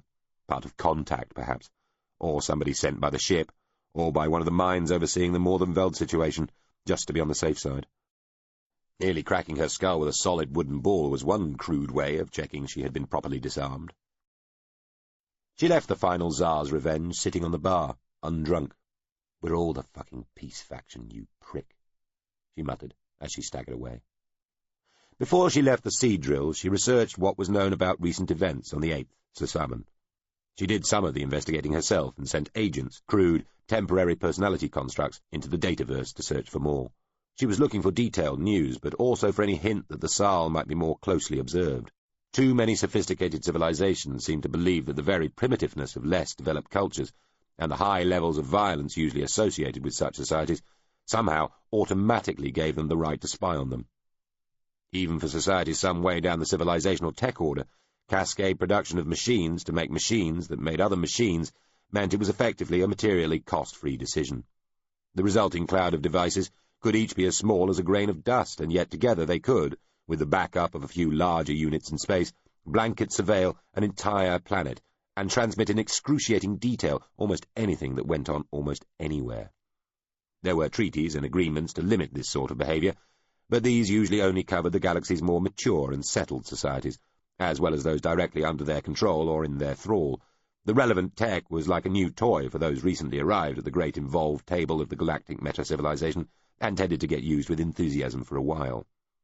Societies which had only recently renounced the chronic use of force and resort to war, often, reluctantly, were usually the most keen to watch those for whom such behavior was still routine. One of the last resort methods of dealing with those displaying such voyeurism was to turn their own devices against them, scooping the surveillance machines up from wherever they had been scattered, fiddling with their software, and then infesting the worlds of their creators with them, concentrating on the homes and favoured recreational facilities of the powerful. This usually did the trick. The peoples living within Susamen, especially those like the Sal, who would have been both unsuspecting of and defenceless against such conceited oversight, were amongst those supposedly protected against its depredations. But just because something wasn't public didn't mean it wasn't happening. The culture had one of the most open and inclusive dataverse structures in the galaxy, but even it didn't see or know everything. There was still plenty of private, hidden things going on. As a rule, you got to hear of them eventually, but by then the damage had usually been done. From the 8th, though, so far, nothing. Either nobody was spying, or if they were keeping very quiet about it. The Morvenfeld were easily capable, but too proud, law-abiding, and anyway disdainful, much like the culture then. The Narasine probably thought themselves above such behaviour too, and the Oct... Well, the Oct didn't really seem to care about anything other than pushing their claim to be the true inheritors of the Veil legacy. Even routine accessing of the Oct parts of the dataverse meant having to suffer a recorded lecture on the history of the galaxy according to the Oct, the whole point of which was to highlight the similarities between the Veil and the Oct, and emphasize what a good claim the Oct had on the Involucris estate. To the Oct, this inheritance obviously included both the Shellworlds themselves and the respect they felt ought to come attached, respect they rightly felt they were not being accorded. The culture's interface software just as routinely filtered this nonsense out. The Oct claim was strong only according to themselves. The vast majority of trusted scholars, backed by some pretty unimpeachable evidence, held that the Oct were a relatively recent species, quite unrelated to the Veil. But it was always there. The Oct did watch over the Sal, but very patchily, infrequently, and, by agreement, with centimetre-scale devices, things big enough for a human to see. Usually, these were attached to machines manned by Oct, send ships, aircraft, ground vehicles, and the environment suits they wore. There wasn't much material publicly available for the last few hundreds of days, but there was some. Janseri watched recordings of the great battle which had decided the fate of the Deldine on the land around the Zidaskeen Tower. The commentary and accompanying data, such as they were, suggested that the Altridia had taken over the relevant sections of the tower and transported the Deldine forces into a position where they could carry out their sneak attack on the Sal heartlands. An SC-flagged data end appended to the recording suggested Altridian involvement was a lie. The Oct had been in charge. All the recordage was from the latter part of the battle, and taken from static positions well above the action, probably from the tower itself. She wondered if somewhere in what she was looking at there was detail of her father being wounded, and of whatever fate had overtaken Furbin. She tried to zoom in, thinking to instruct an agent to look for anything relevant, but the recording was too coarse, and lost detail well before individuals on the battlefield could be recognized. She watched, again as though from on high, though this time the cameras were mounted on something flying, as the Sal forces, now under Murtis Tile Losp, crossed a canal in the desert near the Hyang-Zar, its tall mists in the hazy distance, and saw their final short siege and shorter attack on Rissel, the Deldine capital city. That seemed to be all. A proper news report or docu-feature would have included victory celebrations in Poole, Tile Losp accepting the surrender of the Deldine commander, piles of dead bodies consigned to pits, banners going up in flames, or the tears of the inconsolable bereaved, but the Oct hadn't thought to get even remotely artistic or judgmental. Just the sort of enthrallingly primitive, barbaric but dashing war comfortably positioned people liked to hear about, Annaplian thought. It was almost a pity nobody had thought to record it in all its gory detail. A rapidly expanding but almost entirely vapid cloud of comment, analysis, speculation, and exploitation was attached to the Oct recording through the news and current affairs organizations which took an interest in such events. Many Shellworld and Susaman scholars, there were even people who regarded themselves as Eighth scholars, Sal scholars, bemoaned the lack of decent data, leaving so much to speculation. For others, this lack of detail seemed to be merely an opportunity. Offers to play war games based on the recent events were appended. Entertainments inspired by the recent thrilling events were also in preparation.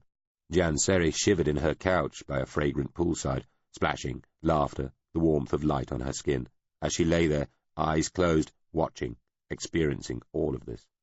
She felt suddenly, as she had right at the start of her involvement with the culture, back in the shockingly confusing early days when everything seemed like bedlam and clash. This was all just too much to take in, at once far too close to home and utterly, horribly, invasively alien compared to it. She would leave her agents running within the dataverse, in case there was some more directly observed stuff, and it was just well hidden. Welcome to the future, she thought, surveying all this wordage and tat. All our tragedies and triumphs, our lives and deaths, our shames and joys are just stuffing for your emptiness. She was being melodramatic, she decided. She checked there was no more of use to watch, clicked out, stood up, and went to join in a noisy game of pool tag. One ship, another ship. From the seed drill, she was passed on to the GCU You Naughty Monsters. Another baton-like transmissal took her to the Xenoglossicist, an air-class limited system vehicle. On her last night aboard, there was an all-crews dance party. She threw herself into the wild music and wilder dancing like one abandoned. The last culture ship to carry her before she entered the Mordenfeld domain was called You'll Clean That Up Before You Leave, a gangster-class very fast picket and ex-rapid offensive unit. She still hated the silly names. Chapter 17. Departures. Orman woke to the sound of 1,000 bells, blown temple horns, manufactory sirens, carriage hooters, and just audible mass cheering, and knew immediately that the war must be over, and won. He looked about. He was in a gambling and whorehouse known as Boutry's, in the city's Stip district. There was a shape in the bedclothes beside him, which belonged to the girl whose name he would remember shortly. Droffo, his new equerry, who was newly married and determinedly faithful, chose to turn a blind eye to Orman's whoring, so long as it was carried out in gambling or drinking houses. An honest bordello he would not even contemplate entering. His new servant, Negust Puibaev, had, before he'd left the farm, promised his mother he would never pay for sex, and was dutifully honouring this commitment to the letter, though not beyond. He had been modestly successful in persuading some of the more generous girls to extend their favours to him out of simple kindness, as well as sympathy for one who had made such a well-meant if hopelessly naive promise. Orman's absences from court had not gone unnoticed or unremarked. Just the morning before, at a formal late breakfast reception given by Hahn, the Lady Elsh, to welcome her latest astrologer, Orman had already successfully forgotten the fellow's name. Rennequet, accompanied by and arm-in-arm with Ramil, the pretty young thing Orman remembered from Hahn's earlier party with the various actors and philosophizers, had scolded him. "Why, it's that young fellow!" she had exclaimed upon seeing him. "Look, Ramil, I recall that pretty face, if not the name, after so long apart. How do you do, sir? My name's Rennequet. Yours?" He'd smiled. "Ladies Rennequet, Ramil. How good to see you again. Have I been remiss?" Rennequet sniffed. "I'll say. Most unfathomably. I declare there are those absent at the war who are more often at court than you, Orman." "Absolutely not. On the contrary. I determined myself to be so ineffably tedious, I thought to remove myself from our most quotidian conduct in the hope of making myself seem more contrastedly interesting to you when we do meet." Rennequet was still thinking this through when Ramil smiled slyly at Orman, but to Rennequet said, "I think the prince finds other ladies more to his liking elsewhere." "Does he now?" Rennequet asked, feigning innocence. Orman smiled an empty smile. "It may be we are not wanted," Ramil suggested. Rennequet raised her delicate chin. "Indeed." Perhaps we are not good enough for the prince, she said. Or it may be we are too good for him, Ramil mused. How could that be? Ahriman asked, for want of anything better. It's true, Rennequay agreed, taking a tighter hold of her companion's arm. Some prize availability over virtue, I've heard. And a tongue loosened by money, rather than moved by wit, Ramil offered. Ahriman felt his face flush. While some, he said, trust an honest harlot over the most apparently virtuous and courtly of women. Some might out of sheer perversity, said Rennequay, whose eyes had widened at the word harlot, though whether a man of judgment and honour would term one of those females honest in the first place might give rise to some controversy. One's values, like so much else, might become infected in such company, Ramil suggested, and tossed her pretty head and long flow of tight blonde curls. I meant, ladies, Ahriman said, that a whore takes her reward there and then, and seeks no further advancement. This time, as he said whore, both Rennequay and Ramil looked startled. She loves for money and makes no lie of it. That is honest. There are those, however, who'd offer any favour seemingly for nothing, but would later expect a very great deal of a young man with some prospect of advancement.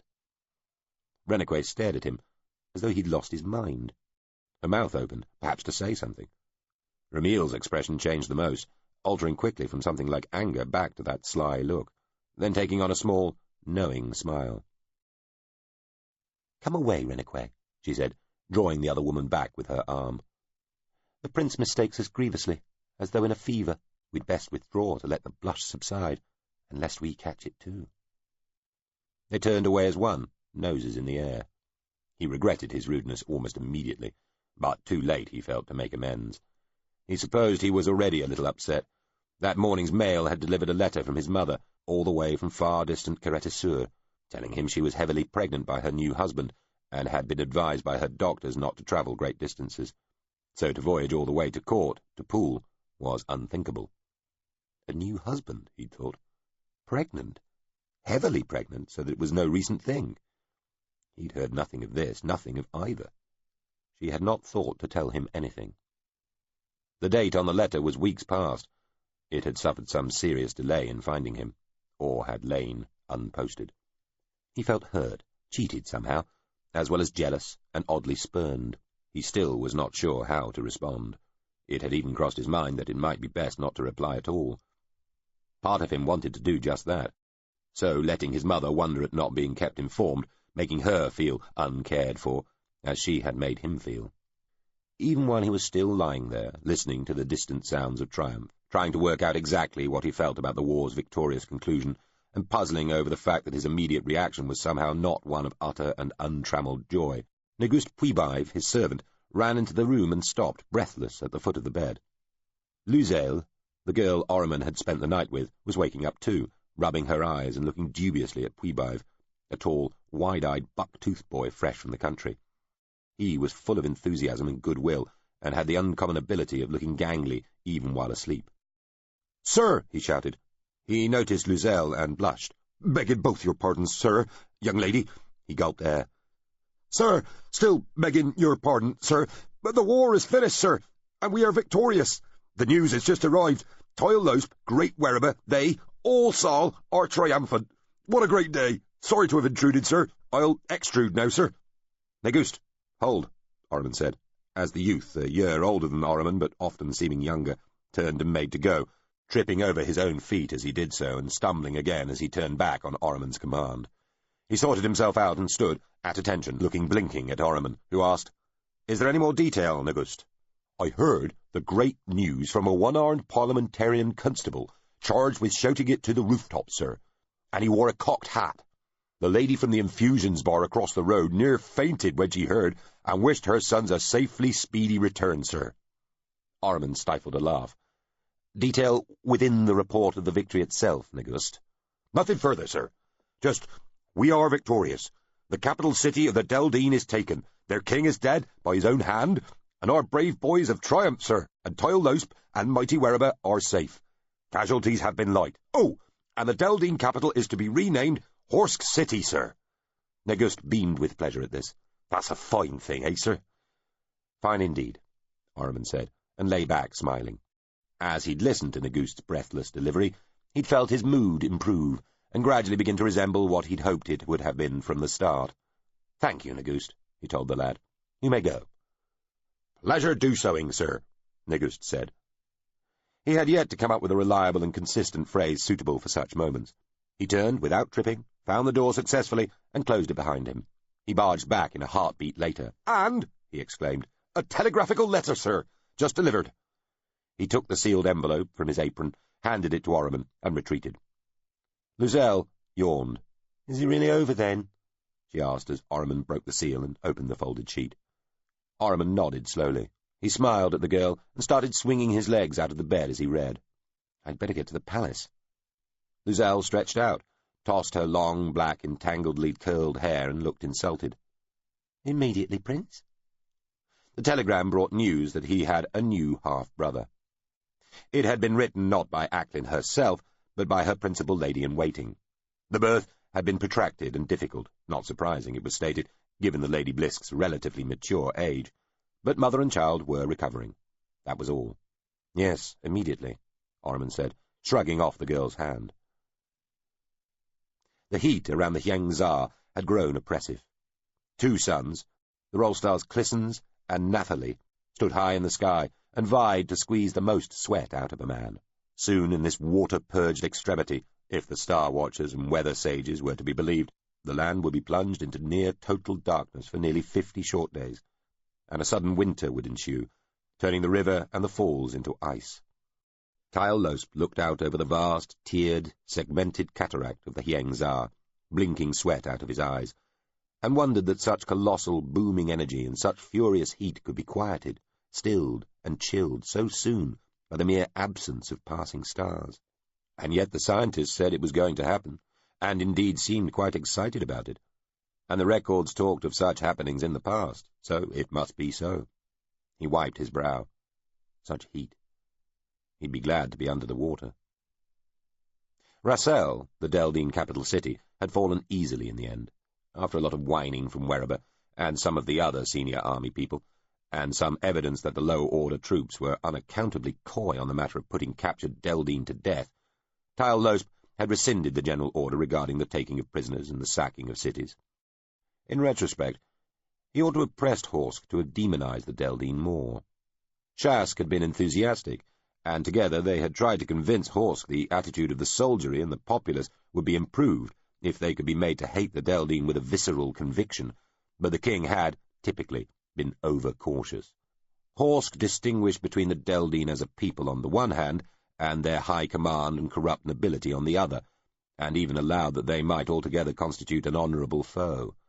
He would, in any event, need to govern them once they had been defeated, and people nursing a justified grievance against a murderously inclined occupier made peaceful, productive rule impossible. On this purely practical issue, he judged massacre wasteful, and even contrary as a method of control. Fear lasted a week, anger a year, and resentment a lifetime, he'd held. Not if you kept fueling that fear with every passing day, Tyle Losp had countered, but had been overruled. "Better grudging respect than terrified submission," Horsk had told him, clapping him on the shoulder after the discussion that had finally decided the matter. Tyle Losp had bitten back his reply. Following Horsk's death, there had not been sufficient time to turn the Deldine into the hated, inhuman objects of fear and contempt Tyle Losp thought they ought to have been from the start, though he had done his best to begin the process. In any event, he had subsequently been left with no choice but to step back from the adamantine harshness of his earlier decrees on the taking of prisoners and cities, but drew comfort from the thought that a good commander always stood ready to modify his tactics and strategy as circumstances changed, so long as each step along the way led towards his ultimate goal. He had anyway turned the situation to his advantage, he reckoned, letting it be known that this new leniency was his gift to the soldiers of the 8th and the people of the 9th, graciously and mercifully countermanding the severity of action Horsk had demanded from his deathbed to avenge his killing. Servidius Savide, who was the Oct Peripatetic Special Envoy of extraordinary objectives among useful aboriginals, watched as the human called Tyle Losp swam, and was guided to the place prepared for him in the roving Sen ship's receiving chamber. The Sen ship was one of a rare class capable of both flight in air and underwater travel, as well as the more normal vertical journeys within the vacuum of towers. It was holding station in the relatively deep waters of Serpentine's main channel 2 kilometers above the lip of the Hyangza Cataract. The human Tal Losp had been brought out to the submerged craft in a small submarine cutter. He was dressed in an air suit and was obviously unused to such attire and uncomfortable. He was floated into a bracket seat across the receiving chamber from where Savid floated, and shown how to anchor himself against the bracket's shoulder braces using buoyancy. Then the Oct guard withdrew. Savid caused a membrane-buffered air channel to form between him and the human so that they could speak with something approaching their own voices. Tal Losp, and welcome. Envoy Savid, the human replied, tentatively opening his face mask into the air tunnel rippling between them. He waited a few moments, then said, "You wish to see me?" Tal Losp smiled, though he'd always wondered if this expression actually meant anything to an Oct. He found the suit he had to wear strange and awkward. Its air smelled of something vaguely unpleasant, burned. The odd, worm-like tube that had extended from the envoy's mouthparts to his own face brought with it an additional scent of fish just starting to rot. At least it was pleasantly cool here inside the Oct ship. He looked round the chamber while he waited for the Oct to answer. The space was spherical, or very close to it, its single wall studded with silvery spiracles and ornate, tiered studs. The sort of upside-down shoulder seat he was attached to was one of the chamber's plainer pieces of ornamentation. He still resented having to be here. Summoned like a vassal, when he had just taken over an entire level. Servidius Savid might have come to see him to pay tribute to his success in the great palace at Rossell, which was magnificent. It made the palace at Poole look plain. Instead, he had had to come to the Oct. Secrecy in such matters had been the order so far, and Servidius Savid obviously had no intention of changing this in the short term, whatever his reasons were. The Oct, Tal Losp had to own, knew more of what was really going on here than he did, and so had to be indulged. He would like to think that he had been called here finally to learn what the last few years had all been about, but he was under no illusions regarding the Oct ability to obscure, prevaricate, and confuse. He still had the very faint suspicion that the Oct had overseen this entire enterprise on a whim, or for some minor reason they had subsequently forgotten, though even they would surely hesitate to engineer the transferal of an entire Shellworld level from one group to another without outside permission and without having a good reason, would they not? But see here, the envoy's little blue mouthparts were working and a couple of his orange arm legs were moving, and so he was about to speak. "The Deldine lands are controlled now," Servidius Savid said, his voice expressed as a low gurgle. "They are indeed. Rossell is secure. Order barely broke down at all, but to the extent that it did, it has been restored. Every other part of the Deldine kingdom, including the principalities, provinces, curbed lands, and outlying imperial satrapies, are under our control, through either physical occupation by our forces, or, in the case of the furthest and least important colonies, the unconditional acquiescence of their most senior officials." "Then all may rejoice instead. The Sal may join the Oct, inheritors of the mantle of those who made the Shellworlds, in justified celebration." Tal Losp chose to assume he had just been congratulated. "Thank you," he said. "All are pleased." "I'm sure they are. And I would thank the Oct for your help in this. It has been invaluable.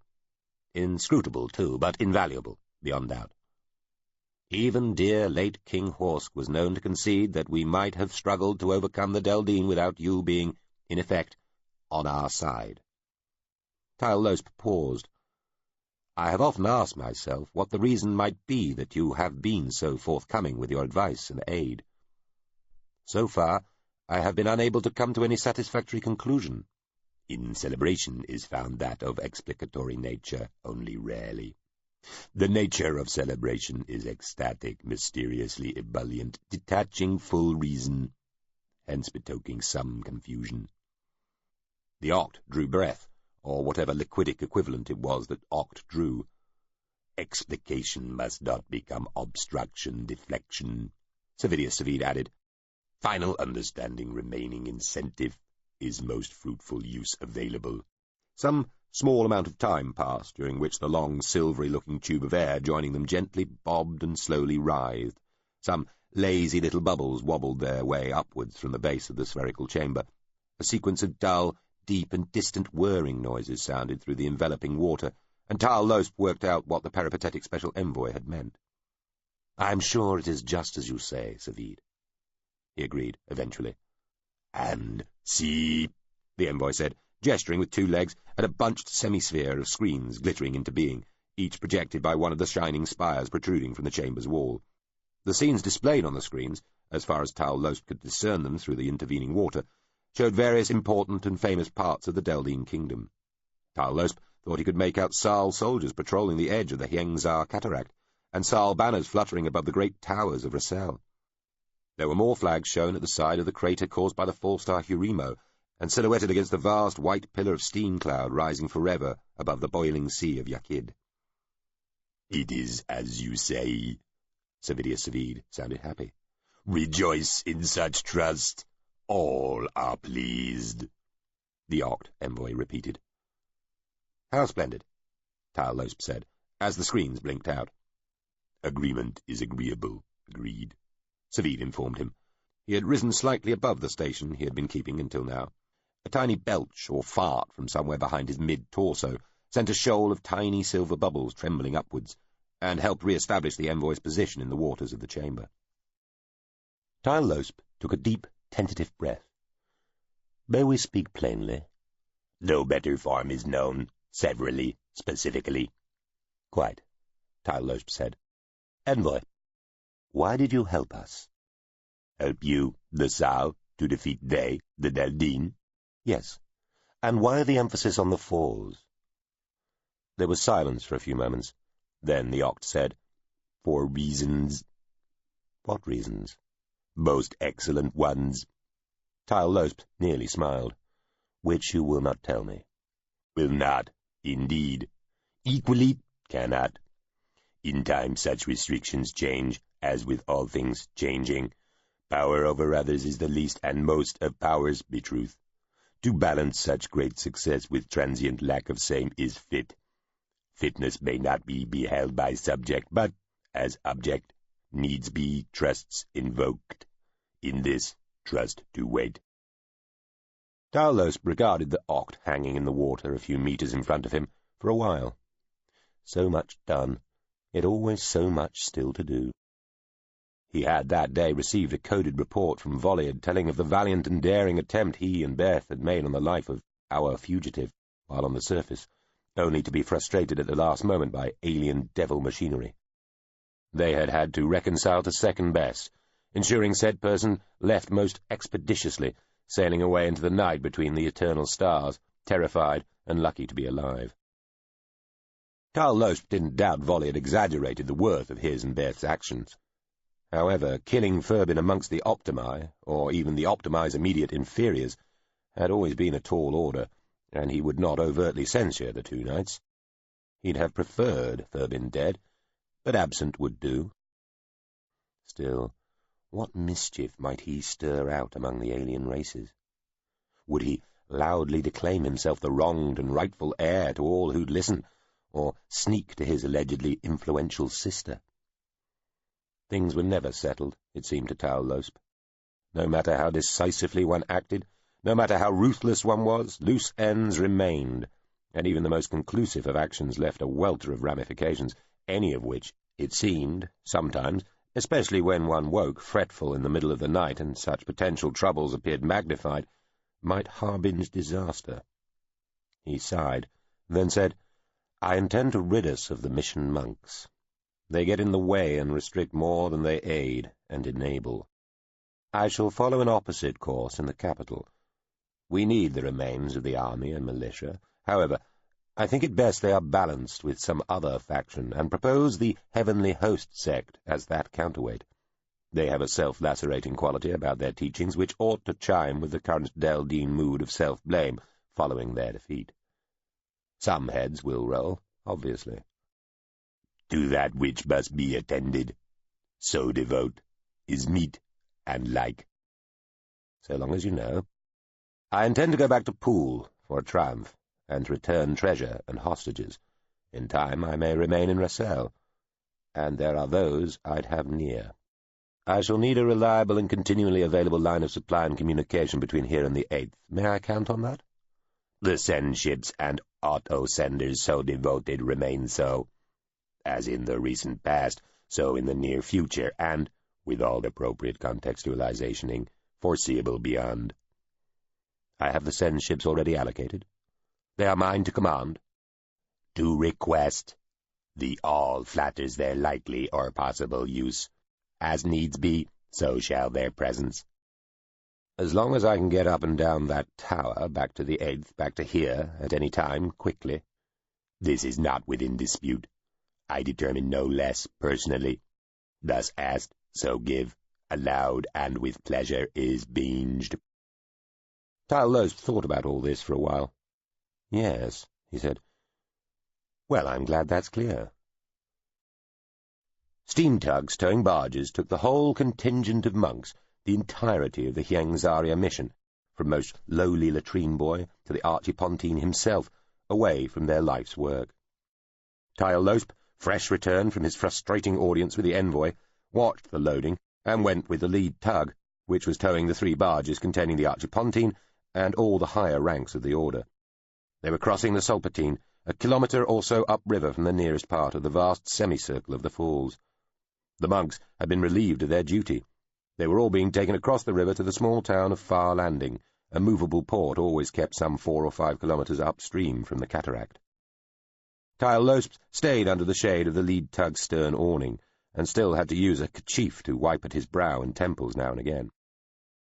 The suns hung in the sky, an anvil and a hammer of heat, striking together, inescapable. The area of real shade, hidden from both roll stars, was minimal, even under the broad awning. Around him, the men of his regent's guard watched the swirling brown waters of the river, and sometimes raised their glistening heads to look up at the gauzy froth of off-white clouds that piled into the sky beyond the lip of the falls. The sound of the cataract was dull, and so ever-present that it was easy not to notice it was there at all most of the time, filling the languid, heat-flattened air with a strange, underwater-sounding rumble heard with the guts and lungs and bones as much as through the ears. The 6 tugs and 20 barges tracked across the quick current, making a couple of kilometres towards the distant shore, though only increasing their distance from the falls by 200 metres or so as they fought against the river's fast-flowing mid-section. The tug's engines chuffed and growled. Smoke and steam belched from their tall stacks, drifting over the dun river in faded-looking double shadows, barely darker than the sandy-coloured river itself. The vessel smelled of steam and roasaurial oil. Their engineers came up onto deck whenever they could, to escape the furnace heat below for the cooler furnace of the river breeze. The water roiled and burst and tumbled about the boats like something alive, like whole shoals of living things, forever surfacing and diving and surfacing again with a kind of lazy insolence. On the barges, 100 strides behind, under makeshift awnings and shades, the monks sat and lay and stood, the sight of their massed white robes hurting the eye. When the small fleet of boats was in the very middle of the stream, and each shore looked as far away as the other, they were barely visible at all in the heat haze, just a horizon sensation of something darker than the river and a few tall trees and shimmering spires. Tyle Losp himself took a 2-hand hammer to the pin securing the towing rope to the tug's main running shackle. The pin fell, clattering loudly across the thick wooden deck. The loop of rope slithered dryly over the deck, quite slowly at first, but gathering a little speed as it went, before the loop itself flipped up over the transom and disappeared with hardly a sound into the busy brown bulges of the river. The tug surged ahead appreciably and altered course to go directly upstream. Tyle Losp looked out to the other tugs to make sure their tow ropes were also being unhitched. He watched the ropes flip over the sterns of all the tugs until every one was powering away upstream, released, waves surging and splashing round bluff bows. It was some time before the monks on the barges realized what was happening. Tyle Losp was never really sure if he actually heard them start to wail and cry and scream, or whether he had imagined it. They should be glad, he thought. The falls had been their lives. Let them be their deaths. What more had the obstructive wretches ever really wanted? He had trusted men stationed downstream from the cataract's main plunge pools. They would also take care of any monks who survived the plunge, though going on the historical record, even if you sent 1,000 monks over the falls, it was unlikely one would survive. All but one of the barges just vanished in the haze, falling out of sight. Disappointing. One, however, must have struck a rock or outcrop right at the lip of the falls, its stem tipping high into the air in a most dramatic and satisfying manner before it slid and dropped away. On the way back to port, one of the tugs broke down, its engine giving up in a tall burst of steam from its chimney. Two of its fellows put ropes to it and rescued vessel and surviving crew before they too fell victim to the falls. Tyleosp stood on a gantry like a half-finished bridge, levered out over the edge of the near-pole cliff, looking across the Hengzar, most of which was, frustratingly, obscured by mist and cloud. A man called Jerfin Poatas, elderly, hunched, dark-dressed, and leaning on a stick, stood by his side. Poatas was a Saal scholar, an archaeologist, who had devoted his life to the study of the falls and had lived here, in the great, eternally temporary, forever shuffling forward city of Hengzar settlement, for 20 of his 30 long years. It had long been acknowledged that he owed his loyalty to study and knowledge, rather than any country or state, though that had not prevented him being briefly interned by the Deldine at the height of their war against the Saal. With the monks of the Hengzaria mission gone, he was now, by Tyleosp's decree, in full charge of the excavations. The brethren were cautious, conservative, as any good archaeologist is at an excavation, Poatas told Tyleosp. He had to raise his voice to be heard over the thunderous roar of the falls.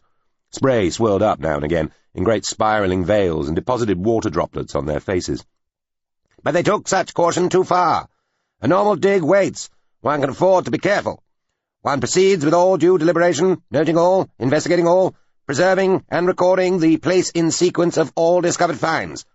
This is not a normal dig, and waits for nothing and no one.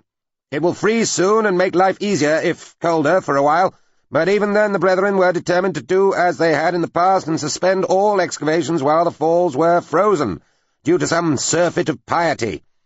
Even the king refused to intervene. Poatas laughed. Can you imagine? The one time in the solar meteorological cycle, in a lifetime, when the falls are at their most amenable to exploration and excavation, and they intended to halt it all. Poatas shook his head. Cretins? Just so, Tyleosp said. Well, they rule here no more. I expect great things from this place, Poatas, he told the other man, turning briefly to him. By our own reports, this is a treasure house whose potential the monks consistently downplayed and underexploited. A treasure house which they resolutely refuse to explore properly, Poatas said, nodding. A treasure house most of whose doors were left unopened, or were left to the privateers, little more than licensed brigands to open. With sufficient men, that can all be changed. There's many a falls merchant explorer who'll howl with rage to be denied the continuance of their easy stipend, but that is to the good. Even they grew arrogant and lazy, and lately, in my lifetime, more concerned with keeping others out of their concessions than fully exploiting them themselves. Poatas looked sharply at Tyleosp as the wind began to change. There's no guarantee of finding the sort of treasure you might be thinking of here, Tyleosp. Wonder weapons from the past that will command the future are a myth. Quell that thought if it's what exercises you. He paused. Tyleosp said nothing. The veered wind was blowing a hot, desert-dry stream of air across them now, and the clouds and mists were beginning to shift and part before them, in the great, still mostly unglimpsed gorge. But whatever's here to be found, we'll find, and if it needs ripping out of some building the brethren of the mission would have left intact, then so be it. All this can be done, if I have enough men. You'll have men, Tyleosp told him. Half an army, my army, and others. Some little more than slaves, but they'll work to keep their bellies full.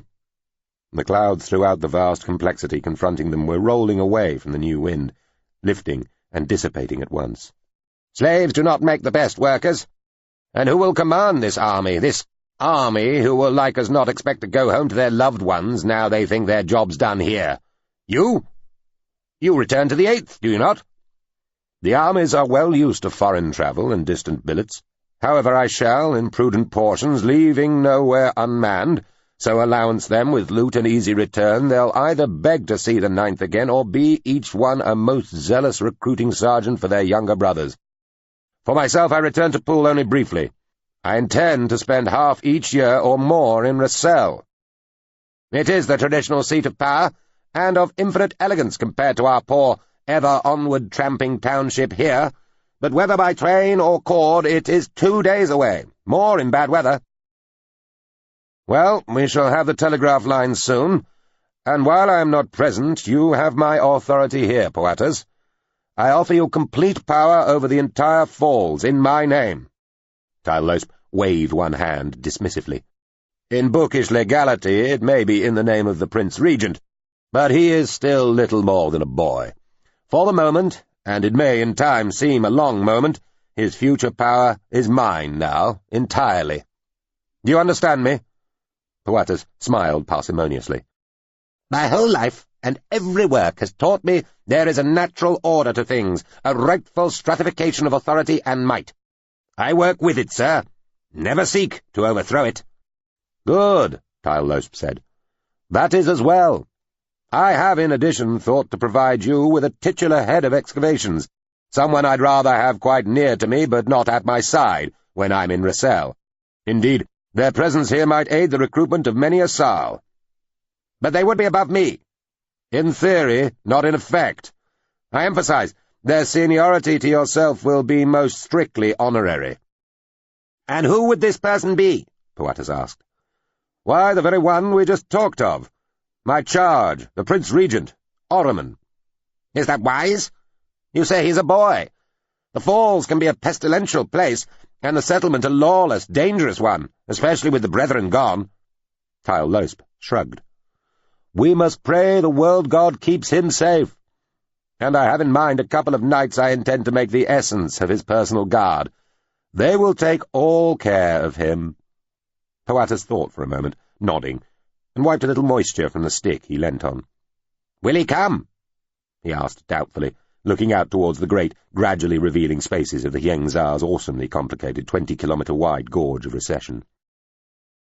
Tylosp looked out to the gorge complex and smiled. He had never been here until their armies had invaded, and, having heard so much about its peerless beauty and fabulous, humbling grandeur from so many people, had been determined not to be impressed when he did finally see the place. The Yengzar, however, seemed to have other ideas. He had indeed been stunned, awestruck, rendered speechless.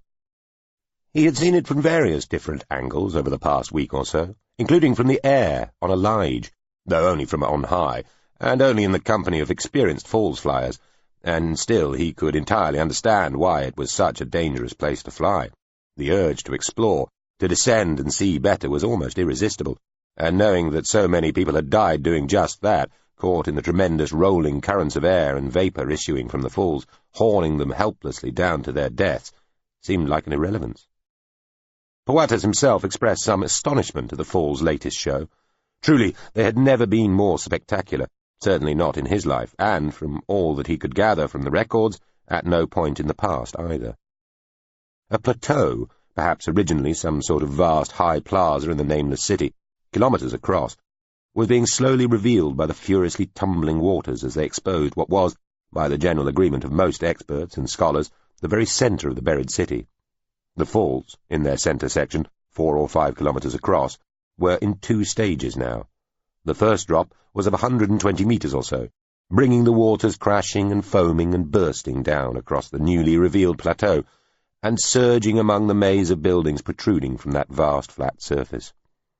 Holes in the plateau, many small, several 100 metres across or more, drained to the darkened level beneath, dropping the mass of water to the gorge floor through a tortuous complexity of bizarrely shaped buildings, ramps and roadways, some intact, some canted over, some undercut, some altogether ruptured and displaced, fallen down and swept away to lie jammed and caught against still greater structures and the shadowy bases of the mass of buildings towering above.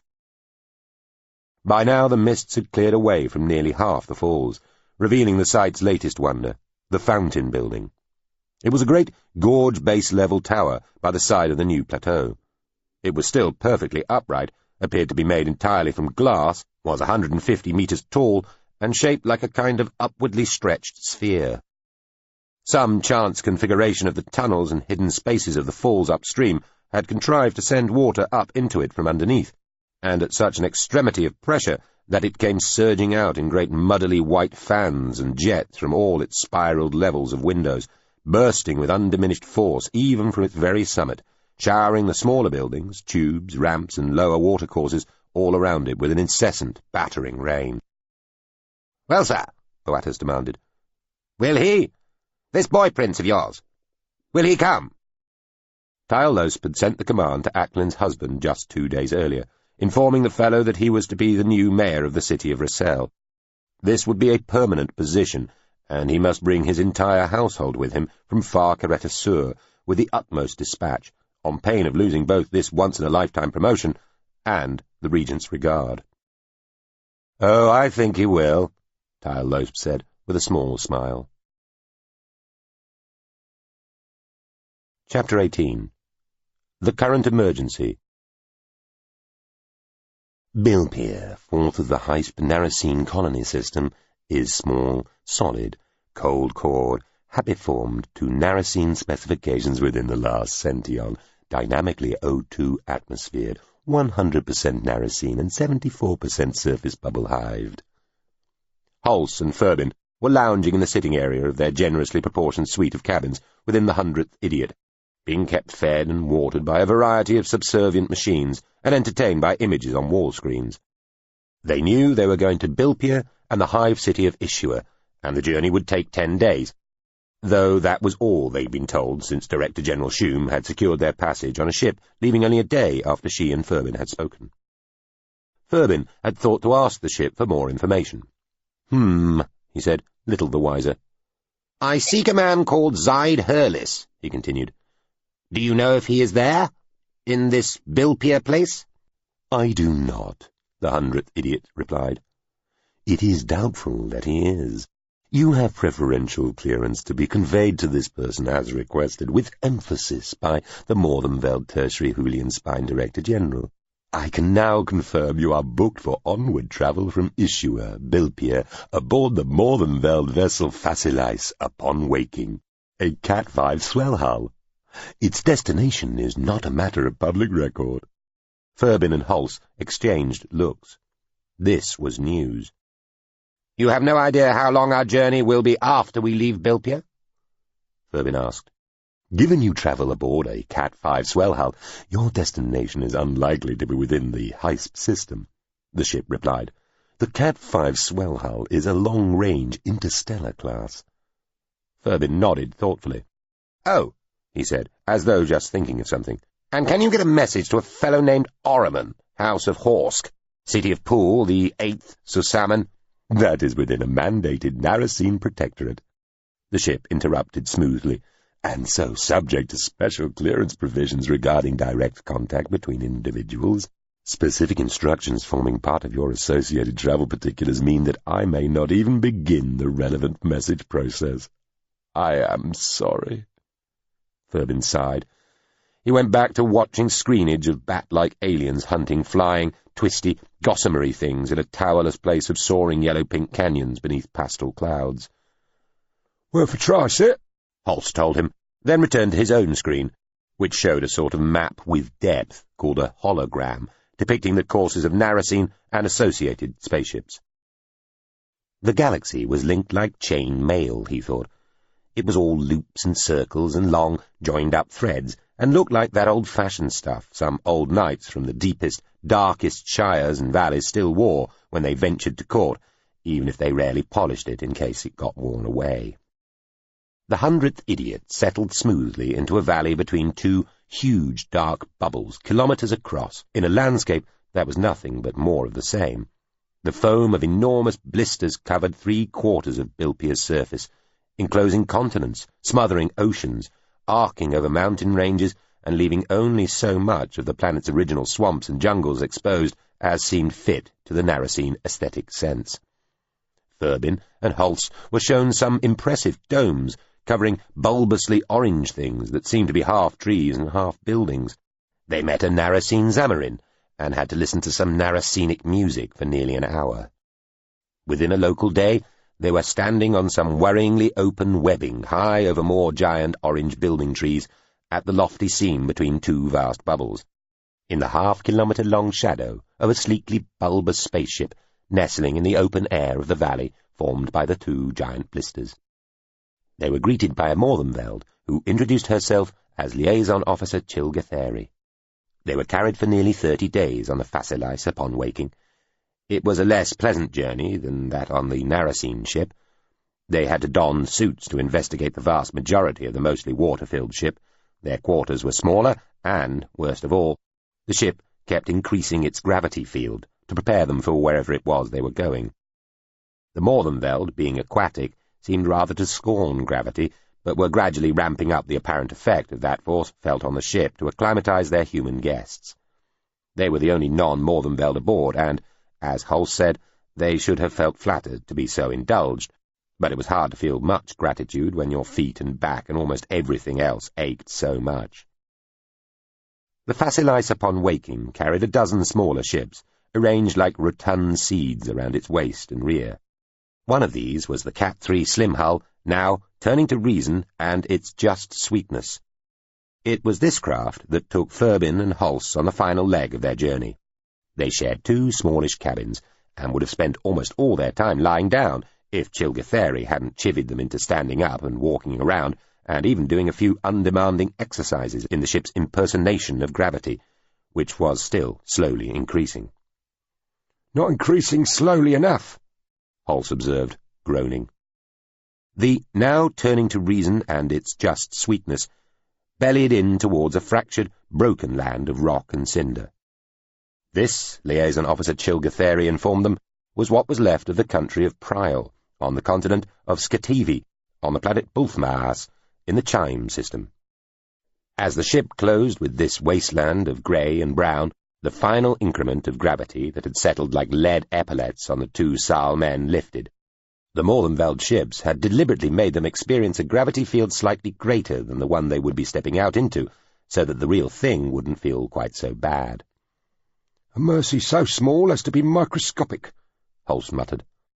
"Better than nothing," Chilgatheri informed them. "Count your blessings, gentlemen. Come on." They found themselves on the flat, fused base of a great fresh-looking crater. Outside the ship's rotated lower access bulge, the air smelled of burning. A cold, keen wind swirled in the depression's circular base, raising pillars and veils of ash and dust. The atmosphere caught at their throats, and the air was shaken by what sounded like continual thunder from far away. A small bulbous thing, like a carriage compartment made mostly of glass, had ridden the access bulge with them, as it had cycled round to present them to this ghastly place. Furbin had wondered if this thing was some sort of guarding device. Thankfully, it was merely their means of conveyance. They would not have to walk any distance in this awful, crushing grip. "Smell that air," Chilgatheri told them as they settled into the welcoming couches of the transparent device. It closed its doors and the sounds from outside ceased. "You'll smell nothing unfiltered for a while, but that is the authentic scent of Bulthmaas."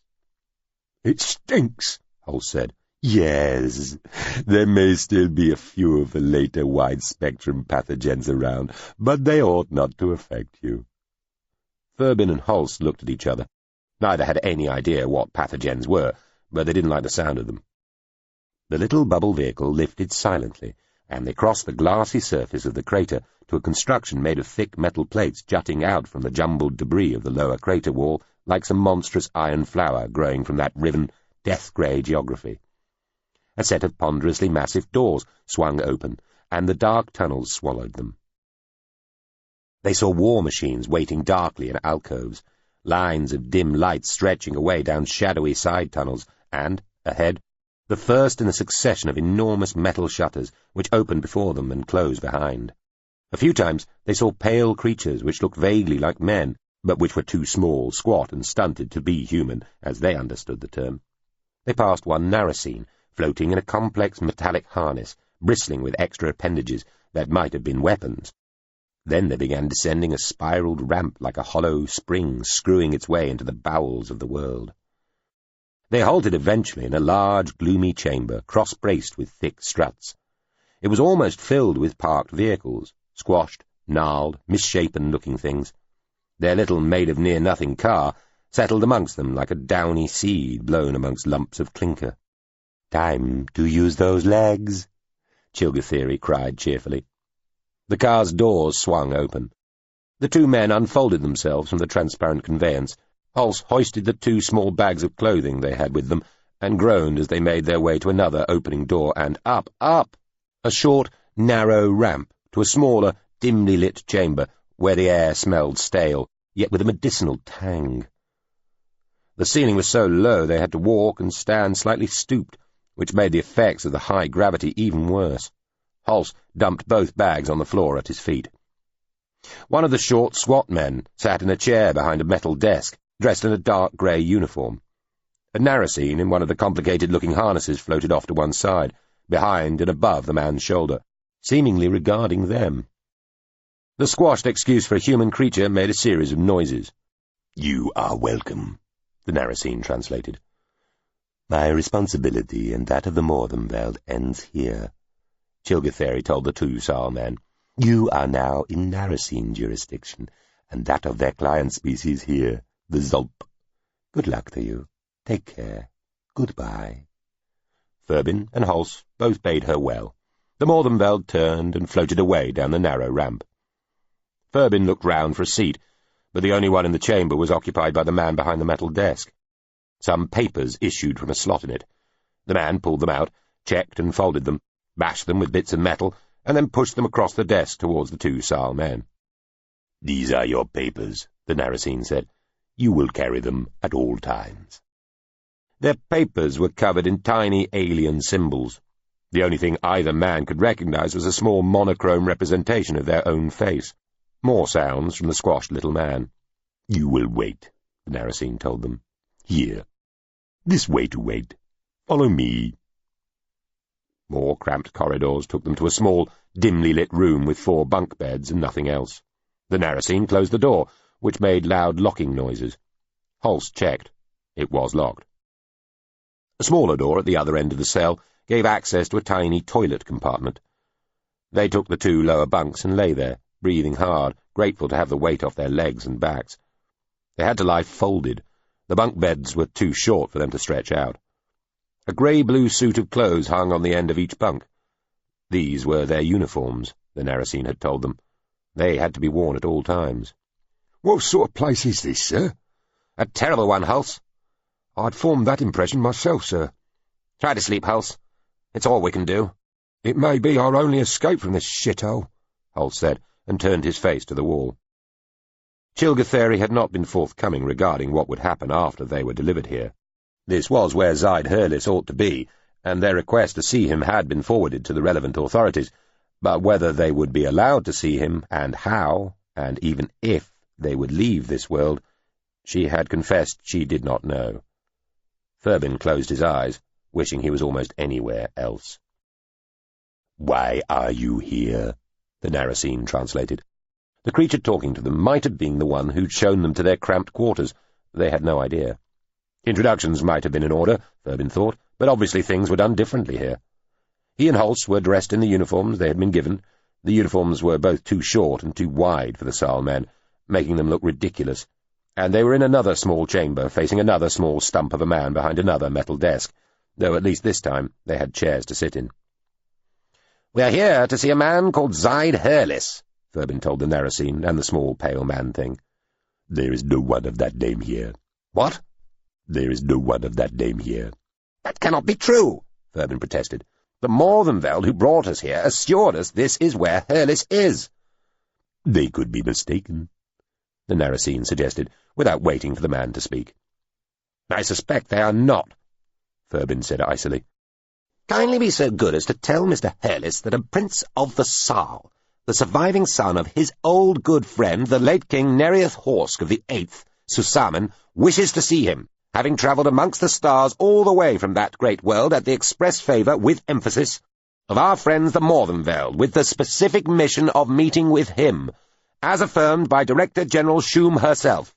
See to it, if you would." The Narasine appeared to translate at least some of this. The man spoke, followed by the Narasine. State full name of the person you wish to see. Full name. Thurbin had had time to think of this on many occasions since he'd formed this plan back on the 8th. Zyde Hurless's full name had been a chant amongst some of the children at court, almost a mantra for them. He hadn't forgotten. Staffelaports Zydas Ola Hurless dam Pepens, he said. The stunted man grunted, then studied a screen set into his desk. Its dull green glow lit his face.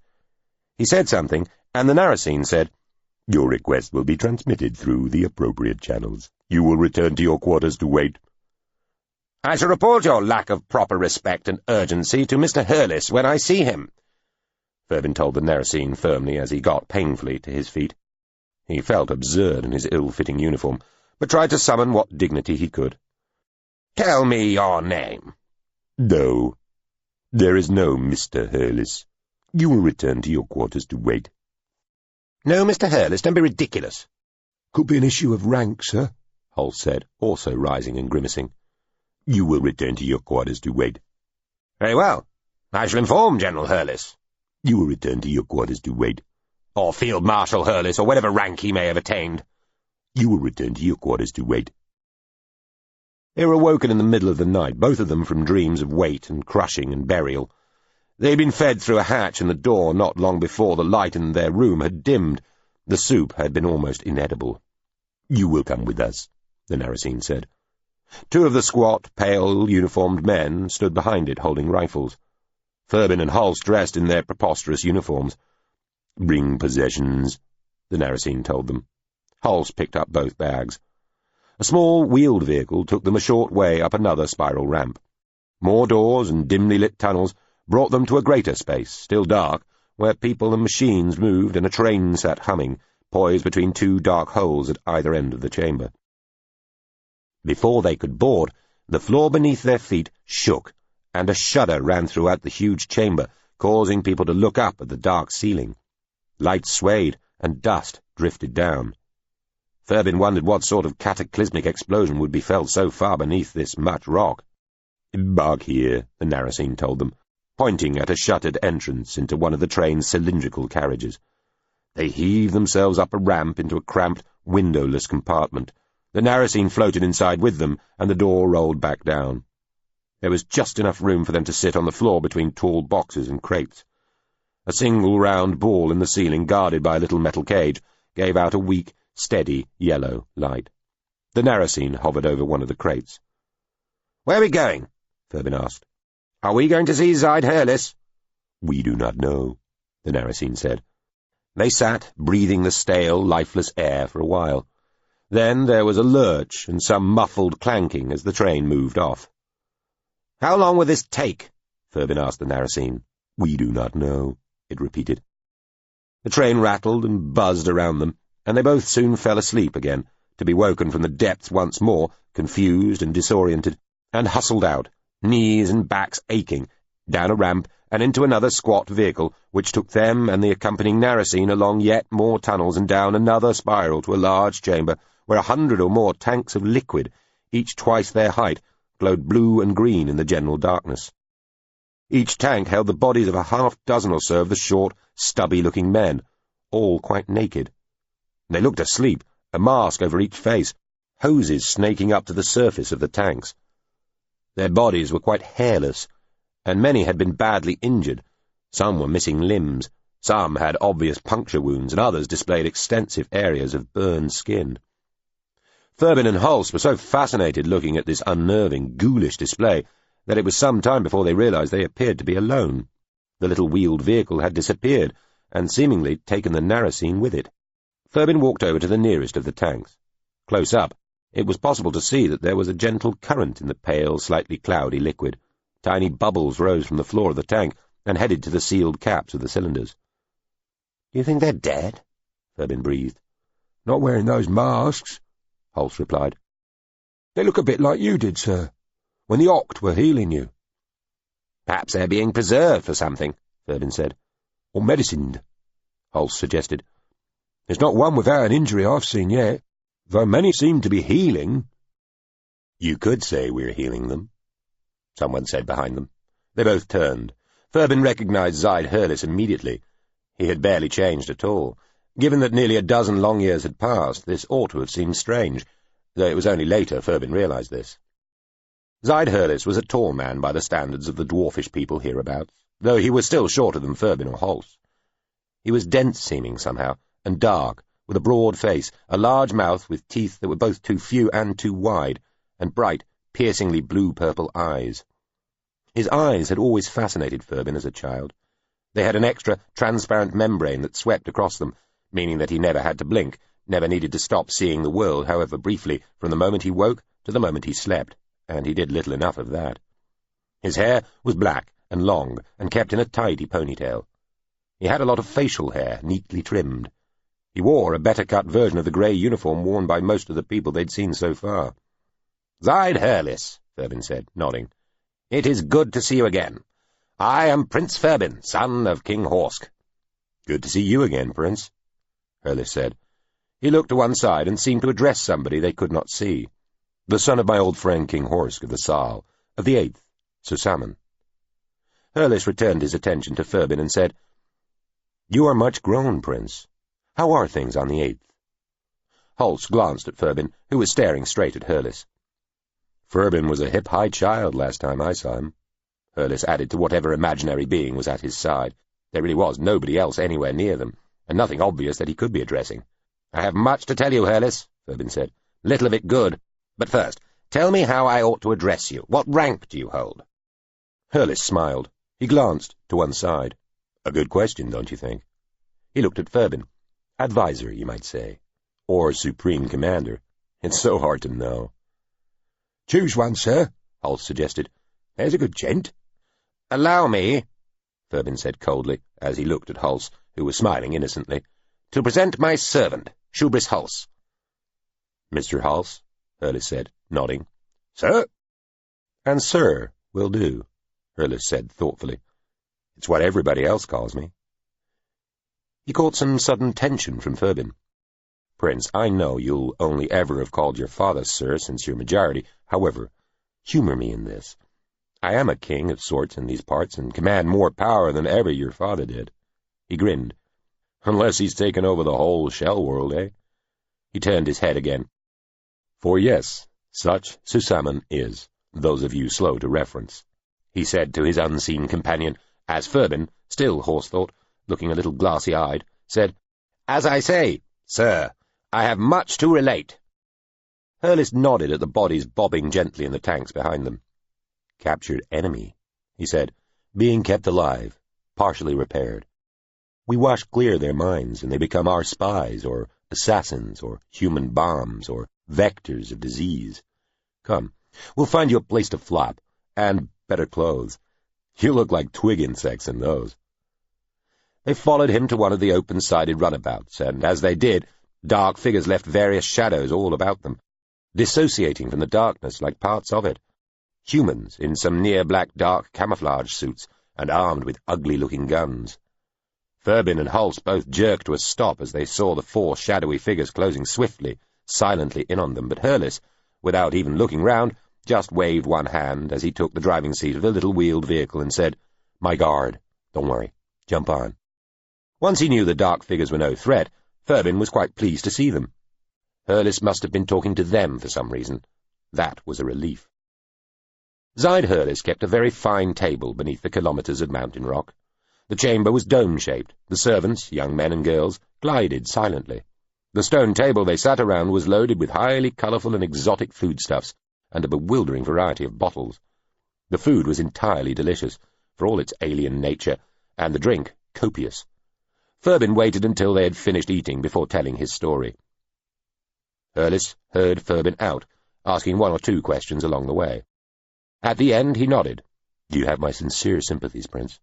I am even sorrier at the manner of your father's passing than at the fact of it. Nereith was a warrior, and both expected and deserved a warrior's death. What you've described is a murder, both cowardly and cruel." "Thank you, Hurlis," Ferbin said. He looked down, sniffing loudly. Hurlis did not seem to notice. He was staring at his wine-glass. "I remember Tile Losp," he said. He was silent for some moments, then shook his head. If he harbored such treachery then, he fooled me too. He looked to one side again. "And do you watch there?" he asked quietly.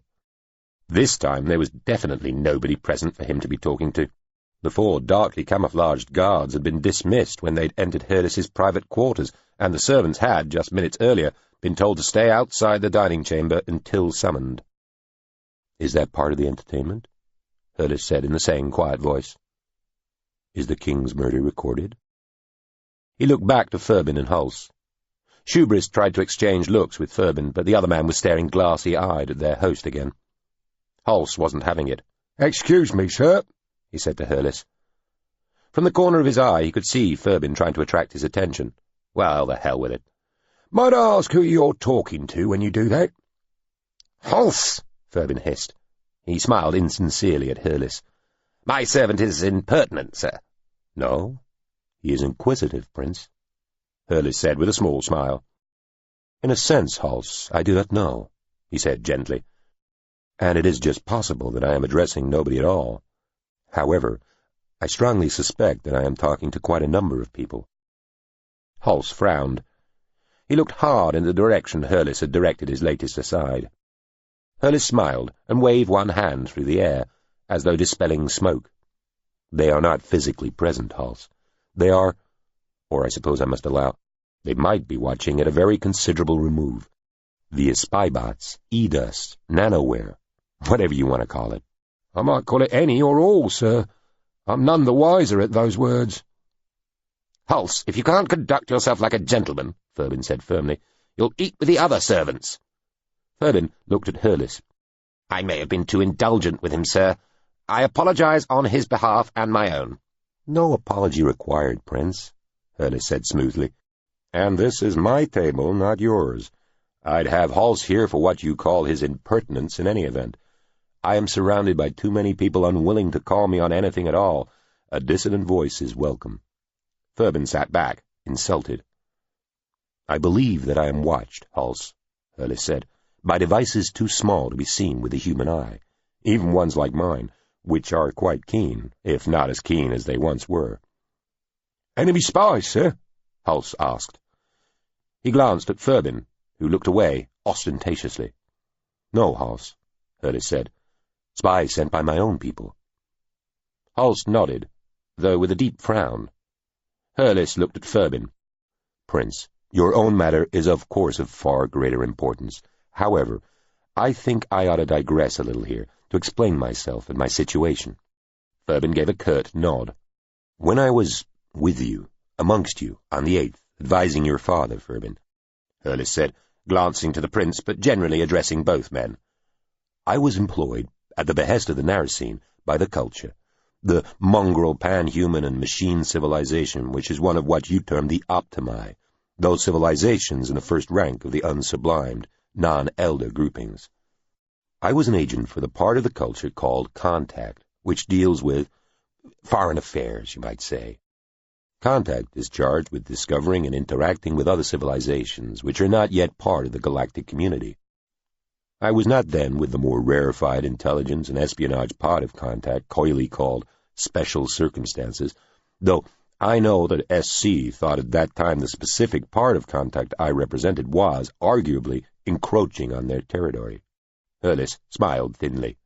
Even galaxy-spanning anarchist utopias of stupefying full-spectrum civilizational power have turf wars within their unacknowledged militaries. Hurles sighed. I did later become part of Special Circumstances, a decision I look back on now with more regret than pride. His smile did indeed look sad. When you leave the culture, and people do, all the time, you are made aware of certain responsibilities you are deemed to have, should you venture into the kind of civilization that Contact might be interested in. I was missioned to do what I did by Contact, which had modeled the situation on the 8th exhaustively, so that, when I passed on some strategic plan to King Horsk, or suggested sabots and rifling to the royal armorers, it was with a very good and highly reliable idea of what the effects would be. In theory, a reasonably well-read culture citizen could do the same with no control, no backup, and no idea what they were really doing. Or worse, with a very good idea. They might want to be king or emperor or whatever, and their knowledge would give them a chance of succeeding. Hurlis waved one hand. It's an exaggerated concern, in my opinion. Knowledge in the culture is cheap beyond measuring. However, the ruthlessness required to use that knowledge proficiently in a less forgiving society is almost unheard of. Nevertheless, the result is that when you leave the culture to come to a place like this, or the Eighth, you are watched. Devices are sent to spy on you and make sure you're not getting up to any mischief. And if a person does get up to mischief, sir? Hulse asked. Why, they stop you, Mr. Hulse. They use the devices they've sent to spy, or they send people or other devices to undo what you've done. And, as a last resort, they kidnap you and bring you back, to be told off. Hurlis shrugged. When you leave SC, as I did, further precautions are taken. They take away some of the gifts they originally gave you. Certain abilities are reduced or removed altogether so that you have fewer advantages over the locals. And the surveillance is more intense, though even less noticeable. Hurlis looked to the side once more. I trust my even-handedness is appreciated here. I am generous to a fault. He looked back at the two men. I understand most people like to pretend that such oversight doesn't exist, that it isn't happening to them. I take a different view. I address those I know must be watching me. So, now you know. And I hope understand. Were you worried I was mad? Not at all, Thurbin protested immediately, as Hulse said. It did occur, sir, as you'd expect. Hurlis smiled. He swirled some wine around in his glass and watched himself doing so. Oh, I may well be mad. Mad to be here. Mad to be still involved with the business of war. But at least in this I am not mad. I know I am watched, and I will let those who watch me know that I know. We do, Thurbin said, glancing at Hulse. Understand. Good, Hurlis said casually. He leaned forward, putting his elbows on the table and clasping his hands under his chin. Now, back to you. You have come a very long way, Prince. I assume to see me? Indeed, that I have. And with more intended than simply bringing me the news that my old friend Nereith has been murdered. Honored though I am to hear from a real person rather than a news service. Indeed, Thurbin said, and pulled himself up in his seat as best he could. I seek your help, good Hurlis. I see. Hurlis nodded, looking thoughtful. Thurbin said, Will you help? In what way? Will you return to the Eighth with me to help avenge my father's murder? Hurlis sat back. He shook his head. I cannot, Prince. I am needed here, committed here. I work for the Narasine, and even if I wanted to, I could not return to Susamen in the near or medium future. Are you saying you do not even want to? Thurbin asked, not hiding his displeasure. Prince, I am sorry to hear your father is dead, sorrier still to hear of the manner of it. You have said so, sir, Thurbin told him. So I say it again. Your father was a friend of mine for a short while, and I respected him greatly. However, it is not my business to right wrongs occurring deep inside a distant Shellworld. Thurbin stood up. I see I misunderstood you, sir, he said. I was told you were a good and honourable man. I find I have been misinformed. Hulse stood up too, though slowly, thinking that if Thurbin was to storm out, though God knew to where, he had best accompany him. Hear me out, Prince, Hurlis said reasonably. I wish you well and Tyle Losp and his co-conspirators an undignified end, but I am unable to help. And unwilling, Thurbin said, almost spitting. Yours is not my fight, Prince. It should be the fight of all who believe in justice. Oh, really, Prince, Hurlis said, amused. Listen to yourself. Better than listening to you and your insulting complacency. Hurlis looked puzzled. What exactly did you expect me to do? Something. Anything. Not nothing, not just sit there and smirk. And why aren't you doing something, Thurbin? Hurlis asked, still reasonable. Might you not have been more effective staying on the Eighth, rather than coming all this way to see me? I am no warrior, I know that, Thurbin said bitterly. I have not the skills or disposition, and I have not the guile to go back to the court and face Tyle Losp and pretend I did not see what I did, to plot and plan behind a smile. I'd have drawn my sword or put my hands on his throat the instant I saw him, and I'd have come off the worse. I know that I need help, and I came here to ask you for it. If you will not help me, kindly let us go from here, and do whatever you might be able and willing to do to speed my journey to my sibling Janseri. I can only pray that she has somehow escaped infection by this cultural disease of uncaring." "Prince," Hurlis sighed, "will you please sit down? There is more to discuss. I might help you in other ways. Plus, we should talk about your sister." Hurlis waved one hand at Furbin's seat. "Please." "I shall sit, sir," Furbin told him, doing so. "But I am grievously disappointed." Holst sat too. He was glad of this. The wine was very good, and it would be a criminal shame to have to abandon it. Hurlis resumed his earlier pose, hands under chin. A small frown creased his brow. Why would Tyl do what he has done? "I care not," Furbin said angrily. "That he did it is all that matters." Hurlis shook his head. "I must disagree, Prince.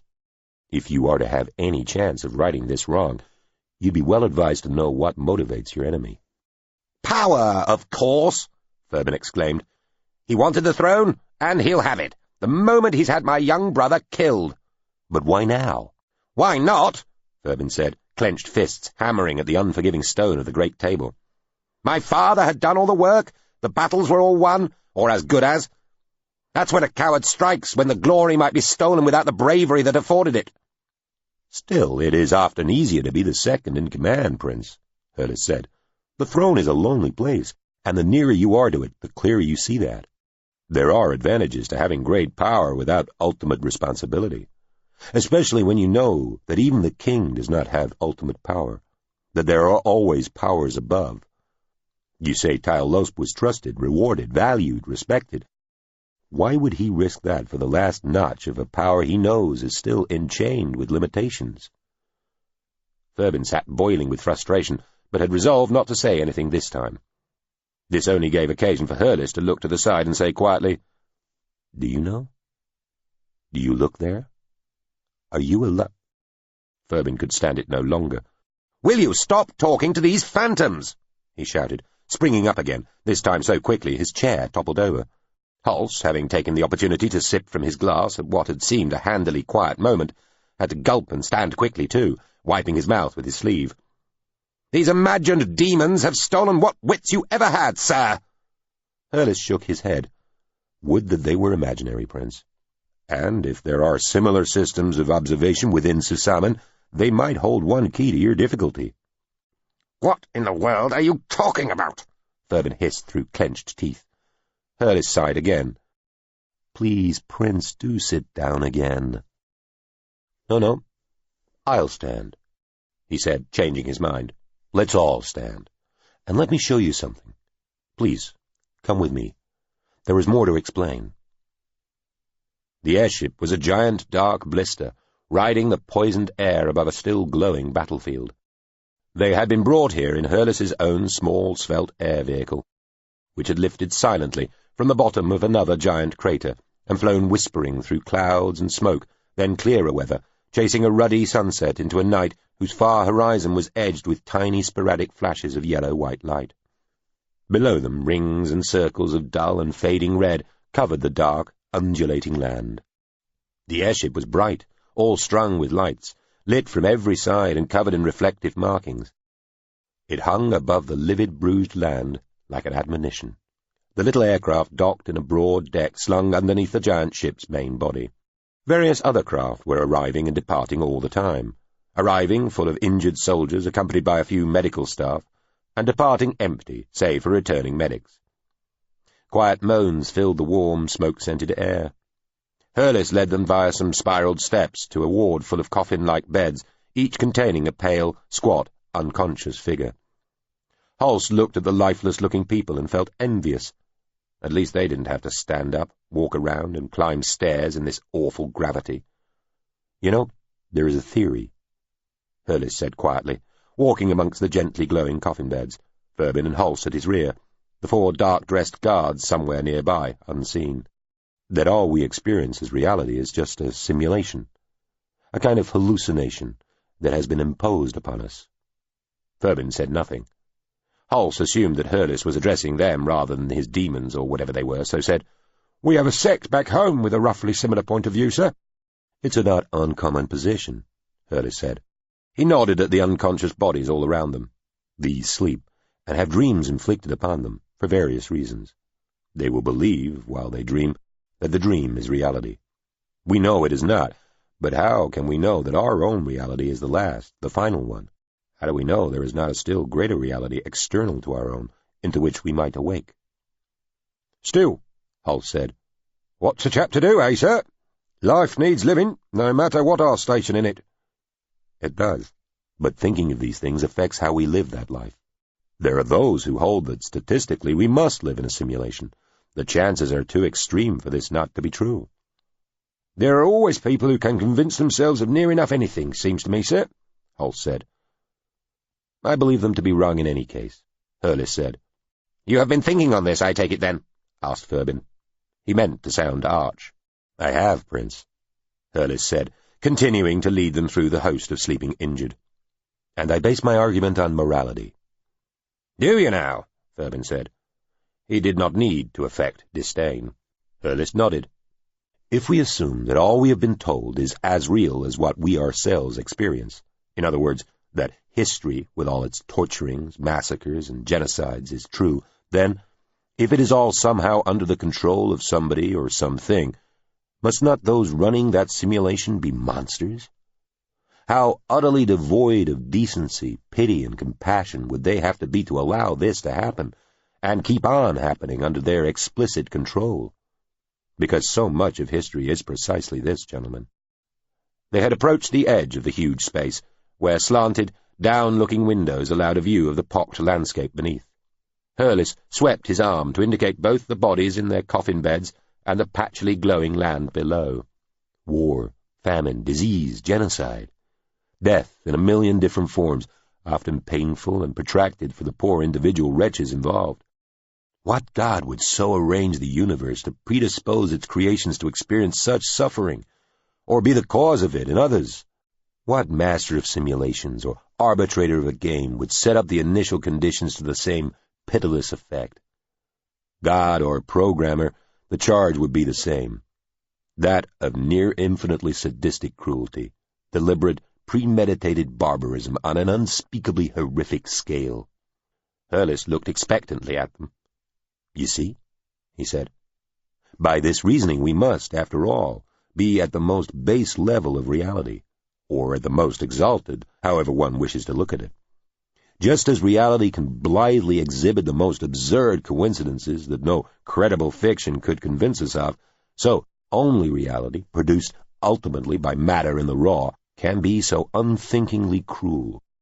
Nothing able to think, nothing able to comprehend culpability, justice, or morality could encompass such purposefully invoked savagery without representing the absolute definition of evil. It is that unthinkingness that saves us, and condemns us too, of course. We are, as a result, our own moral agents, and there is no escape from that responsibility, no appeal to a higher power that might be said to have artificially constrained or directed us." Hurlis rapped on the clear material separating them from the view of the dark battlefield. "We are information, gentlemen. All living things are. However, we are lucky enough to be encoded in matter itself, not running in some abstracted system as patterns of particles or standing waves of probability." Hulse had been thinking about this. "Of course, sir, your God could just be a bastard," he suggested. "Or these simulationeers, if it's them responsible." "That is possible," Hurlis said, a smile fading. "Those above and beyond us might indeed be evil personified. But it is a standpoint of some despair." "And all this pertains how, exactly?" Furbin asked. His feet were sore, and he was growing tired of what seemed to him like pointless speculation, not to mention something dangerously close to philosophy, a field of human endeavour he had encountered but fleetingly through various exasperated tutors, though long enough to have formed the unshakable impression that its principal purpose was to prove that 1 equaled 0, black was white, and educated men could speak through their bottoms. "I am watched," Hurlis said. "Perhaps your home is watched, Prince. It is possible that tiny machines similar to those that observe me spy upon your people too. The death of your father might have been overseen by more eyes than you thought were present. And if it was watched once, it can be watched again, because only base reality cannot be fully replayed. Anything transmitted can be recorded and usually is. Thurbin stared at him. "Recorded?" he said, horrified. "My father's murder?" "It is possible, no more," Hurlis told him. "By whom?" "The Oct, the Narasine, the Morthenveld," Hurlis suggested. "Perhaps the culture. Perhaps anybody else with the means, which would include some dozens of involved civilizations at least." "And this would be done," Holst suggested, "by the same unseen agents that you address from time to time, sir?" "By things most similar," Hurlis agreed. "Unseen," Thurbin said contemptuously. "Unheard, untouched, unsmelled, untasted, undetected. In a word, figmented." "Oh, we are often profoundly affected by unseeably small things, Prince," Hurlis smiled wistfully. "I have advised rulers for whom the greatest military service I could perform had nothing to do with strategy, tactics, or weapons technology. It was simply to inform them of and persuade them to accept the germ theory of disease and infection. Believing that we are surrounded by microscopic entities that profoundly and directly affect the fates of individuals and through them nations has been the first step in the ascendancy of many a great ruler. I've lost count of the wars I've seen won more by medics and engineers than mere soldiery. Such infective beings, too small to see, assuredly exist, Prince, and believe me, so do those designed, made, and controlled by powers beyond your grasping." Thurbin opened his mouth to say something, but Hurlis went on. "Your own faith holds the same idea centrally, Prince. Do you not believe that the world God sees everything? How do you think it does that?" Thurbin felt balked, tripped up. "It is a god," he said, blustering. "If you treat it as such, then such it is," Hurlis said reasonably. "However, it is unarguably a member of a long-declining species with a clearly traceable galactic lineage and evolutionary line. It is another corporeal being, Prince, and the fact that your people have chosen to call it a god does not mean that it is particularly powerful, all-seeing even within the limitations of Susamen, or indeed, sane." Thurbin wanted to speak, but Hurlis held up one hand. "No one knows why Zynthians inhabit Shellworld cores, Prince. Theories include them being sent there by their own kind as a punishment, or to isolate them because they have become infectiously diseased, or mad. Some speculate they're there because the individual Zynthians concerned are simply fascinated by Shellworlds. Another guess has it that each seeks somehow to defend its chosen Shellworld, though against what nobody knows, and the truth is that tensile Arenithors are not in themselves especially powerful creatures, and seem to scorn the kind of high-level weaponry that might compensate for that lack. All in all, not much of a god, Prince." "We claim it as our god, sir," Thurbin said frostily, "not as some mythical universal creator." He glanced at Holst, looking for support, or at least acknowledgement. Holst wasn't about to get involved in any theological arguments. He looked serious and nodded, hoping this would do. Hurlis just smiled. "So you are saying we have no privacy?" Thurbin said, feeling angry and dismayed. "Oh, you may have," Hurlis shrugged. "Perhaps nobody watches you, including your god. But if others do, and you can persuade them to share that recording, then you will have a weapon to use against Tile Losp." "But, sir," Holst said, "given such fantastical apparatus, might not anything and everything be faked?" "It might. But people can be quite good at spotting what has been faked. And the effect on people who do not know that anything can be faked is usually profound. Revealed at the right moment, such a recording, if it exists, may so visibly shake Tile Losp or his co-conspirators that their immediate reaction leaves no doubt in the unprejudiced mind that they are guilty." "And how might we discover whether such a recording exists?" Thurbin asked. It still all sounded absurdly far-fetched to him, even in this entire hierarchical realm of far-fetched world beyond far-fetched world. "It may be as simple as just asking the right people," Hurlis said. He was still standing beside the down-sloped windows. Something flashed white far away on the dark plain below, briefly illuminating one side of his face. Some part of the initial illumination remained, fading slowly to yellow. Find someone sympathetic in the culture and ask them. Your sister, Prince, would seem an obvious choice, and, being in special circumstances, she would stand a good chance of being able to find out the truth, even if it is hidden, and even if it is not the culture itself that is doing the observing. Look to your sister, Prince. She may hold your answer. Given your own refusal to help, I have little choice, sir. Hurlis shrugged. Well, family should stick together, he said casually. Another flash lit up his face, and, away in the distance, a great rolling, rising, glowing cloud of yellow surged with an unstoppable slowness into the night air. The orange ruddy light from the huge climbing cloud lit up distant hills and mountains, rubbing them blood-coloured. You might have imparted this information in your own quarters, Ferbin told the man. Why bring us here, amongst these wretches and above this savagery, to tell us something you might have told over dinner? So that we might appropriately observe, Prince, Hurlis said. He nodded at the landscape below. We look down upon all this, and perhaps are looked down on in turn. It is entirely possible that everything we see here is only taking place at all, so that it may be observed. Meaning what, sir? Hals asked, when Ferbin didn't. Also, their host looked as though he had no mind to add any more. He just gazed languidly out through the slanted windows over the red, underlit clouds and the spark-infested darkness of the cratered landscape beneath. Hurlis turned to Hals. Meaning that this whole conflict, this entire war here, is manufactured. It is prosecuted for the viewing benefit of the Narasine, who have always regarded waging war as one of the highest and most noble arts. Their place among the involveds of the galactic community sadly precludes them from taking part in meaningful conflicts themselves anymore.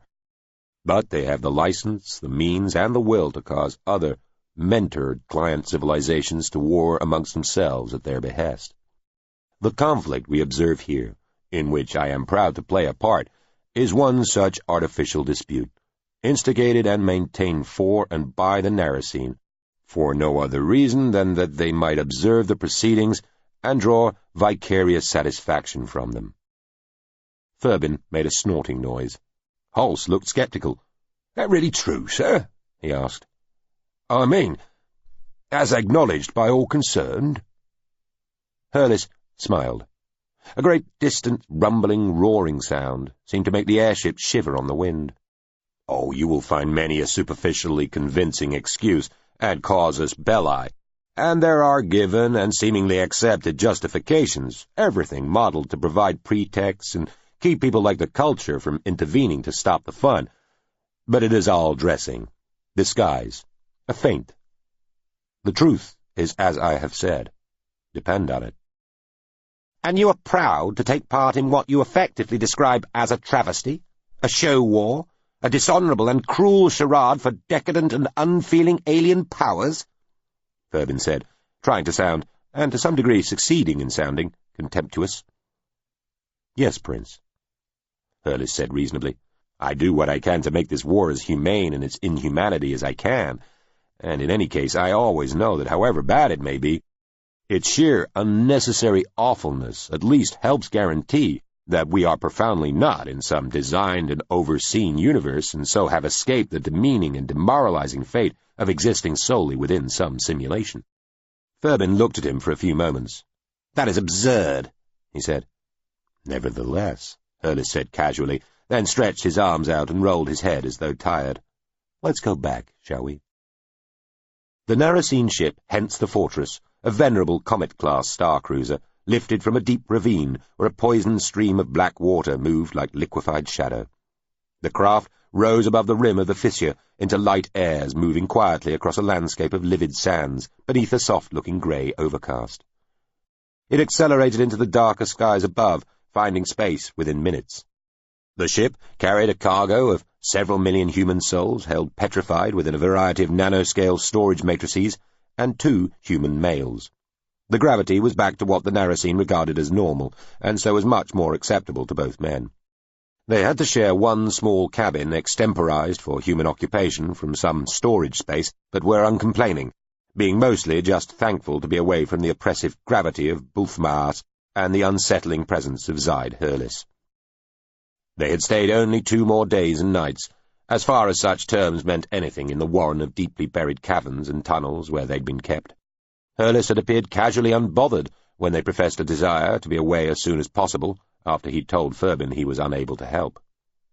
The morning after he'd taken them to the great airship full of the wounded, Hurlis summoned them to a hemispherical chamber perhaps 20 meters in diameter, where an enormous map of what looked like nearly half of the planet was displayed, showing what appeared to be a single vast continent punctuated by a dozen or so small seas, fed by short rivers running from jagged mountain ranges. The map bulged towards the unseen ceiling, like a vast balloon, lit from inside by hundreds of colours and tens of thousands of tiny glittering symbols, some gathered together in groups large and small, others strung out in speckled lines and yet more scattered individually.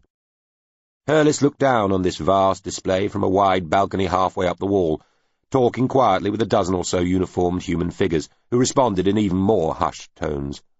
As they murmured away, the map itself changed, rotating and tipping to bring different parts of the landscape to the fore, and moving various collections of the glittering symbols about, often developing quite different patterns and then halting, while Hurlis and the other men huddled and conferred, before returning to its earlier configuration. "There's a Narasine vessel scheduled to call in a couple of days' time," he told Furbin and Hulse, though his gaze was still directed at the great bulge of the dully glowing display, where various numbers of the glittering symbols, which Furbin assumed represented military units, were moving about. It was clear now that some of the units, coloured grey-blue and shown fuzzily and in less detail than the rest, must represent the enemy. "It'll take you to Sai-Yungan," Hurlis said. "That's a Morthenveld nest world, one of the main transfer ports between the Morthenveld and the culture." His gaze roamed the huge globe, never resting. "Should find a ship there'll take you to the culture."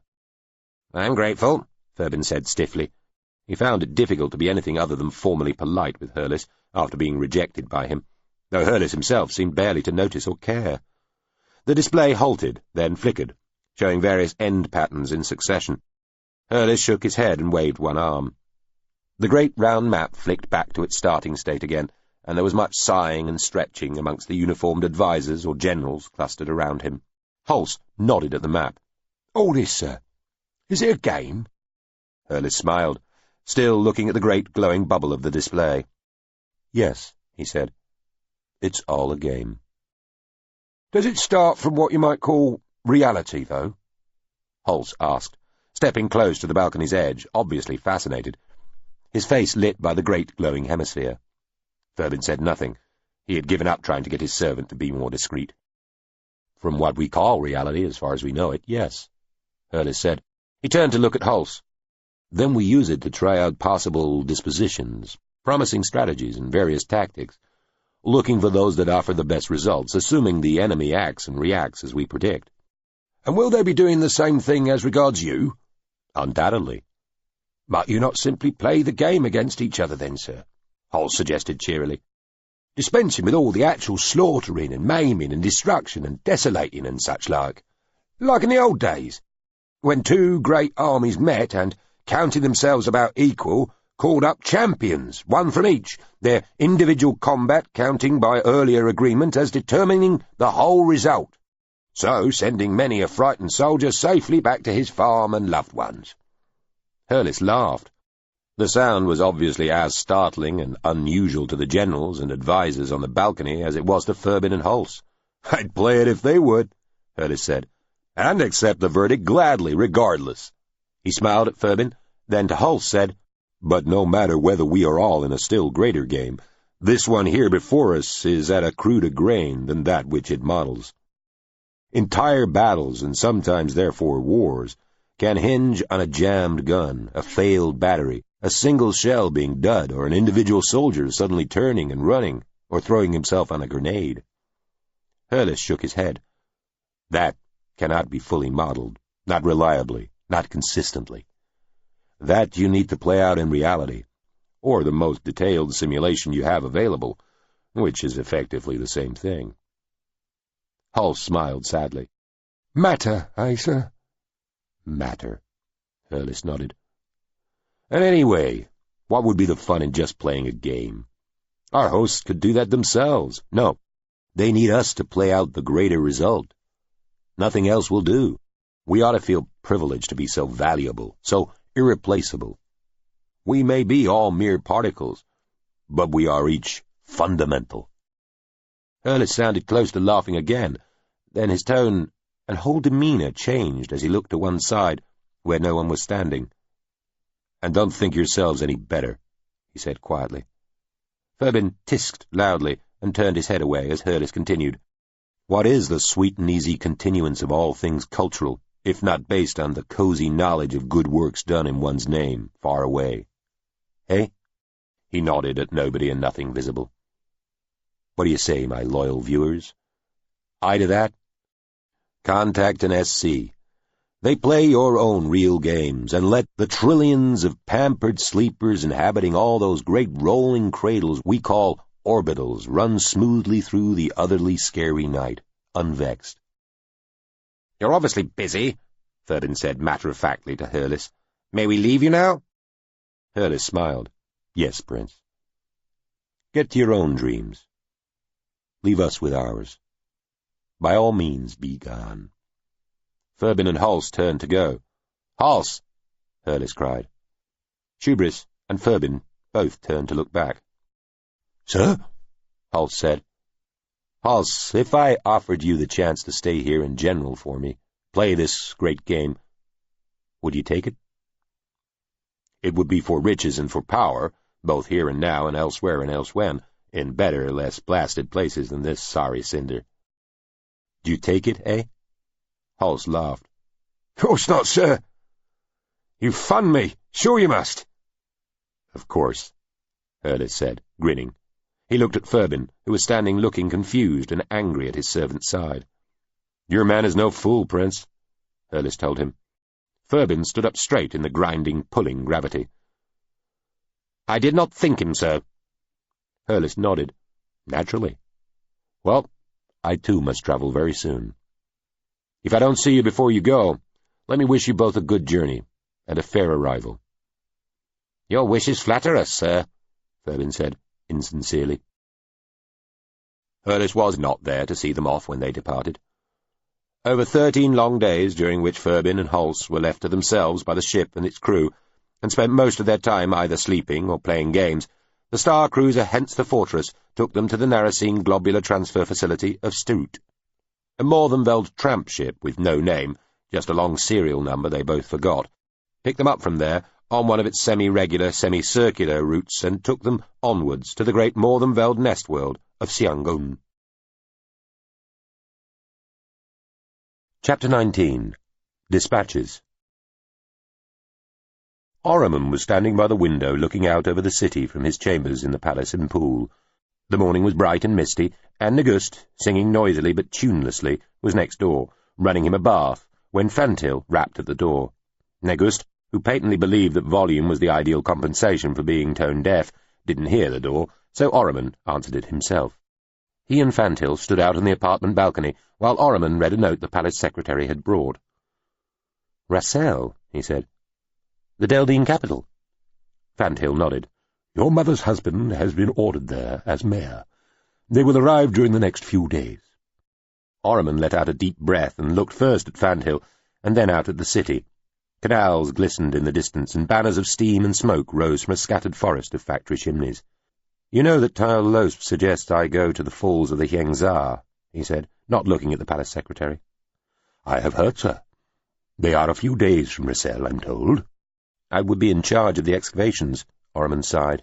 "Tyle Losp believes it would help the bringing together of the people and institutions of the 9th and the 8th, that my presence there would help the effort to recruit more Sal to the great project of the investigation of the mysterious ruins there. Also, it would give me a serious and proper purpose in life, so improving my reputation with the people." "You are the Prince Regent, sir," the palace secretary said. "That might be thought reputation enough by some." "By some, perhaps. But these are changed days, Fantil. Perhaps they are even the new age that my father talked about, when feats of practical business matter more than those of arms." "There are reports that certain far dependencies dispute with various of Tyle Losp's decrees, sir. Werber already wants to form a new army to help instill some provincial discipline. The gentleman we speak of would be wise not to disband all the forces." Tyle Losp's clamorous triumph had been held just a few days earlier. Parts of the city were still recovering. It had been a celebration on a scale and of an intensity Poole had never seen before, certainly not under the late king. Tyleloasp had provided for banquets in every street, a week's free drink from every public house, and a bounty for every inhabitant within the walls. Games, sports, competitions, and concerts of every sort, all freely open to all, had taken place, and a patchwork of small riots had broken out in various sections of the city, requiring quelling by constables and militia.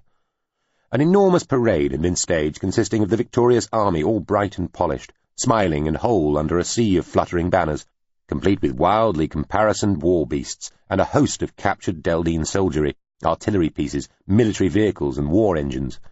Streets had been widened, buildings knocked down, and rivers and gullies covered over to provide a thoroughfare long and wide enough to accommodate the great procession.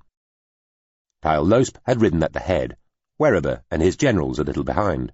In the parade field, where the kilometres-long procession had ended up, the regent had announced a year without tax. This later turned out to mean a short year without certain mostly rather obscure taxes, an amnesty for minor criminals, the disbandment of various ancillary regiments with the release, with pensions, of nearly 100,000 men, and an extended mission to the 9th that would mean that both he and the Prince Regent would spend significant time in Rossel and the Deldine provinces, bringing the benefits of Saal rule and wisdom to that reduced but highly fruitful and promising land. Ormond, sitting in the shade of the flag-fluttering parade stand with the rest of the nobility, had been warned of this last provision only an hour before, and so was able not to look surprised. He had felt an initial burst of fury that he had simply been told this rather than consulted, or even asked, but that had gone quickly. He'd soon started to wonder if such a move, such a break with Poole, might not be a good idea. All the same, to be so instructed. "You might refuse to go, sir," Van Til pointed out. Ormond turned away from the view over the city. "I might in theory, I suppose," he said. "That's the bath ready, sir." "Oh, hello, Mr. Palace Secretary, sir," Negust called, marching into the room behind them. "Thank you, Negust," Ormond said, and his servant winked and retreated. Van Til nodded at the note in Ormond's hand. "Does this make the decision for you, sir?" "I had already decided I might go," Ormond said. He smiled. "The very idea of the Hieng Tsar fascinates me, Van Til," he laughed. "It would be something to control all that power in any sense." Van Til refused to be impressed. "May I speak bluntly, sir?" "Yes, of course." "Tyleloasp might worry that leaving you here while he tightens his grip on Rossel would allow you to build too independent a foundation of regard amongst the nobles, the people, and even Parliament here. Removing you to somewhere so out of the way, however impressive that place might be as an attraction, could appear to some almost like a form of exile. You could refuse to go, sir. You'd be within your rights. By some arguments your place is here, amongst the people who might love you all the better with greater acquaintance. I have heard who will be there around you. This General Foyce, for one. He is entirely Tyleloasp's man. They all are. All his men, I mean. They are loyal to him rather than to Saal, or your father's memory, or you." Ormond felt relieved. He'd been expecting a scolding or something equally disagreeable. "That is your bluntest, dear Van Til?" he asked, smiling. "It is as I see things, sir." "Well, Tyleloasp may arrange me as he sees fit for the moment. I'll play along. Let him have his time. These men you mention may see their loyalty as lying with him, but as long as he is loyal in turn, which he most unquestionably is, then there's neither difference nor harm. I shall be king in due course, and, even allowing for all our New Age talk of parliamentary oversight, I'll have my time then." "That gentleman might grow used to arranging things to his liking. He may wish to extend his time." "Perhaps so, but once I am king, his choices become limited, don't you think?" Van Til frowned. "I certainly know I'd like to think that, sir. Whether I can, in honest conscience, allow myself to hold such a view's another thing." He nodded at the note, which Ormond still held. "I think the fellow may be forcing your actions in this, sir. And I believe he may come to enjoy the habit of doing so, if he does not already." Ormond took a deep breath. The air smelled so good and fresh up here, unlike the depths of the city, where, annoyingly, so much of the fun was to be found. He let the air out of his lungs. Oh, let Tyle Losp enjoy his triumph, Anthill. He's continued my father's purpose as he himself might have wished, and I'd be a churl, and look one too, in the eyes of your precious people, if I tantrumed now, while I am still, in so many eyes, an untried youth. He smiled encouragingly at the troubled-looking face of the older man. I'll bend with Tyle Losp's current while it's at its strongest. It might be bruising not to. I'll beat against its ebb when I see fit. He waved the letter Fanthill had given him. I'll go, Fanthill. I think I need to, but I thank you for all your help and advice. He handed the note back to the palace secretary. Now, old friend, I really must go to my bath. Open your eyes, Prince, Fanthill said for a moment, astoundingly, not standing aside to let the Prince Regent pass. I do not know what ill's been done about us since your father's death, sir, but there's a smell that hangs over too much that's happened. We need all take care not to be infected by its noxiousness. It might prove each one of us all too mortal. He waited another moment, as though to see whether this had sunk in, then nodded a bow, and, head still lowered, stood to one side. Ormond didn't know what to say that wouldn't embarrass the fellow further following such an outburst, so he just walked past him on his way to his toilet. A week later, he was on his way to the Hieng-Za. What with all the preparations and general fuss caused by the move, he hadn't seen Fanthill again before leaving Poole. The morning of the day he was due to go, shortly after he'd heard he was to have his very own personal guard of 2 stalwart knights, he'd received a note from Fanthill asking to see him, but there hadn't been time. Gerald Batra took the signal during a break in the peace negotiations. These were proving protracted. He wasn't directly involved in the haggling, of course. It boggled one to think what the indigents would make of a cross between a talking bush and an expanding fence, but he was overseeing while some of the others in the mission did their best to keep people focused. In the end, it had to be the natives themselves who made this work, but a bit of judicious prodding helped on occasion. He rose a couple of kilometres into the air from the marquee in the middle of the great tent city, on the grassy swell of plain where the negotiations were taking place. Up here the air smelled fresh and clean. It felt deliciously cool, too. You experienced changes in temperature so quickly in this form. You felt the wind blow through you. There was nothing quite like it. "My dear old friend," he communicated. The signal was passing from and to the excursion platform Quanbear, currently almost directly overhead but on the fringes of space. "To what, etc.? "Gerald Rule Batra," said a familiar voice. "Good day." The "It's my party and I'll sing if I want to" was an escarpment-class GCU, which had been strongly associated with special circumstances for nearly as long as Gerald Batra himself. Batra had no idea where the ship actually was in a true physical sense, but the old craft had gone to the trouble of sending a working-scale personality construct to talk to him here on Prasadal. This implied a matter of more than passing importance. "To you too," he sent, "wherever." "Thank you. How goes your peace conference?" "Slowly. Having exhausted the possibilities of every other form of mass murder they could possibly employ against each other, the natives now appear intent on boring each other to death. They may finally have discovered their true calling. Still, cause for optimism. My congratulations to all. And I'm told you have a child." "I most certainly do not have a child. I am looking after a child for a colleague. That is all." "Nevertheless, that is more than one might have expected of you." She asked. I could hardly refuse. "How interesting. However, to business, by all means. Listen to this." There followed a compressed version of the message sent by the Now We Try It My Way to its old home MSV, the Qualifier, describing its odd encounter with what had appeared to be an Oct ship above the planet Zaranj, but hadn't been. Very well. This was only mildly interesting, and Batra did not see how it might involve him.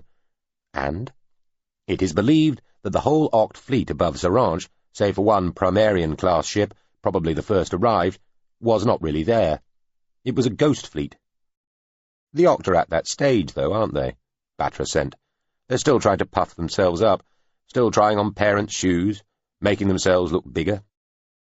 Batra immediately knew somebody somewhere in SC was going to be reading all sorts of paranoid nonsense into something like this. Ghost ships, pretend fleets, scary. Except it wasn't. It couldn't be. The Oct were an irrelevance. Better still, they were the Morthenveld's irrelevance, or the Narracene's irrelevance, depending on where you chose to draw the line. An equivtect involved, getting up to this sort of misdirection, might mean something significant. The Oct doing the same thing was profoundly so whattish. They were probably just trying to impress their Narracene mentors, or had left the switch on they shouldn't, or something. But SC took this sort of random dross terribly seriously. The finest minds in the culture had an almost chronic need for serious stuff to involve them, and this, patently, was their latest dose. We make our own problems, Batra thought. We've seeded the fucking galaxy with travellers, wanderers, students, reporters, practical ethnologists, peripatetic philosophers, hands-on ex-sociologists, footloose retirees, freelance ambassadors, or whatever they're called this season, and 100 other categories of far too easily amazed amateur, and they're all forever reporting back stuff that looks like deeply weird shit to them, that wouldn't pass the first filter of even the least experienced contact unit's data intake systems. We've filled the known universe with credulous idiots, and we think we've sneakily contributed to our own safety by making it hard for anything untoward to creep in under our sensor coverage, whereas in fact we've just made sure we harvest zillions of false positives, and probably made the really serious shit harder to spot when it does eventually come flying. No, the GCU's construct sent. We don't think the Oct are trying to look more impressive than they are, not in this case. Wind moved through Batra's bushy body like a sigh. What happened after the close encounter? He asked, dutifully. We don't know. Haven't been able to contact the erratic since. Could have been captured, conceivably even destroyed. A ship, a warship no less, has been sent to investigate, though it's still 8 days away. Destroyed? Batra suppressed a laugh. Seriously? Are we within capabilities here? The Oct Primarian class had the weaponry and other systems to overwhelm a cobbled-together ex-GTC mongrel, yes. But are we within likelihood? Batra asked. Are we even still within the realm of anything other than paranoid lunacy? What is imagined to be their motive in doing whatever might have been done to this erratic? To stop this getting out. But why? To what end? What's so important about this Zaranch place they'd even try to kidnap any culture ship, hopeless old junkyard oddball or not?